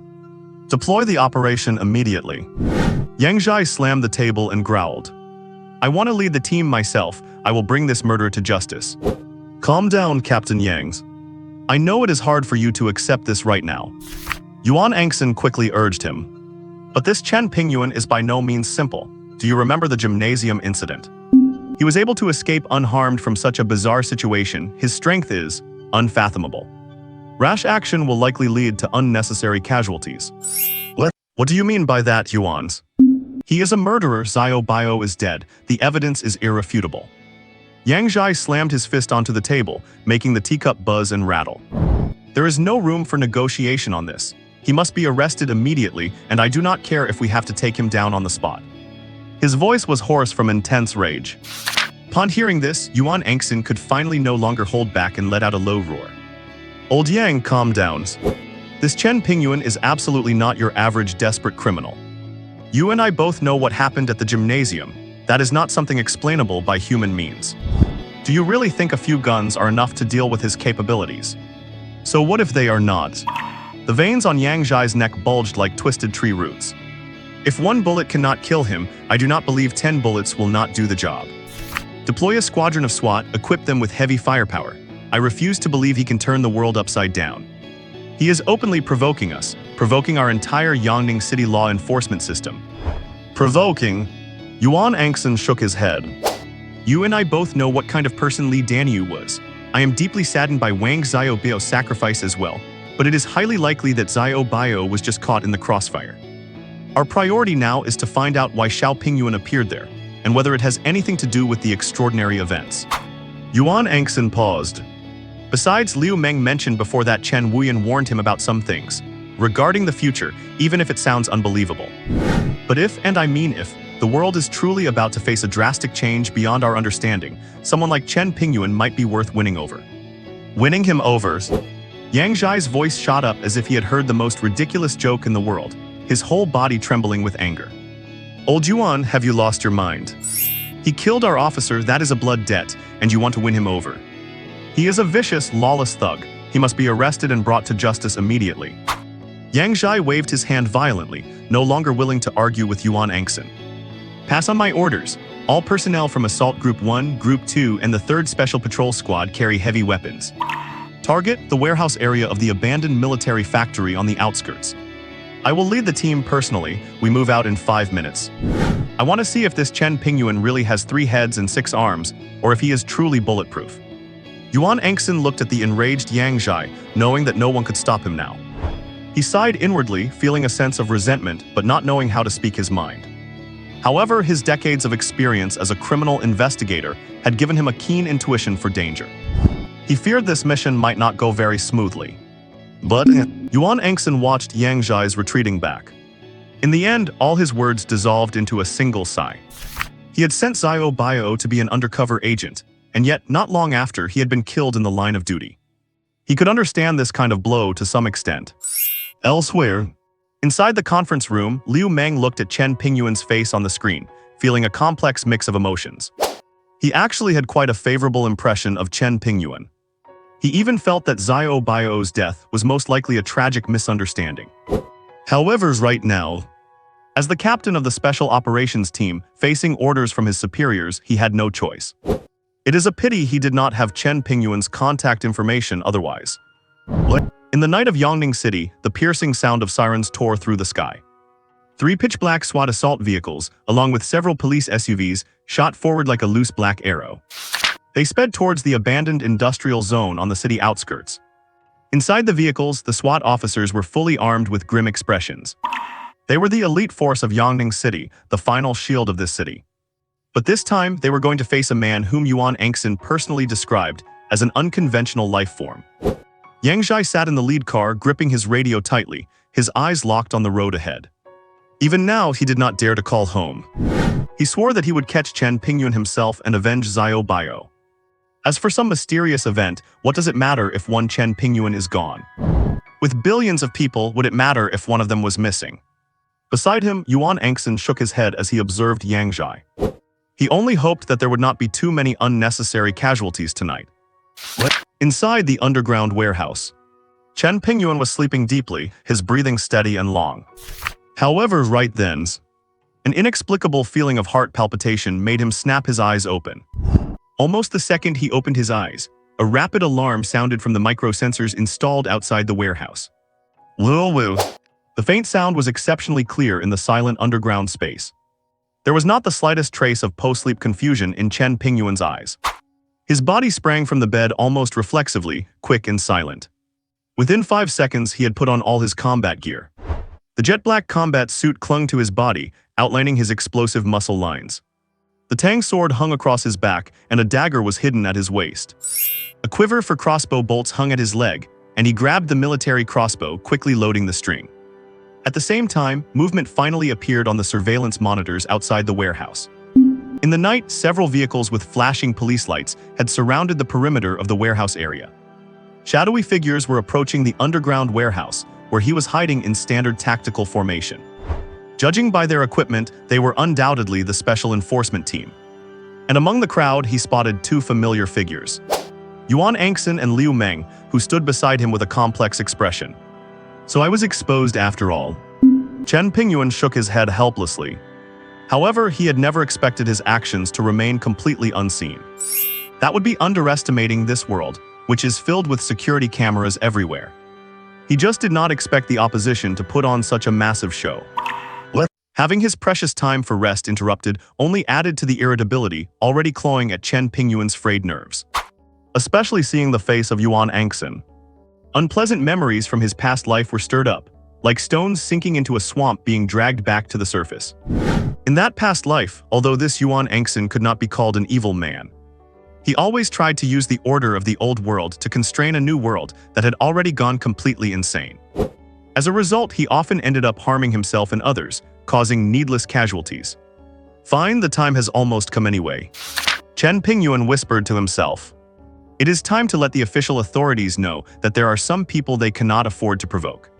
Chen Pingyuan's original plan was to make contact with the authorities and finalize his preparations only after Chinese letter NODE at Yongning Safari Park had concluded. Now it seems that the plan has to be brought forward a little. He does not need to go on a killing spree. There are many places in the future where he will need to rely on the massive machine that is the officialdom, so it is best not to burn all bridges. But a perfectly timed display of power is enough to deter any petty individuals with malicious intentions.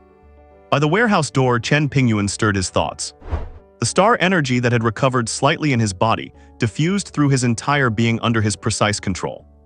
The next moment, Chen Pingyuan's figure began to blur. Etherealization. Gray mist seeped out from every pore, carrying an unnatural chill. In just 1 second, his once clear outline had completely vanished. In its place was a surging humanoid mass of mist. The next instant, the humanoid mist surged rapidly toward the door. It made no sound at all. It simply drifted through like a phantom sinking into water, passing right through the solid door and disappearing. Outside the warehouse, the night was deep. The atmosphere at the scene had become tense to the extreme. Dozens of armed enforcement officers had already formed a preliminary fan-shaped perimeter. The dark muzzles of their guns were pointed vigilantly at every possible exit of the underground warehouse. They were all seasoned veterans. Their steady movements and tacit coordination displayed high tactical proficiency. Not far behind them, Liu Meng and several other awakened individuals stood tense, firmly guarding the command vehicle in the center. In front of the command vehicle, Yuan Angson and Yang Zhai stood side by side, their expressions divergent.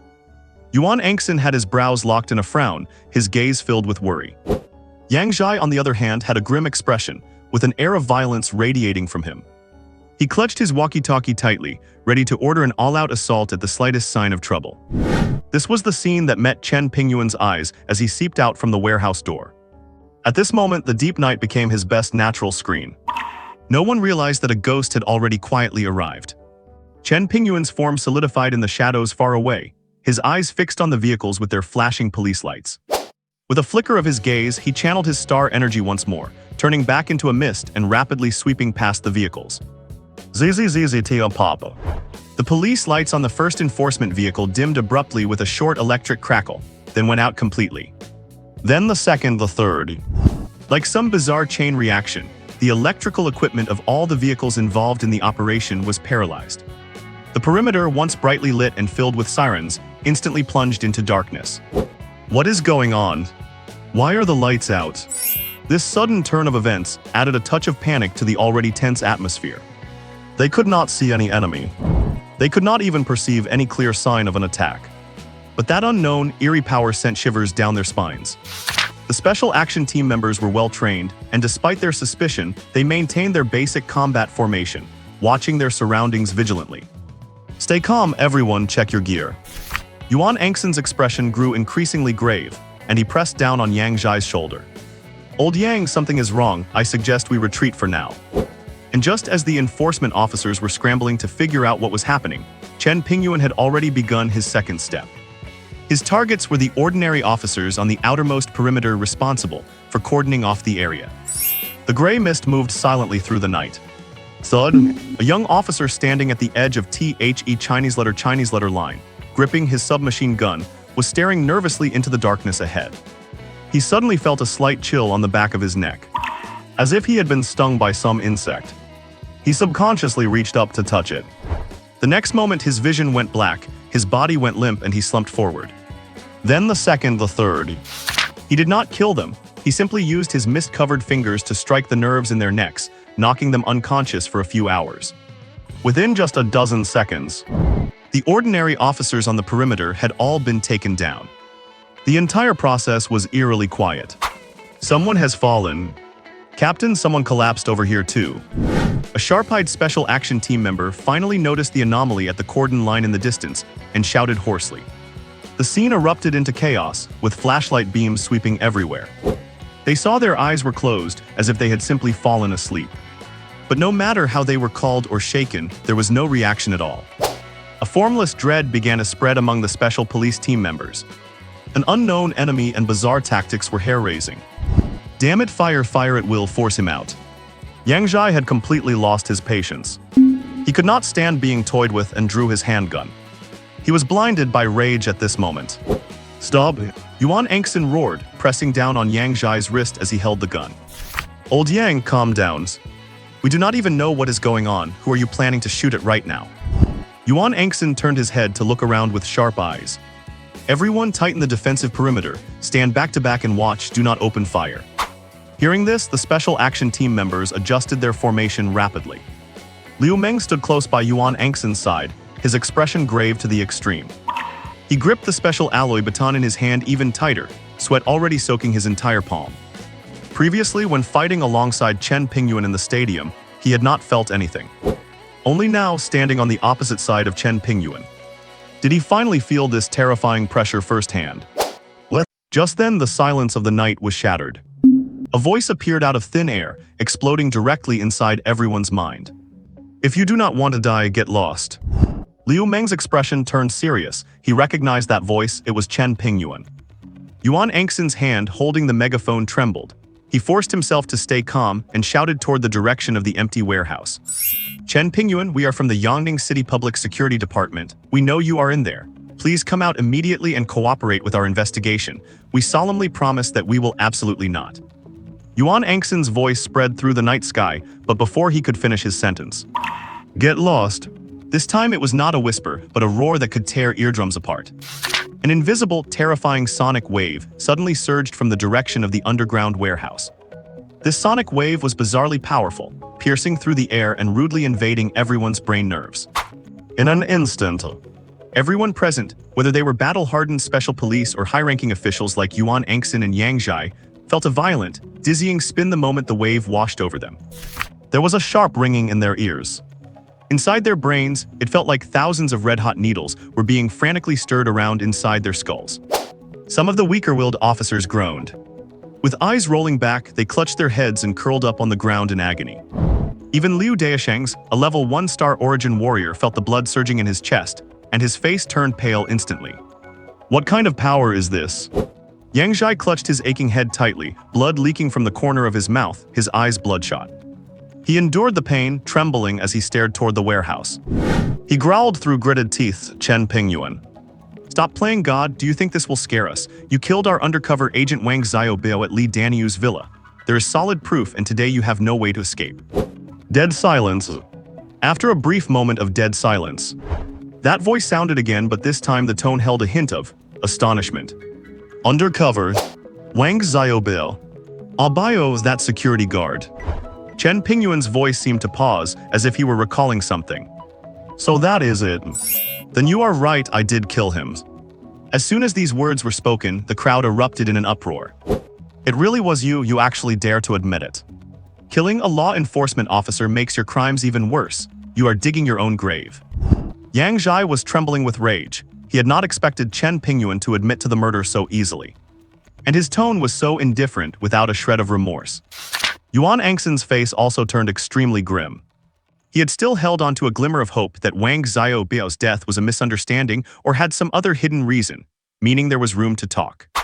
But Chen Pingyuan's words were practically a death sentence. Liu Meng's heart sank at these words. Chen Pingyuan's attitude was undoubtedly escalating the conflict, leaving no room for retreat. He remembered Chen Pingyuan's coldness and detachment in the gymnasium earlier. At the time, he thought Chen Pingyuan was just a loner. But only now did he finally realize. It was not that at all. This man simply did not care about rules, order, or life at all. On the other side, Chen Pingyuan's voice sounded again. Killing him was just an accident. His voice remained calm, but it held a slightly more explanatory tone. He appeared where he should not have and saw things he should not have seen, that is all. However, to Yang Zhai, this explanation was adding fuel to the fire. Accident. You committed murder and you call it an accident. Chen Pingyuan, you are completely lawless. Yang Zhai's eyes were bloodshot, his expression incredibly twisted. He forcefully broke free from Yuan Feng's grip and raised his hand, ready to give the order. Wait. Yuan Angxin interrupted him sharply once more, gripping Yang Zhai's arm tightly, veins bulging on his forehead as he clearly shouldered immense pressure. He turned toward the warehouse and said in a low voice, Chen Pingyuan, I believe you did not intentionally target our law enforcement officer. Perhaps he just unfortunately got caught up in your situation. But he died because of you after all, you cannot deny that. For this matter, you must come back with us to face investigation by the Public Security Department. This is a matter of principle. There is no room for negotiation. Yuan Angxin's words were firm, as he tried to find a balance between being tough and staying communicative. Investigation. Chen Pingyuan's voice came from all directions, filled with unconcealed mockery. Captain Yuan, I respect the badge you wear, but do not mistake my patience for your leverage to push further. I do not want to kill you all, not because I am afraid, but because you still have some value. Chen Pingyuan's voice turned cold suddenly. But if you do not know what is good for you and insist on crashing into the barrel of a gun, I do not mind sending you off a little early. You threatening us, threatening the entire public security system of Yangning City. Yang Zhai was so angry at these words that he nearly exploded on the spot. Nothing could describe his current fury. He had been in charge of public security in Yangning for years, and this was the first time he had seen such an arrogant criminal. He suddenly threw off Yuan Angxin's hand. Whoosh! He reached for his waist and pulled his gun. The dark muzzle pointed straight at the warehouse. I want to see if your mouth is tougher or if the bullet is. Old Yang, do not be impulsive. Yuan Angxin's internal alarm bells went off, and a sense of foreboding rose in his heart. He knew Yang Zhai's temper too well. Once he was completely provoked, he would do anything. However, it was too late. Yang Zhai was already blinded by rage and would not listen to any advice. He did not fire directly at the warehouse gate, perhaps subconsciously wary of Chen Pingyuan's abilities. He aimed at several surveillance cameras on the exterior wall of the warehouse that were blinking with faint red lights.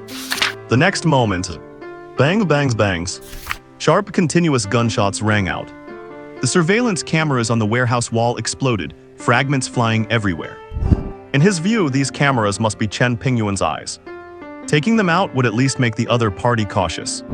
Yuan Angxin's face turned pale instantly, and he closed his eyes in despair. It is over, everything is over. He knew that Yang Zhai's shots had completely cut off any possibility of negotiation. Liu Meng felt a chill shoot from the soles of his feet to the top of his head, instinctively tightening his grip on his weapon as his muscles tensed to the limit.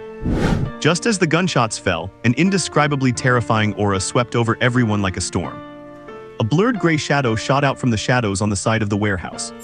That speed was beyond the limit of the naked eye. Everyone present, including several level 1-star Origin Warrior members of the Special Patrol Team, only felt a blur before their eyes as something flashed past. There was no time to react at all. The gray shadow's target was pointed directly at Yang Zhai, who had fired the shots. Yang Zhai's gun had yet to be lowered, his face still frozen in a ferocious grimace from the act of firing. Yet the very next instant, the soft sound of a sharp blade slicing through flesh rang out, remarkably clear in the silent night sky. Blood erupted toward the sky like a fountain. The expression on Yang Zhai's face was frozen forever in that moment of bewilderment and confusion. A head trailing spatters of blood was tossed high into the air, tumbling a few times, before hitting the ground with a dull thud several meters away. Those wide-open eyes still held a lingering trace of shock and blankness. Only after the headless corpse had completely slumped into the pool of blood did the gray shadow pause, condensing back into a clear human form less than 3 meters away from the body. It was none other than Chen Pingyuan. He had revealed himself, and in such a bloody, shocking way. The entire scene fell into a deathly silence. Everyone was petrified by the carnage before them, their souls scattered, unable to move a muscle. They even forgot how to breathe or think, instinctively staring with wide eyes, unable to believe what was happening before them. The captain of the Public Security Bureau. A man of absolute power in Yangning City, someone whose very footsteps could make the ground tremble. To be beheaded in public just like that. And all while surrounded by dozens of heavily armed Special Operations Team members. This was no longer just a simple slap in the face. This was an act of blatant provocation. It was an open declaration of war and a ruthless trampling of the entire Yangning city security system. Yuan Angxin felt a bone-chilling coldness, his hands and feet trembling uncontrollably. He stared at Chen Pingyuan's young face and the long blade in his hand, which radiated an ominous blood-red light, a surge of unprecedented regret and helplessness rising in his heart. At this moment, he truly understood the description of Chen Pingyuan's power in Liu Meng's report. The man before him was simply not something conventional forces could contend with. His strength was far beyond the scope of their understanding. He was on an entirely different dimension from Awakenadones like Liu Meng, Li Jing, and Zhao Kaiyan.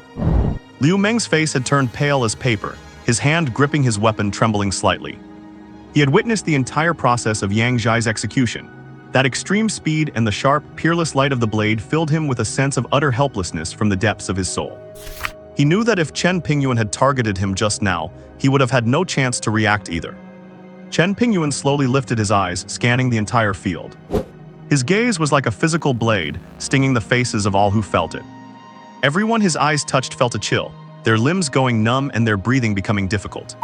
The next moment before anyone could react, Chen Pingyuan's figure became blurry again, like ink dropped into water, rapidly fading until he vanished from where he stood. Only one voice remained, echoing above their heads.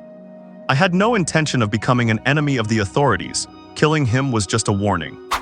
If you continue to be unperceptive and fail to cherish the opportunity I have given you, then none of you here today will be walking away. Silence. A deathly silence. Yang Zhai's blood was still gurgling out. Yuan Angxin felt as if his heart were being gripped by an invisible giant hand, every beat accompanied by excruciating pain. He looked at Yang Zhai's head, still wearing an expression of disbelief, and the grief and terror in his heart swirled together, almost swallowing his reason.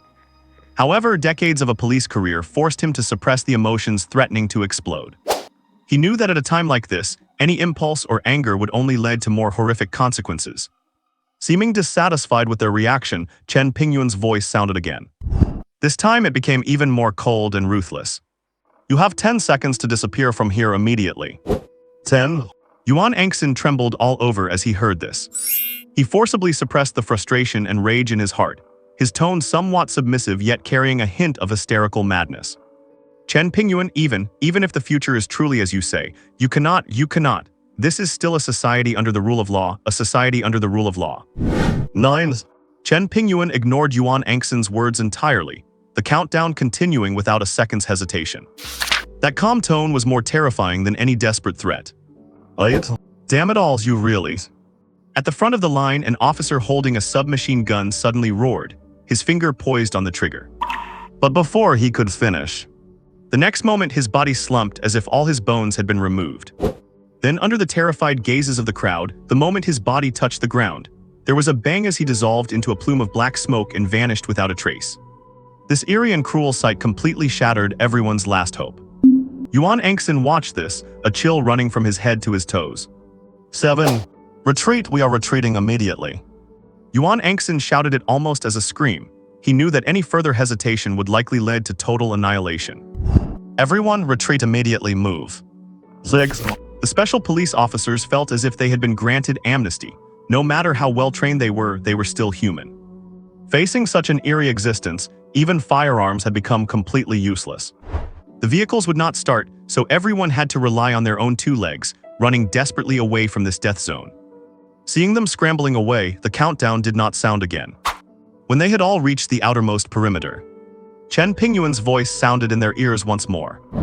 Remember, from this day forward, I do not wish to see any form of surveillance within my activity range. Otherwise, next time this will be your fate. Before his words could fade, several brilliant flashes of crimson light erupted suddenly from the rear flank of the retreating team. Several meters-long blades of blood-red energy appeared out of thin air, slashing fiercely at the assault vehicles left behind by the task force. SSO change. SSO change. SSO change. The shrill sound of metal being sheared echoed. The assault vehicles, crafted from a special alloy strong enough to withstand high-caliber rifle fire, were carved into pieces like a hot knife through butter before the blood-red energy blades. Yuan Angxin, Liu Meng, and the other awakened ones, along with the regular special operations team members, witnessed this godlike spectacle. This unimaginable destructive power had completely overturned their understanding of strength. Is this still a power that a human can possess? They dared not stop for even a second, not even looking back, running for their lives with every ounce of strength they had. Under the night sky, Chen Pingyuan stood quietly beside the sliced-up assault vehicle with his tang blade in hand, surrounded by a faint gray mist. He watched their frantic retreating backs and let out a sigh. The first formal contact with the authorities had ended in his complete victory. He knew that after tonight, the Yongning authorities would harbor countless fears when facing him. This was exactly the effect he wanted. Now that his goal was achieved, the partnership he had previously envisioned could finally be put on the table ahead of schedule. If he could pull it off, he might even be able to challenge that warlord. A sharp glint flashed in Chen Pingyuan's eyes. He watched the retreating group and quietly followed them from the flank. The night was thick and heavy, and the panicked crowd finally managed to put some distance between themselves and the warehouse area. It was not until they reached the wide road and saw several police vehicles with flashing lights roaring toward them that their tense nerves finally began to relax. The air was filled with a sense of relief for having survived a brush with death. Yuan Angson was pale, his eyes filled with more agony than mere terror. He had watched his closest friend get beheaded right before his eyes. He did not think he would ever be able to forget the sight of the blood spraying out. The other team members were in a similar state, still trembling with shock. That ghostly, elusive figure, the terrifying sonic blast that felt like divine retribution, and the several-meter-long crimson blade aura. All of it had completely shattered the perception of reality they had built over many years. Captain Yuan, what do we do now? Are we just going back like this? A special operations team member asked in a hoarse voice, his face full of horror. Yuan Angson took a deep breath, forcibly suppressing the fear in his heart. He could not collapse, not now, not at this moment. Yang Zhai was dead, which meant he was the highest-ranking officer here, and indeed for the entire Yong'an security department. Withdraw. Yuan Angson's voice was hoarse and laden with exhaustion. Back to the station first. He paused, his eyes sweeping across their shell-shocked faces. Not a single word about what happened tonight is to leave this group. Do you understand? Yes, sir. The crowd replied in unison. The vehicles began to turn around, preparing to head back to the city. However, just as the convoy was about to leave the area, Yuan Angson suddenly ordered the vehicles to stop. Wait! He slammed the door open and stumbled out of the car, ignoring the gasps and protests of his teammates. Liu Meng also got out, looking at him with concern. Captain Yuan, what are you? Yuan Angson did not answer. He just stared toward the direction of the abandoned vehicles and Yang Zhai's body. Everything there remained dead silent, with nothing unusual to see. But an invisible pressure made his entire body turn cold. He knew that Chen Pingyuan might still be nearby. Or rather, he could appear anywhere at any time. Captain Yang's, he cannot just be left lying there. Yuan Angson's voice was soft but exceptionally firm. He looked at Liu Meng. Liu Meng, come with me to retrieve Captain Yang's remains. Liu Meng did not hesitate and immediately nodded, yes, sir. The others looked at each other but ultimately said nothing more. They knew that Yang Zhai and Yuan Angson had been partners for many years and shared a deep bond. Besides, leaving the captain's body there was simply unacceptable. Yuan Angson and Liu Meng walked slowly toward the warehouse with their hands raised high. They moved very slowly, each step taken with extreme caution.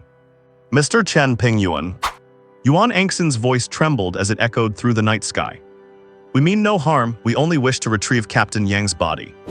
We will leave immediately, there will be absolutely no more provocative actions. The voice echoed in the empty area, but there was no response. Only the night wind blew, kicking up debris and dry leaves, creating a chilling rustling sound. The hearts of Yuan Angson and Liu Meng were in their throats. Fortunately, by the time they reached Yang Zhai's body, that voice did not sound again. Yuan Angson looked at Yang Zhai's severed head, and an overwhelming wave of grief washed over him. Holding back his tears, he and Liu Meng quickly recovered Yang Zhai's body. Just then, rapid footsteps could be heard in the distance. It turned out several special operations members were too worried to stay put and came over to help. There is always more courage in numbers. The group loaded Yang Zhai's body onto one of the returning support vehicles. Afterwards, Yuan Angson called out loudly once more. Mr. Chen Pingyuan, we are leaving now. Still, there was no reply. Yuan Angson did not delay any further and gestured for everyone to board the vehicles quickly. The engines started and they sped toward the city. It was only after the vehicles were completely clear of that area that everyone began to recover from the terror of having stared death in the face. Not long after they left, a gray shadow quietly appeared beside the spot where they had just been. It was Chen Pingyuan. In truth, from start to finish, he had never once intended to kill Yuan Angxin, because this man was vital to his future plans. So vital that if anyone were to harm Yuan Angxin before the true apocalypse began, he would step in to protect him. Under the night sky, Chen Pingyuan watched the departing convoy, then moved, heading toward the city as well. An hour later, in the old town at the Jinggan residential complex. In the middle of the night, the residential area was deathly quiet and exceptionally still. Only the occasional barking of a disturbed dog from some corner briefly broke the tranquility. Using memories from his past life, Chen Pingyuan easily found Building 7. He went straight to the door of apartment 505, Unit 5. The door was locked and the metal panel shimmered in the night. But for Chen Pingyuan now, this was no obstacle at all. His body turned ethereal and he passed right through the wall. The room was dim, with only a faint glow coming from the floor lamp by the living room sofa. Chen Pingyuan's shadow vision was as clear as a night vision scope. He spotted the person sleeping in the living room immediately. It was Yuan Angxin's wife, an elderly woman with gray hair. His perception scanned the other rooms. In the master bedroom were Yuan Angxin's son, daughter-in-law, and 2 grandchildren, a boy and a girl. 5 people in total. They were all in a deep sleep, completely unaware of Chen Pingyuan's arrival. Chen Pingyuan did not make a sound, nor did he approach them. He just stood quietly in the shadows of the living room like a ghost. He knew that given Yuan Angxin's family-oriented nature, no matter how busy he was after tonight's events, he would certainly come home first to check on his family and ensure their safety before throwing himself back into work. All he had to do was wait here. Time ticked away second by second. The night began to fade, and a faint white light appeared on the horizon. Dawn was about to break. Just then, from outside the door, came the sound of a key being inserted into the lock and turned gently. Click. The door was pushed open softly, and a weary figure appeared in the doorway. It was Yuan Angxin. He took off his coat and quietly changed his shoes. He habitually scanned the living room. When he saw his wife curled up asleep on the sofa, his brow furrowed involuntarily, his eyes revealing a look of genuine heartache. He quickly stepped forward, picked up another light blanket from the sofa, and gently tucked her in. Then he tiptoed to the master bedroom door, leaned his ear against it, and carefully listened for any movement inside. Confirming everything was fine, he let out a long sigh of relief. His tense nerves relaxed just a little. However, right then, his peripheral vision caught an abnormal gray shadow in the corner of the living room. Before he could even process it, the gray shadow moved forward, revealing a clear human form. When Yuan Angxin saw who it was, he was struck like a thunderbolt. He froze instantly. Chen Pingyuan. All the color drained from Yuan Angxin's face in an instant, his expression one of pure terror. Reflexively, he took a huge step back, his right hand instinctively reaching for his sidearm. But he grabbed empty air. Only then did he recall in despair that his service weapon had been turned in after the operation. And a deeper sense of helplessness welled up inside him. Even if he had a gun, what good would it do against this man who was like a demon or god? What are you doing here? Yuan Angxin's voice turned sharp from sheer terror. What do you want? He instinctively spread his arms, using his own body to shield his family. His eyes were filled with wariness but also desperation. He knew clearly, if Chen Pingyuan wanted to kill him, it would be easier than crushing an ant. If he wanted to target his family, Yuan Angxin did not dare think about it. He could not bear that consequence. Chen Pingyuan watched Yuan Angxin's reaction and slowly stopped. Relax. I am not touching your family. Chen Pingyuan's voice was casual. I came here just to talk business with you. Let's talk business. When Yuan Angxin heard these words, he could only think it was utterly absurd. The man before him had just decapitated his best friend right in front of him. And now he appears in his home like a ghost, saying he wants to talk business. This was an insult to his character, a trampling of his dignity. Yuan Angxin longed to hack Chen Pingyuan into 1,000 pieces. Yet reality splashed over him like a bucket of cold water. He saw the calmness in Chen Pingyuan's eyes. It was not indifference, but a coldness as if looking at an ant.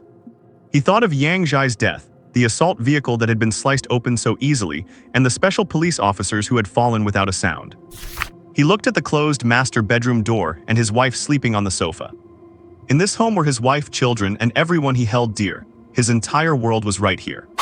He had no leverage to confront Chen Pingyuan. A battle raged within him, anger, humiliation, fear, worry. The intertwining of these emotions left him in agony. In the end, his concern for his family won out. He forced himself to calm down and took a deep breath. "What kind of business do you want to talk about?" Yuan Angxin's voice was hoarse, tinged with humiliation. Chen Pingyuan did not waste any time and stated his demand directly. "I need 100 white phosphorus grenades." Boom!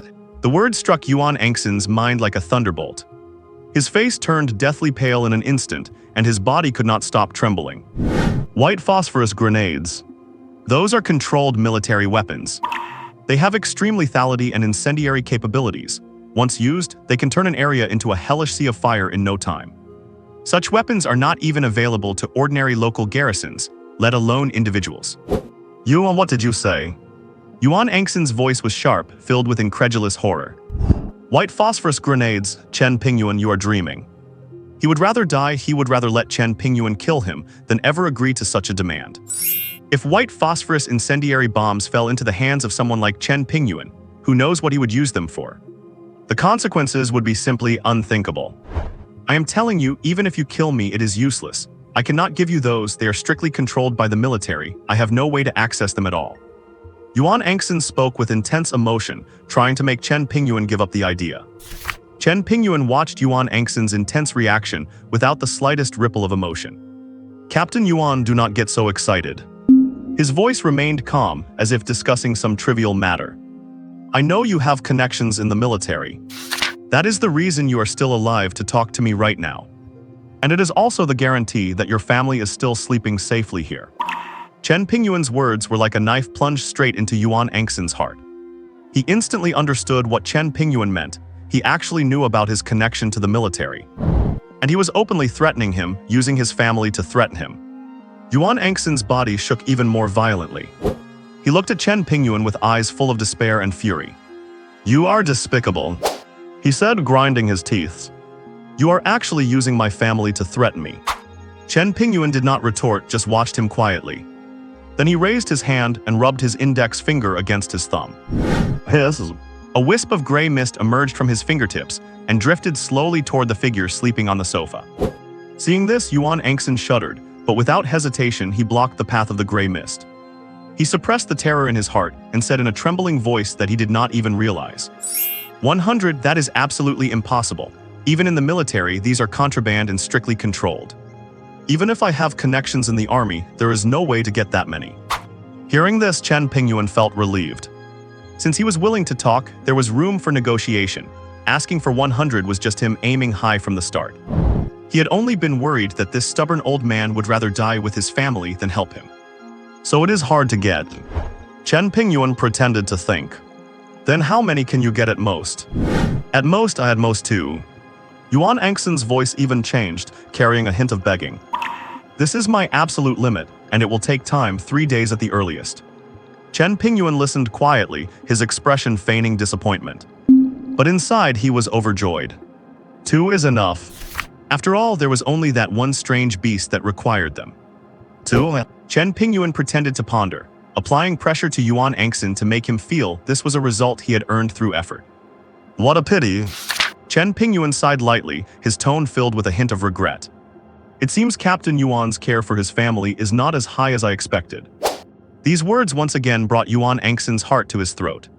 He said almost immediately, "No, Mr. Chen too, that really is the extent of my capabilities."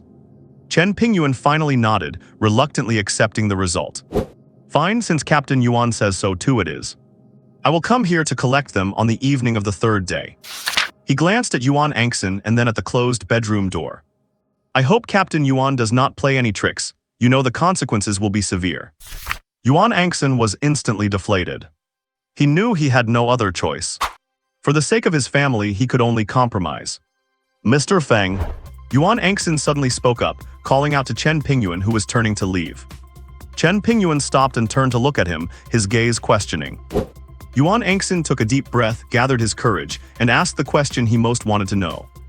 A question that concerned the entire Yongning city and even all of China, and perhaps the fate of all humanity. Is the apocalypse really coming? Chen Pingyuan looked at Yuan Angxin without mockery or denial. He simply replied with a faint question. Captain Yuan, as smart as you are to be able to ask this question after experiencing everything tonight, you already have the answer in your heart, do not you? Yuan Angson fell silent. Of course he had the answer. The godlike and demonic powers Chen Pingyuan displayed tonight, along with the bizarre events occurring all over the country for more than half a month, all signaled the end of one era and the beginning of a new one. And this new era was likely the apocalypse that Chen Pingyuan spoke of. He had asked the question just to get a definitive confirmation. Then do you know exactly when the apocalypse will arrive? Yuan Angson spoke again, and this time his voice was more urgent. This was the question he truly wanted to ask. If they could know the exact time in advance, perhaps they would have more time to prepare and cope with the coming disaster. Chen Pingyuan's eyes flickered. This guy had hit the main point. An answer he had to pay for would be taken more seriously than one offered for free. You want the answer? Chen Pingyuan paused, his tone carrying a playful note. That will cost you one more white phosphorus grenade. Yuan Angson's body shook violently. He had not expected Chen Pingyuan to use such information as a bargaining chip. Yuan Angson felt immensely disappointed. He had thought Chen Pingyuan might at least be someone concerned about humanity's future, but he did not expect him to be so cold and selfish. Mr. Chen, I do not want this time for myself. It is to save more people. Yuan Angson said with some agitation. For the tens of millions of citizens in Yangning City, for the country, how can you be so selfish? Chen Pingyuan watched him quietly, his eyes dim and indifferent, completely unmoved. Selfish saving people. He repeated Yuan Angson's words and let out a scoff-like chuckle. Captain Yuan's, you know. For the vast majority of people, dying quickly in the apocalypse is the best possible outcome. What? Yuan Angson was instantly stunned when he heard this. He looked at Chen Pingyuan. Decades of instinct as a criminal investigator told him that at this very moment, Chen Pingyuan was not lying. But what kind of apocalypse could force this man who stood before him like a god and a demon to reveal such emotion? Content removed due to reporting. Number, there must still be hope. Yuan Angson muttered in a trance. It was not so much that he was trying to convince Chen Pingyuan, but rather that he was desperately trying to hypnotize himself. We still have powerful weapons, there must be hope. Chen Pingyuan remained non-committal, clearly having no desire to waste his breath on this topic. The question from before, one white phosphorus bomb. Do we have a deal or not? Yuan Angson stared fixedly at Chen Pingyuan. He clenched his teeth and squeezed a word out through them. Deal? Chen Pingyuan nodded slightly, his expression remaining unchanged. December 21st, evening 6:55 p.m. The precise time hit Yuan Angson's heart like a heavy hammer. Such an accurate time. And the 21st. That is only 6 days away, is not it? The apocalypse is only 6 days away. At this moment, Yuan Angson had no remaining doubts about the truth of Chen Pingyuan's words. If he wanted to lie, he could have easily given a much later or more vague time. Furthermore, having witnessed Chen Pingyuan's unfathomable and supernatural methods, he was even more certain that there was no reason for Chen to deceive him. 6 days from now, Friday. Evening 6:55 p.m. Yuan Angson repeated the time word by word, committing it firmly to memory. He knew this might be his only chance to save the city of 10 million people and protect more innocent lives. Remember our deal, Captain Yuan. Chen Pingyuan's voice sounded again, interrupting his thoughts. 3 days from now, in the evening, I will arrive at your home on time to collect what I am owed. He paused slightly and threatened him without reservation. If it is not there or if the quantity is wrong, then prepare coffins for you and your family in advance. Of course, you could also choose to take them and run. But it would be best if you do not let me find you. With those words, Chen Pingyuan did not stay a moment longer. His body shivered violently, leaving behind layers of afterimages as if he were being peeled away from this dimension. Finally, he transformed into a mist-like figure, surged into the wall and vanished completely.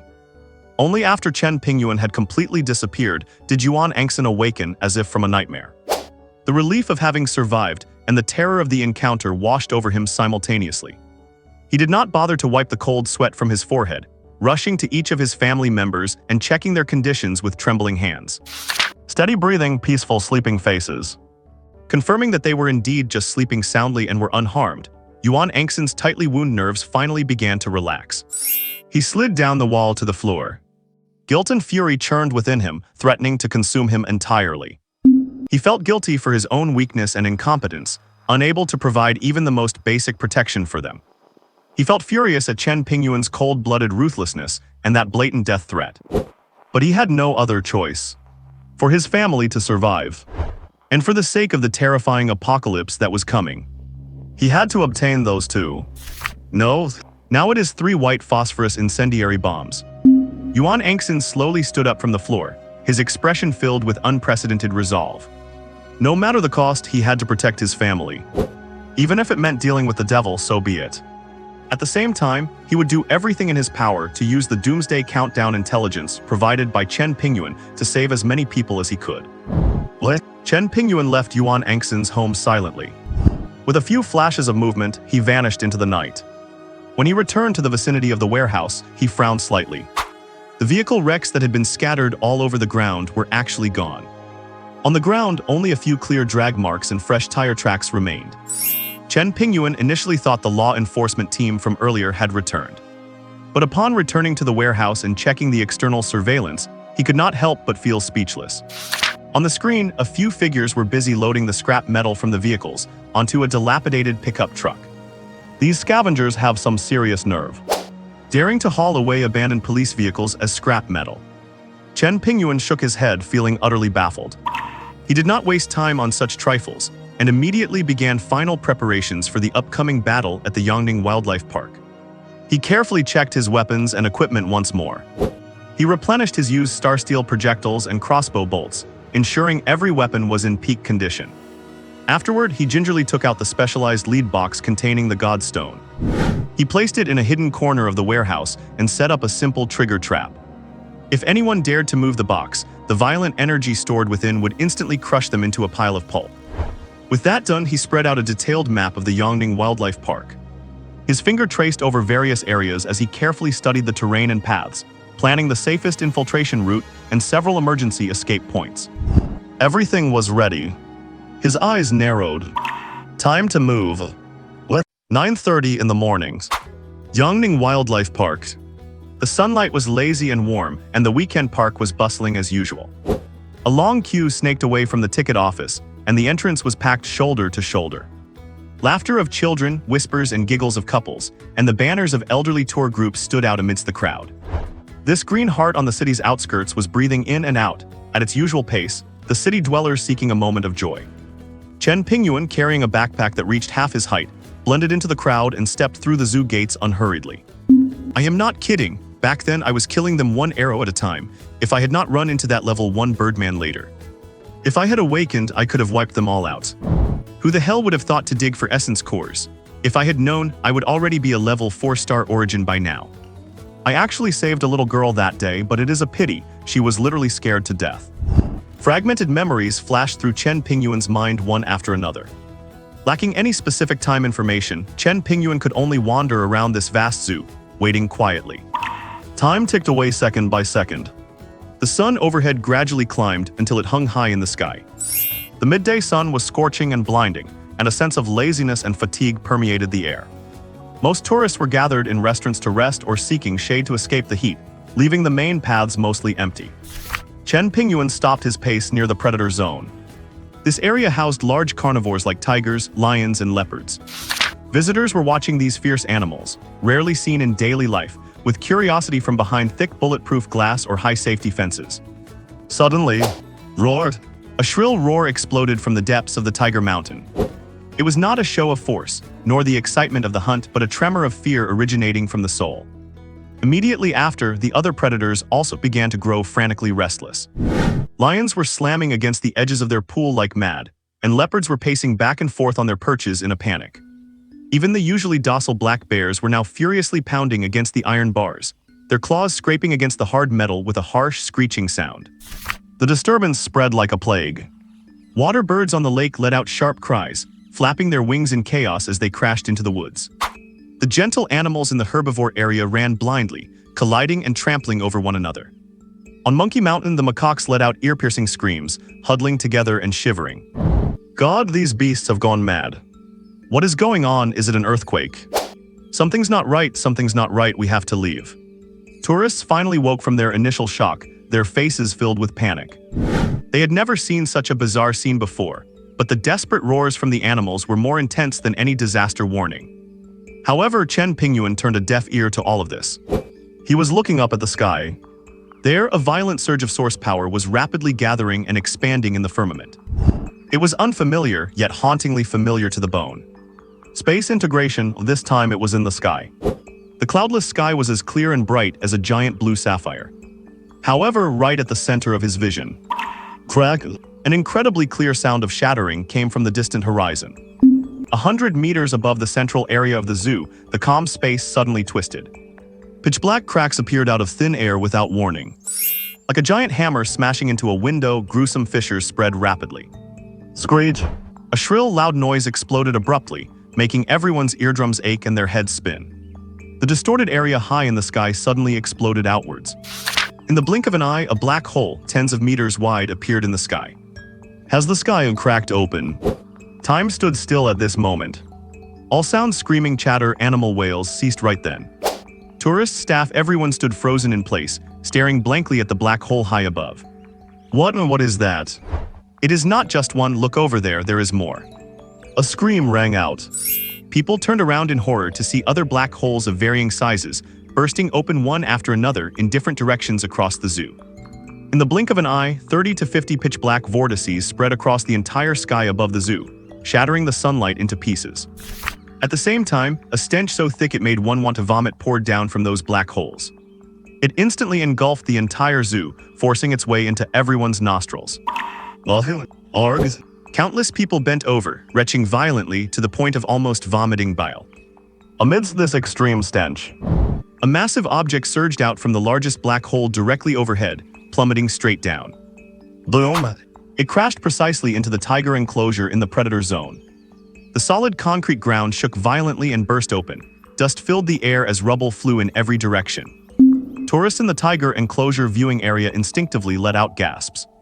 Only a few people were still holding their phones, shouting out to their families, looking visibly thrilled. However, as the dust slightly settled, when that which had fallen came into view, the world fell silent. It was a hideous giant standing over 3 meters tall, no, even close to 4 meters. It had a torso similar to a human's, but it was covered in a layer of thick, tough, dark brown feathers that shimmered with a metallic luster. Its head was the gruesome head of an eagle.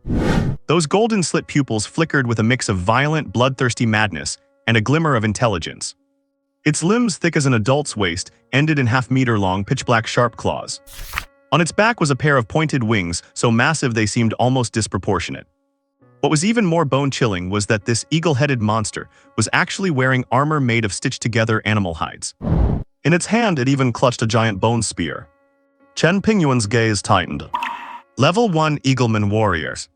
Inside the tiger enclosure, the newly arrived Eagleman warrior was momentarily disoriented from the spatial shift.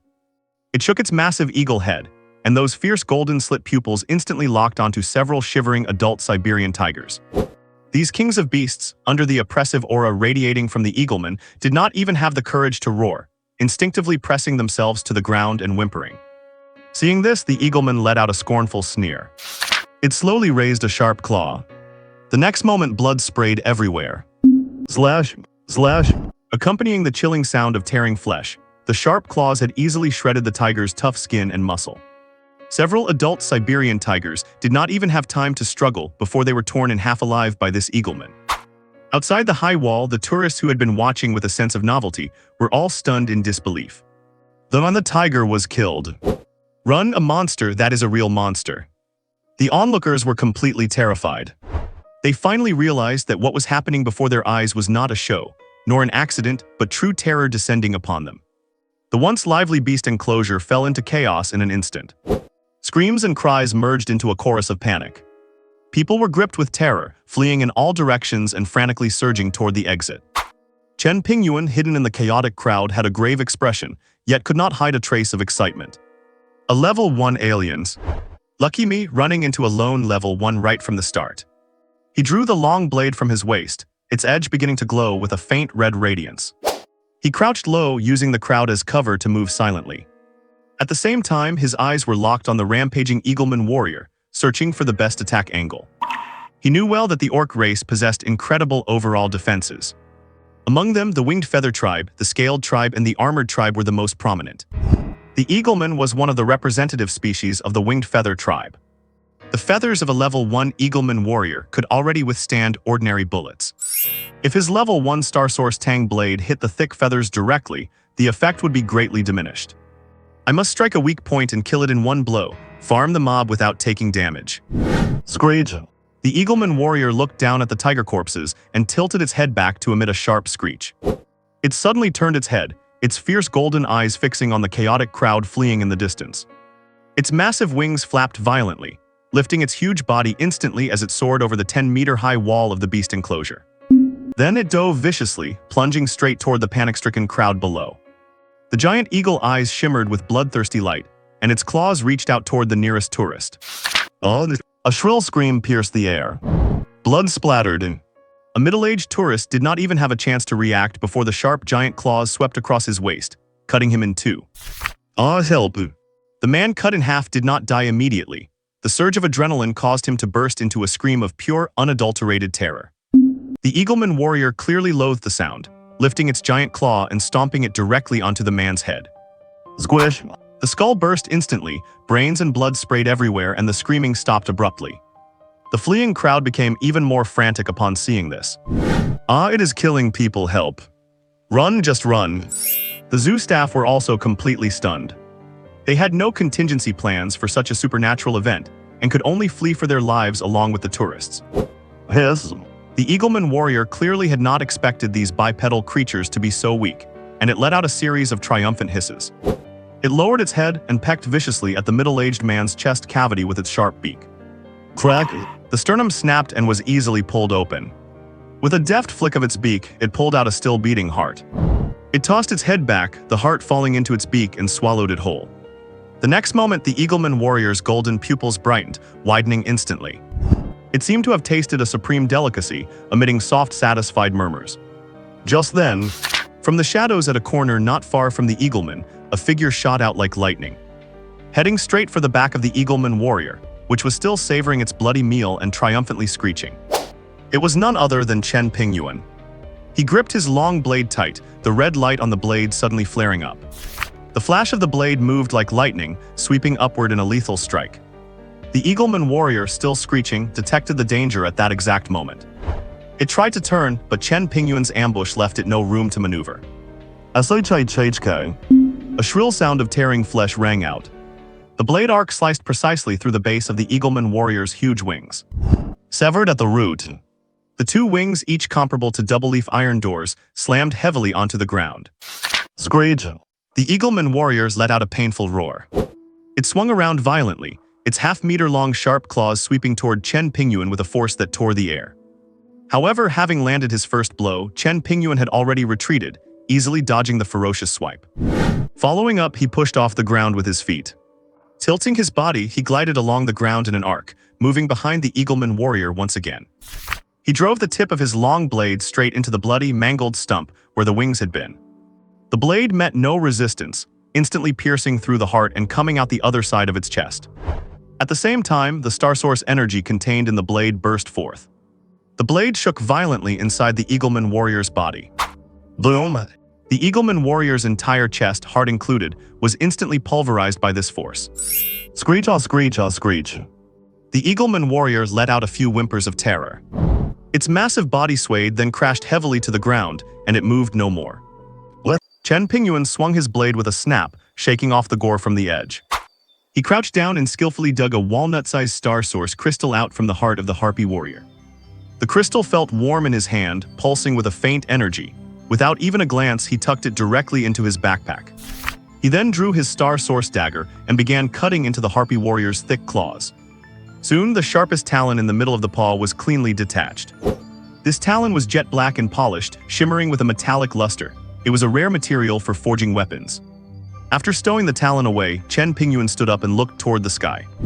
The space rifts over the zoo had fully formed now, hovering steadily above various areas of the park. The pitch-black openings were like a continuous downpour of dumplings. More figures of the beast tribe were falling from the rifts one after another. Shadows were everywhere. A quick count revealed there were already over 100 of them.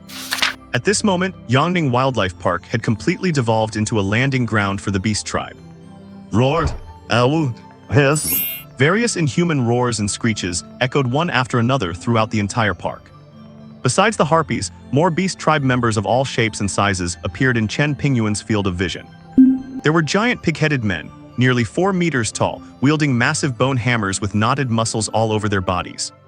There were nimble apes over 3 meters tall, possessing 6 sturdy arms, and even larger, winged lizard-like creatures soaring through the air. He even caught a glimpse of a giant spider, the size of a small building, with 8 terrifying legs covered in stiff black hair, silently landing in a distant thicket before vanishing in an instant. Chen Pingyuan swept his gaze across the area. With the superior vision of his shadow pupils, he had already spotted at least 10 beasts that had reached Tier 1 strength. And keep in mind, this was only the beginning. This spatial overlap would last for a full 20 hours. Tragedies were unfolding continuously within the chaotic crowd. Shrill screams and desperate cries for help rang out from all directions. On the main road not far away, a young man in sportswear was desperately holding a girl's hand, running for his life through the screaming crowd. However, exhausted and unsteady, the girl tripped and fell heavily to the ground. "Hurry, get up, they're coming!" The boy roared anxiously, trying to pull her up. But in their panic, their movements became clumsy, and the boy used too much force, stumbling and falling onto the girl as well. This brief delay caused them to fall behind the fleeing crowd, left at the very end. As luck would have it, a pig-headed man crashed from the sky just a dozen meters away from them. The pig-headed man bared its fanged maw, let out an excited roar, and charged over in a few strides, swinging that giant flesh-stained bone hammer. "No, do not!" The girl let out a desperate scream.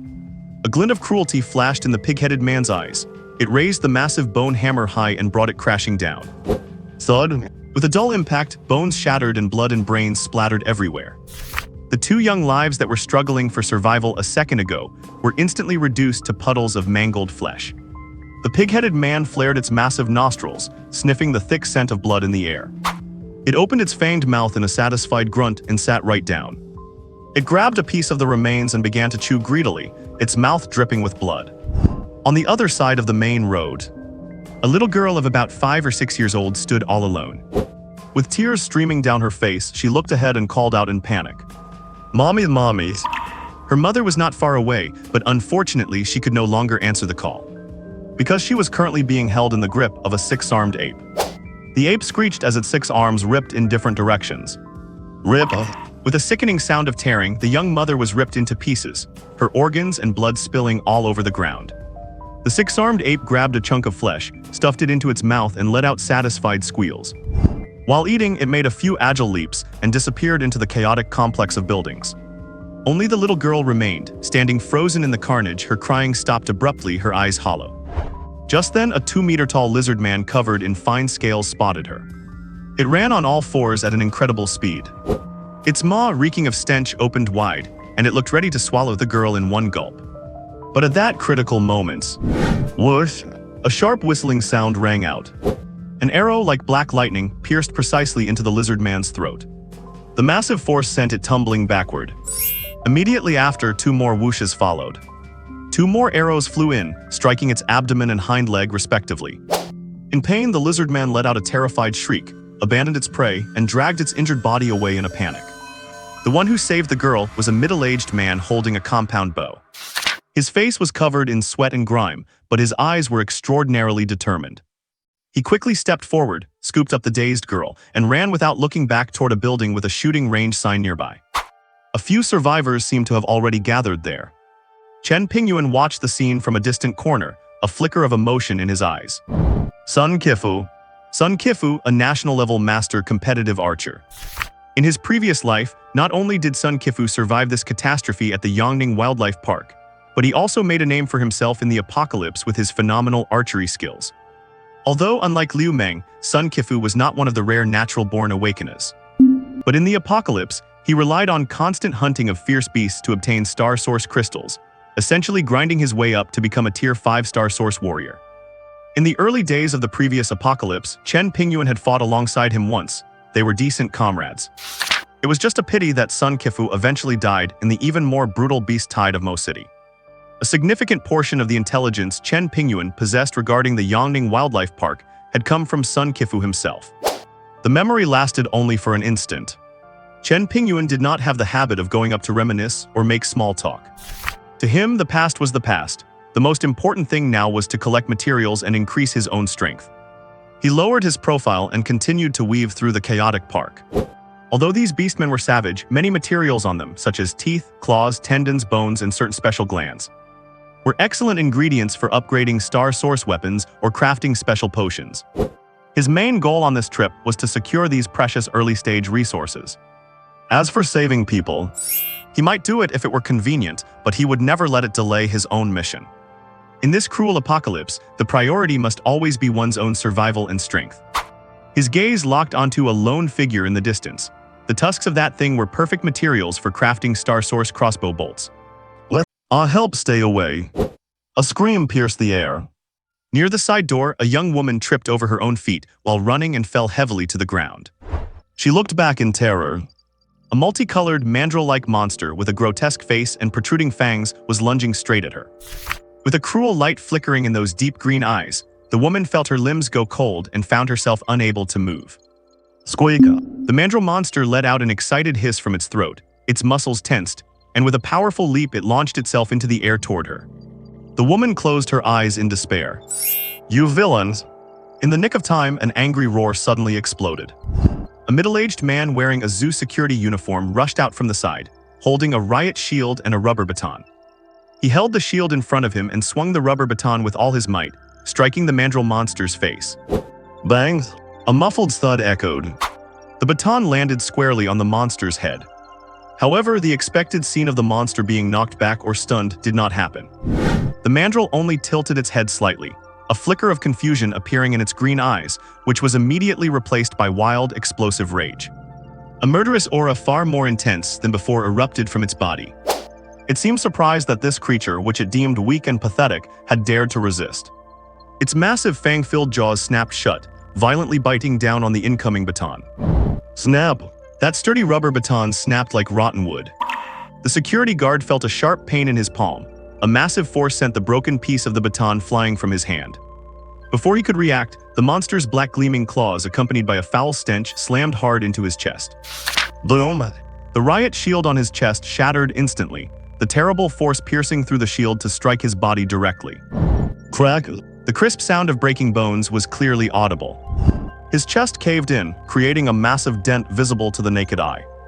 A mouthful of blood mixed with bits of internal organs sprayed from his mouth. His body flew back like a kite with a broken string, landing heavily on the concrete several meters away. After a few twitches, he went still. Clearly, he did not survive. Having killed the guard, the mandrill turned its gaze back to the young woman slumped on the ground. It let out a low growl and pounced, its fangs sinking into her slender neck. And with a violent jerk, blood gushed out in a hiss. The woman's head rolled to the side, the terror of death still frozen on her face. The mandrill excitedly buried its head into her still warm remains, tearing and chewing on the fresh flesh, emitting satisfied grunting sounds from its throat. Just as the mandrill was buried in its feast, its vigilance at its lowest point. A condensed streak of blood-red blade light, like lightning flashing in the dark night, struck silently from behind it. Xiang! The level 1 Star Source Tang sword pierced deep into the mandrill's neck from behind the ear at a tricky angle, instantly penetrating its brain. The Star Source energy within the blade exploded the moment it pierced through. Pop! A muffled explosion sound came from inside the mandrill's skull. Ow! The mandrill's roar was cut short, replaced by a brief, painful whine. Its massive body trembled violently, the fierce light in its eyes quickly dimmed, and its life flickered out. Chen Pingyuan retracted his Tang sword, drew a Star Source dagger with a backhand grip, and with a flick of his wrist, cleanly pried the 4 sharp fangs from the monster's mouth. Barely level 1 good enough. Chen Pingyuan muttered to himself, quickly stowed the fangs, dug out the crystal core, and flashed away to continue down the road. Soon his attention was caught. A level 1 two-headed wolf warrior, actively hunting the crowds, came into his sight. This two-headed wolf warrior was noticeably larger than ordinary wolf monsters, with bulging muscles and a fierce, violent aura. Of its 2 hideous wolf heads, one had blood-red fur while the other was covered in deep cyan fur, and its 4 eyes matched those respective colors. Two-headed wolf fangs, now that is a good find. Chen Pingyuan felt a slight surge of excitement. Once polished, these fangs could be crafted into powerful arrowheads. If infused with Star Source energy, their terrifying penetrating power could even deal fatal damage to level 2 scale-type beasts. In this early stage of the apocalypse, they were undoubtedly rare and valuable materials. However, the level 1 two-headed wolf warrior was currently accompanied by 2 ordinary level 1 wolfmen. Right now, they were fully focused on a bloody, sadistic game, unaware of Chen Pingyuan quietly approaching. Over a dozen human survivors had been driven into a small themed gift shop by the road. The 3 wolfmen were blocking the entrance, not in a hurry to slaughter everyone inside. They seemed to be thoroughly enjoying the cat-and-mouse hunt. Every now and then, they would charge into the shop and drag out a shivering human. Then, under the hopeless gazes of the others, they would bite off the victim's neck and tear them to shreds on the spot. The human screams and cries for help rang out incessantly. Looking at this bloody and cruel scene, Chen Pingyuan remained calm. The two-headed wolf was no ordinary level 1 beast. He needed to wait for the best moment to strike. Although with his current power as a level 2 star source warrior, he could likely kill all 3 of them without sustaining any injury. But why gamble on a high probability when a 100% certain outcome was possible? In his past life, he managed to survive 20 full years as a mere level 3 warrior, even outlasting level 4 and 5 warriors who had all perished. His success relied on 2 words. Caution. Finally, it was the turn of the strongest two-headed wolf warrior to growl and crawl into the gift shop, planning to grab a snack. Meanwhile, the 2 ordinary level 1 wolfmen were outside, each dragging a human corpse that was still twitching and had started to feed. Now, Chen Pingyuan's figure burst from the shadows like an arrow released from its string. Star Source energy poured wildly into his tang sword, and a brilliant red glow flared along the blade. Swish! A red arc of blade light slashed through in an instant. The 2 ordinary level 1 wolfmen, heads down and feeding, suddenly froze. The next moment, their upper bodies and lower bodies slid apart at the waist in an unnatural way. Foul-smelling blood and shattered organs erupted like a breached dam. They had been sliced clean in half by Chen Pingyuan's lightning-fast strike. Steel heads and iron bones, but soft waists. That saying held just as true for these wolf monsters. The shrill, miserable howls were barely squeezed from their throats before they were instantly silenced. Chen Pingyuan flicked his wrist, the blade flashing as he drove it into their eye sockets, releasing a pulse of Star Source energy to pulp their brains. Inside the shop, the two-headed wolf warrior sensed the death of its subordinates. The dark-red wolf head let out an angry howl. This howl was incredibly penetrating, clearly a call for any nearby kin to come and reinforce it. Chen Pingyuan had anticipated this. With a flip of his left hand, a crossbow was instantly raised, and he pulled the trigger even as the two-headed wolf looked up to howl. Zippa zippa zippa. 3 Star Source crossbow bolts, infused with energy, tore through the air in a triangular formation, aiming straight for the wolf's 2 heads and its chest. However, the two-headed wolf warrior proved itself an elite among level 1 beasts, with reaction speed far beyond its peers. Facing the sudden, deadly volley, its muscular body twisted rapidly in place. The 3 bolts grazed its hide, burying themselves deep into the shop's wall before vanishing from sight. Although the shots missed their mark, they successfully cut off the beast's call for help. The two-headed wolf warrior charged out of the shop, heading straight for Chen Pingyuan. The dark-red wolf head opened its gaping maw. A fist-sized red fireball shrieked out, hurtling toward Chen Pingyuan's face. At the same time, its other head, the deep cyan one, was not idle.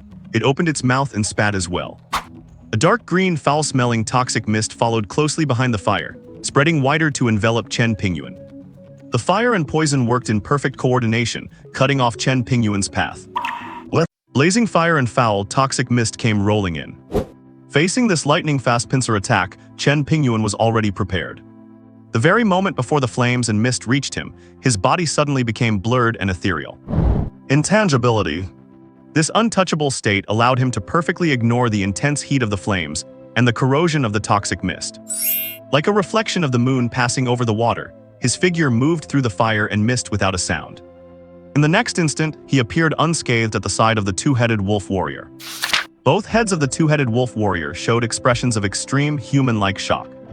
It clearly had not expected this human to be able to pass straight through its attack. But that brief moment of shock was the most fatal flaw of all. The moment Chen Pingyuan's body solidified again, Star Origin energy was rapidly poured into the tang blade in his hand. The blade hummed and its glow surged several feet in an instant. Chen Pingyuan gave a low shout, the muscles in his arms bulging.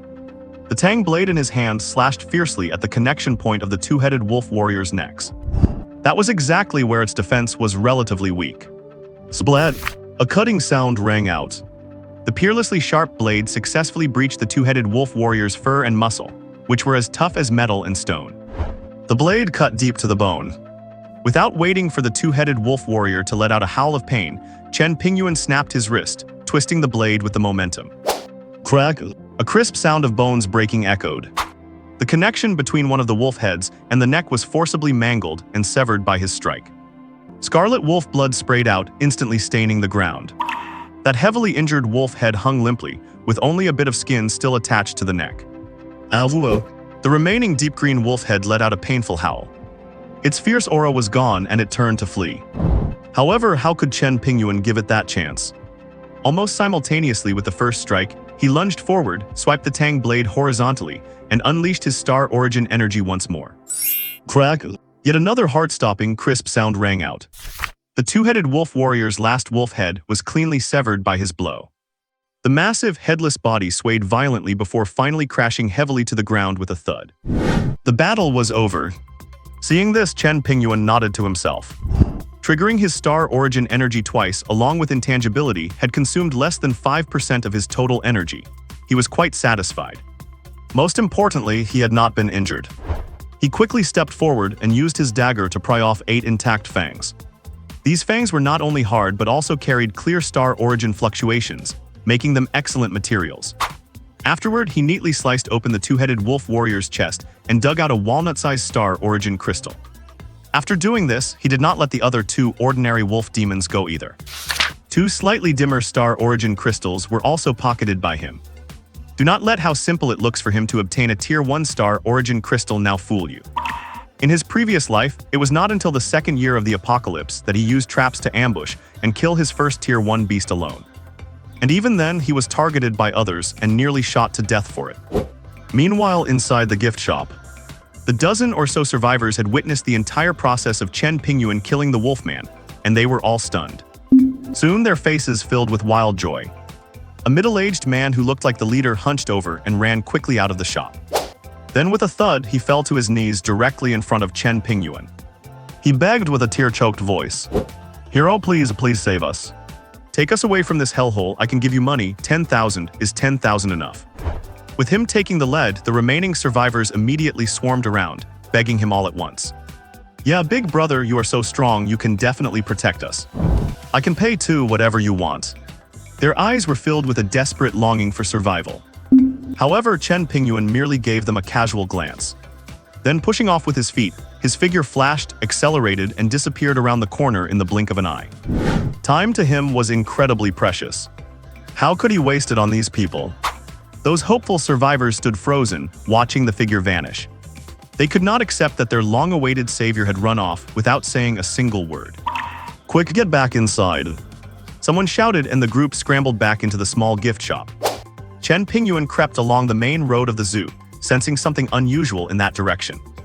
Along the way, he conveniently dealt with a lone tier 1 lizardman. This creature was agile, and its tongue was extremely tough, making it great quenching material for upgrading crossbow strings. Soon he arrived near the main gate of the zoo. When he saw the scene near the gate, even with his temperament, his expression could not help but change drastically. To his surprise, more than a dozen towering giant trees had appeared out of nowhere around the plaza at the zoo entrance. Each of those trees reached into the clouds, with trunks so thick that it would take over a dozen adults to barely encircle them. Their massive canopies blocked the sun, shrouding a large area below in shadow. By now, many tourists who had escaped from various areas had gathered under these giant trees. At a rough glance, there were at least 200 people. They seemed to have treated the place as a temporary refuge. They wandered and peered about under the trees, their expressions fearful and dazed. And in the area a few hundred meters away from these survivors, many orc warriors of various forms were watching them with hungry eyes. But strangely, not a single orc dared to approach the area covered by those giant trees. "What? Do not, Zio Ying, do not go out there." A young woman, sobbing, held tightly onto a companion who was on the verge of a mental breakdown and trying to bolt out the front gate. "The world out there is not our world anymore. It is a fog that eats people. Those people who ran faster than me, they only made it a few dozen meters before the fog consumed them. We really cannot go out there." Her hoarse, tearful cries stirred the already terrified crowd into even greater chaos. "What? We cannot get out? Then what are we supposed to do?" Are we just going to be trapped here until we die? Oh my god, what on earth is happening? Why yes, I want to go home. Despair spread through the crowded mass like a plague. Chen Pingyuan stood in the shadows a short distance away, taking it all in. The giant forest, a level 5 forbidden zone. I never expected something of this caliber to appear before the apocalypse has even truly begun. He muttered to himself, his voice trembling.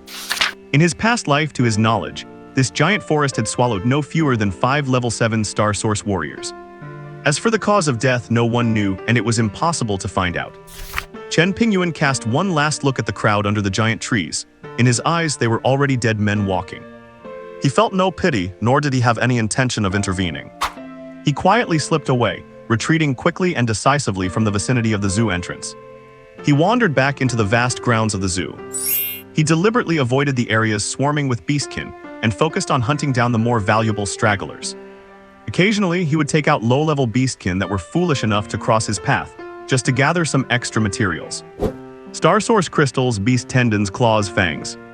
His backpack was filling up at a respectable rate. However, he still had not found the giant spider he had glimpsed in the sky earlier. That spider was enormous. Judging by the energy fluctuations he felt at the time, it was at least a level 1 fierce beast. And spider-type beasts produced silk that was a top-tier material for crafting equipment. Not only was it exceptionally tough, but it was also incredibly elastic, far more valuable than beast tendons of the same level. If he could kill that giant spider, the silk he would obtain would be enough to make a set of inner armor with incredible defense, resistant to both water and fire. Its fangs and venom sac could also be used to extract deadly toxins. Those 8 terrifying long-jointed legs were also excellent materials for refining weapons. You could say that the giant spider was a treasure from head to toe. Chen Pingyuan carefully recalled the general direction in which the giant spider had fallen from the black hole earlier. It seemed to be towards the bird park. He had some recollection of the bird park. It covered an exceptionally large area. To simulate the original ecological environment for various bird species, the park contained not only dense jungles and shrubbery, but also open wetlands and small lakes, making the terrain quite complex. It was indeed a good place to hide. His mind made up, Chen Pingyuan did not hesitate. He moved his body and quietly snuck toward the direction of the bird park. The closer he got to the bird park, the fewer beastkin warriors he saw wandering around. This discovery only confirmed his judgment. Powerful fierce beasts usually have a strong sense of territory, and would never allow other weak beastkin to approach their lair easily. Just as he stepped into the outer perimeter of the bird park, Chen Pingyuan paused in his tracks. He saw that between several large trees not far ahead, and even on some rockery walls, giant white oval objects were hanging. These objects were half a person's height, like giant silkworm cocoons. Chen Pingyuan understood immediately. Spider cocoons. It seemed that the giant spider was indeed here, and it had already started storing its food. That was fast. There was no doubt that inside these cocoons were those unlucky tourists who had not managed to escape. Unfortunately, the area of the bird park was just too vast, and the dense vegetation severely obstructed his field of vision. Chen Pingyuan could not determine the exact location of the giant spider for the time being. He did not rush in blindly. Instead, he crouched low and quietly crept toward the cocoon closest to him. This cocoon was hanging between the branches of 2 large trees, about 2 meters off the ground. Chen Pingyuan drew the dagger from his waist. A faint red light flashed across the dark red Star Source dagger, as Star Source power quietly infused into it. He gripped the dagger tightly and slashed hard at the taut suspension thread, which was as thick as a chopstick. Clang! A slight metallic ringing sound echoed. The sharp dagger powered by star energy failed to cut through it in one go. It barely scratched the surface. Chen Pingyuan became instantly alert. This silk was definitely not from a level 1 common spider. It was at least level 2, or perhaps even from a level 2 elite beast. You have to know that level 2 insect-type beasts have true combat power far exceeding that of a human level 2 Star Source warrior. And beetle-type ones are the worst of them all.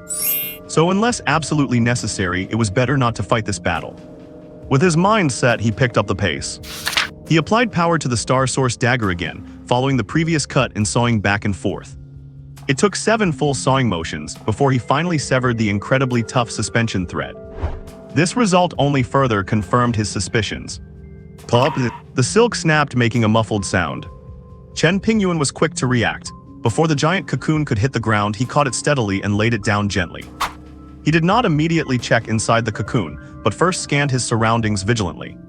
Confirming that he had not alerted the target, he knelt down and began using his star source dagger to cut into the cocoon itself. A moment later, rip! With the sound of tearing fabric, a long opening was finally cut through the thick, tough layers of spider silk. He reached out, grabbed the edges of the cut, and pulled hard, revealing the thing tightly wrapped inside. It was a young woman who had long since lost all signs of life. Her eyes were wide open, pupils dilated, her expression one of utter terror. The skin on her face was a strange blue-purple hue, clearly showing she had died in extreme pain and despair after being injected with toxins. Chen Pingyuan did not blink.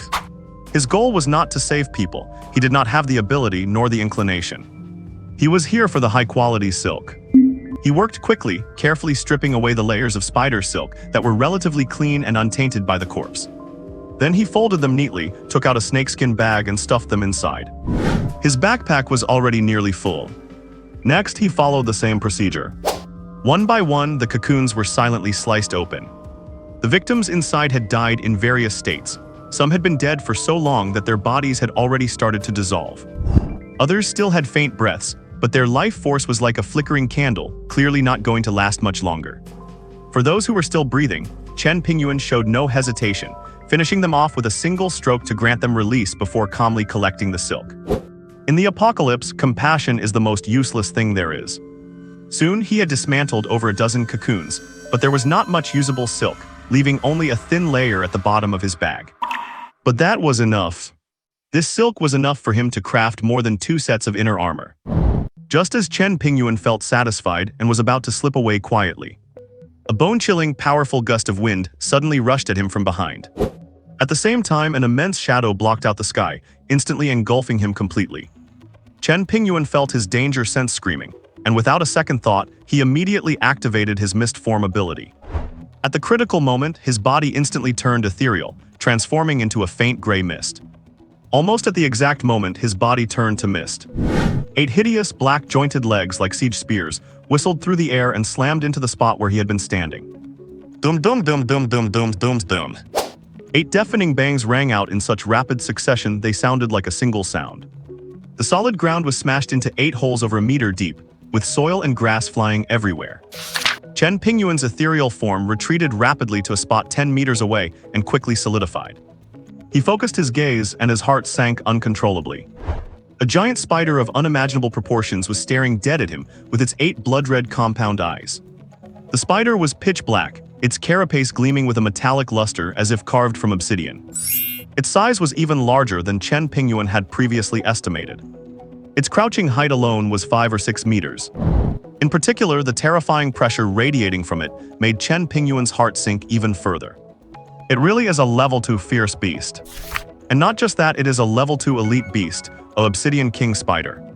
Chen Pingyuan's expression finally became grave at this moment. Grave as never before. What? He knew it clearly. This obsidian king spider was definitely not something he could face head-on right now. When he was dismantling the spider cocoon earlier, the sheer toughness of the silk had already set off alarm bells in his mind. Now that he was seeing it with his own eyes, the oppressive aura emitted by this obsidian king spider was far beyond what a normal level 2 fierce beast could compare to. Screech! The obsidian king spider let out a sharp hiss. The sound did not seem like a warning, it felt more like a cat toying with a mouse full of mockery. Its 8 thick, jointed limbs shifted slightly, and the sound of metal scraping against the ground was bone-chilling. The star origin power within Chen Pingyuan surged rapidly, ready to strike at a moment's notice. He squinted, his shadow pupils taking in every groove of the spider's carapace and the cruel, murderous light in its 8 red compound eyes. He shifted his feet slightly. His figure glided silently along the face of a rockery wall. He chose not to retreat in a straight line, but instead utilized the complex terrain of the bird garden to move in an unpredictable, rapid pattern. The obsidian king spider did not seem in a rush to catch the tiny prey that had intruded into its territory. Its 8 compound eyes turned slowly, following Chen Pingyuan's movements. The moment Chen Pingyuan's figure darted behind a massive ornamental rock and vanished from the spider's line of sight. He moved. Chen Pingyuan's star origin power erupted, his feet pushed off with explosive force, and his body shot out from behind the rock like an arrow released from a bow. His target was not the indestructible cephalothorax of the obsidian king spider, but the vulnerable joint of the last limb on its left side. The level 1-star origin Tang Dao gripped in his hand glowed with a faint red light. This strike, fast, accurate, ruthless, clang. A deafening sound of metal clashing exploded suddenly. Chen Pingyuan felt an irresistible force of recoil surge back through the blade. Sharp pain shot through the webbing between his thumb and index finger, as if it were about to be torn apart.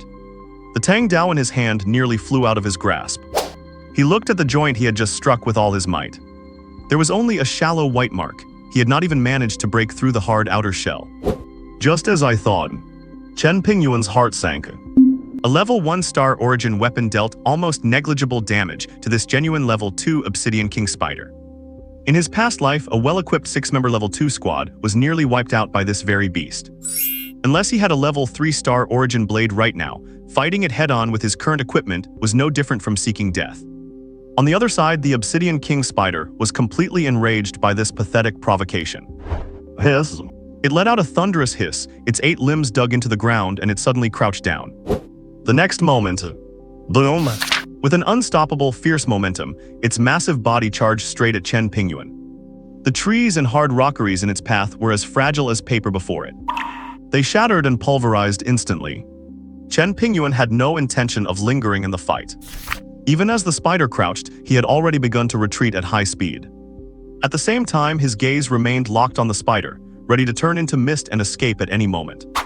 However, as he was pressed back into a relatively open area, Chen Pingyuan's shadow pupils caught a glimpse of something far behind the Obsidian King Spider. In a crevice of the rock wall covered by dense vines, 2 things were glowing faintly. Those are 2 of them. Oval-shaped giant eggs, each the size of a soccer ball with a soft jade-like luster covered in mysterious, intricate dark gold patterns and radiating a faint pulse of life. Spider eggs. And they belonged to this level 2 Obsidian King Spider. Chen Pingyuan's breathing quickened abruptly. His heart pounded uncontrollably. Eggs of a level 2 Obsidian King Spider. This is a God-given stroke of luck, a massive windfall falling right from the sky. The value of these spider eggs was 10 times more precious than all the materials in his current backpack combined. These eggs could not only be raised into battle pets, completely loyal and reliable companions, but the primal energy within them could also be absorbed for leveling up, or even used directly as high-end materials for weapon crafting or alchemy. They had far too many uses. I have to get them. In an instant, countless strategies raced through his mind. Got it. Chen Pingyuan's resolve hardened, and he suddenly stopped retreating.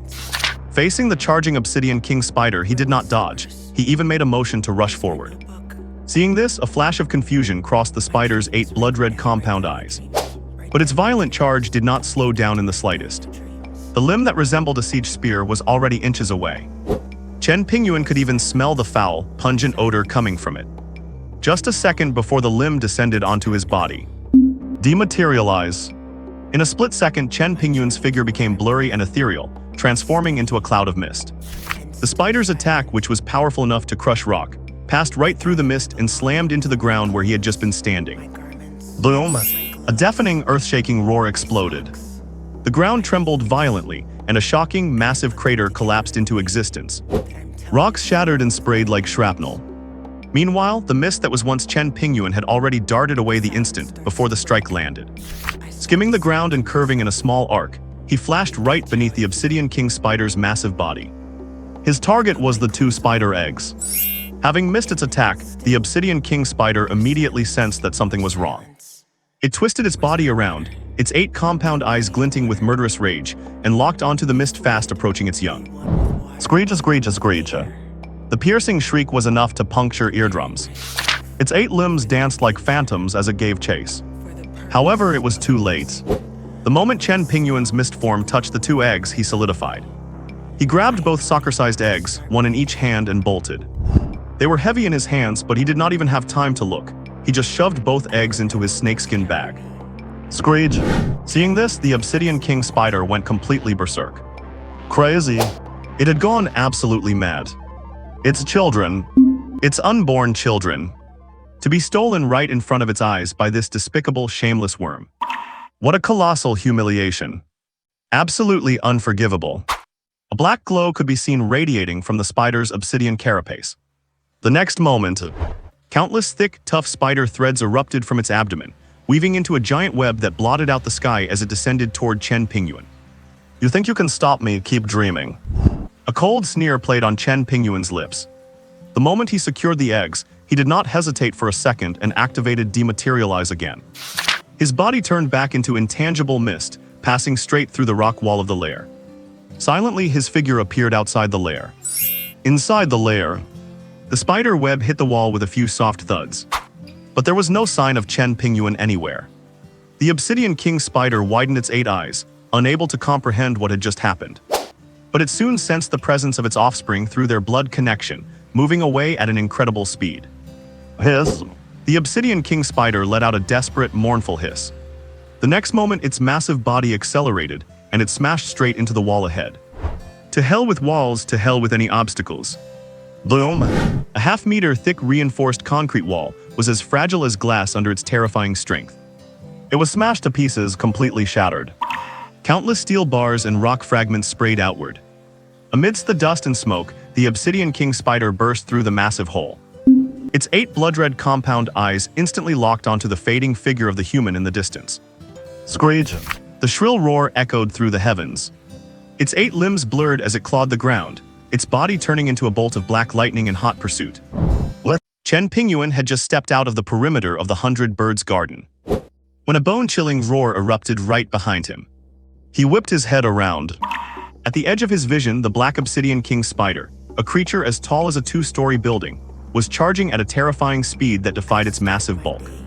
Everything in its path, from trees to buildings, was mercilessly crushed into dust.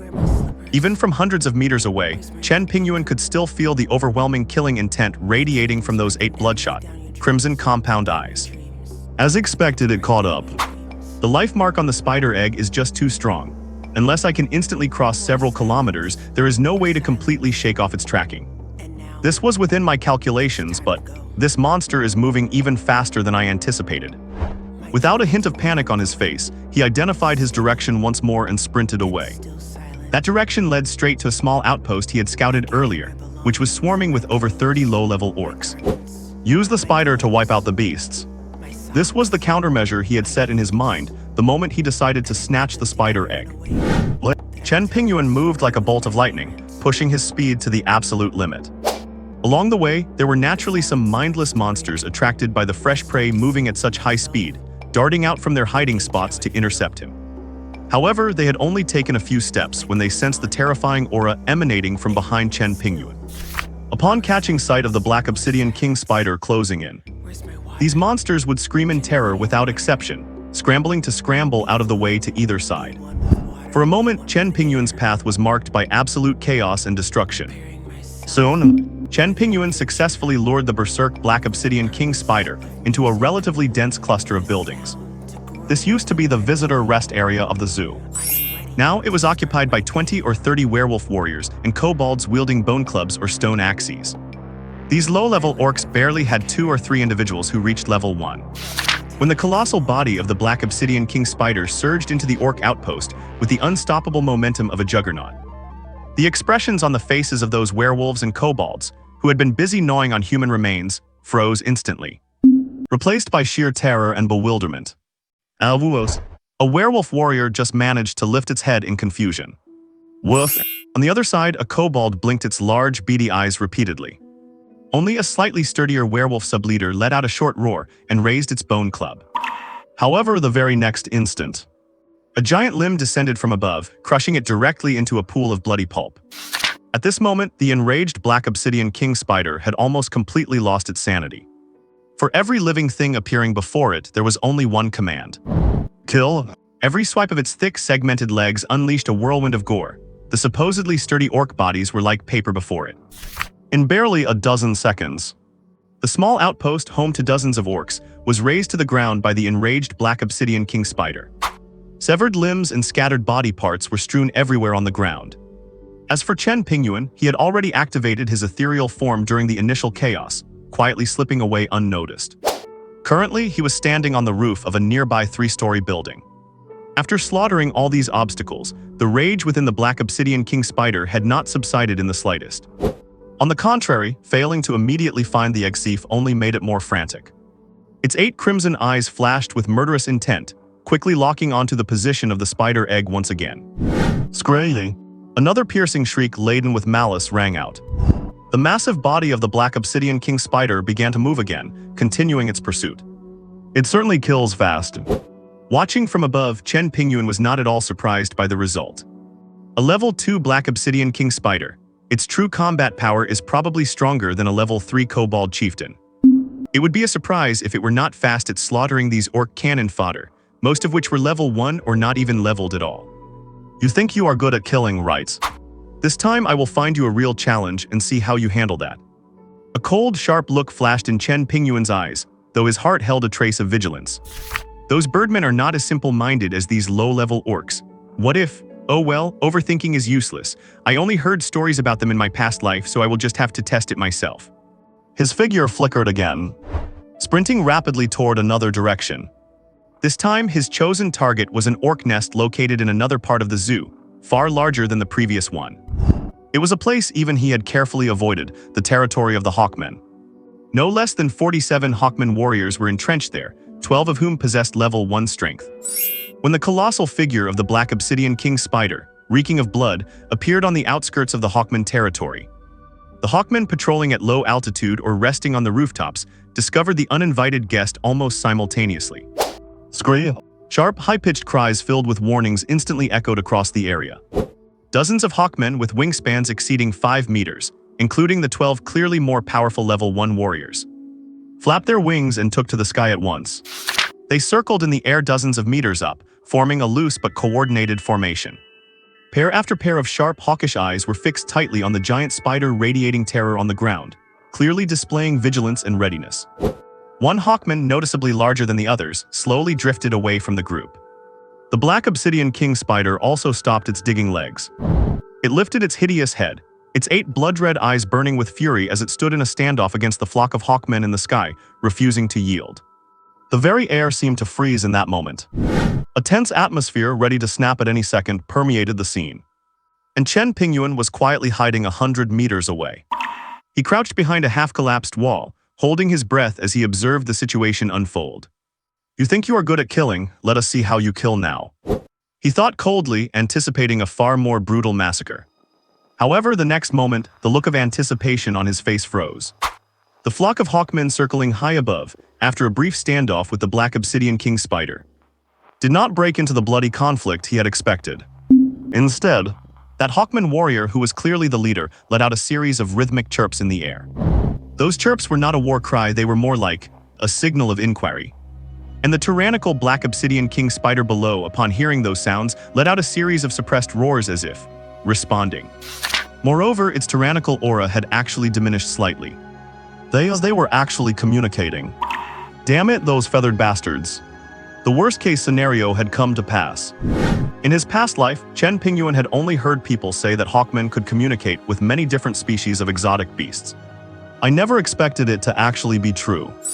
Without giving Chen Pingyuan more time to think, after the brief exchange, the Hawkmen circling above and the black obsidian king spider on the ground turned their attention in perfect unison.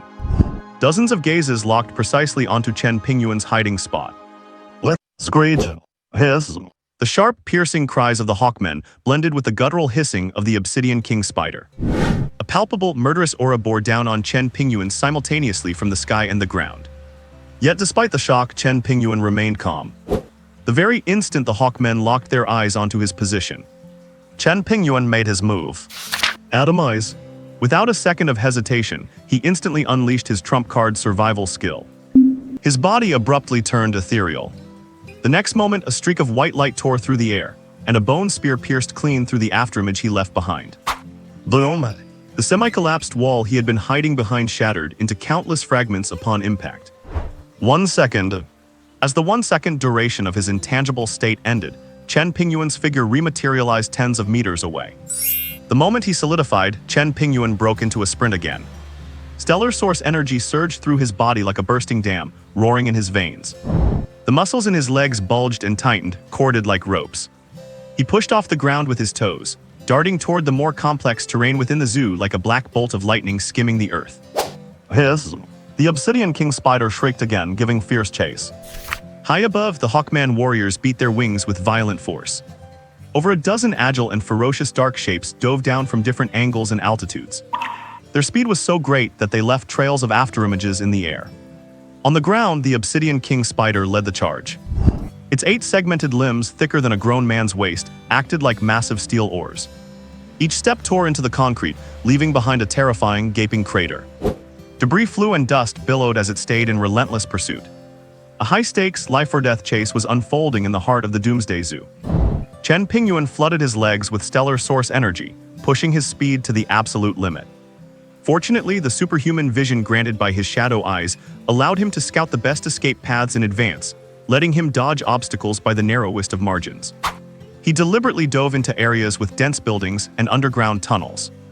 The detailed map of the zoo he had memorized in the warehouse now served as a lifeline, unfolding in his mind. Swish a swish.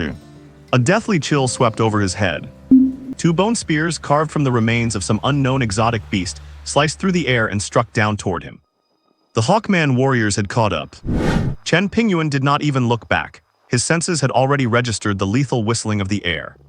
While sprinting at top speed, he executed an incredible sidestep, his body leaning nearly parallel to the ground. The 2 spears, imbued with stellar source energy, whizzed past him, barely grazing his body. With 2 dull thuds, they slammed into the hard concrete, their shafts vibrating violently. Before he could even breathe a sigh of relief, a foul gust of wind struck from his side. A smaller Hawkman attempted a low-altitude ambush, trying to cut him off. Its razor-sharp claws lunged straight for his vitals. Death wish. Cold light flashed in Chen Pingyuan's eyes. Instead of retreating, he pressed forward. How could he pass up such an opportunity served on a silver platter? The military crossbow already in his left hand was raised with lightning speed. The specially made stellar source bolt, already loaded on the string, was fired without a moment's hesitation, guided by his combat instincts honed through countless battles. Whoosh! A sharp whistle pierced the air. The diving Hawkman clearly had not expected Chen Pingyuan to launch such a swift counterattack while moving at high velocity. In its panic, it tried to block with its wing, but it was far too slow. The bolt bypassed the wing and drove straight into its chest. The next moment, the bolt exploded. Bang! Scree! The Hawkman let out a piercing shriek as it instantly lost its balance. It plummeted from the air and crashed heavily to the ground, kicking up a cloud of dust. Chen Pingyuan did not even spare a glance at the falling creature, instead reaching into his pocket for a handful of stellar source ball bearings. Still without looking back, with a flick of his wrist, he threw dozens of the bearings with all his might toward the fast-approaching Obsidian King Spider. Boom booms booms. Boom booms booms. Boom booms booms. A series of concentrated, small explosions erupted right in front of the Obsidian King Spider. Although the explosions were not powerful enough to deal significant damage to the beast, the continuous shockwaves and the momentary obstruction of its vision successfully threw the monster's pursuit into disarray, forcing it to slow down. That tiny fraction of deceleration was just enough for Chen Pingyuan to extend his lid once more. Ahead lay an open-air circular amphitheater. He darted inside with a swift movement. Rumble! No sooner had his foot touched the gravel-strewn stage than the massive body of the Obsidian King Spider came crashing in behind him. It did not bother looking for the entrance. It simply slammed its armored head straight through the amphitheater wall. Stones sprayed in all directions and dust choked the air, blotting out the light. The interior of the venue plunged into darkness. But Chen Pingyuan remained unaffected. Without slowing his pace, he raced across the stage toward the exit at the far end. Screely! The Obsidian King Spider roared, its abdomen arching as it prepared to strike. In the next heartbeats, a massive torrent of glistening, white-tinged webbing sprayed out. The webs expanded rapidly in the air, like giant funeral shrouds falling from above, blanketing everything, completely sealing off every possible escape route for Chen Pingyuan. These spiderwebs are not only exceptionally tough, far exceeding steel wires, but they are also highly adhesive and corrosive. Once even a speck touches you, you will likely be immobilized instantly, left at its mercy. Chen Pingyuan cast a swift glance, his body tracing an S-shaped arc. He lashed out with his blade, precisely hurling the nearby tables and chairs into the air. These objects whistled toward the overwhelming sea of webs behind him, hoping to create an obstruction. And in that very moment, an idea struck him. His eyes locked onto the load-bearing pillars that formed the core framework of the theater. In the next heartbeat, he poured his star power into his Tang Dao with a near-maniacal intensity. The blade, previously wreathed in a faint blood-red glow, suddenly surged with energy for several feet. The light condensed into a physical form, emitting a chilling, sharp aura. Break for me. Chen Pingyuan let out a low shout, his waist and back coiled with power, his muscles and sinews tightening into a single force. He focused all his strength into this one strike. His Tang Dao transformed into a streak of bloody light, slamming heavily and ruthlessly into the load-bearing pillar. Screech. This pillar, a full half-meter in diameter, was sliced diagonally by his incredibly violent strike. But that was only the beginning. He charged forward, his blade flying so fast that it left afterimages. The remaining pillars along his path were all severed with the same brutal efficiency. Crack, crack, crack. A series of snapping sounds echoed throughout the crumbling, dilapidated theater. At this moment, even the savage black obsidian king spider sensed the impending danger from above. A hiss of clear unease escaped its massive body as it instinctively tried to back away. The Hawkman warriors circling above the theater also keenly noticed the sudden anomaly below. They let out anxious cries, appearing momentarily at a loss. The next instant, boom. After Chen Pingyuan ruthlessly severed over a dozen load-bearing pillars, a chain reaction erupted. The massive dome of the theater, constructed of steel and concrete, having lost its critical support points, could no longer bear its own terrifying weight and collapsed inward. Massive chunks of steel and concrete rained down like an apocalyptic disaster. And right beneath it was the trapped and cornered black obsidian king spider. As for Chen Pingyuan, he had already changed direction the moment the final pillar snapped. He sprinted toward his predicted safe zone. Simultaneously, he channeled his star power through the Tang Dao to activate a star power barrier. A blood-red glow enveloped his entire body. This barrier blocked the high-speed debris and shielded him from the suffocating dust. Hiss. The black obsidian king spider let out a shrill, piercing cry. Its massive body attempted to dodge the impending disaster falling from the sky. But the collapse covered too wide an area, and the debris fell far too quickly. It had nowhere to hide. Boom. The thunderous sound continued unabated. Most of the open-air theater's dome collapsed completely in less than a second. Like a falling mountain, it buried the black obsidian king spider beneath the ruins. Dust billowed up like a tsunami, blotting out the sky. The hawkmen high above were also startled by this sudden, terrifying event. They instinctively scattered, no longer caring to pursue Chen Pingyuan. Did I get it? From a distance, Chen Pingyuan watched the scene, the thought crossing his mind only to be immediately dismissed. A Tier 2 elite beast. And a black obsidian king spider, a terrifying creature known for its immense vitality, it could not be killed that easily. Sure enough, before the dust could even settle, screech. A roar more violent than any before exploded from beneath the ruins. The sound waves were so powerful they made his eardrums ache. Then the mountain of concrete and steel rubble erupted outward, as if there had been explosives planted inside. Bang! The massive form of the black obsidian king spider leaped violently out from the ruins. It looked wretched and miserable to the extreme. Its once hard and smooth black carapace was now covered in terrifying, crisscrossing cracks. Several of its thick limbs had also suffered irregular gashes. Dark green body fluid flowed from the wounds, sizzling as it hit the ground. It was injured. Indeed, it had suffered severe injuries. However, for a creature of its massive size and monstrous vitality, while it caused immense pain, it was nowhere near fatal. Its 8 scarlet compound eyes now glowed so red they seemed to bleed. It locked its gaze on Chen Pingyuan nearby, murder in its eyes. Yet Chen Pingyuan ignored it. His purpose had been served. He had used the theater's collapse to severely wound the spider and briefly shake off the hawkmen from above. Without a second thought, he turned and sprinted toward a side exit of the theater. That path led to his next target. The core area of the entire zoo, home to the greatest variety and largest number of beastkin. The Mountain of 100 Beasts. What? The 100 Beasts Mountain. To call it a mountain is perhaps an overstatement. It is more like a carefully crafted simulation of a wild forest environment. It was built by expanding and transforming a small hill that was originally part of the zoo. In ordinary times, it was home to large predators like lions, tigers, bears, and leopards. The only way for visitors to get a glimpse of the scenes inside was by riding special sightseeing vehicles with welded windows and iron wire mesh covering the body. Yet at this moment, this former predator paradise has long been ruled by even more primal and bloody laws. It has been exactly 5 hours since the trans-dimensional portal opened above the zoo. Over these 5 hours, the vast majority of the beastmen who descended, especially those from the top-tier warrior races, have almost without exception chosen this 100 Beasts Mountain, the area most resembling their natural habitat, as their landing point. Chen Pingyuan had observed the area from afar using his shadow eyes while scouting the zoo's terrain earlier. The number of powerful individuals lurking within 100 Beasts Mountain and the complexity of their auras were far beyond any scattered outposts he had encountered before. Even with his current strength as a level 2-star source warrior, he had no desire to step foot in there lightly. But now things are different. The Black Obsidian King spider behind him, severely wounded yet still fearsome, is his greatest source of confidence. It is also the sharpest blade in his hand. Chen Pingyuan sprinted along the rugged mountain path, which was covered in gravel and broken wood.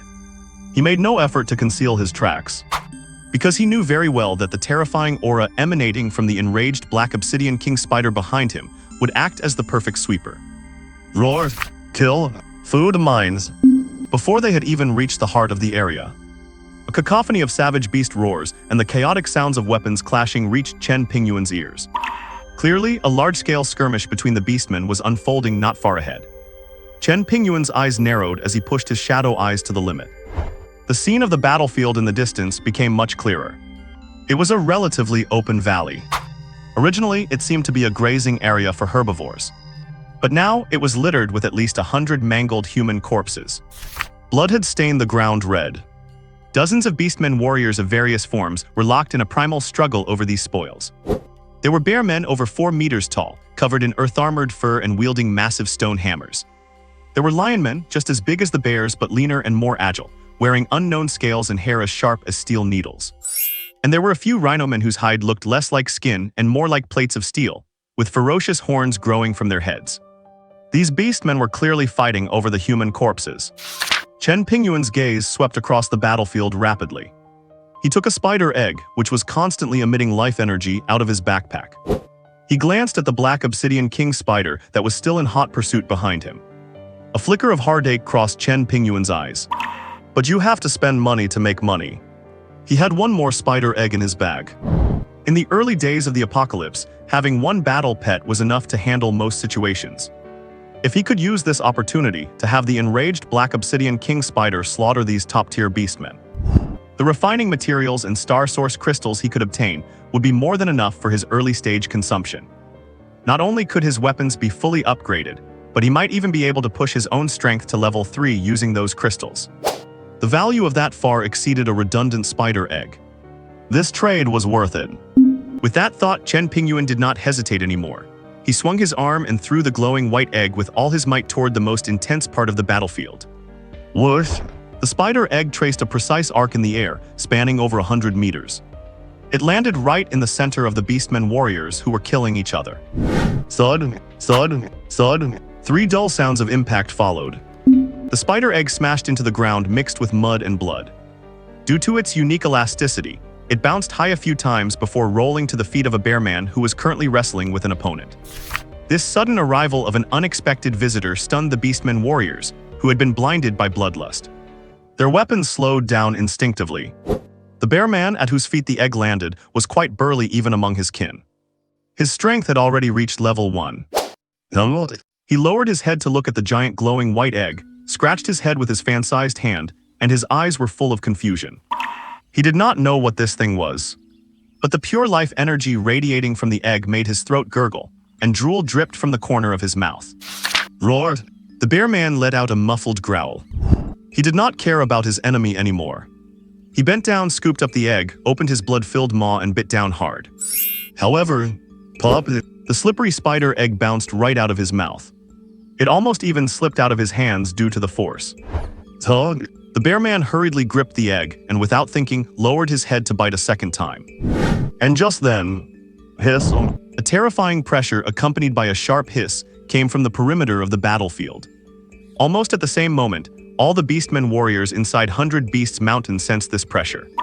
The unabashed, heaven-shaking murderous intent within that pressure made their faces drain of color. The next moment, under the horrified gazes of all the beastmen, a behemoth smashed through the forest and appeared at the edge of the battlefield. It was as massive as a moving small hill. Its entire body was pitch black, shimmering with a cold metallic luster. It was none other than the Black Obsidian King spider. Right now, its 8 blood-red compound eyes were locked firmly onto the bear man holding the egg. The black obsidian king spider had temporarily lost track of Chen Pingyuan. But that did not matter anymore because it saw that wretched, stupid bear. Daring to gnaw on its child. Unforgivable. Absolutely unforgivable. The level 1 bear man warrior's mind went blank the moment he saw the black obsidian king spider staring at him. Extreme fear made the fur all over his body stand on end. Although he was stupid, he knew that the big spider before him was definitely not something he could contend with. Roar! The bear man let out a terrified roar, and without thinking, turned and ran toward where his clan was most numerous. But he forgot to drop the egg. The speed of the enraged level 2 black obsidian king spider was terrifying. Across the plain, only a black shadow could be seen streaking by. Swish! A dark afterimage, invisible to the naked eye, flashed by as the black obsidian king spider instantly appeared behind the bear man. Its sharp limbs like black divine spears stabbed fiercely down at the bear man. Splat! With a dull thud, the limb easily pierced through the bear man warrior's thick body, coming out through his chest. The bear man warrior's fleeing motion stopped. He lowered his head stiffly. Looking at the pitch-black limb protruding from his chest, the life in his eyes faded rapidly. The black obsidian king spider flicked its limb fiercely. Bang! The massive body of the bear man warrior was tossed high into the air and slammed heavily onto the ground dozens of meters away. And the spider egg that the bear man had been clutching flew out in the violent Chinese letter tossing motion. Rolls. The spider egg rolled rapidly, falling at the feet of a group of lion men and rhino men.